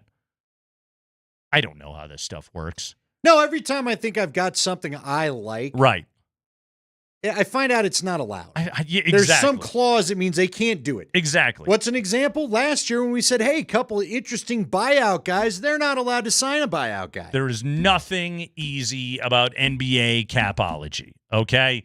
You got to have an advanced degree in it. Fortunately, Ben Tenzer already has one. So that's the direction that the Nuggets are going. So we have the answers, at least so far. Yeah, but we have questions, okay? I have questions. Andy has questions. Here's my biggest question. How's this all going to work? Yeah, all right. So I'll go back to a question that leads to how we got here. Mm-hmm. How long do you think, and maybe this, what led to them changing a little bit of direction? Because it was Connolly and Malone, and then it was Booth and Malone, mm-hmm. and now we're back to something. Remember when Brett Barrup was here? Was that Barrup and Workentine that were together? Was that Barrup and Chapman? It was Work and Chapman. In terms of the official titles, Brett Barrup was kind of Stan Kroenke's right-hand man, who just sort of oversaw the entire thing. He was the connective tissue of the things around the organization. Workentine was he was the salty old NBA executive, knew the ins and outs, knew everybody. Chapman was the guy that, the excellent ex-player, the scouting eye. Like, that was sort of what their roles were, which I think in some ways, this is like new compared to what they had, but it is a familiar structure over there. Right. And maybe what we have is a Workentine and Chapman, and this time Barrup is Josh. Right. The son. Because, it's Josh's franchise, I still think, as we know. Stan Kroenke still has great interest in this. And yes. So I just wonder, have we gone back to this so that there's more a pulse on, are we getting along in the front office? Mm-hmm. Are we getting along between coach and the personnel guys? Right. Is there just more people in the room so we don't, at least, I'll tell you what, with two VPs, not GMs, but two VPs. Executive VPs. Two executive VPs, mm-hmm. and now David Adelman, mm-hmm. You've got three people. There's an automatic tiebreaker if that's what you need. Maybe that's what they were looking for. I don't know. I'm not opposed to there being several voices in the room. I'm not opposed to numerous different smart people hashing things out, disagreeing with one another, hopefully airing those disagreements in a respectful platform and then arriving at a good decision for the organization. I don't think that's a bad thing. I think that, Tim Connolly, when he had Arturis in the room, when he had Calvin Booth in the room, he was always surrounded by good people. And one of the other things that I think is critical to remember about all of this is like, okay, this is how I envision it right now, is I kind of see it as like the very top of the pyramid. There is Josh Kroenke at the very top, and then here are the two branches off to them. Here's Tenzer on the money side. Here's Wallace on the basketball side, and their respective staffs below all of that. But something to take into account here is nothing major ever happened with this organization without somebody with the last name Kroenke signing off on it. Exactly. So in that essence, it really hasn't changed all that much. What I'm curious about is with Josh Kroenke having admitted during, his two press conferences that he has already held, I I need to put more focus on this team right now. I need to spend more time with this team. His own admission that the way the dynamic failed between Booth and Malone was on him, that he did not have enough oversight to all of that. I guess the biggest question I have going forward is, in the day-to-day, if Josh Kroenke is busy with Arsenal or Elitch's or whatever he may be involved in on that afternoon, whatever it may be, is there somebody that can just quick boom, okay? We got an issue with the player. We got an issue with because GMs, it's not just roster building. Like, you're the bosses. You kind of run the thing. Who can solve things very quickly around there? And is there going to be a singular voice in that? Or is it just sort of going to be like, well, you emailed the wrong guy? Yeah. First off, they could all get around the grill, which is your keyword. Grill. 303-504-0925. That's right. Get in the running for what? The Core 4 score. Core 4 score, autographed jerseys from Jokic, Jamal, AG, and MPJ. One lucky winner is going to win all 4 of those. Again, your keyword right now to text to 303-504-0925. Grill. All right, I'm going to, who's going to grill who on what decision needs to get made? I don't know. Hopefully, what I'm hoping is, I would assume if it's player driven and do we like the player, then it falls to Wallace. Can we afford the player? It falls to Tenzer. Yep. And hopefully you've given Josh some heads up. Hey, don't go out of town. Hey, don't lose that cell phone. Sure. Because we're going to probably need a decision made on this or that. Yes. Do you think, so I guess to your point, and I'm sure we'll learn more about it at the press conference that they'll have tomorrow, and we'll have it right here on the airwaves as they introduce everybody. What time is that? I think, is it noon? Spring, right? Nice nooner? I believe. Okay. I'll double check it. But I do think if it's, I would, judging by the titles, if it's strictly a player question, like draft night, whenever there's picks again. I don't know when that is. I guess next year they've got a first-round pick again, right? Yes. So draft night, Wallace will say, this is the player we're taking, right? Because he is the EVP of player personnel. That, to me, is his division. I would say it would be it's funny you phrase it that way. This is the player we're taking. I think it's going to be, this is the player we want. And then the room's got to agree. And then the room has to. But somebody has to have final say. Yes. So wouldn't it be Wallace as EVP of player personnel? I don't think so. I think it's his boss. Josh? I believe so, yes. Oh, all right. Just as long as somebody. Look, John Elway used to talk about this all the time.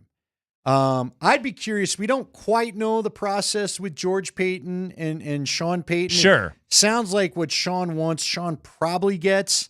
You know what I mean? Like, Bo Nix was clearly the guy Sean wanted.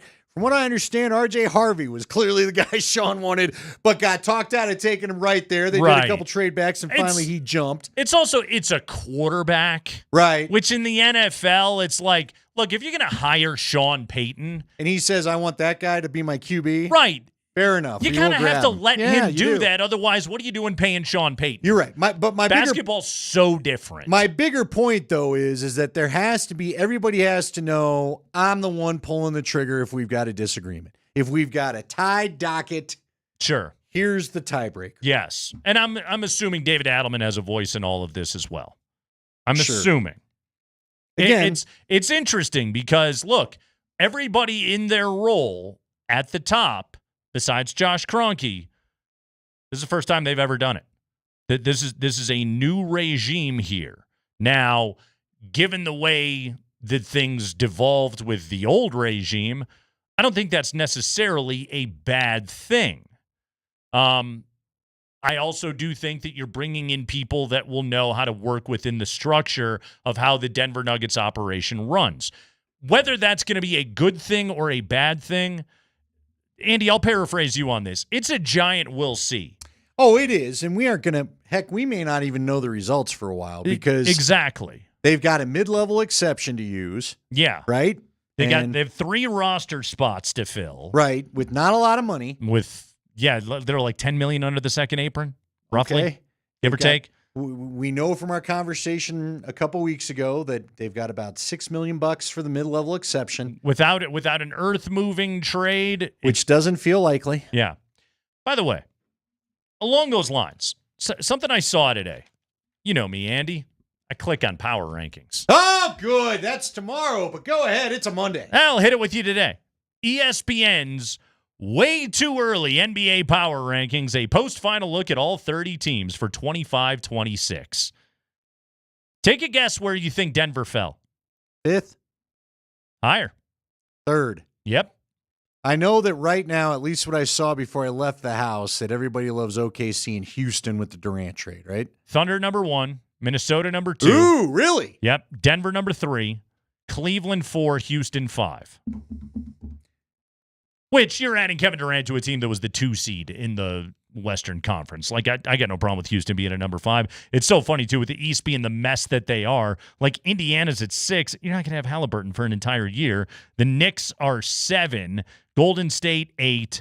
Lakers 9. Clippers 10.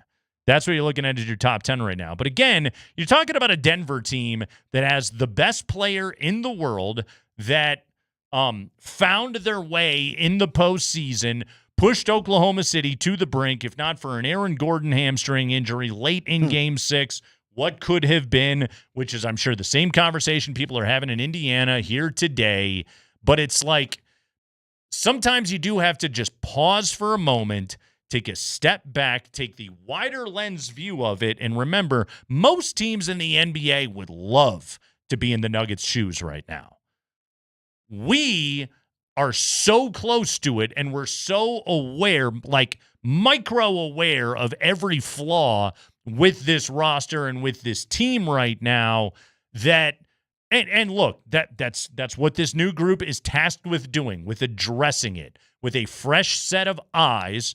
We're going to talk about another team that needs one of those today here on the show, but a fresh set of eyes looking at the issues that have plagued this organization. How can you fill in the blanks right now, essentially without an earth-shattering move, which maybe they'll make. We don't know. We don't know what is yet to come with this team. We don't know. We'll continue to discuss what the moves could be. By the way, it is amazing, and you had pointed it out last week, the synchronicity between the Denver and the Indiana series is ridiculous. I had said it to you on the phone. Yeah. But I thought the minute that Halliburton made it through Game 6, I go, you know what? That was the Jamal Murray. He was the Jamal Murray of Game 6. Remember when we didn't know if Jamal could go, and Jamal had the tightness or whatever he pulled? What do you have, the groin injury? Something going on where we weren't sure Jamal was going to be able to make it through the game, and then he plays phenomenal, just like Halliburton did. Right. Then unfortunately for Indiana and Halliburton, he became the Aaron Gordon to a tragic end where he could not make it through Game 7. Chris Dempsey going to join us talking about the new front office structure here in Denver coming up here in just a moment. We'll touch on Game 7 of the NBA Finals as well. Grill! Grill is your word, 303-504-0925. Plus now, I don't know. We're just going to talk about synchronicity by the Police the rest of the day on the show. That's all you hear? I go immediately to the Police album for you right there. Also, pretty good Police cover band in Pennsylvania, Scrantonicity. Scrantonicity? Uh-huh. Yeah. That was Kevin from The I was Office. going to say, isn't band. that? I swear that's from The Office. That dumb show. Scrantonicity. Mm-hmm. It's Kreckman and Lindahl.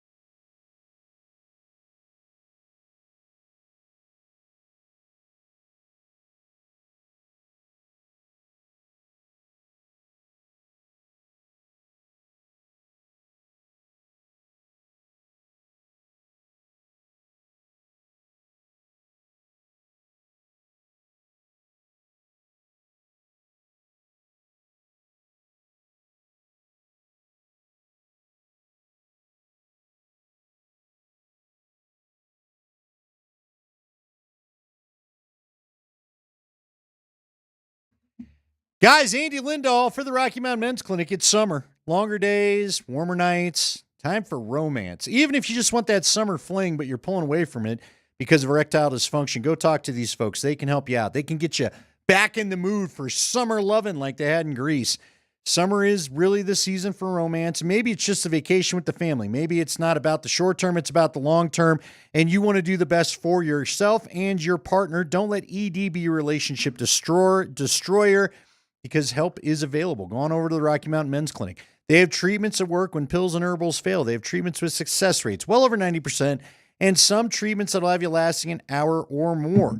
That'll get you through the long summer night. Rocky Mountain Men's Clinic has served the Front Range of Colorado for nearly a decade, and they've successfully treated tens of thousands of men. Schedule a consult with the Rocky Mountain Men's Clinic today. Your initial visit's $99 and includes a medical consult with a Colorado licensed medical provider, a T and a PSA test, and if you're medically advised, a test dose. But if the test dose isn't working in the office, your visit's free, so nothing to lose except your ED. They have an expert staff, and if you're like a lot of men, could be having sex the day after your appointment. 5 locations to serve you throughout Colorado, including up north in Fort Collins and down south in the Springs. Call them today, 720-440-7900 or RockyMountainMen'sClinic.com.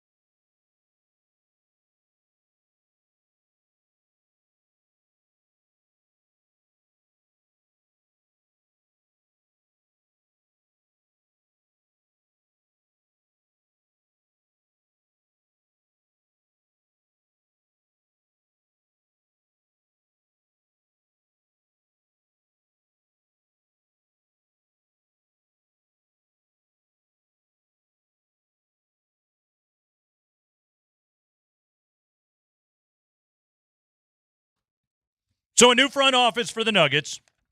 Ben Tenzer promoted, Executive VP of Basketball Ops. Jonathan Wallace, Executive VP of Player Personnel. Chris Dempsey of Altitude joins us right now to discuss this new front office. Demps, what are you the vice president of? Oh, that's a good question. Not even my own household. So I know that feeling. Yeah, no doubt. Those are definitely fun titles for those two, and an interesting new structure. I'll be very eager to hear how that all, how this structure will work when they have the press conference. Yeah, me as well. So Demps, why'd they do it this way?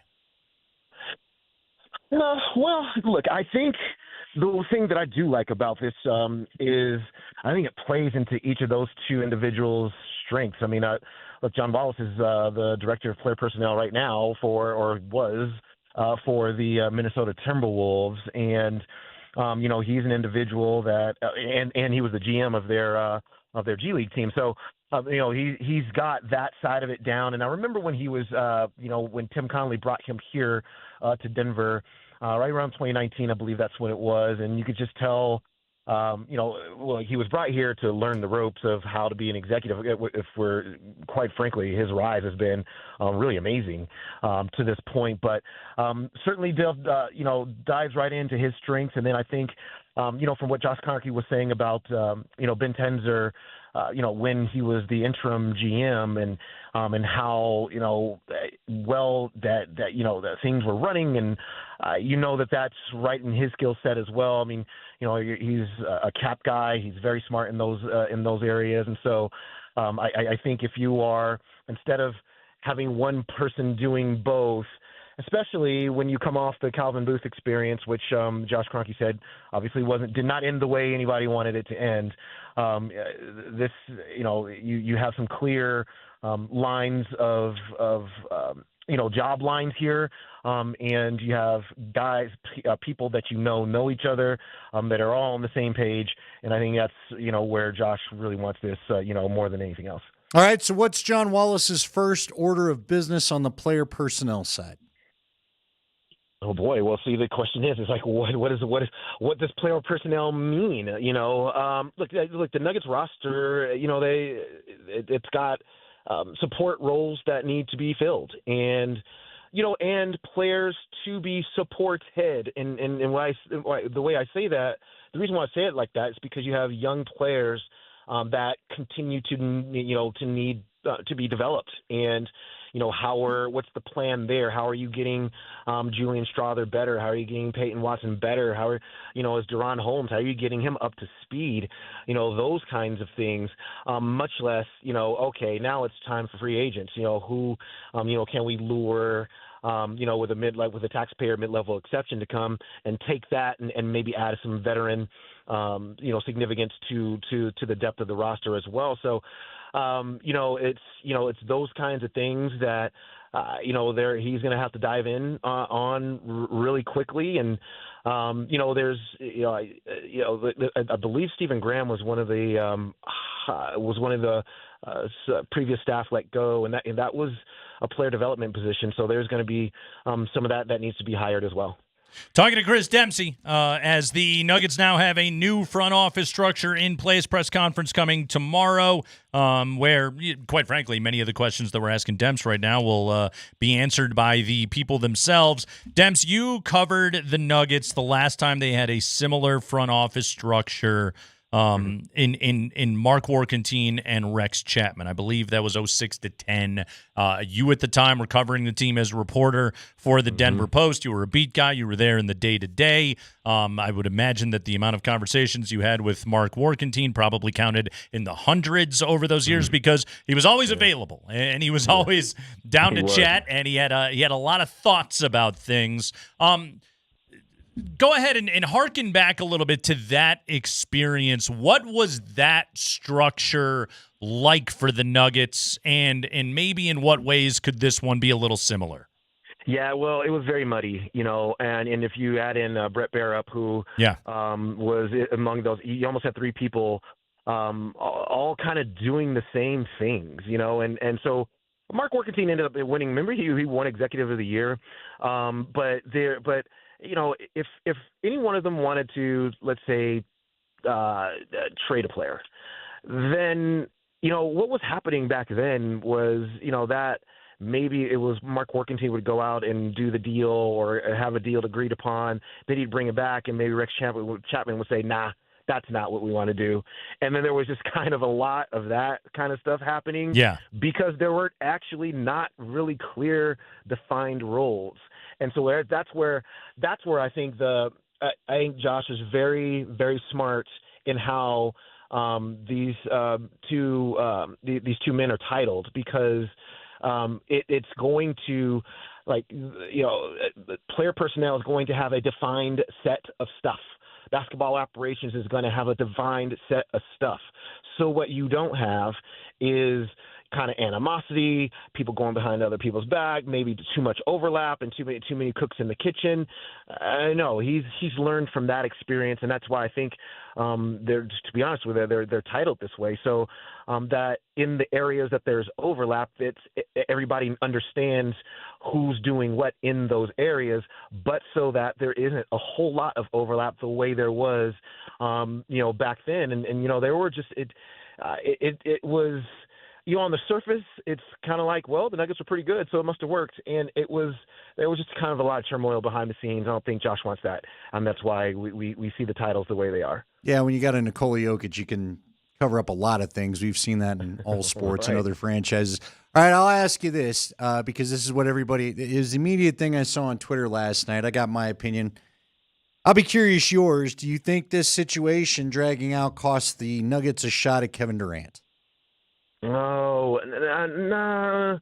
not really. And the reasons why I say that is because, look, the cost for Kevin Durant is not a cost that Josh Kroenke is willing to pay, because he wants his starting five is going to be his starting five.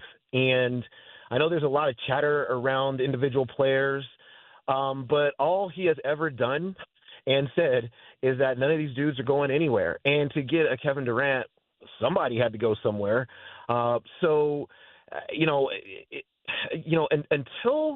that changes, then, when players like KD hit the market, the Nuggets won't be, they won't be, a team in the mix, because, to this point, they've done nothing but say, and then their actions have backed this up, that they want to keep their guys and want to keep them together. So, no, I don't think this had anything to do with it, because I think Josh would have been the guy to really be in those rooms, in those conversations, and to really sign off on that.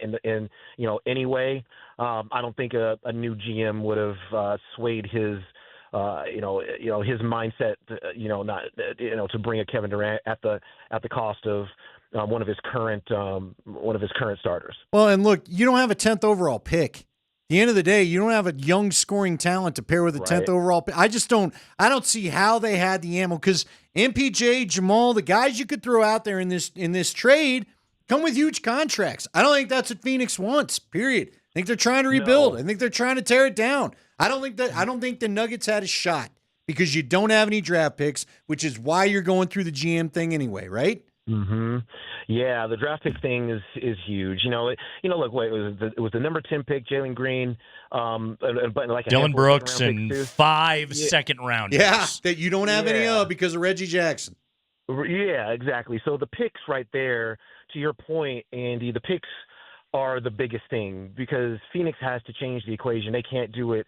They can't get out from under Bradley Beal because of the no trade clause, and they do not want to trade Devin Booker. So this was the only thing that they could do to try to really, start to change that equation there. They just got themselves in a bad financial situation with players, in particular Bradley Beal. If they could get off of Bradley Beal, they never would have gotten off of Kevin Durant. They like that. It was forced upon them because they wanted to change the equation, and he was the player to be able to do it. Demps, we got 30 seconds. Will Dario Saric play over or under 16 games in 25-26 for the Denver Nuggets? How about under 5 games?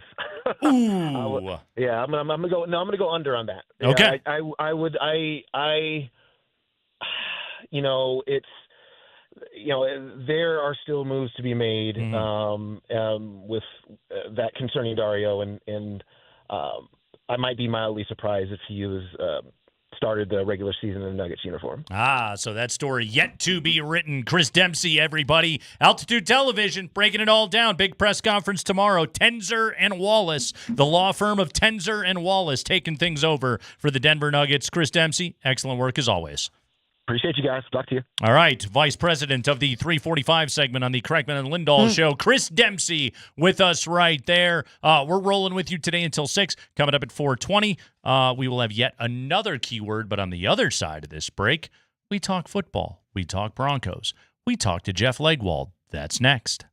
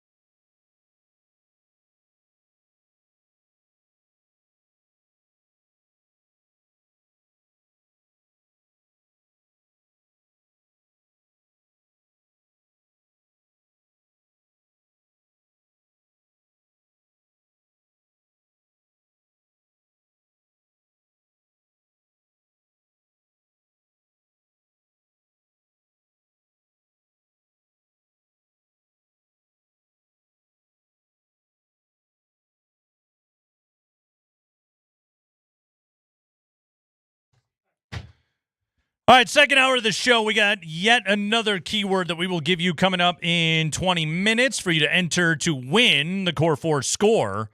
Autographed jerseys from Nikola Jokic, Jamal Murray, Aaron Gordon, and Michael Porter Jr. That's the full set, guys. We're not just giving out one jersey to one person. You, as the winner, you get a full set. Well, and it doesn't appear, as Chris Dempsey said, your Core 4 score will stay together for a while. I don't think it's going anywhere. That's right. It seems like they're sticking around. Time for us to score. Let's do some football talk. Our pal Jeff Legwold stops by here on a Monday afternoon. Leggy, how you doing, man? Good. That's a pretty sweet prize. That's not bad, you want right? to see them, Leggy? There they are. There they are, right there. There they are, Leggy. Hanging on the windows. Fine items as far right as it there. goes, Leggy. Sorry. Yes. You don't get to see Jokic. And you don't win a autographed Jeff Legwold Washington Generals jersey. What would you get? Would you get a pen? Would he do a pen, like an old writing utensil? A typewriter? Do you own a typewriter, Leggy? Do you still have an old school typewriter? I do indeed. Yes. I have a vintage typewriter. Oh, look at that. That's so sweet. Yeah. All right. Jeff, your colleague Bill Barnwell there at ESPN, an interesting piece last week naming sort of obscure stars of the NFL, so to speak. And it was interesting the way he put them into categories. Best gadget player in the NFL, he said Marvin Mims. Marvin Mims, who is asked to do a lot of things. He returns punts. He returns kicks. He runs the ball out of the backfield. He lines up in the slot. We saw his role grow more and more last year.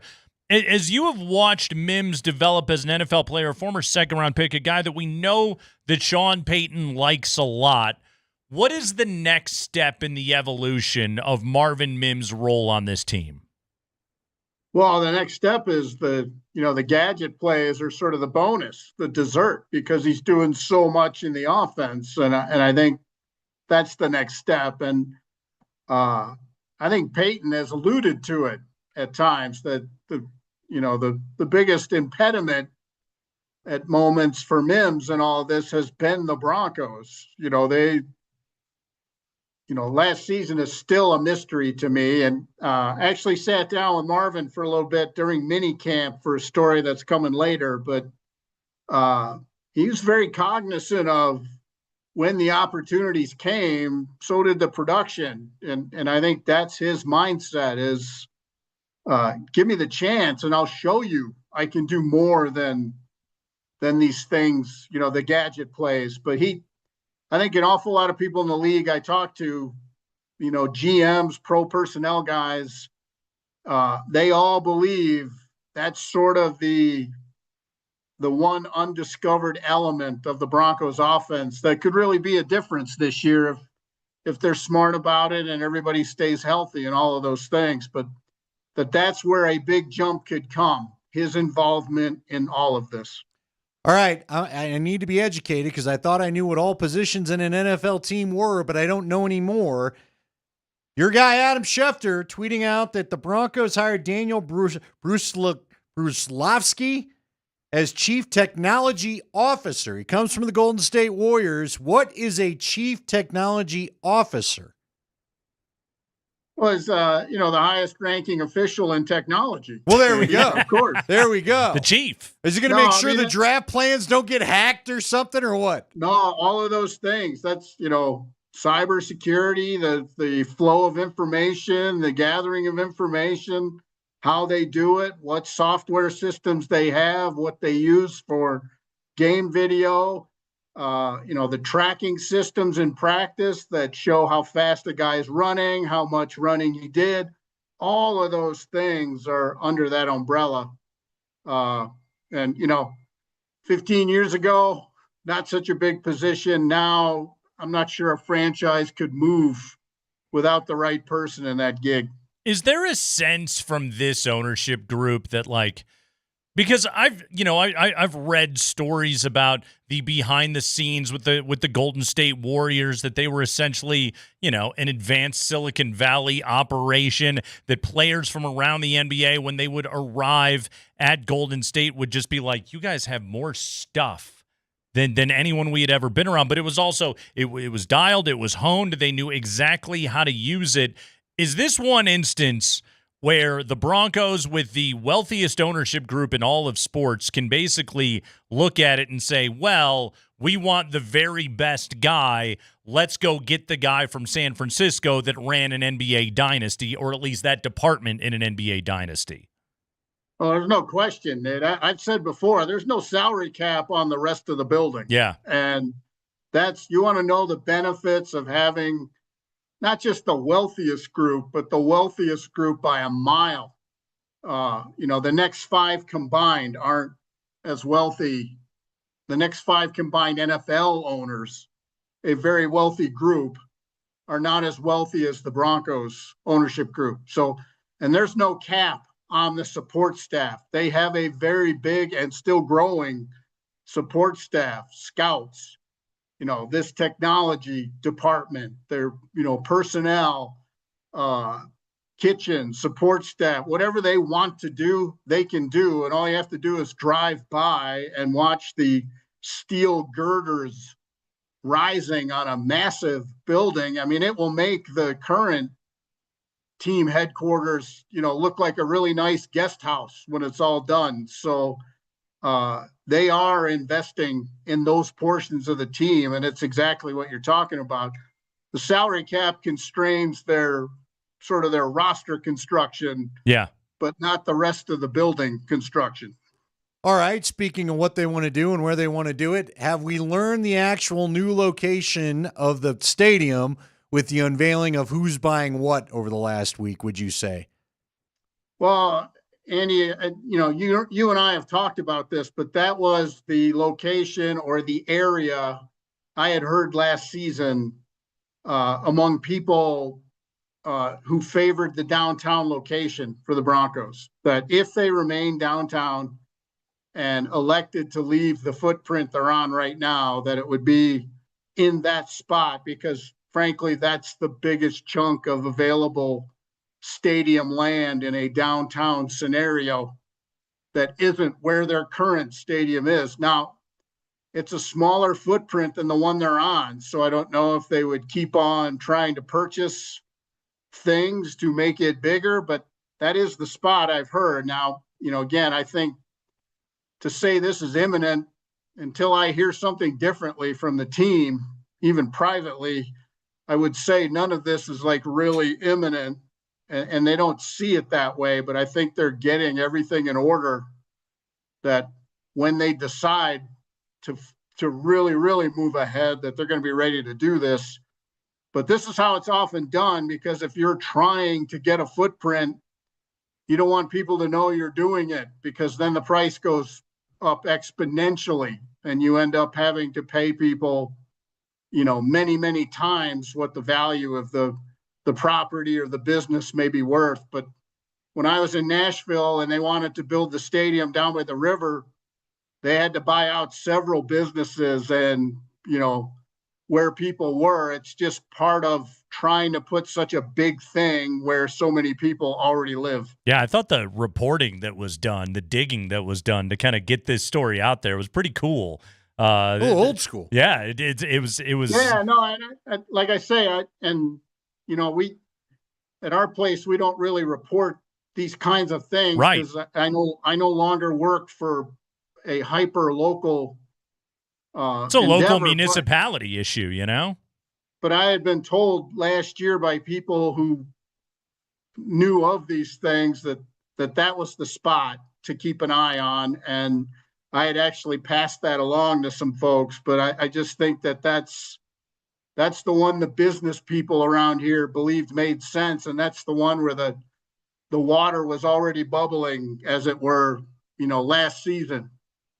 Leggy, I think those of us in this conversation, I think a lot of people listening to this show, we understand the revenue streams or lack thereof with the current stadium that exist. But also, there's going to be a lot of people that live in the city of Denver. They're going to look at this and go, that stadium's not that old. What are we doing paving over a whole other swath of land in this city to build a football stadium? What is going to be the Broncos' sales pitch to the community on why this is why it's good and why it's going to benefit people. Yeah, especially if they're going to be the owner and Right. control, they're going to be their own landlord if they do this. And I think that's why teams want, ultimately your best revenue stream is if you own the house, as it were. And, they don't technically own the stadium. They control a lot of what they can do with it. But they don't own it. And that, that benefits them. How it benefits the city, I think you're going to have to frame that out, because I think a lot of what people used to use 20, 30 years ago to prove it has long been debunked. Yeah. As far as economic impact and all those things, argue what you will about it, but you're basically building an immense structure to be used primarily for, 10 events. And then the team controls. If you own the stadium, you get to do all the other cool events too. And I think that's the attraction for the team. I personally think they will have a difficult time, like you guys. I live here, and I think selling the use of public money for something that will benefit a very select group of local businessmen, i.e. the Bronco owners, I think that's a tough sell this day and age, even though, we've seen people in, Jacksonville and other places have signed on to do things. I think that would be a tough sell here. And I think that will be the Broncos' challenge, is if they're going to ask for any public money for infrastructure or any of that stuff, I think that's where their salesmanship was going to have to come in. Whether, that's building the exits off the interstate, or how people are going to get in and out of this place that doesn't have that, those types of construction right now. I think that's the issue for them. All right. Real quick, by the way, if they fixed the on-ramp from 6th Avenue East to I-25 South to build this stadium, worth it to totally me. worth it for worth you? it to me. It's yes. total mess. I don't know anybody that would say that isn't a huge selling point if that came. I'm with you. It. Yeah. Trust me. If they put that in the brochure, I'm buying it. Love my guys at Stranahan's. What a nightmare trying to get back there now. All right. Peak off-season radio, Leggy, but I was telling Nate we're going to talk about it later on in the week. I got caught up watching, flipping around Saturday, looking for something to watch, and along comes the 2014 opener against the Colts on NFL Network. Nothing better on. I'm a football geek. I'm like, I'll watch this. Dude, I forgot Ryan Clady was on that line. Chris Clark was the right time. Emmanuel Sanders just got there. They're running the football. It was a good team, Leggy. I know the Manning injury played into it. What the hell derailed that team again? Help me out. What do you remember? What sent 2014 down the drain? Because my God, the opener, they look like a really fun team. Oh, that, some people would argue that may have been their, one of the best overall, even better than the Super Bowl team in terms of talent. But I just think after 2013, they set the record. They do something. It's going to be very difficult for any offense to do again, and then just get, obliterated in the Super Bowl. I think they all came back, Peyton, especially Manning, with the intent on pushing so hard to fix what went wrong in the Super Bowl. I think they just basically ground themselves down, that by the time they get to the playoffs that year, they were just almost done emotionally. I think that playoff loss that ends that season might be one of the flattest games for a playoff worthy team that I've ever covered. They just were not emotionally in it. And I think there was no gas left in the tank by that time. I think they had pushed so hard to fix it that's what derailed that team. They were just like done with it before they were really done with it. Yeah, that team faded hard at the very, very end. One of the all-time weirdest games I've ever attended, by the way. Jeff Legwold, everybody, ESPN. Read his stuff at ESPN.com. Leggy, great work. We'll talk to you later this week. Take care, fellas. We'll see you. All right, the great Jeff Legwald. We have got our next keyword for you to enter to win the Core 4 Score autographed jerseys from Jokic, Murray, Gordon, and Porter. We have that for you on the other side.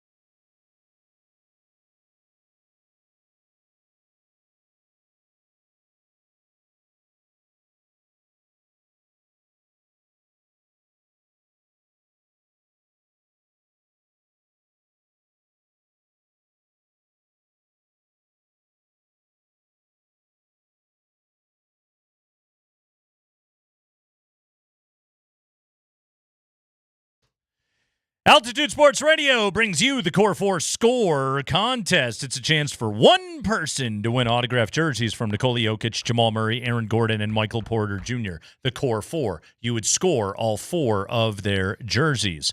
Right now, we've got another keyword for you to text in to 303-504-0925. The keyword right now, nurse. Nurse. Nurse. Everybody got that for me? Nurse. Like the people that work at hospitals. Nurse. Like former Raptors head coach Nick Nurse. Hello, nurse. Nurse. Remember that from Animaniacs? Deep cut. 303-504-0925. Text the word nurse, and you are entered to win autographed jerseys from Joker, Jamal, AG, and MPJ. Special thanks to our friends at Revitalized Health, custom health solutions to revitalize your health today. Revitalize-health.com. Famous nurses. Who's most famous? Ratchet. Who else you got? I don't know. Ratchet. Trying to think who you're talking about. One Flew Over the Cuckoo's Nest. Yeah, I haven't Nurse seen Ratchet. that. No, Okay. I haven't seen that. It was a book too. Mm-hmm. Yeah, Nurse Ratchet. Famous nurse. Is it an audiobook? How about the? I bet you could get one. Yes. How about the Cliff's Notes? Sure. How about the one on the cover of Enema of the State? Yeah. She's still alive. I'd heard she passed. Adult film actress. Yeah, apparently she's still around.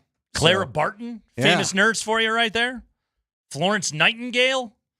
I'm going old school on the nurses right there. Anyway. I'm with you, though. I thought Nick. I'm like, why is Nick Nurse a keyword? Nurse, 303-504-0925. Text that in right now. You get sicker real quick, so I'm going to say fast question to you. Okay. Change it up. Let it more palatable to the ear. Fast question. All right, because I was Hurried thinking, remark. Let me slip it in. Whoa. Ew. Are you sick of the Florida Panthers and they're celebrating? I'm not on hockey Twitter, so it has not penetrated my bubble. So I don't know what they're up to. Andy, when the hockey season ended, so did your viewers. So did you, exactly. Yeah. Well, I just think it's such a stark contrast because I thought it was funny.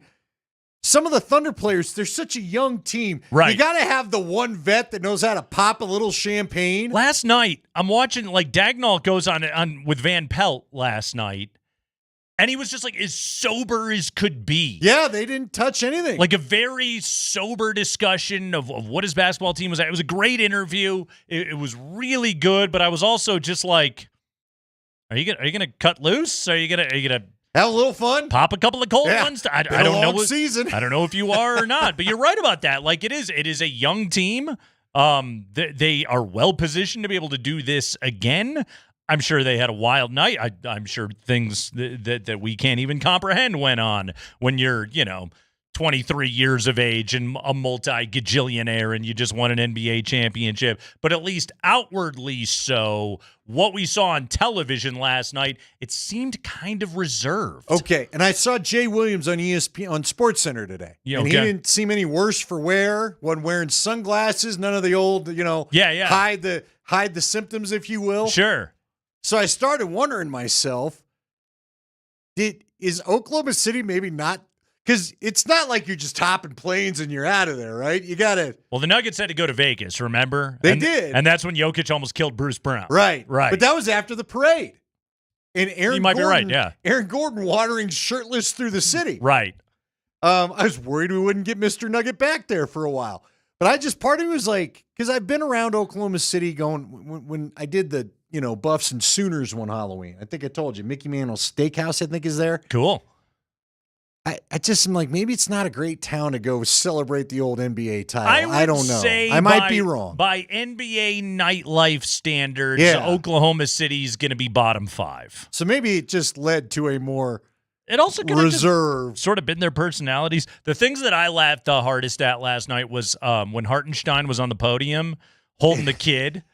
The kid is just conked out. Yeah. My man could not be awoken for anything. He was just OUT. And Hartenstein's like trying to like, there was somebody like, there was like an arm coming in from off screen. It might have been Chet's. He might have been like 13 feet away and just reaching over. But he was just like holding the kid's head up because it was like all rubber headed and that I thought was pretty funny last night. It was a huge letdown of a Game 7.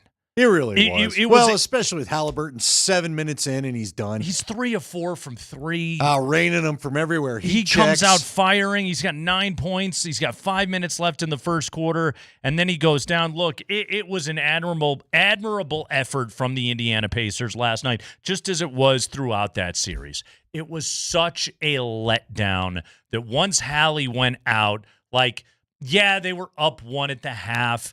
It was valiant. You know, McConnell atoned for, I thought he was awful in the first half last night. He was killing that team. God, he had 7 turnovers last night, but he atoned for some of it with a pretty good offensive third quarter. However, there was that 9-0 run. I think it was Shea, J-Dub, and then Chet all hit threes right in a row, and it was just like, that's it, you know? You know that they're not going to have the firepower to be able to come back from this. I think they cut it to 4 one more time, but that was it. Ultimately, the game was it was a letdown last night. It was still a Game 7. It was still massive, but you just and I don't know, maybe you felt differently as you watched it, but as I watched it, it was just like we all know how this ends. Yeah, the bottom falls out. The Thunder do their thing in the third quarter, and they win the game. We stepped on our deck to eat some dinner, and it was about a 7-point game at that point. Yeah, we're talking 5-10 minutes of real time. One elaborate dinner last night, typical family dinner. And you step back in, it's 18 points. I'm like, all right, I'm going to walk the dogs. I know how this is going to end up. Yeah. Let me ask you this, because I saw this forwarded, and it might have been a steal from Colin Cowherd. If it is, I apologize to not know exactly who said this, but it got me thinking. Because I didn't like it when I heard it. You're never going to cut down the regular season, which means this is probably impossible too. Does the NBA need to go to 5-game series? Because that was forwarded by someone, I think it was Colin Cowherd on Twitter, saying, you got to quit doing 7. You got to go to 5. These guys can't make this. And I asked that to you. They've been doing 7-game series forever. Yeah. Now, it wasn't until... That's the number. That's the mountain. I'm with you. I got no problem with it. But do you think you have to win 16 games? But there's no player management in the playoffs. You know what I mean? Right. And if you're going to go every other day, do they need to consider it? But shouldn't that be the challenge of it? It should be hard you don't to like win the a idea, championship. do you? I hate that the thing idea. Hates the idea. That's how it hit me too. Yeah, I hate I'm the not going to idea. lie. I'm like 7's the number. It's always been the number. It needs to just stay the number. Yes. But then I kind of wondered, am I just being old man about this? Should they go? Because they did 5 in the first round. Remember when the Nuggets upset the Sonics? That was a 5-game series. That was a 5-game series. They used to do best of 5 in the opening round, and then they went away from it, and they made it best of 7. And I like the challenge as it is. I do not mess with the NBA playoffs. It's supposed to be hard. It's supposed to be something you have to survive. Halliburton, he suffered the calf strain in Game 5. He came back. He had a great Game 6. That game on Thursday night was really special. I'm sure it was only a matter of time. Good on Halliburton for going out there, for gutting through it, for playing through it. You don't like to see it happen, but no, I want that challenge. It should be hard. It should mean surviving injuries along the way. I know the modern NBA is so tough, okay?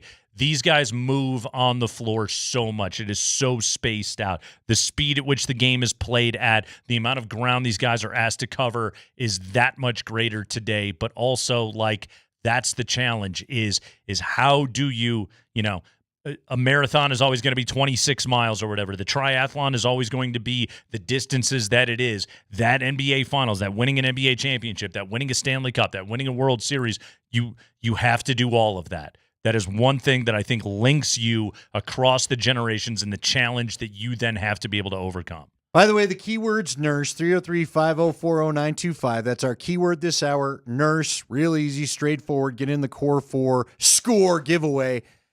All right, I'm going to ask you this because I mentioned it to you last hour. Mm-hmm. So much for the quick question because it's led to 5 others. But an Alex Caruso type. Alex Caruso, you and I started seeing it. And frankly, when we got done with the series against the Nuggets, I was like, they need a guy like that. You need a bench guy like that. Mm-hmm. Especially now that you can't afford to have 3 or 4 big contracts in this modern era of the NBA the way you once did. Is Alex Caruso, how many Alex Caruso types exist in your mind? Well, because to me, he's really what made him very tough to play. And this is what I will say is I don't think you have to have Caruso's type. Like, you don't have to have a stopper. That's the Thunder's profile, right? They come at you with Lou Dort, who is as good a defensive guard as there is in the game today. They go to the bench and they take a guy in Alex Caruso who is barely even a step below. I don't even know if I would say he's a step below him. He might be his equal. It's just, again, Dort's an all-world defender out there on the floor. But that's just it. Like, they have a guy in Caruso who they can go to that just fits exactly what their team profile is. I think Matherin can become that for Indiana, and I think his game is becoming more and more. But what is the Pacers' game? It is speed, it is go, it is attack, and they can go to Matherin and bring him off the bench and get that kind of contribution, right? That I think is the thing you have to be able to have. And I know basically some people are listening to this and going, wow, you need a 6th man. This is some epic stuff you're doing here. Well, no, it is. You need a player that fits exactly into what your identity is, and I think Caruso is really good at that. I think Cason Wallace is that player too for Oklahoma City. I think they got a few of those guys that they can bring into the game when they need to.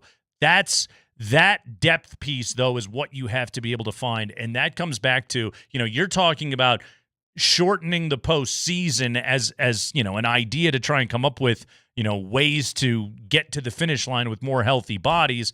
That for Denver, and we'll always bring it back home to the Nuggets, is it's like, what is the world where Jokic and Murray play fewer minutes? Yeah, have a bench. And get to that time of the year fresh, because that is what the Thunder have more so than anything else, is that Shea, the J-Dub, those guys, they don't have to get that extended. They're not playing 39 minutes a night in the regular season. How did the Nuggets find that? That's what I want to know.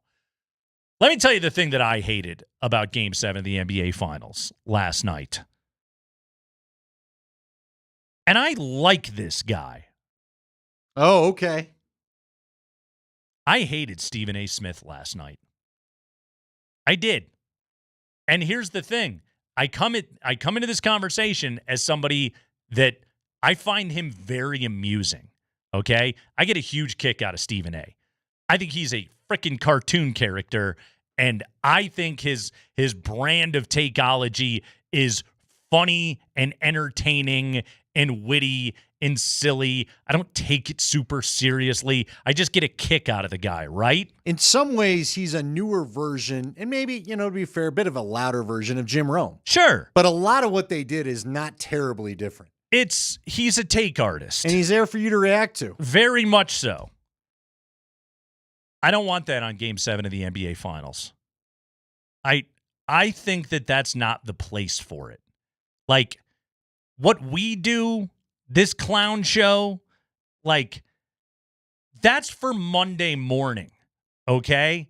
Now I go on the radio and I rip the Thunder for not blowing the Pacers out of the water in the first half after Halliburton goes down. They get to halftime of that game, okay? The Pacers are up 1. That's the story. It's these guys trying to overcome losing the heart and soul of their basketball team directly in front of them midway through the first quarter. That's the story of the game. The other part of the story of that game is, for the Thunder, it's like, that is going to jar you. Your game plan is based upon stopping Tyrese Halliburton. They go to commercial break, okay? And it's Breen and RJ and Doris, and they're calling the game, and they're wonderful. Mike Breen is as good as it gets in the world. Man, I love listening to Richard Jefferson in the postgame talking about the bond that is created amongst championship guys. That's the stuff I want in a Game 7 presentation.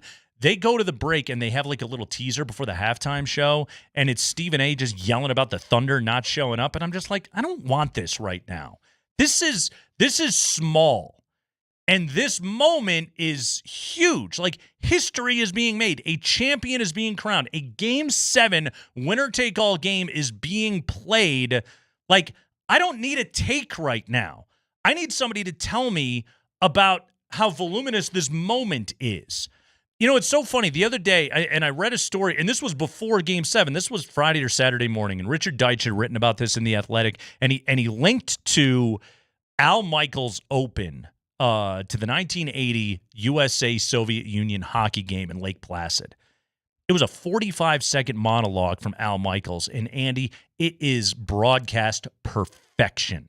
It was Al Michaels setting the stage, concise with his words. He was telling the audience exactly what they were about to watch and how huge it was, because it is that kind of moment. And a Game 7 in a championship setting is that kind of moment. And why don't we turn down the burners on the takes a little bit? You got 8 hours of television on Monday, Stephen A., or radio, or everything else that you do to give us that on Monday. During the game, shut the hell up. Tell me what's happening in the game. Tell me what's happening with these players. I don't need a rip job of a team that's about to win an NBA championship at halftime. Yeah, I've found myself, when it comes to the ABC deal, I don't stick around. When the Nuggets were on ABC for a couple of those games during the OKC series, I didn't stick around to see what they wanted to say. Yeah. I'd stick around for TNT to see what Kenny and Shaq and Charles would say. Or do they feel like the Nuggets are in trouble? Do they feel like they got them where they want them? Because there would be some analysts, like you said, some analysis attached to this. You know, by the way, you know who's really friggin' good? Is Amon Shumpert, who they started using on ESPN this year. He just sits there and talks about ball. He just talks about the game. He's kind of got a Legler kind of approach to it, and I'm like, this is awesome. I want to listen to this. I thought Richard Jefferson's capturing of the moment last night was fantastic. Breen, I mean, chef's kiss, 10 out of 10. Can't beat the guy. He's just phenomenal at what he does. But again, just like the screaming clowns that we are, I love this stuff. I love takes. I love hot takes. I love opinion. That's what you and I do every single afternoon for 3 hours. In that moment right there, it's not your show, dude. No, because it's in the middle of the game. To your point, what we're doing here is, like, again, we're reacting. We're reacting. We're helping people get home. Yeah. Get through your day. Whatever it is that you find yourself doing as you listen to us, that's the time for it. It's hopefully distracting you if that's what you need from something. Nobody needs to be distracted from Game 7. I need to know. My first thought is, can you continue this? Because you and I had seen it so much. You said it. We all knew OKC's going to adjust. Yep. And do you have enough horsepower for the adjustment that inevitably comes late third, start of the fourth quarter? Did you happen to hear, and you may not have left the TV on this long, Breen was giving a tribute to their director who was leaving, who was getting a new gig or whatever at ABC or ESPN. But Breen was talking about how the best advice that he ever got from him was let the game be the star. All right? If I could boil down my critique of ESPN's presentation more so than anything else, ESPN wants Stephen A. Smith, Pat McAfee, again, whomever it is, they want that to be the star. They want their stars and their opinions to be what matters the most in the show, which Monday through Friday, I love. Have at it. Okay? During the game, nah. Nope. That's where somebody like Breen, a veteran trusted voice like Breen, that's where an analyst like Jefferson, who has won an NBA championship, that's where what they say matters more so than anything else. It's this odd decision by that network, and I guess if you write a check that big to the guy, you think, well, we got to get our money's worth. But I think you start to get some diminishing returns by then. Well, and again, to your point, I will go seeking it the day after. Yep. Frankly, I'll go seeking it when, like you said, when it's all said and done. If you want to put him on after the game, let him fire away, that's fine. Yeah. But to your point, him going off the half felt like one of those tweets you would regret later on. You know what I mean? Right. Because ultimately, what he wanted the Thunder to do, they pretty much did. They went to him in the postgame. He revisited the point immediately. Shea was the only one. It's just, again, he's shredding. Like, they just won an NBA championship. This is the youngest NBA champion since the 77 Portland Trailblazers. We could have a dynasty on our hands. Like, there's so much context that you could add to this moment. The story of the Halliburton injury. Like, there's something massive there. The building of Sam Presti, all of that. And don't get me wrong, like, that stuff gets its due as well. I thought Van Pelt was great last night, hosting SportsCenter, doing those interviews with it. But again, that's allowing them to be the story. I think at halftime they whiffed on it. And that's my critique of their presentation. I'm glad they're going away from that show next year. The key word is nurse. Nurse! Text nurse to 303-504-0925, and you are entered to win autographed jerseys from Nikola Jokic, Jamal Murray, Aaron Gordon, and Michael Porter Jr.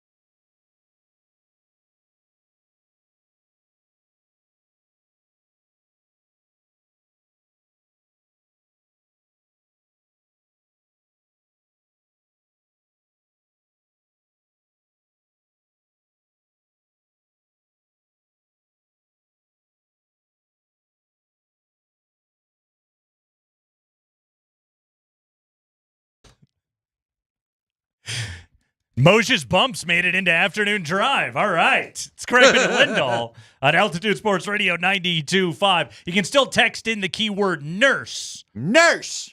And that gets you registered this hour for the Core 4 score. That is autographed jerseys from Jokic, Murray, AG, MPJ. All week listeners will hear a new keyword every hour on the 20s, so text them in at 303-504-0925. So all you have to do, guys, is just text the word nurse to 303-504-0925, and you are entered. That gets you in. Andy, fascinating piece in my Denver Post this weekend.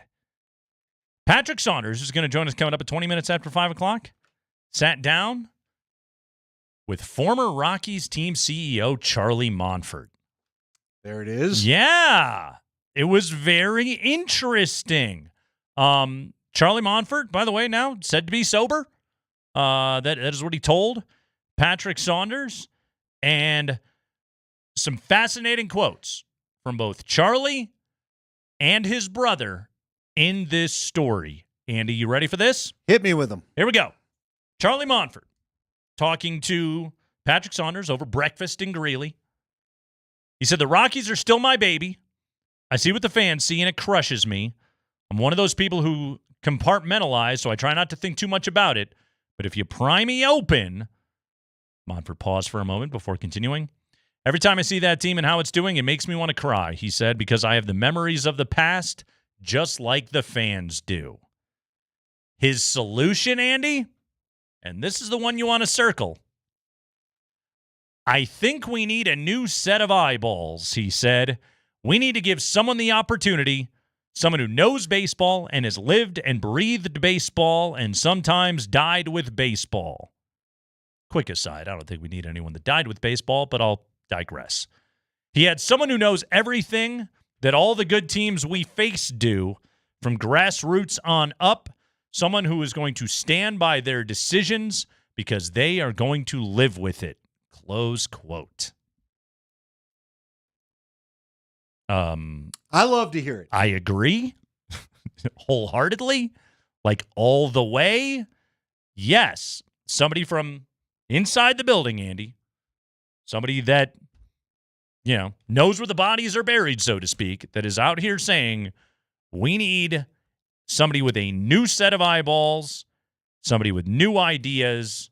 We need to give someone the opportunity. All right, so I haven't talked too much about this because I really haven't had a reason to. Mhm. In the early going of my talk show career, when I moved from working with Dave and Scott to Schler's first show with Dave Diaz-Infante, I actually got to know Charlie Monfort a little bit. He would come on the show. He was a big fan of Stinks, and so that was part of the reason why he would come on the show with us. And it got to the point where he just gave me his cell phone number. Couldn't believe it. I was like, I've never had an owner just give me his cell phone, and he's like, "You want me on? You call me." So I got to know Charlie a little bit. Now, I also figured out guy likes to drink a little bit, right? So I was always kind of sad to see that I kept hearing things. We fell out of touch after a while. Dick felt like he took over as you see now. And I just never Charlie used it. By the way, and anybody that's young enough to maybe don't know this, Charlie Monfort was the team CEO. Dick Monfort was kind of the underling or second in command, so to speak. Charlie Monfort was calling the shots. He was, and during a very competitive time in their history. Yes. And unfortunately, his drinking got the better of him. There's just no doubt about it. He's talked about that. He's gotten sober, and that's good. So I have no doubt. You don't know how many times or I watch what's going on or I see Dick fire, I don't see it, but you read about the email of him firing back at a fan upset about something or upset about a criticism. And I always wonder, what does Charlie think? Right. Because I know how much he loved this team. I know how much he loved being competitive. My only hope is, because he's right, you need a fresh eyes on every corner of this operation. Yep. And they know it. Yep. So, and I'm reading, you'd sent me the article, and, even here, there's this one part where, Dick says, "I trust Charlie. More importantly, Charlie is a smart guy. He sometimes doesn't act like it, but he's absolutely a guy of substance." There's just part of me that doesn't like that quote. And that's just, I'm curious the relationship between these two brothers. Again, it's Dick's offspring that are now working inside the organization with Walker on the business side and Sterling on the baseball side. And so what I hope for is that I do hope that Charlie gets a bigger say in this thing. Yeah. And can at least serve as some resistance to what his brother's saying. Because as it goes on in the story, it's the same old thing. You and I talked about it. What I get so sick of hearing is, I get it. Baseball's a little tougher here, but it's not impossible. It's not impossible, okay? And you've had successful runs before, and it's this thinking that you know what others don't because they haven't lived a life in baseball at altitude that's led you to the point where you may have one of the worst teams in history. You're going to have one of the worst teams in history. You're fighting to not let it be the worst team in history. This was, to me, these were the key quotes from Dick Monfort in this story. And again, we'll talk to Patrick Saunders about this coming up at 5:20. He wrote this story in the Post. He says, that's not only Charlie's opinion, it's the public's in general, and I get it, Dick said. There is a criticism, which is fair, that we are very loyal, insular, and we promote from within. Quick aside, I like that he at least acknowledged that it's fair. He adds, we have this dynamic of playing somewhere where nobody else plays. It's easier for an outsider to say, well, I would do this or I would have done that. This is a tough place to play. It has its little intricacies that other places don't, but I agree that what has gone on over the last few years is not representative of what we want. I think there are a lot of reasons for that, but it probably is time to have somebody who has a fresh opinion, a fresh set of eyes. I'm not opposed to bringing people in from the outside. That is from Dick Monfort in this story. I am not opposed to bringing in people from the outside. He, of course, does his fallback of, we understand the intricacies. The people inside here know better. I mean, this is an operation that, again, they are insular. Warren Schaefer, who I think, by the way, is doing some good things with this young club right now. And he is emphasizing some different players in the lineup, which I'm very happy to see. But also, he's a lifelong Rocky, okay? That does not qualify as a fresh set of eyes. I think the biggest place where it is necessary is in the front office. But in the very least, Andy, like they may be insular, they may be loyal to a fault, and they may be making bad decisions. But in the very least, there are quotes in our local newspaper, and we'll talk to the reporter that got them, Patrick Saunders, coming up at 20 minutes after 5 o'clock, that are acknowledging the reality that is happening right now, which is that the Rockies are 18-60. 18-60. Did win yesterday, by the way. Mickey Moniak. Look out for Mickey Moniak. Good bullpen day yesterday. Yeah. Got one of the three. Swept by the Diamondbacks. Not bad at all. Some interesting quotes there from Charlie Monfort. We have the 5 biggest stories of the day from around the NFL. We will dive into those coming up here on the other side. It is the Kreckman and Lindahl Show.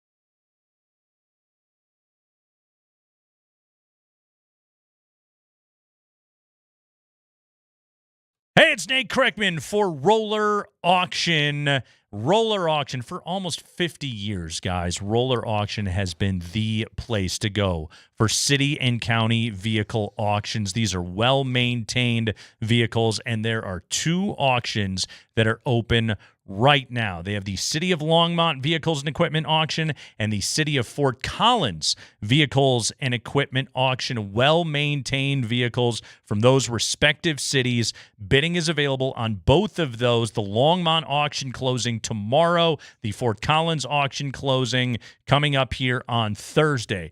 Go to roller.bid/altitude to be able to sign up to bid. But pickup trucks, SUVs, there's a cargo van right now with only 51,000 miles on it. This is in that City of Fort Collins Vehicles and Equipment Auction. A 2013 Ford Transit cargo van, $3,200 is the current bid for a van that has fewer than 52,000 miles on it. That's right. Go bid right now at roller.bid. Sign up to bid at roller.bid/altitude. Again, Roller Auction for almost 50 years, the best place for city and county vehicle auctions.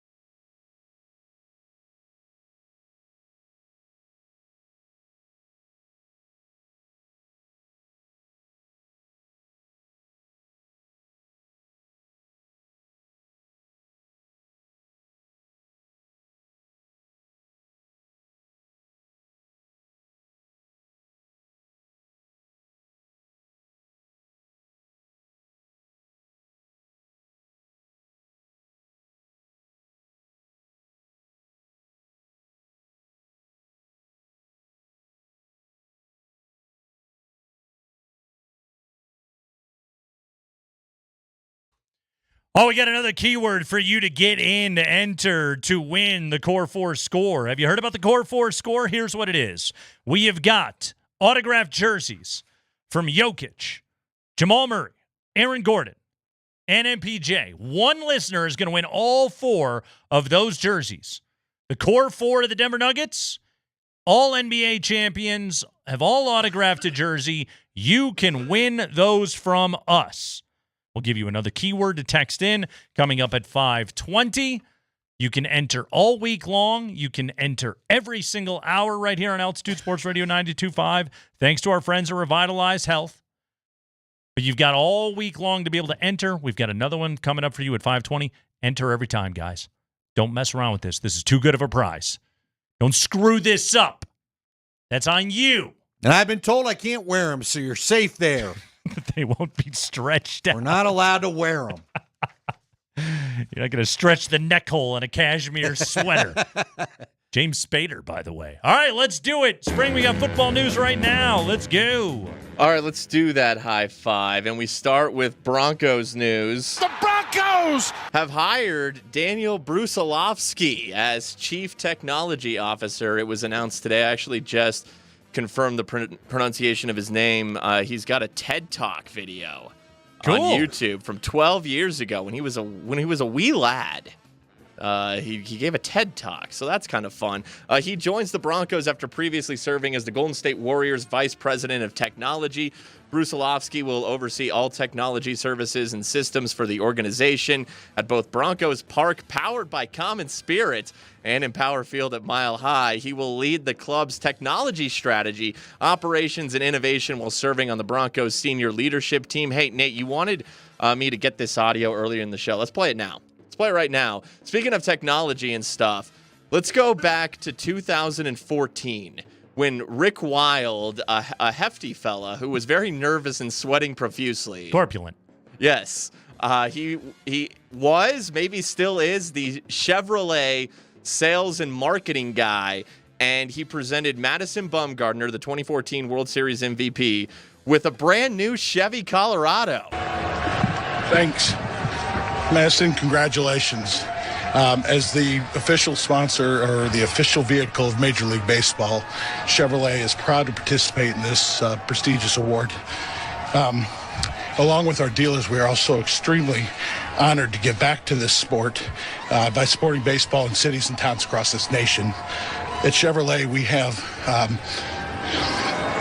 also been proud of the latest and greatest technology in our truck lineup, which is the all-new 2015 Chevy Colorado. It combines class-winning and leading, technology and stuff with Wi-Fi powered by OnStar. Sitting there on the screen. So the Broncos got a new technology and stuff guy. Andy. Do you think he was, because you and I have dealt with this, right? You're Yeah. asking a question, athletes shooting you a look, trying to burn a hole in your soul. Especially Madison And Bumgarner. I remember that. Like, was Bumgarner, he had to be like, dude, just give me the damn keys. I don't care. I want to get I'm not drunk. keeping it anyway. I want to go drink until I can't feel feelings anymore. Yeah. Leave me alone. Cool. Appreciate the truck, guy.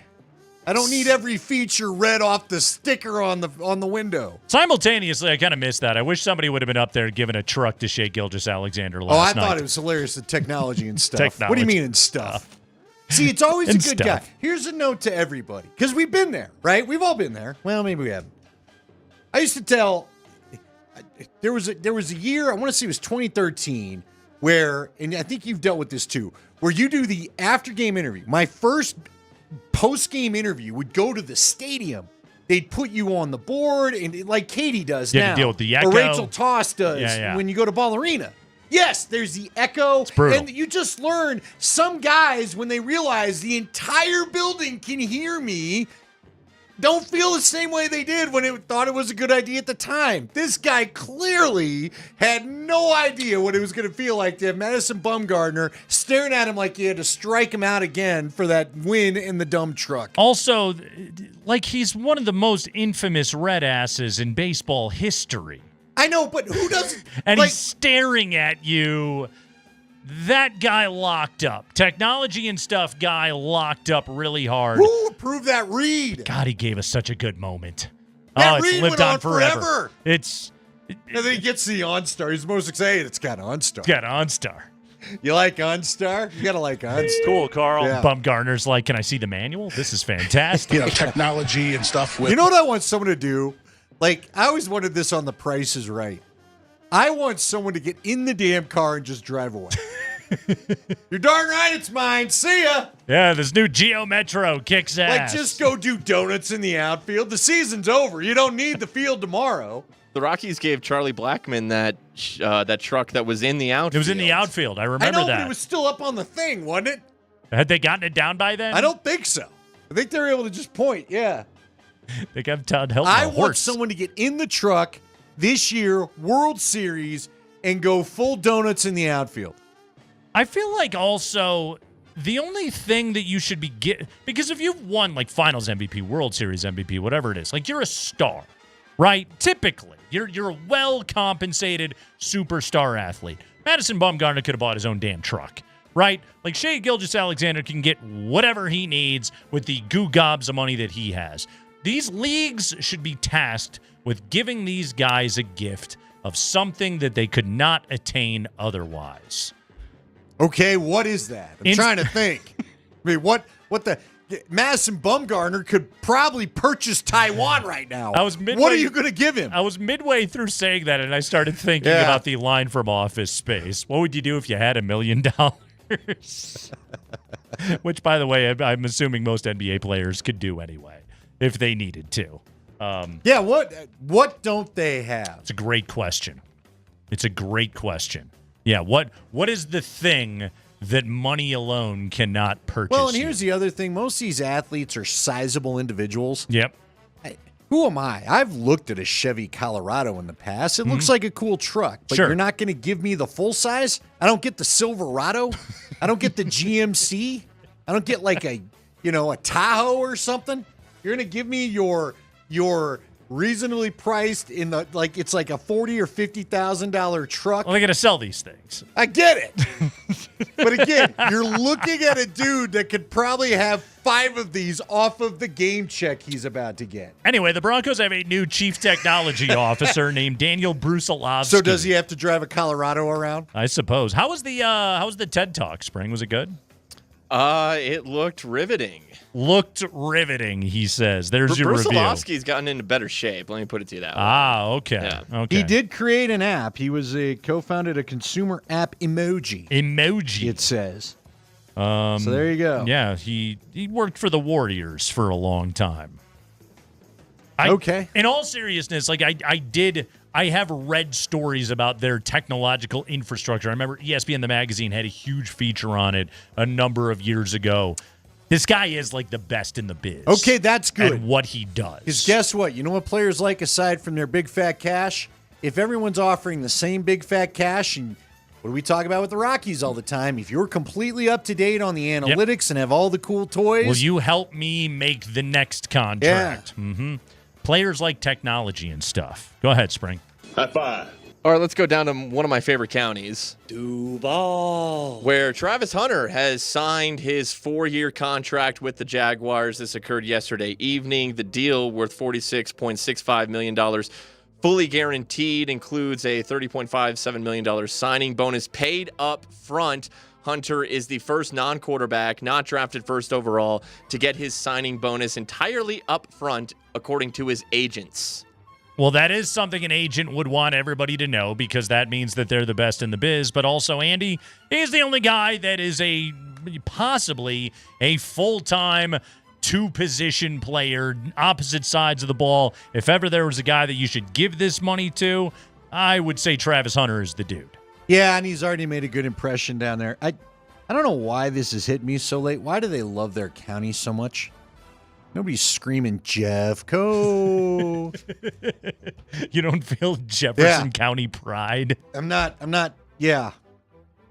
Lived in Arapahoe for a while. I was like, oh, thank God I'm out of there. Uh-huh. Now I'm in Jeffco.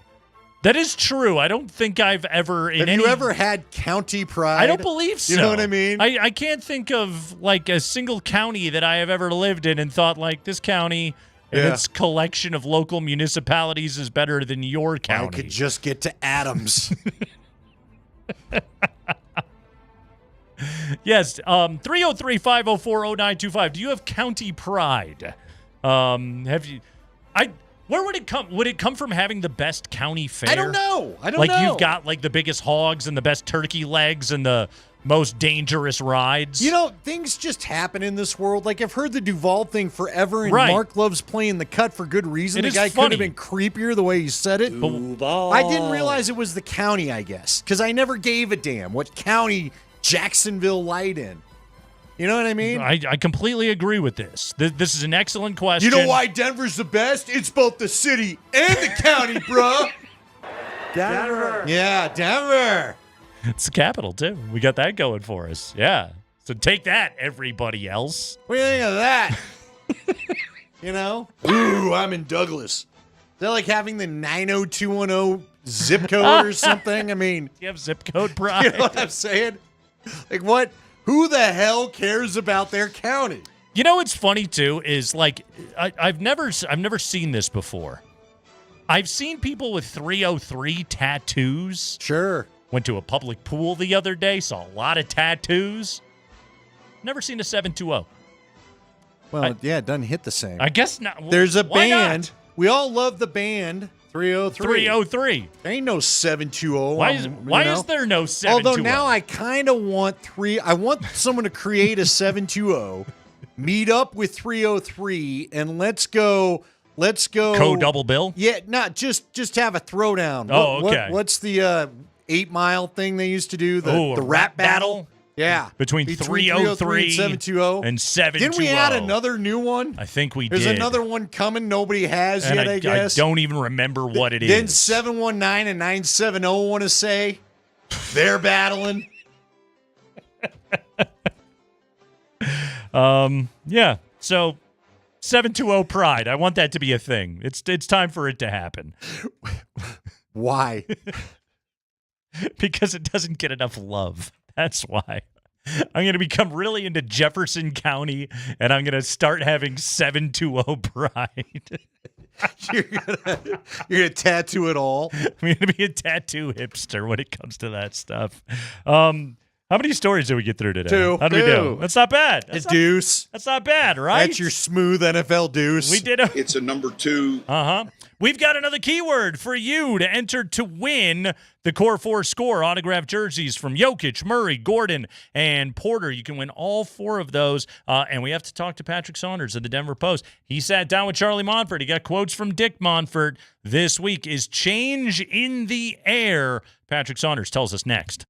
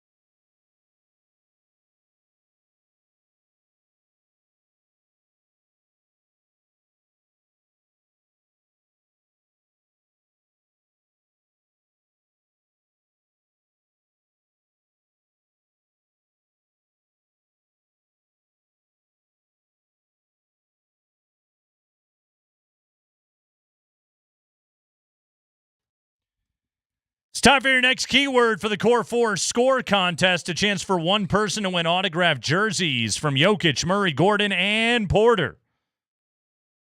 Your keyword this hour to text in to 303-504-0925, Tiger. Tiger. Text Tiger to 303-504-0925 right now. Special thanks to our friends at Revitalize Health, custom health solutions to revitalize your health today, revitalize-health.com. Great piece in the Denver Post yesterday. Patrick Saunders sat down with Charlie Monfort, Rockies owner Charlie Monfort. An interesting profile, fascinating to hear about what's happening in Charlie's life right now, and also some very strong thoughts about the ball club that is currently 18-60 on the year. Joining us right now is Patrick Saunders of the Denver Post. Patrick, welcome back to the show. How are you, sir? I'm doing great, guys. How are you? We're doing great. First off, what did Charlie order for breakfast? What did he order for breakfast? See, I think it was the All-American breakfast, something like that. Very basic, very basic. That's very Greeley of him. I'm very happy to hear that. Roasty's Diner, by the way, one of his favorite local eateries there in Greeley, Colorado. So, Patrick, you get a chance to sit down with Charlie. Charlie Monfort has never been shy about sharing his opinions about what is going on with the ball club, or quite frankly, much of anything else. And Charlie Monfort said to you, I think we need a new set of eyeballs. We need to give someone the opportunity, someone who knows baseball and has lived and breathed baseball and sometimes died with baseballs. But he talked about the need for change in the operations of the Rockies. What did you make of Charlie saying that, other than just pure frustration with an 18-60 record? Well, I was never really super tight with Charlie, but we kind of reconnected ever since Todd Helton's Hall of Fame induction last year in Cooperstown at Todd's party, and we talked for a long time that night, and we've talked since, and I knew he had some opinions. And I didn't know if he would open up about anything, be it his alcohol problems or the team. But I just wanted to know, as somebody who was actually part of the Rockies organization before Dick was, somebody who way back in the day kind of helped rescue the Rockies from a mess when they were first starting, what his thoughts were. And he was off and running. I didn't expect him to be so outgoing with his opinions. But as he said, it breaks his heart. I think he said it makes him want to cry to see what's happened to the franchise over the last few years. And then I asked him, well, what are some specifics? And he was off and running. And it was good stuff. And I'm sure it's something, I know it's something that others within the organization believe as well. How did we get to this place? Because I was telling Nate, I got to know Charlie in the early going when I was working with Schlereth and Diaz Infante there at one of the now defunct stations that I was a part of. But, Charlie liked those guys, Stink in particular. And so he gave us a lot of access to him during the time because he was always happy to come on the air and talk Rockies baseball with those guys. And it was the early 2000s, Patrick, so they were way more competitive than they were now. How did we get to the point where Dick kind of is the guy that's the decision maker and Charlie's had to move to the background? I understand the alcohol problems played into it, but are we going to get back to a place where maybe he can have a louder say? I don't know. Charlie would not go there. He said he's been more involved lately than he has been in a few years. He had a DUI in 2016, so it hasn't been that long. He told me he's had a few relapses. He's more involved now than he has been, but I don't foresee him taking on a major role going forward. I think he'll be more of a consultant than he has been in the past few years. But when you ask what's happened and how the team got to where it is, I think a couple things happened. I think losing Kelly McGregor in 2010 really hurt the operation because he was a good administrator. He was a good boss. He wasn't necessarily a baseball guy, but he delegated really, really well at 20th and Blake, and he was a good people person. He knew talented people when he saw them and met them. And when he passed away unexpectedly, in 2010, and they were a pretty good team that year. 2007 through 10, they were a good team. That really hurt. And then Dick moved into the president's side, at least the baseball president's side. I think he was in over his head, and I don't think he knew what decisions to make about the baseball side. And as he has admitted many times, he's loyal to a fault. And I think that caused problems, and the organization became dysfunctional. And it's, 17 and 18 when Buddy Black came in, and Jeff Bridich did a decent job at some things. There was a nice little window there. But rather than build on the window after the 2018 season and really build up a very talented team, they sat on their hands. They didn't do anything, and it's been downhill ever since. It's interesting because you had the quote from Dick about Charlie saying that he is a person of substance, even if he doesn't always show it. Kind of felt like a small shot to me. Maybe it's just how I read it. How is the relationship, in your opinion, between the two brothers? It's interesting you asked that. I had been told, and from my observations, I thought it was pretty estranged. But Charlie told me, no, it's not. And Dick went out of his way to say that, no, he and Charlie certainly have had their disagreements and their problems. But Dick's quote to me, was, I love Charlie. I love my brother.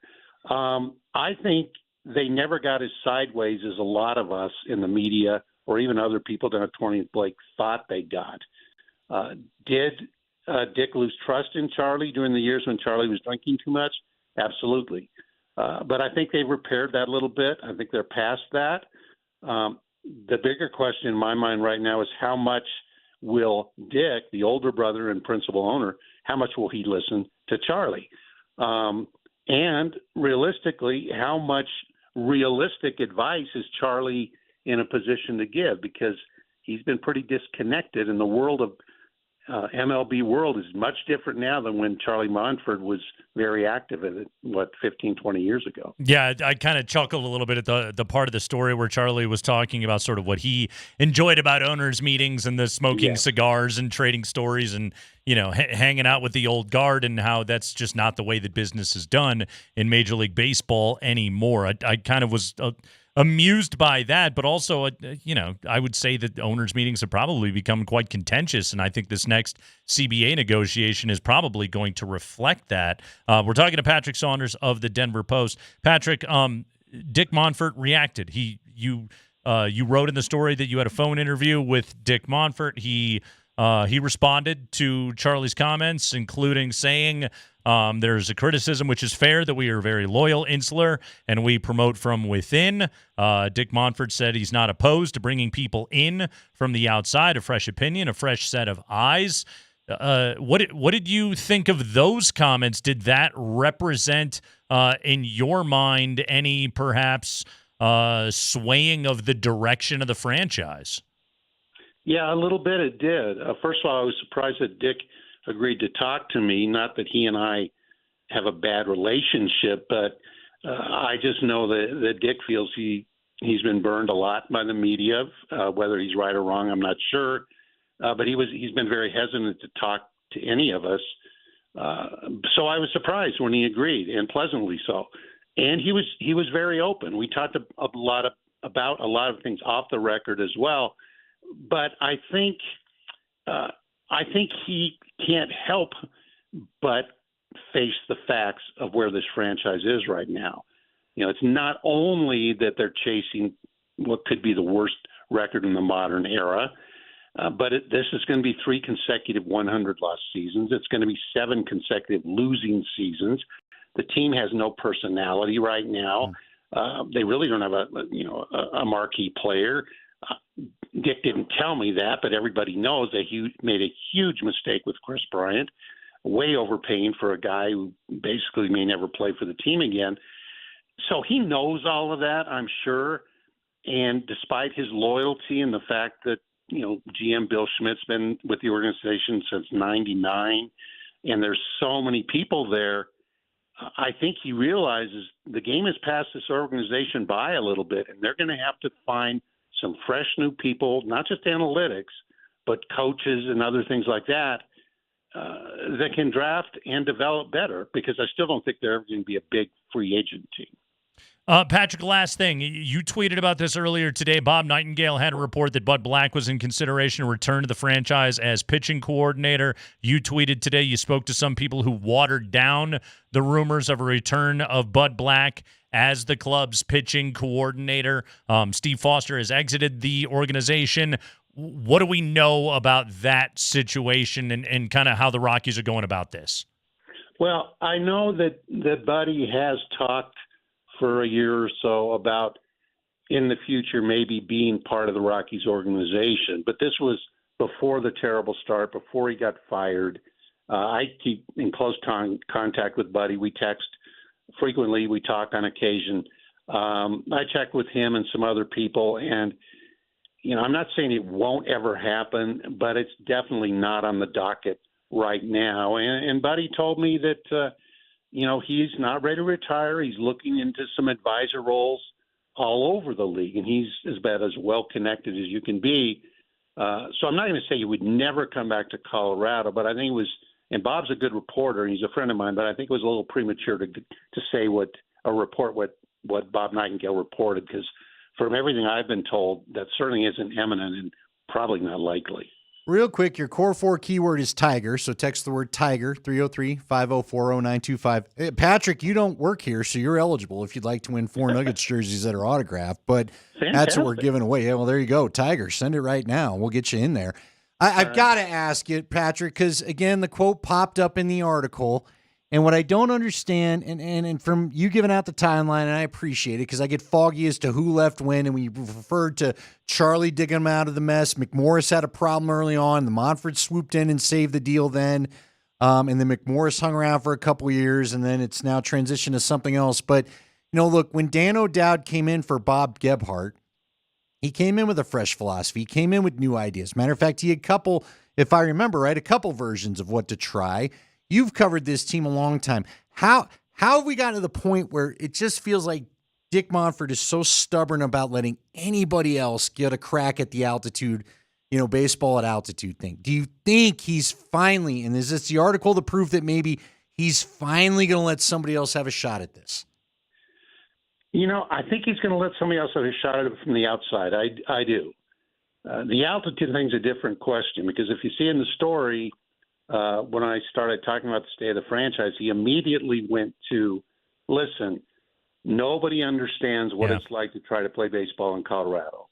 And I get that. And I've talked to Dan O'Dowd over the years, and since he left the organization, and his contention is he tried everything under the sun. People who aren't here can't understand it. There's some truth in that, but I don't buy all of that. I mean, you mentioned Bob Gebhardt, right? Rockies inaugural season 1993, they're in the playoffs by 95 with, you know, and then the Blake Street Bombers really blossomed 96, 97, 98. That team may not have made the playoffs every year, but they were a competitive, dangerous team. So to say that, and they didn't have the humidor back then. So to say that, you know, altitude is this thing that nobody else can understand, well, Bob Gebhardt understood it pretty well. Don Baylor understood it pretty well. They had to live with it, with altitude baseball. But Black did it in 17 and 18. So I just think, Dick, you know, I'm going to be frank here. I think he has to get out of his own way. And he's got to realize he's got to spend the money on a staff and bring outside people in if he wants to turn this thing around. You know, the Rockies' payroll is not that terrible compared to a lot of teams of similar size, but they don't spend for analytics or other coaches throughout the organization as much as I believe they should. All right, and we keep one more on you, so I do apologize. Nate's laughing at me, but you know what? We had a little bit. I tried to get Nate and DMac to debate this last week because they're both big baseball guys, and they both are really good with the numbers. And Nate, I asked Nate, gut feel, the question was, are they playing better under Warren Schaefer? The numbers suggest they're not. You cover this team daily. Are there positives there with Warren Schaefer? Is there a case to be made to keep him around, or does he need to be part of some of what we're talking about with the change? My opinion is yes, they are playing better baseball. I've talked to the players, and often without me even prompting it. They will tell me they think a change was needed, that things had gotten stale. And believe me, Buddy Black, I'm very tight with him, but I get it. I think there's attention to detail, and you got to give Warren Schaefer props. He's trying different things. Yeah. He's trying different lineups. He's trying to be aggressive offensively. He's trying bunts. He's trying steals. He's mixing things up. The players are responding. Maybe the numbers, bottom line numbers, don't quite show it, but I think they're a better team now than they were early in the year under Buddy. I kind of feel bad for Warren because even if he gets this team up and running and playing well, suppose they bring in a new GM, Warren Schaefer, this was his shot to be a big league manager. And is he going to get branded kind of with a scarlet letter for being the Rockies manager when all he's trying to do is take a team that's not as talented as most other teams in baseball and get the very best out of them? And so far, I think he's doing that pretty well. He's certainly not as funny or easygoing with the media as Buddy was. Buddy was a master at that, and Warren's still learning that part of the job. But talk to the players, and I think they like him as their manager. Yeah, his positivity is overwhelming. That's been the book on him since he walked through the door. I think some of his approach with the pitching has actually been better. I mean, hell, they've won a couple of games that Antonio Sensatella has started, and he's actually looked like a serviceable major league pitcher here of late. Yeah. So, by the way, and I think you had this stat, Patrick, his first start with at least 5 strikeouts since 2022. Yesterday over a course of that's and even if you're a pitch to contact guy, how do you not just luck into 5 strikeouts every now and then? But somehow he hadn't been able to do it. Patrick, man, great job on this story. Great job getting those quotes. I feel like these quotes are ones we're going to circle, hopefully, when either positive or no change occurs with this organization going forward. But nonetheless, it was important to have this on the record. So well done, sir. Well, thanks, guys. I appreciate you having me on. All right, Patrick Saunders of the Denver Post with us right there. Your keyword, Tiger. Tiger. Tiger. Text it into 303-504-0925, 303-504-0925. Text Tiger right now. You're entered to win Jokic, Murray, Gordon, and MPJ autographed jerseys. That is a package of 4 for one lucky winner. Special thanks to our friends at Revitalized Health. We'll take a quick break. When we come back, Ben Tenzer, John Wallace. We get a press conference tomorrow. What do we think we're going to hear? Plus, a baseball story that you need to hear. One of the game's all-time great names is now entering the lexicon. We'll tell you about that coming up next.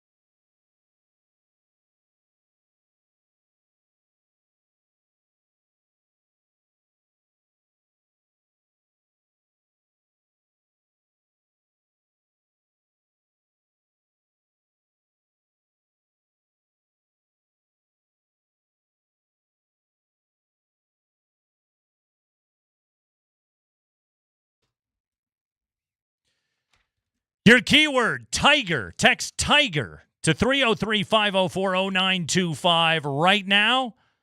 And that enters you into the Core 4 Score Contest, a chance for one person to win signed jerseys from the championship-winning Core 4. Jokic, Jamal, AG, and MPJ. We'll give you a new keyword every hour on the 20s, starting at 6:20 tomorrow morning. But right now, you text in the keyword Tiger to 303-504-0925, and you are entered to win the Core 4 Score signed jerseys from Joker, Jamal, AG, and MPJ. They got new bosses over there, Andy. They got new VPs. Yes. A lot of VPs. We have got the new VP of basketball operations, that's Ben Tenzer, and the new VP of player personnel, that's John Wallace, who comes over from Minnesota. Spent the last 3 years working with Tim Connolly there with the Timberwolves. However, he was here in Denver prior to that, working as one of the organization's scouting directors. John Wallace is now the... I want to call one of them the GM. But they're not. Who's the GM? Do they have a GM? Who's the GM? They got the law firm of Tenzer and Wallace. Well, tomorrow they got a noon presser, and you can ask the question. Who's the GM? Which guy gets to say that? I guess that's the world we live in now, right? Okay. Everybody gets a look, man. These companies that print up business cards, they don't do this well if you just name somebody the general manager. This just reminds me, do you remember the episode of Cheers where they all kept going to Rebecca for more money, but they all just kept getting titles instead? Right. That's what I'm saying. Sam came out bragging to Woody that he's the senior bartender or something. So anyway, yeah, that's what this reminds me of. But is it there? Are they doing it this way? This would be a question for Josh. Are they doing it this way so nobody feels like I'm above you? We are both vice presidents of each division. Right. So we have to talk this out and decide. Nobody can try to power play that I'm your boss. Right. Which then it's the only like, thing I can think of. Are you creating? It's funny because we asked Dempsey about the Workentine bear up Chapman dynamic earlier in the show, and he was like, it was muddy. And it was back at that time. George Karl had his voice in those conversations as well. That's not to say the organization didn't do well. That group took them to a Western Conference Finals, had them, a couple of wins away from going to the NBA Finals and possibly winning a championship. So it's not as though there was complete and total failure by that group, but like what was learned from all of that, is the assigning of, okay, Tenzer, you're essentially the cap guy, and Wallace, you're essentially the player personnel guy, you're the scouting guy, like, and everybody brings their particular strengths to the table, and then Josh Kroenke exists as tiebreaker or ultimate decision maker in all of it? Well, is it just that he's the GM and this is his way of saying it without saying it? I'm taking over, and he's the president of basketball operations. Here's my cap advisor. Sure. Here's my salary advisor. Here's my cabinet. And here's my player advisor. Yeah. When it, in Wallace. And I can't say for 1 second that it won't work because I don't know.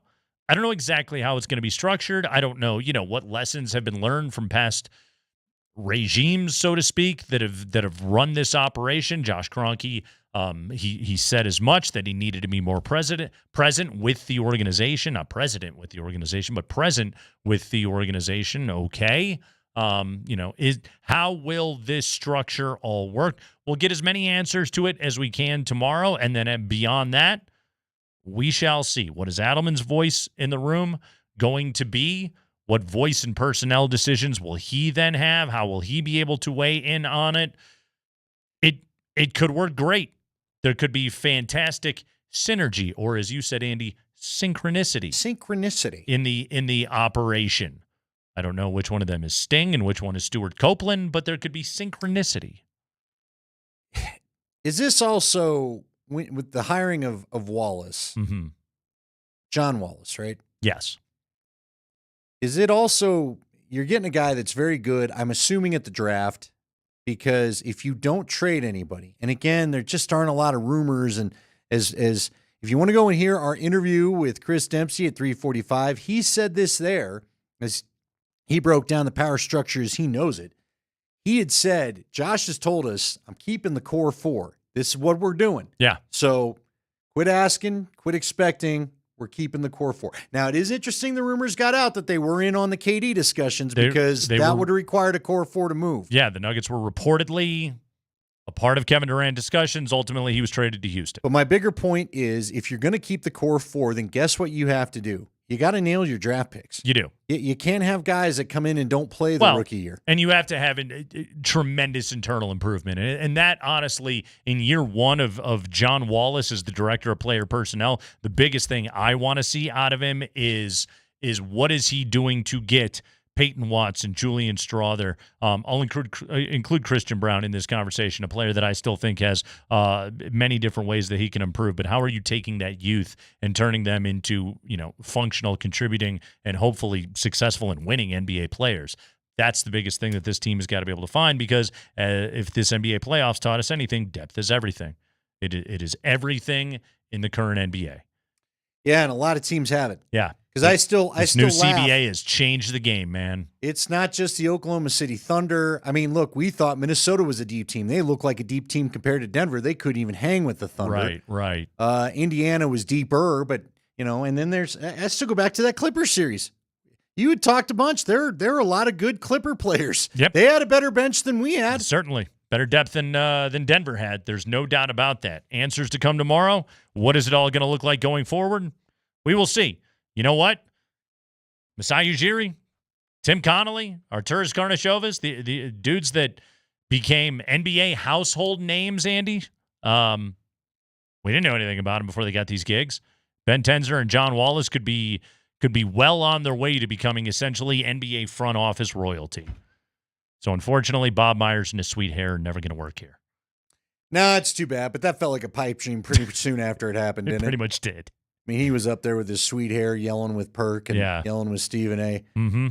You know what? Look, we can't get off the air until you announce the arrival of baseball's newest star. You still got a couple of minutes to text in Tiger to 303-504-0925. This hour's keyword is Tiger, 303-504-0925. Text in the word Tiger, and you're entered to win a collection of autographed jerseys from Jokic, Murray, Porter, and Aaron Gordon. So we got an interesting announcement from the New York Mets today, Andy. The Mets tweeted out and everything's got to be on a graphic these days. They tweeted, we have made the following roster moves. Left-handed pitcher Dickie Lovelady has been signed to a 1-year Major League contract and will be active tonight. I repeat, left-hander Dickie Lovelady. Dickie Lovelady, which we then found out later, his obviously given name is Richard. It was Richard Lovelady. Yes. But he's requested to the Mets, much like Tyler Bidet in the Broncos a year ago, told the media corps, I'm Bidet, not Batty, that he wants to go by his nickname, Dickie. Anthony DiComo, who covers the Mets for MLB.com, tweeted this. For those asking, yes, new Mets reliever Richard Lovelady, by the way, pitched for the Cubs a couple of years ago. Is he any good? He's fine. Bullpen arm. Has requested to go by his nickname Dickie. So it will be Dickie Lovelady from here on out. He adds, for posterity, Lovelady will continue to be referred to as Richard in print, on the scoreboard, etc. But he wants his teammates, fans, staffers, etc. to call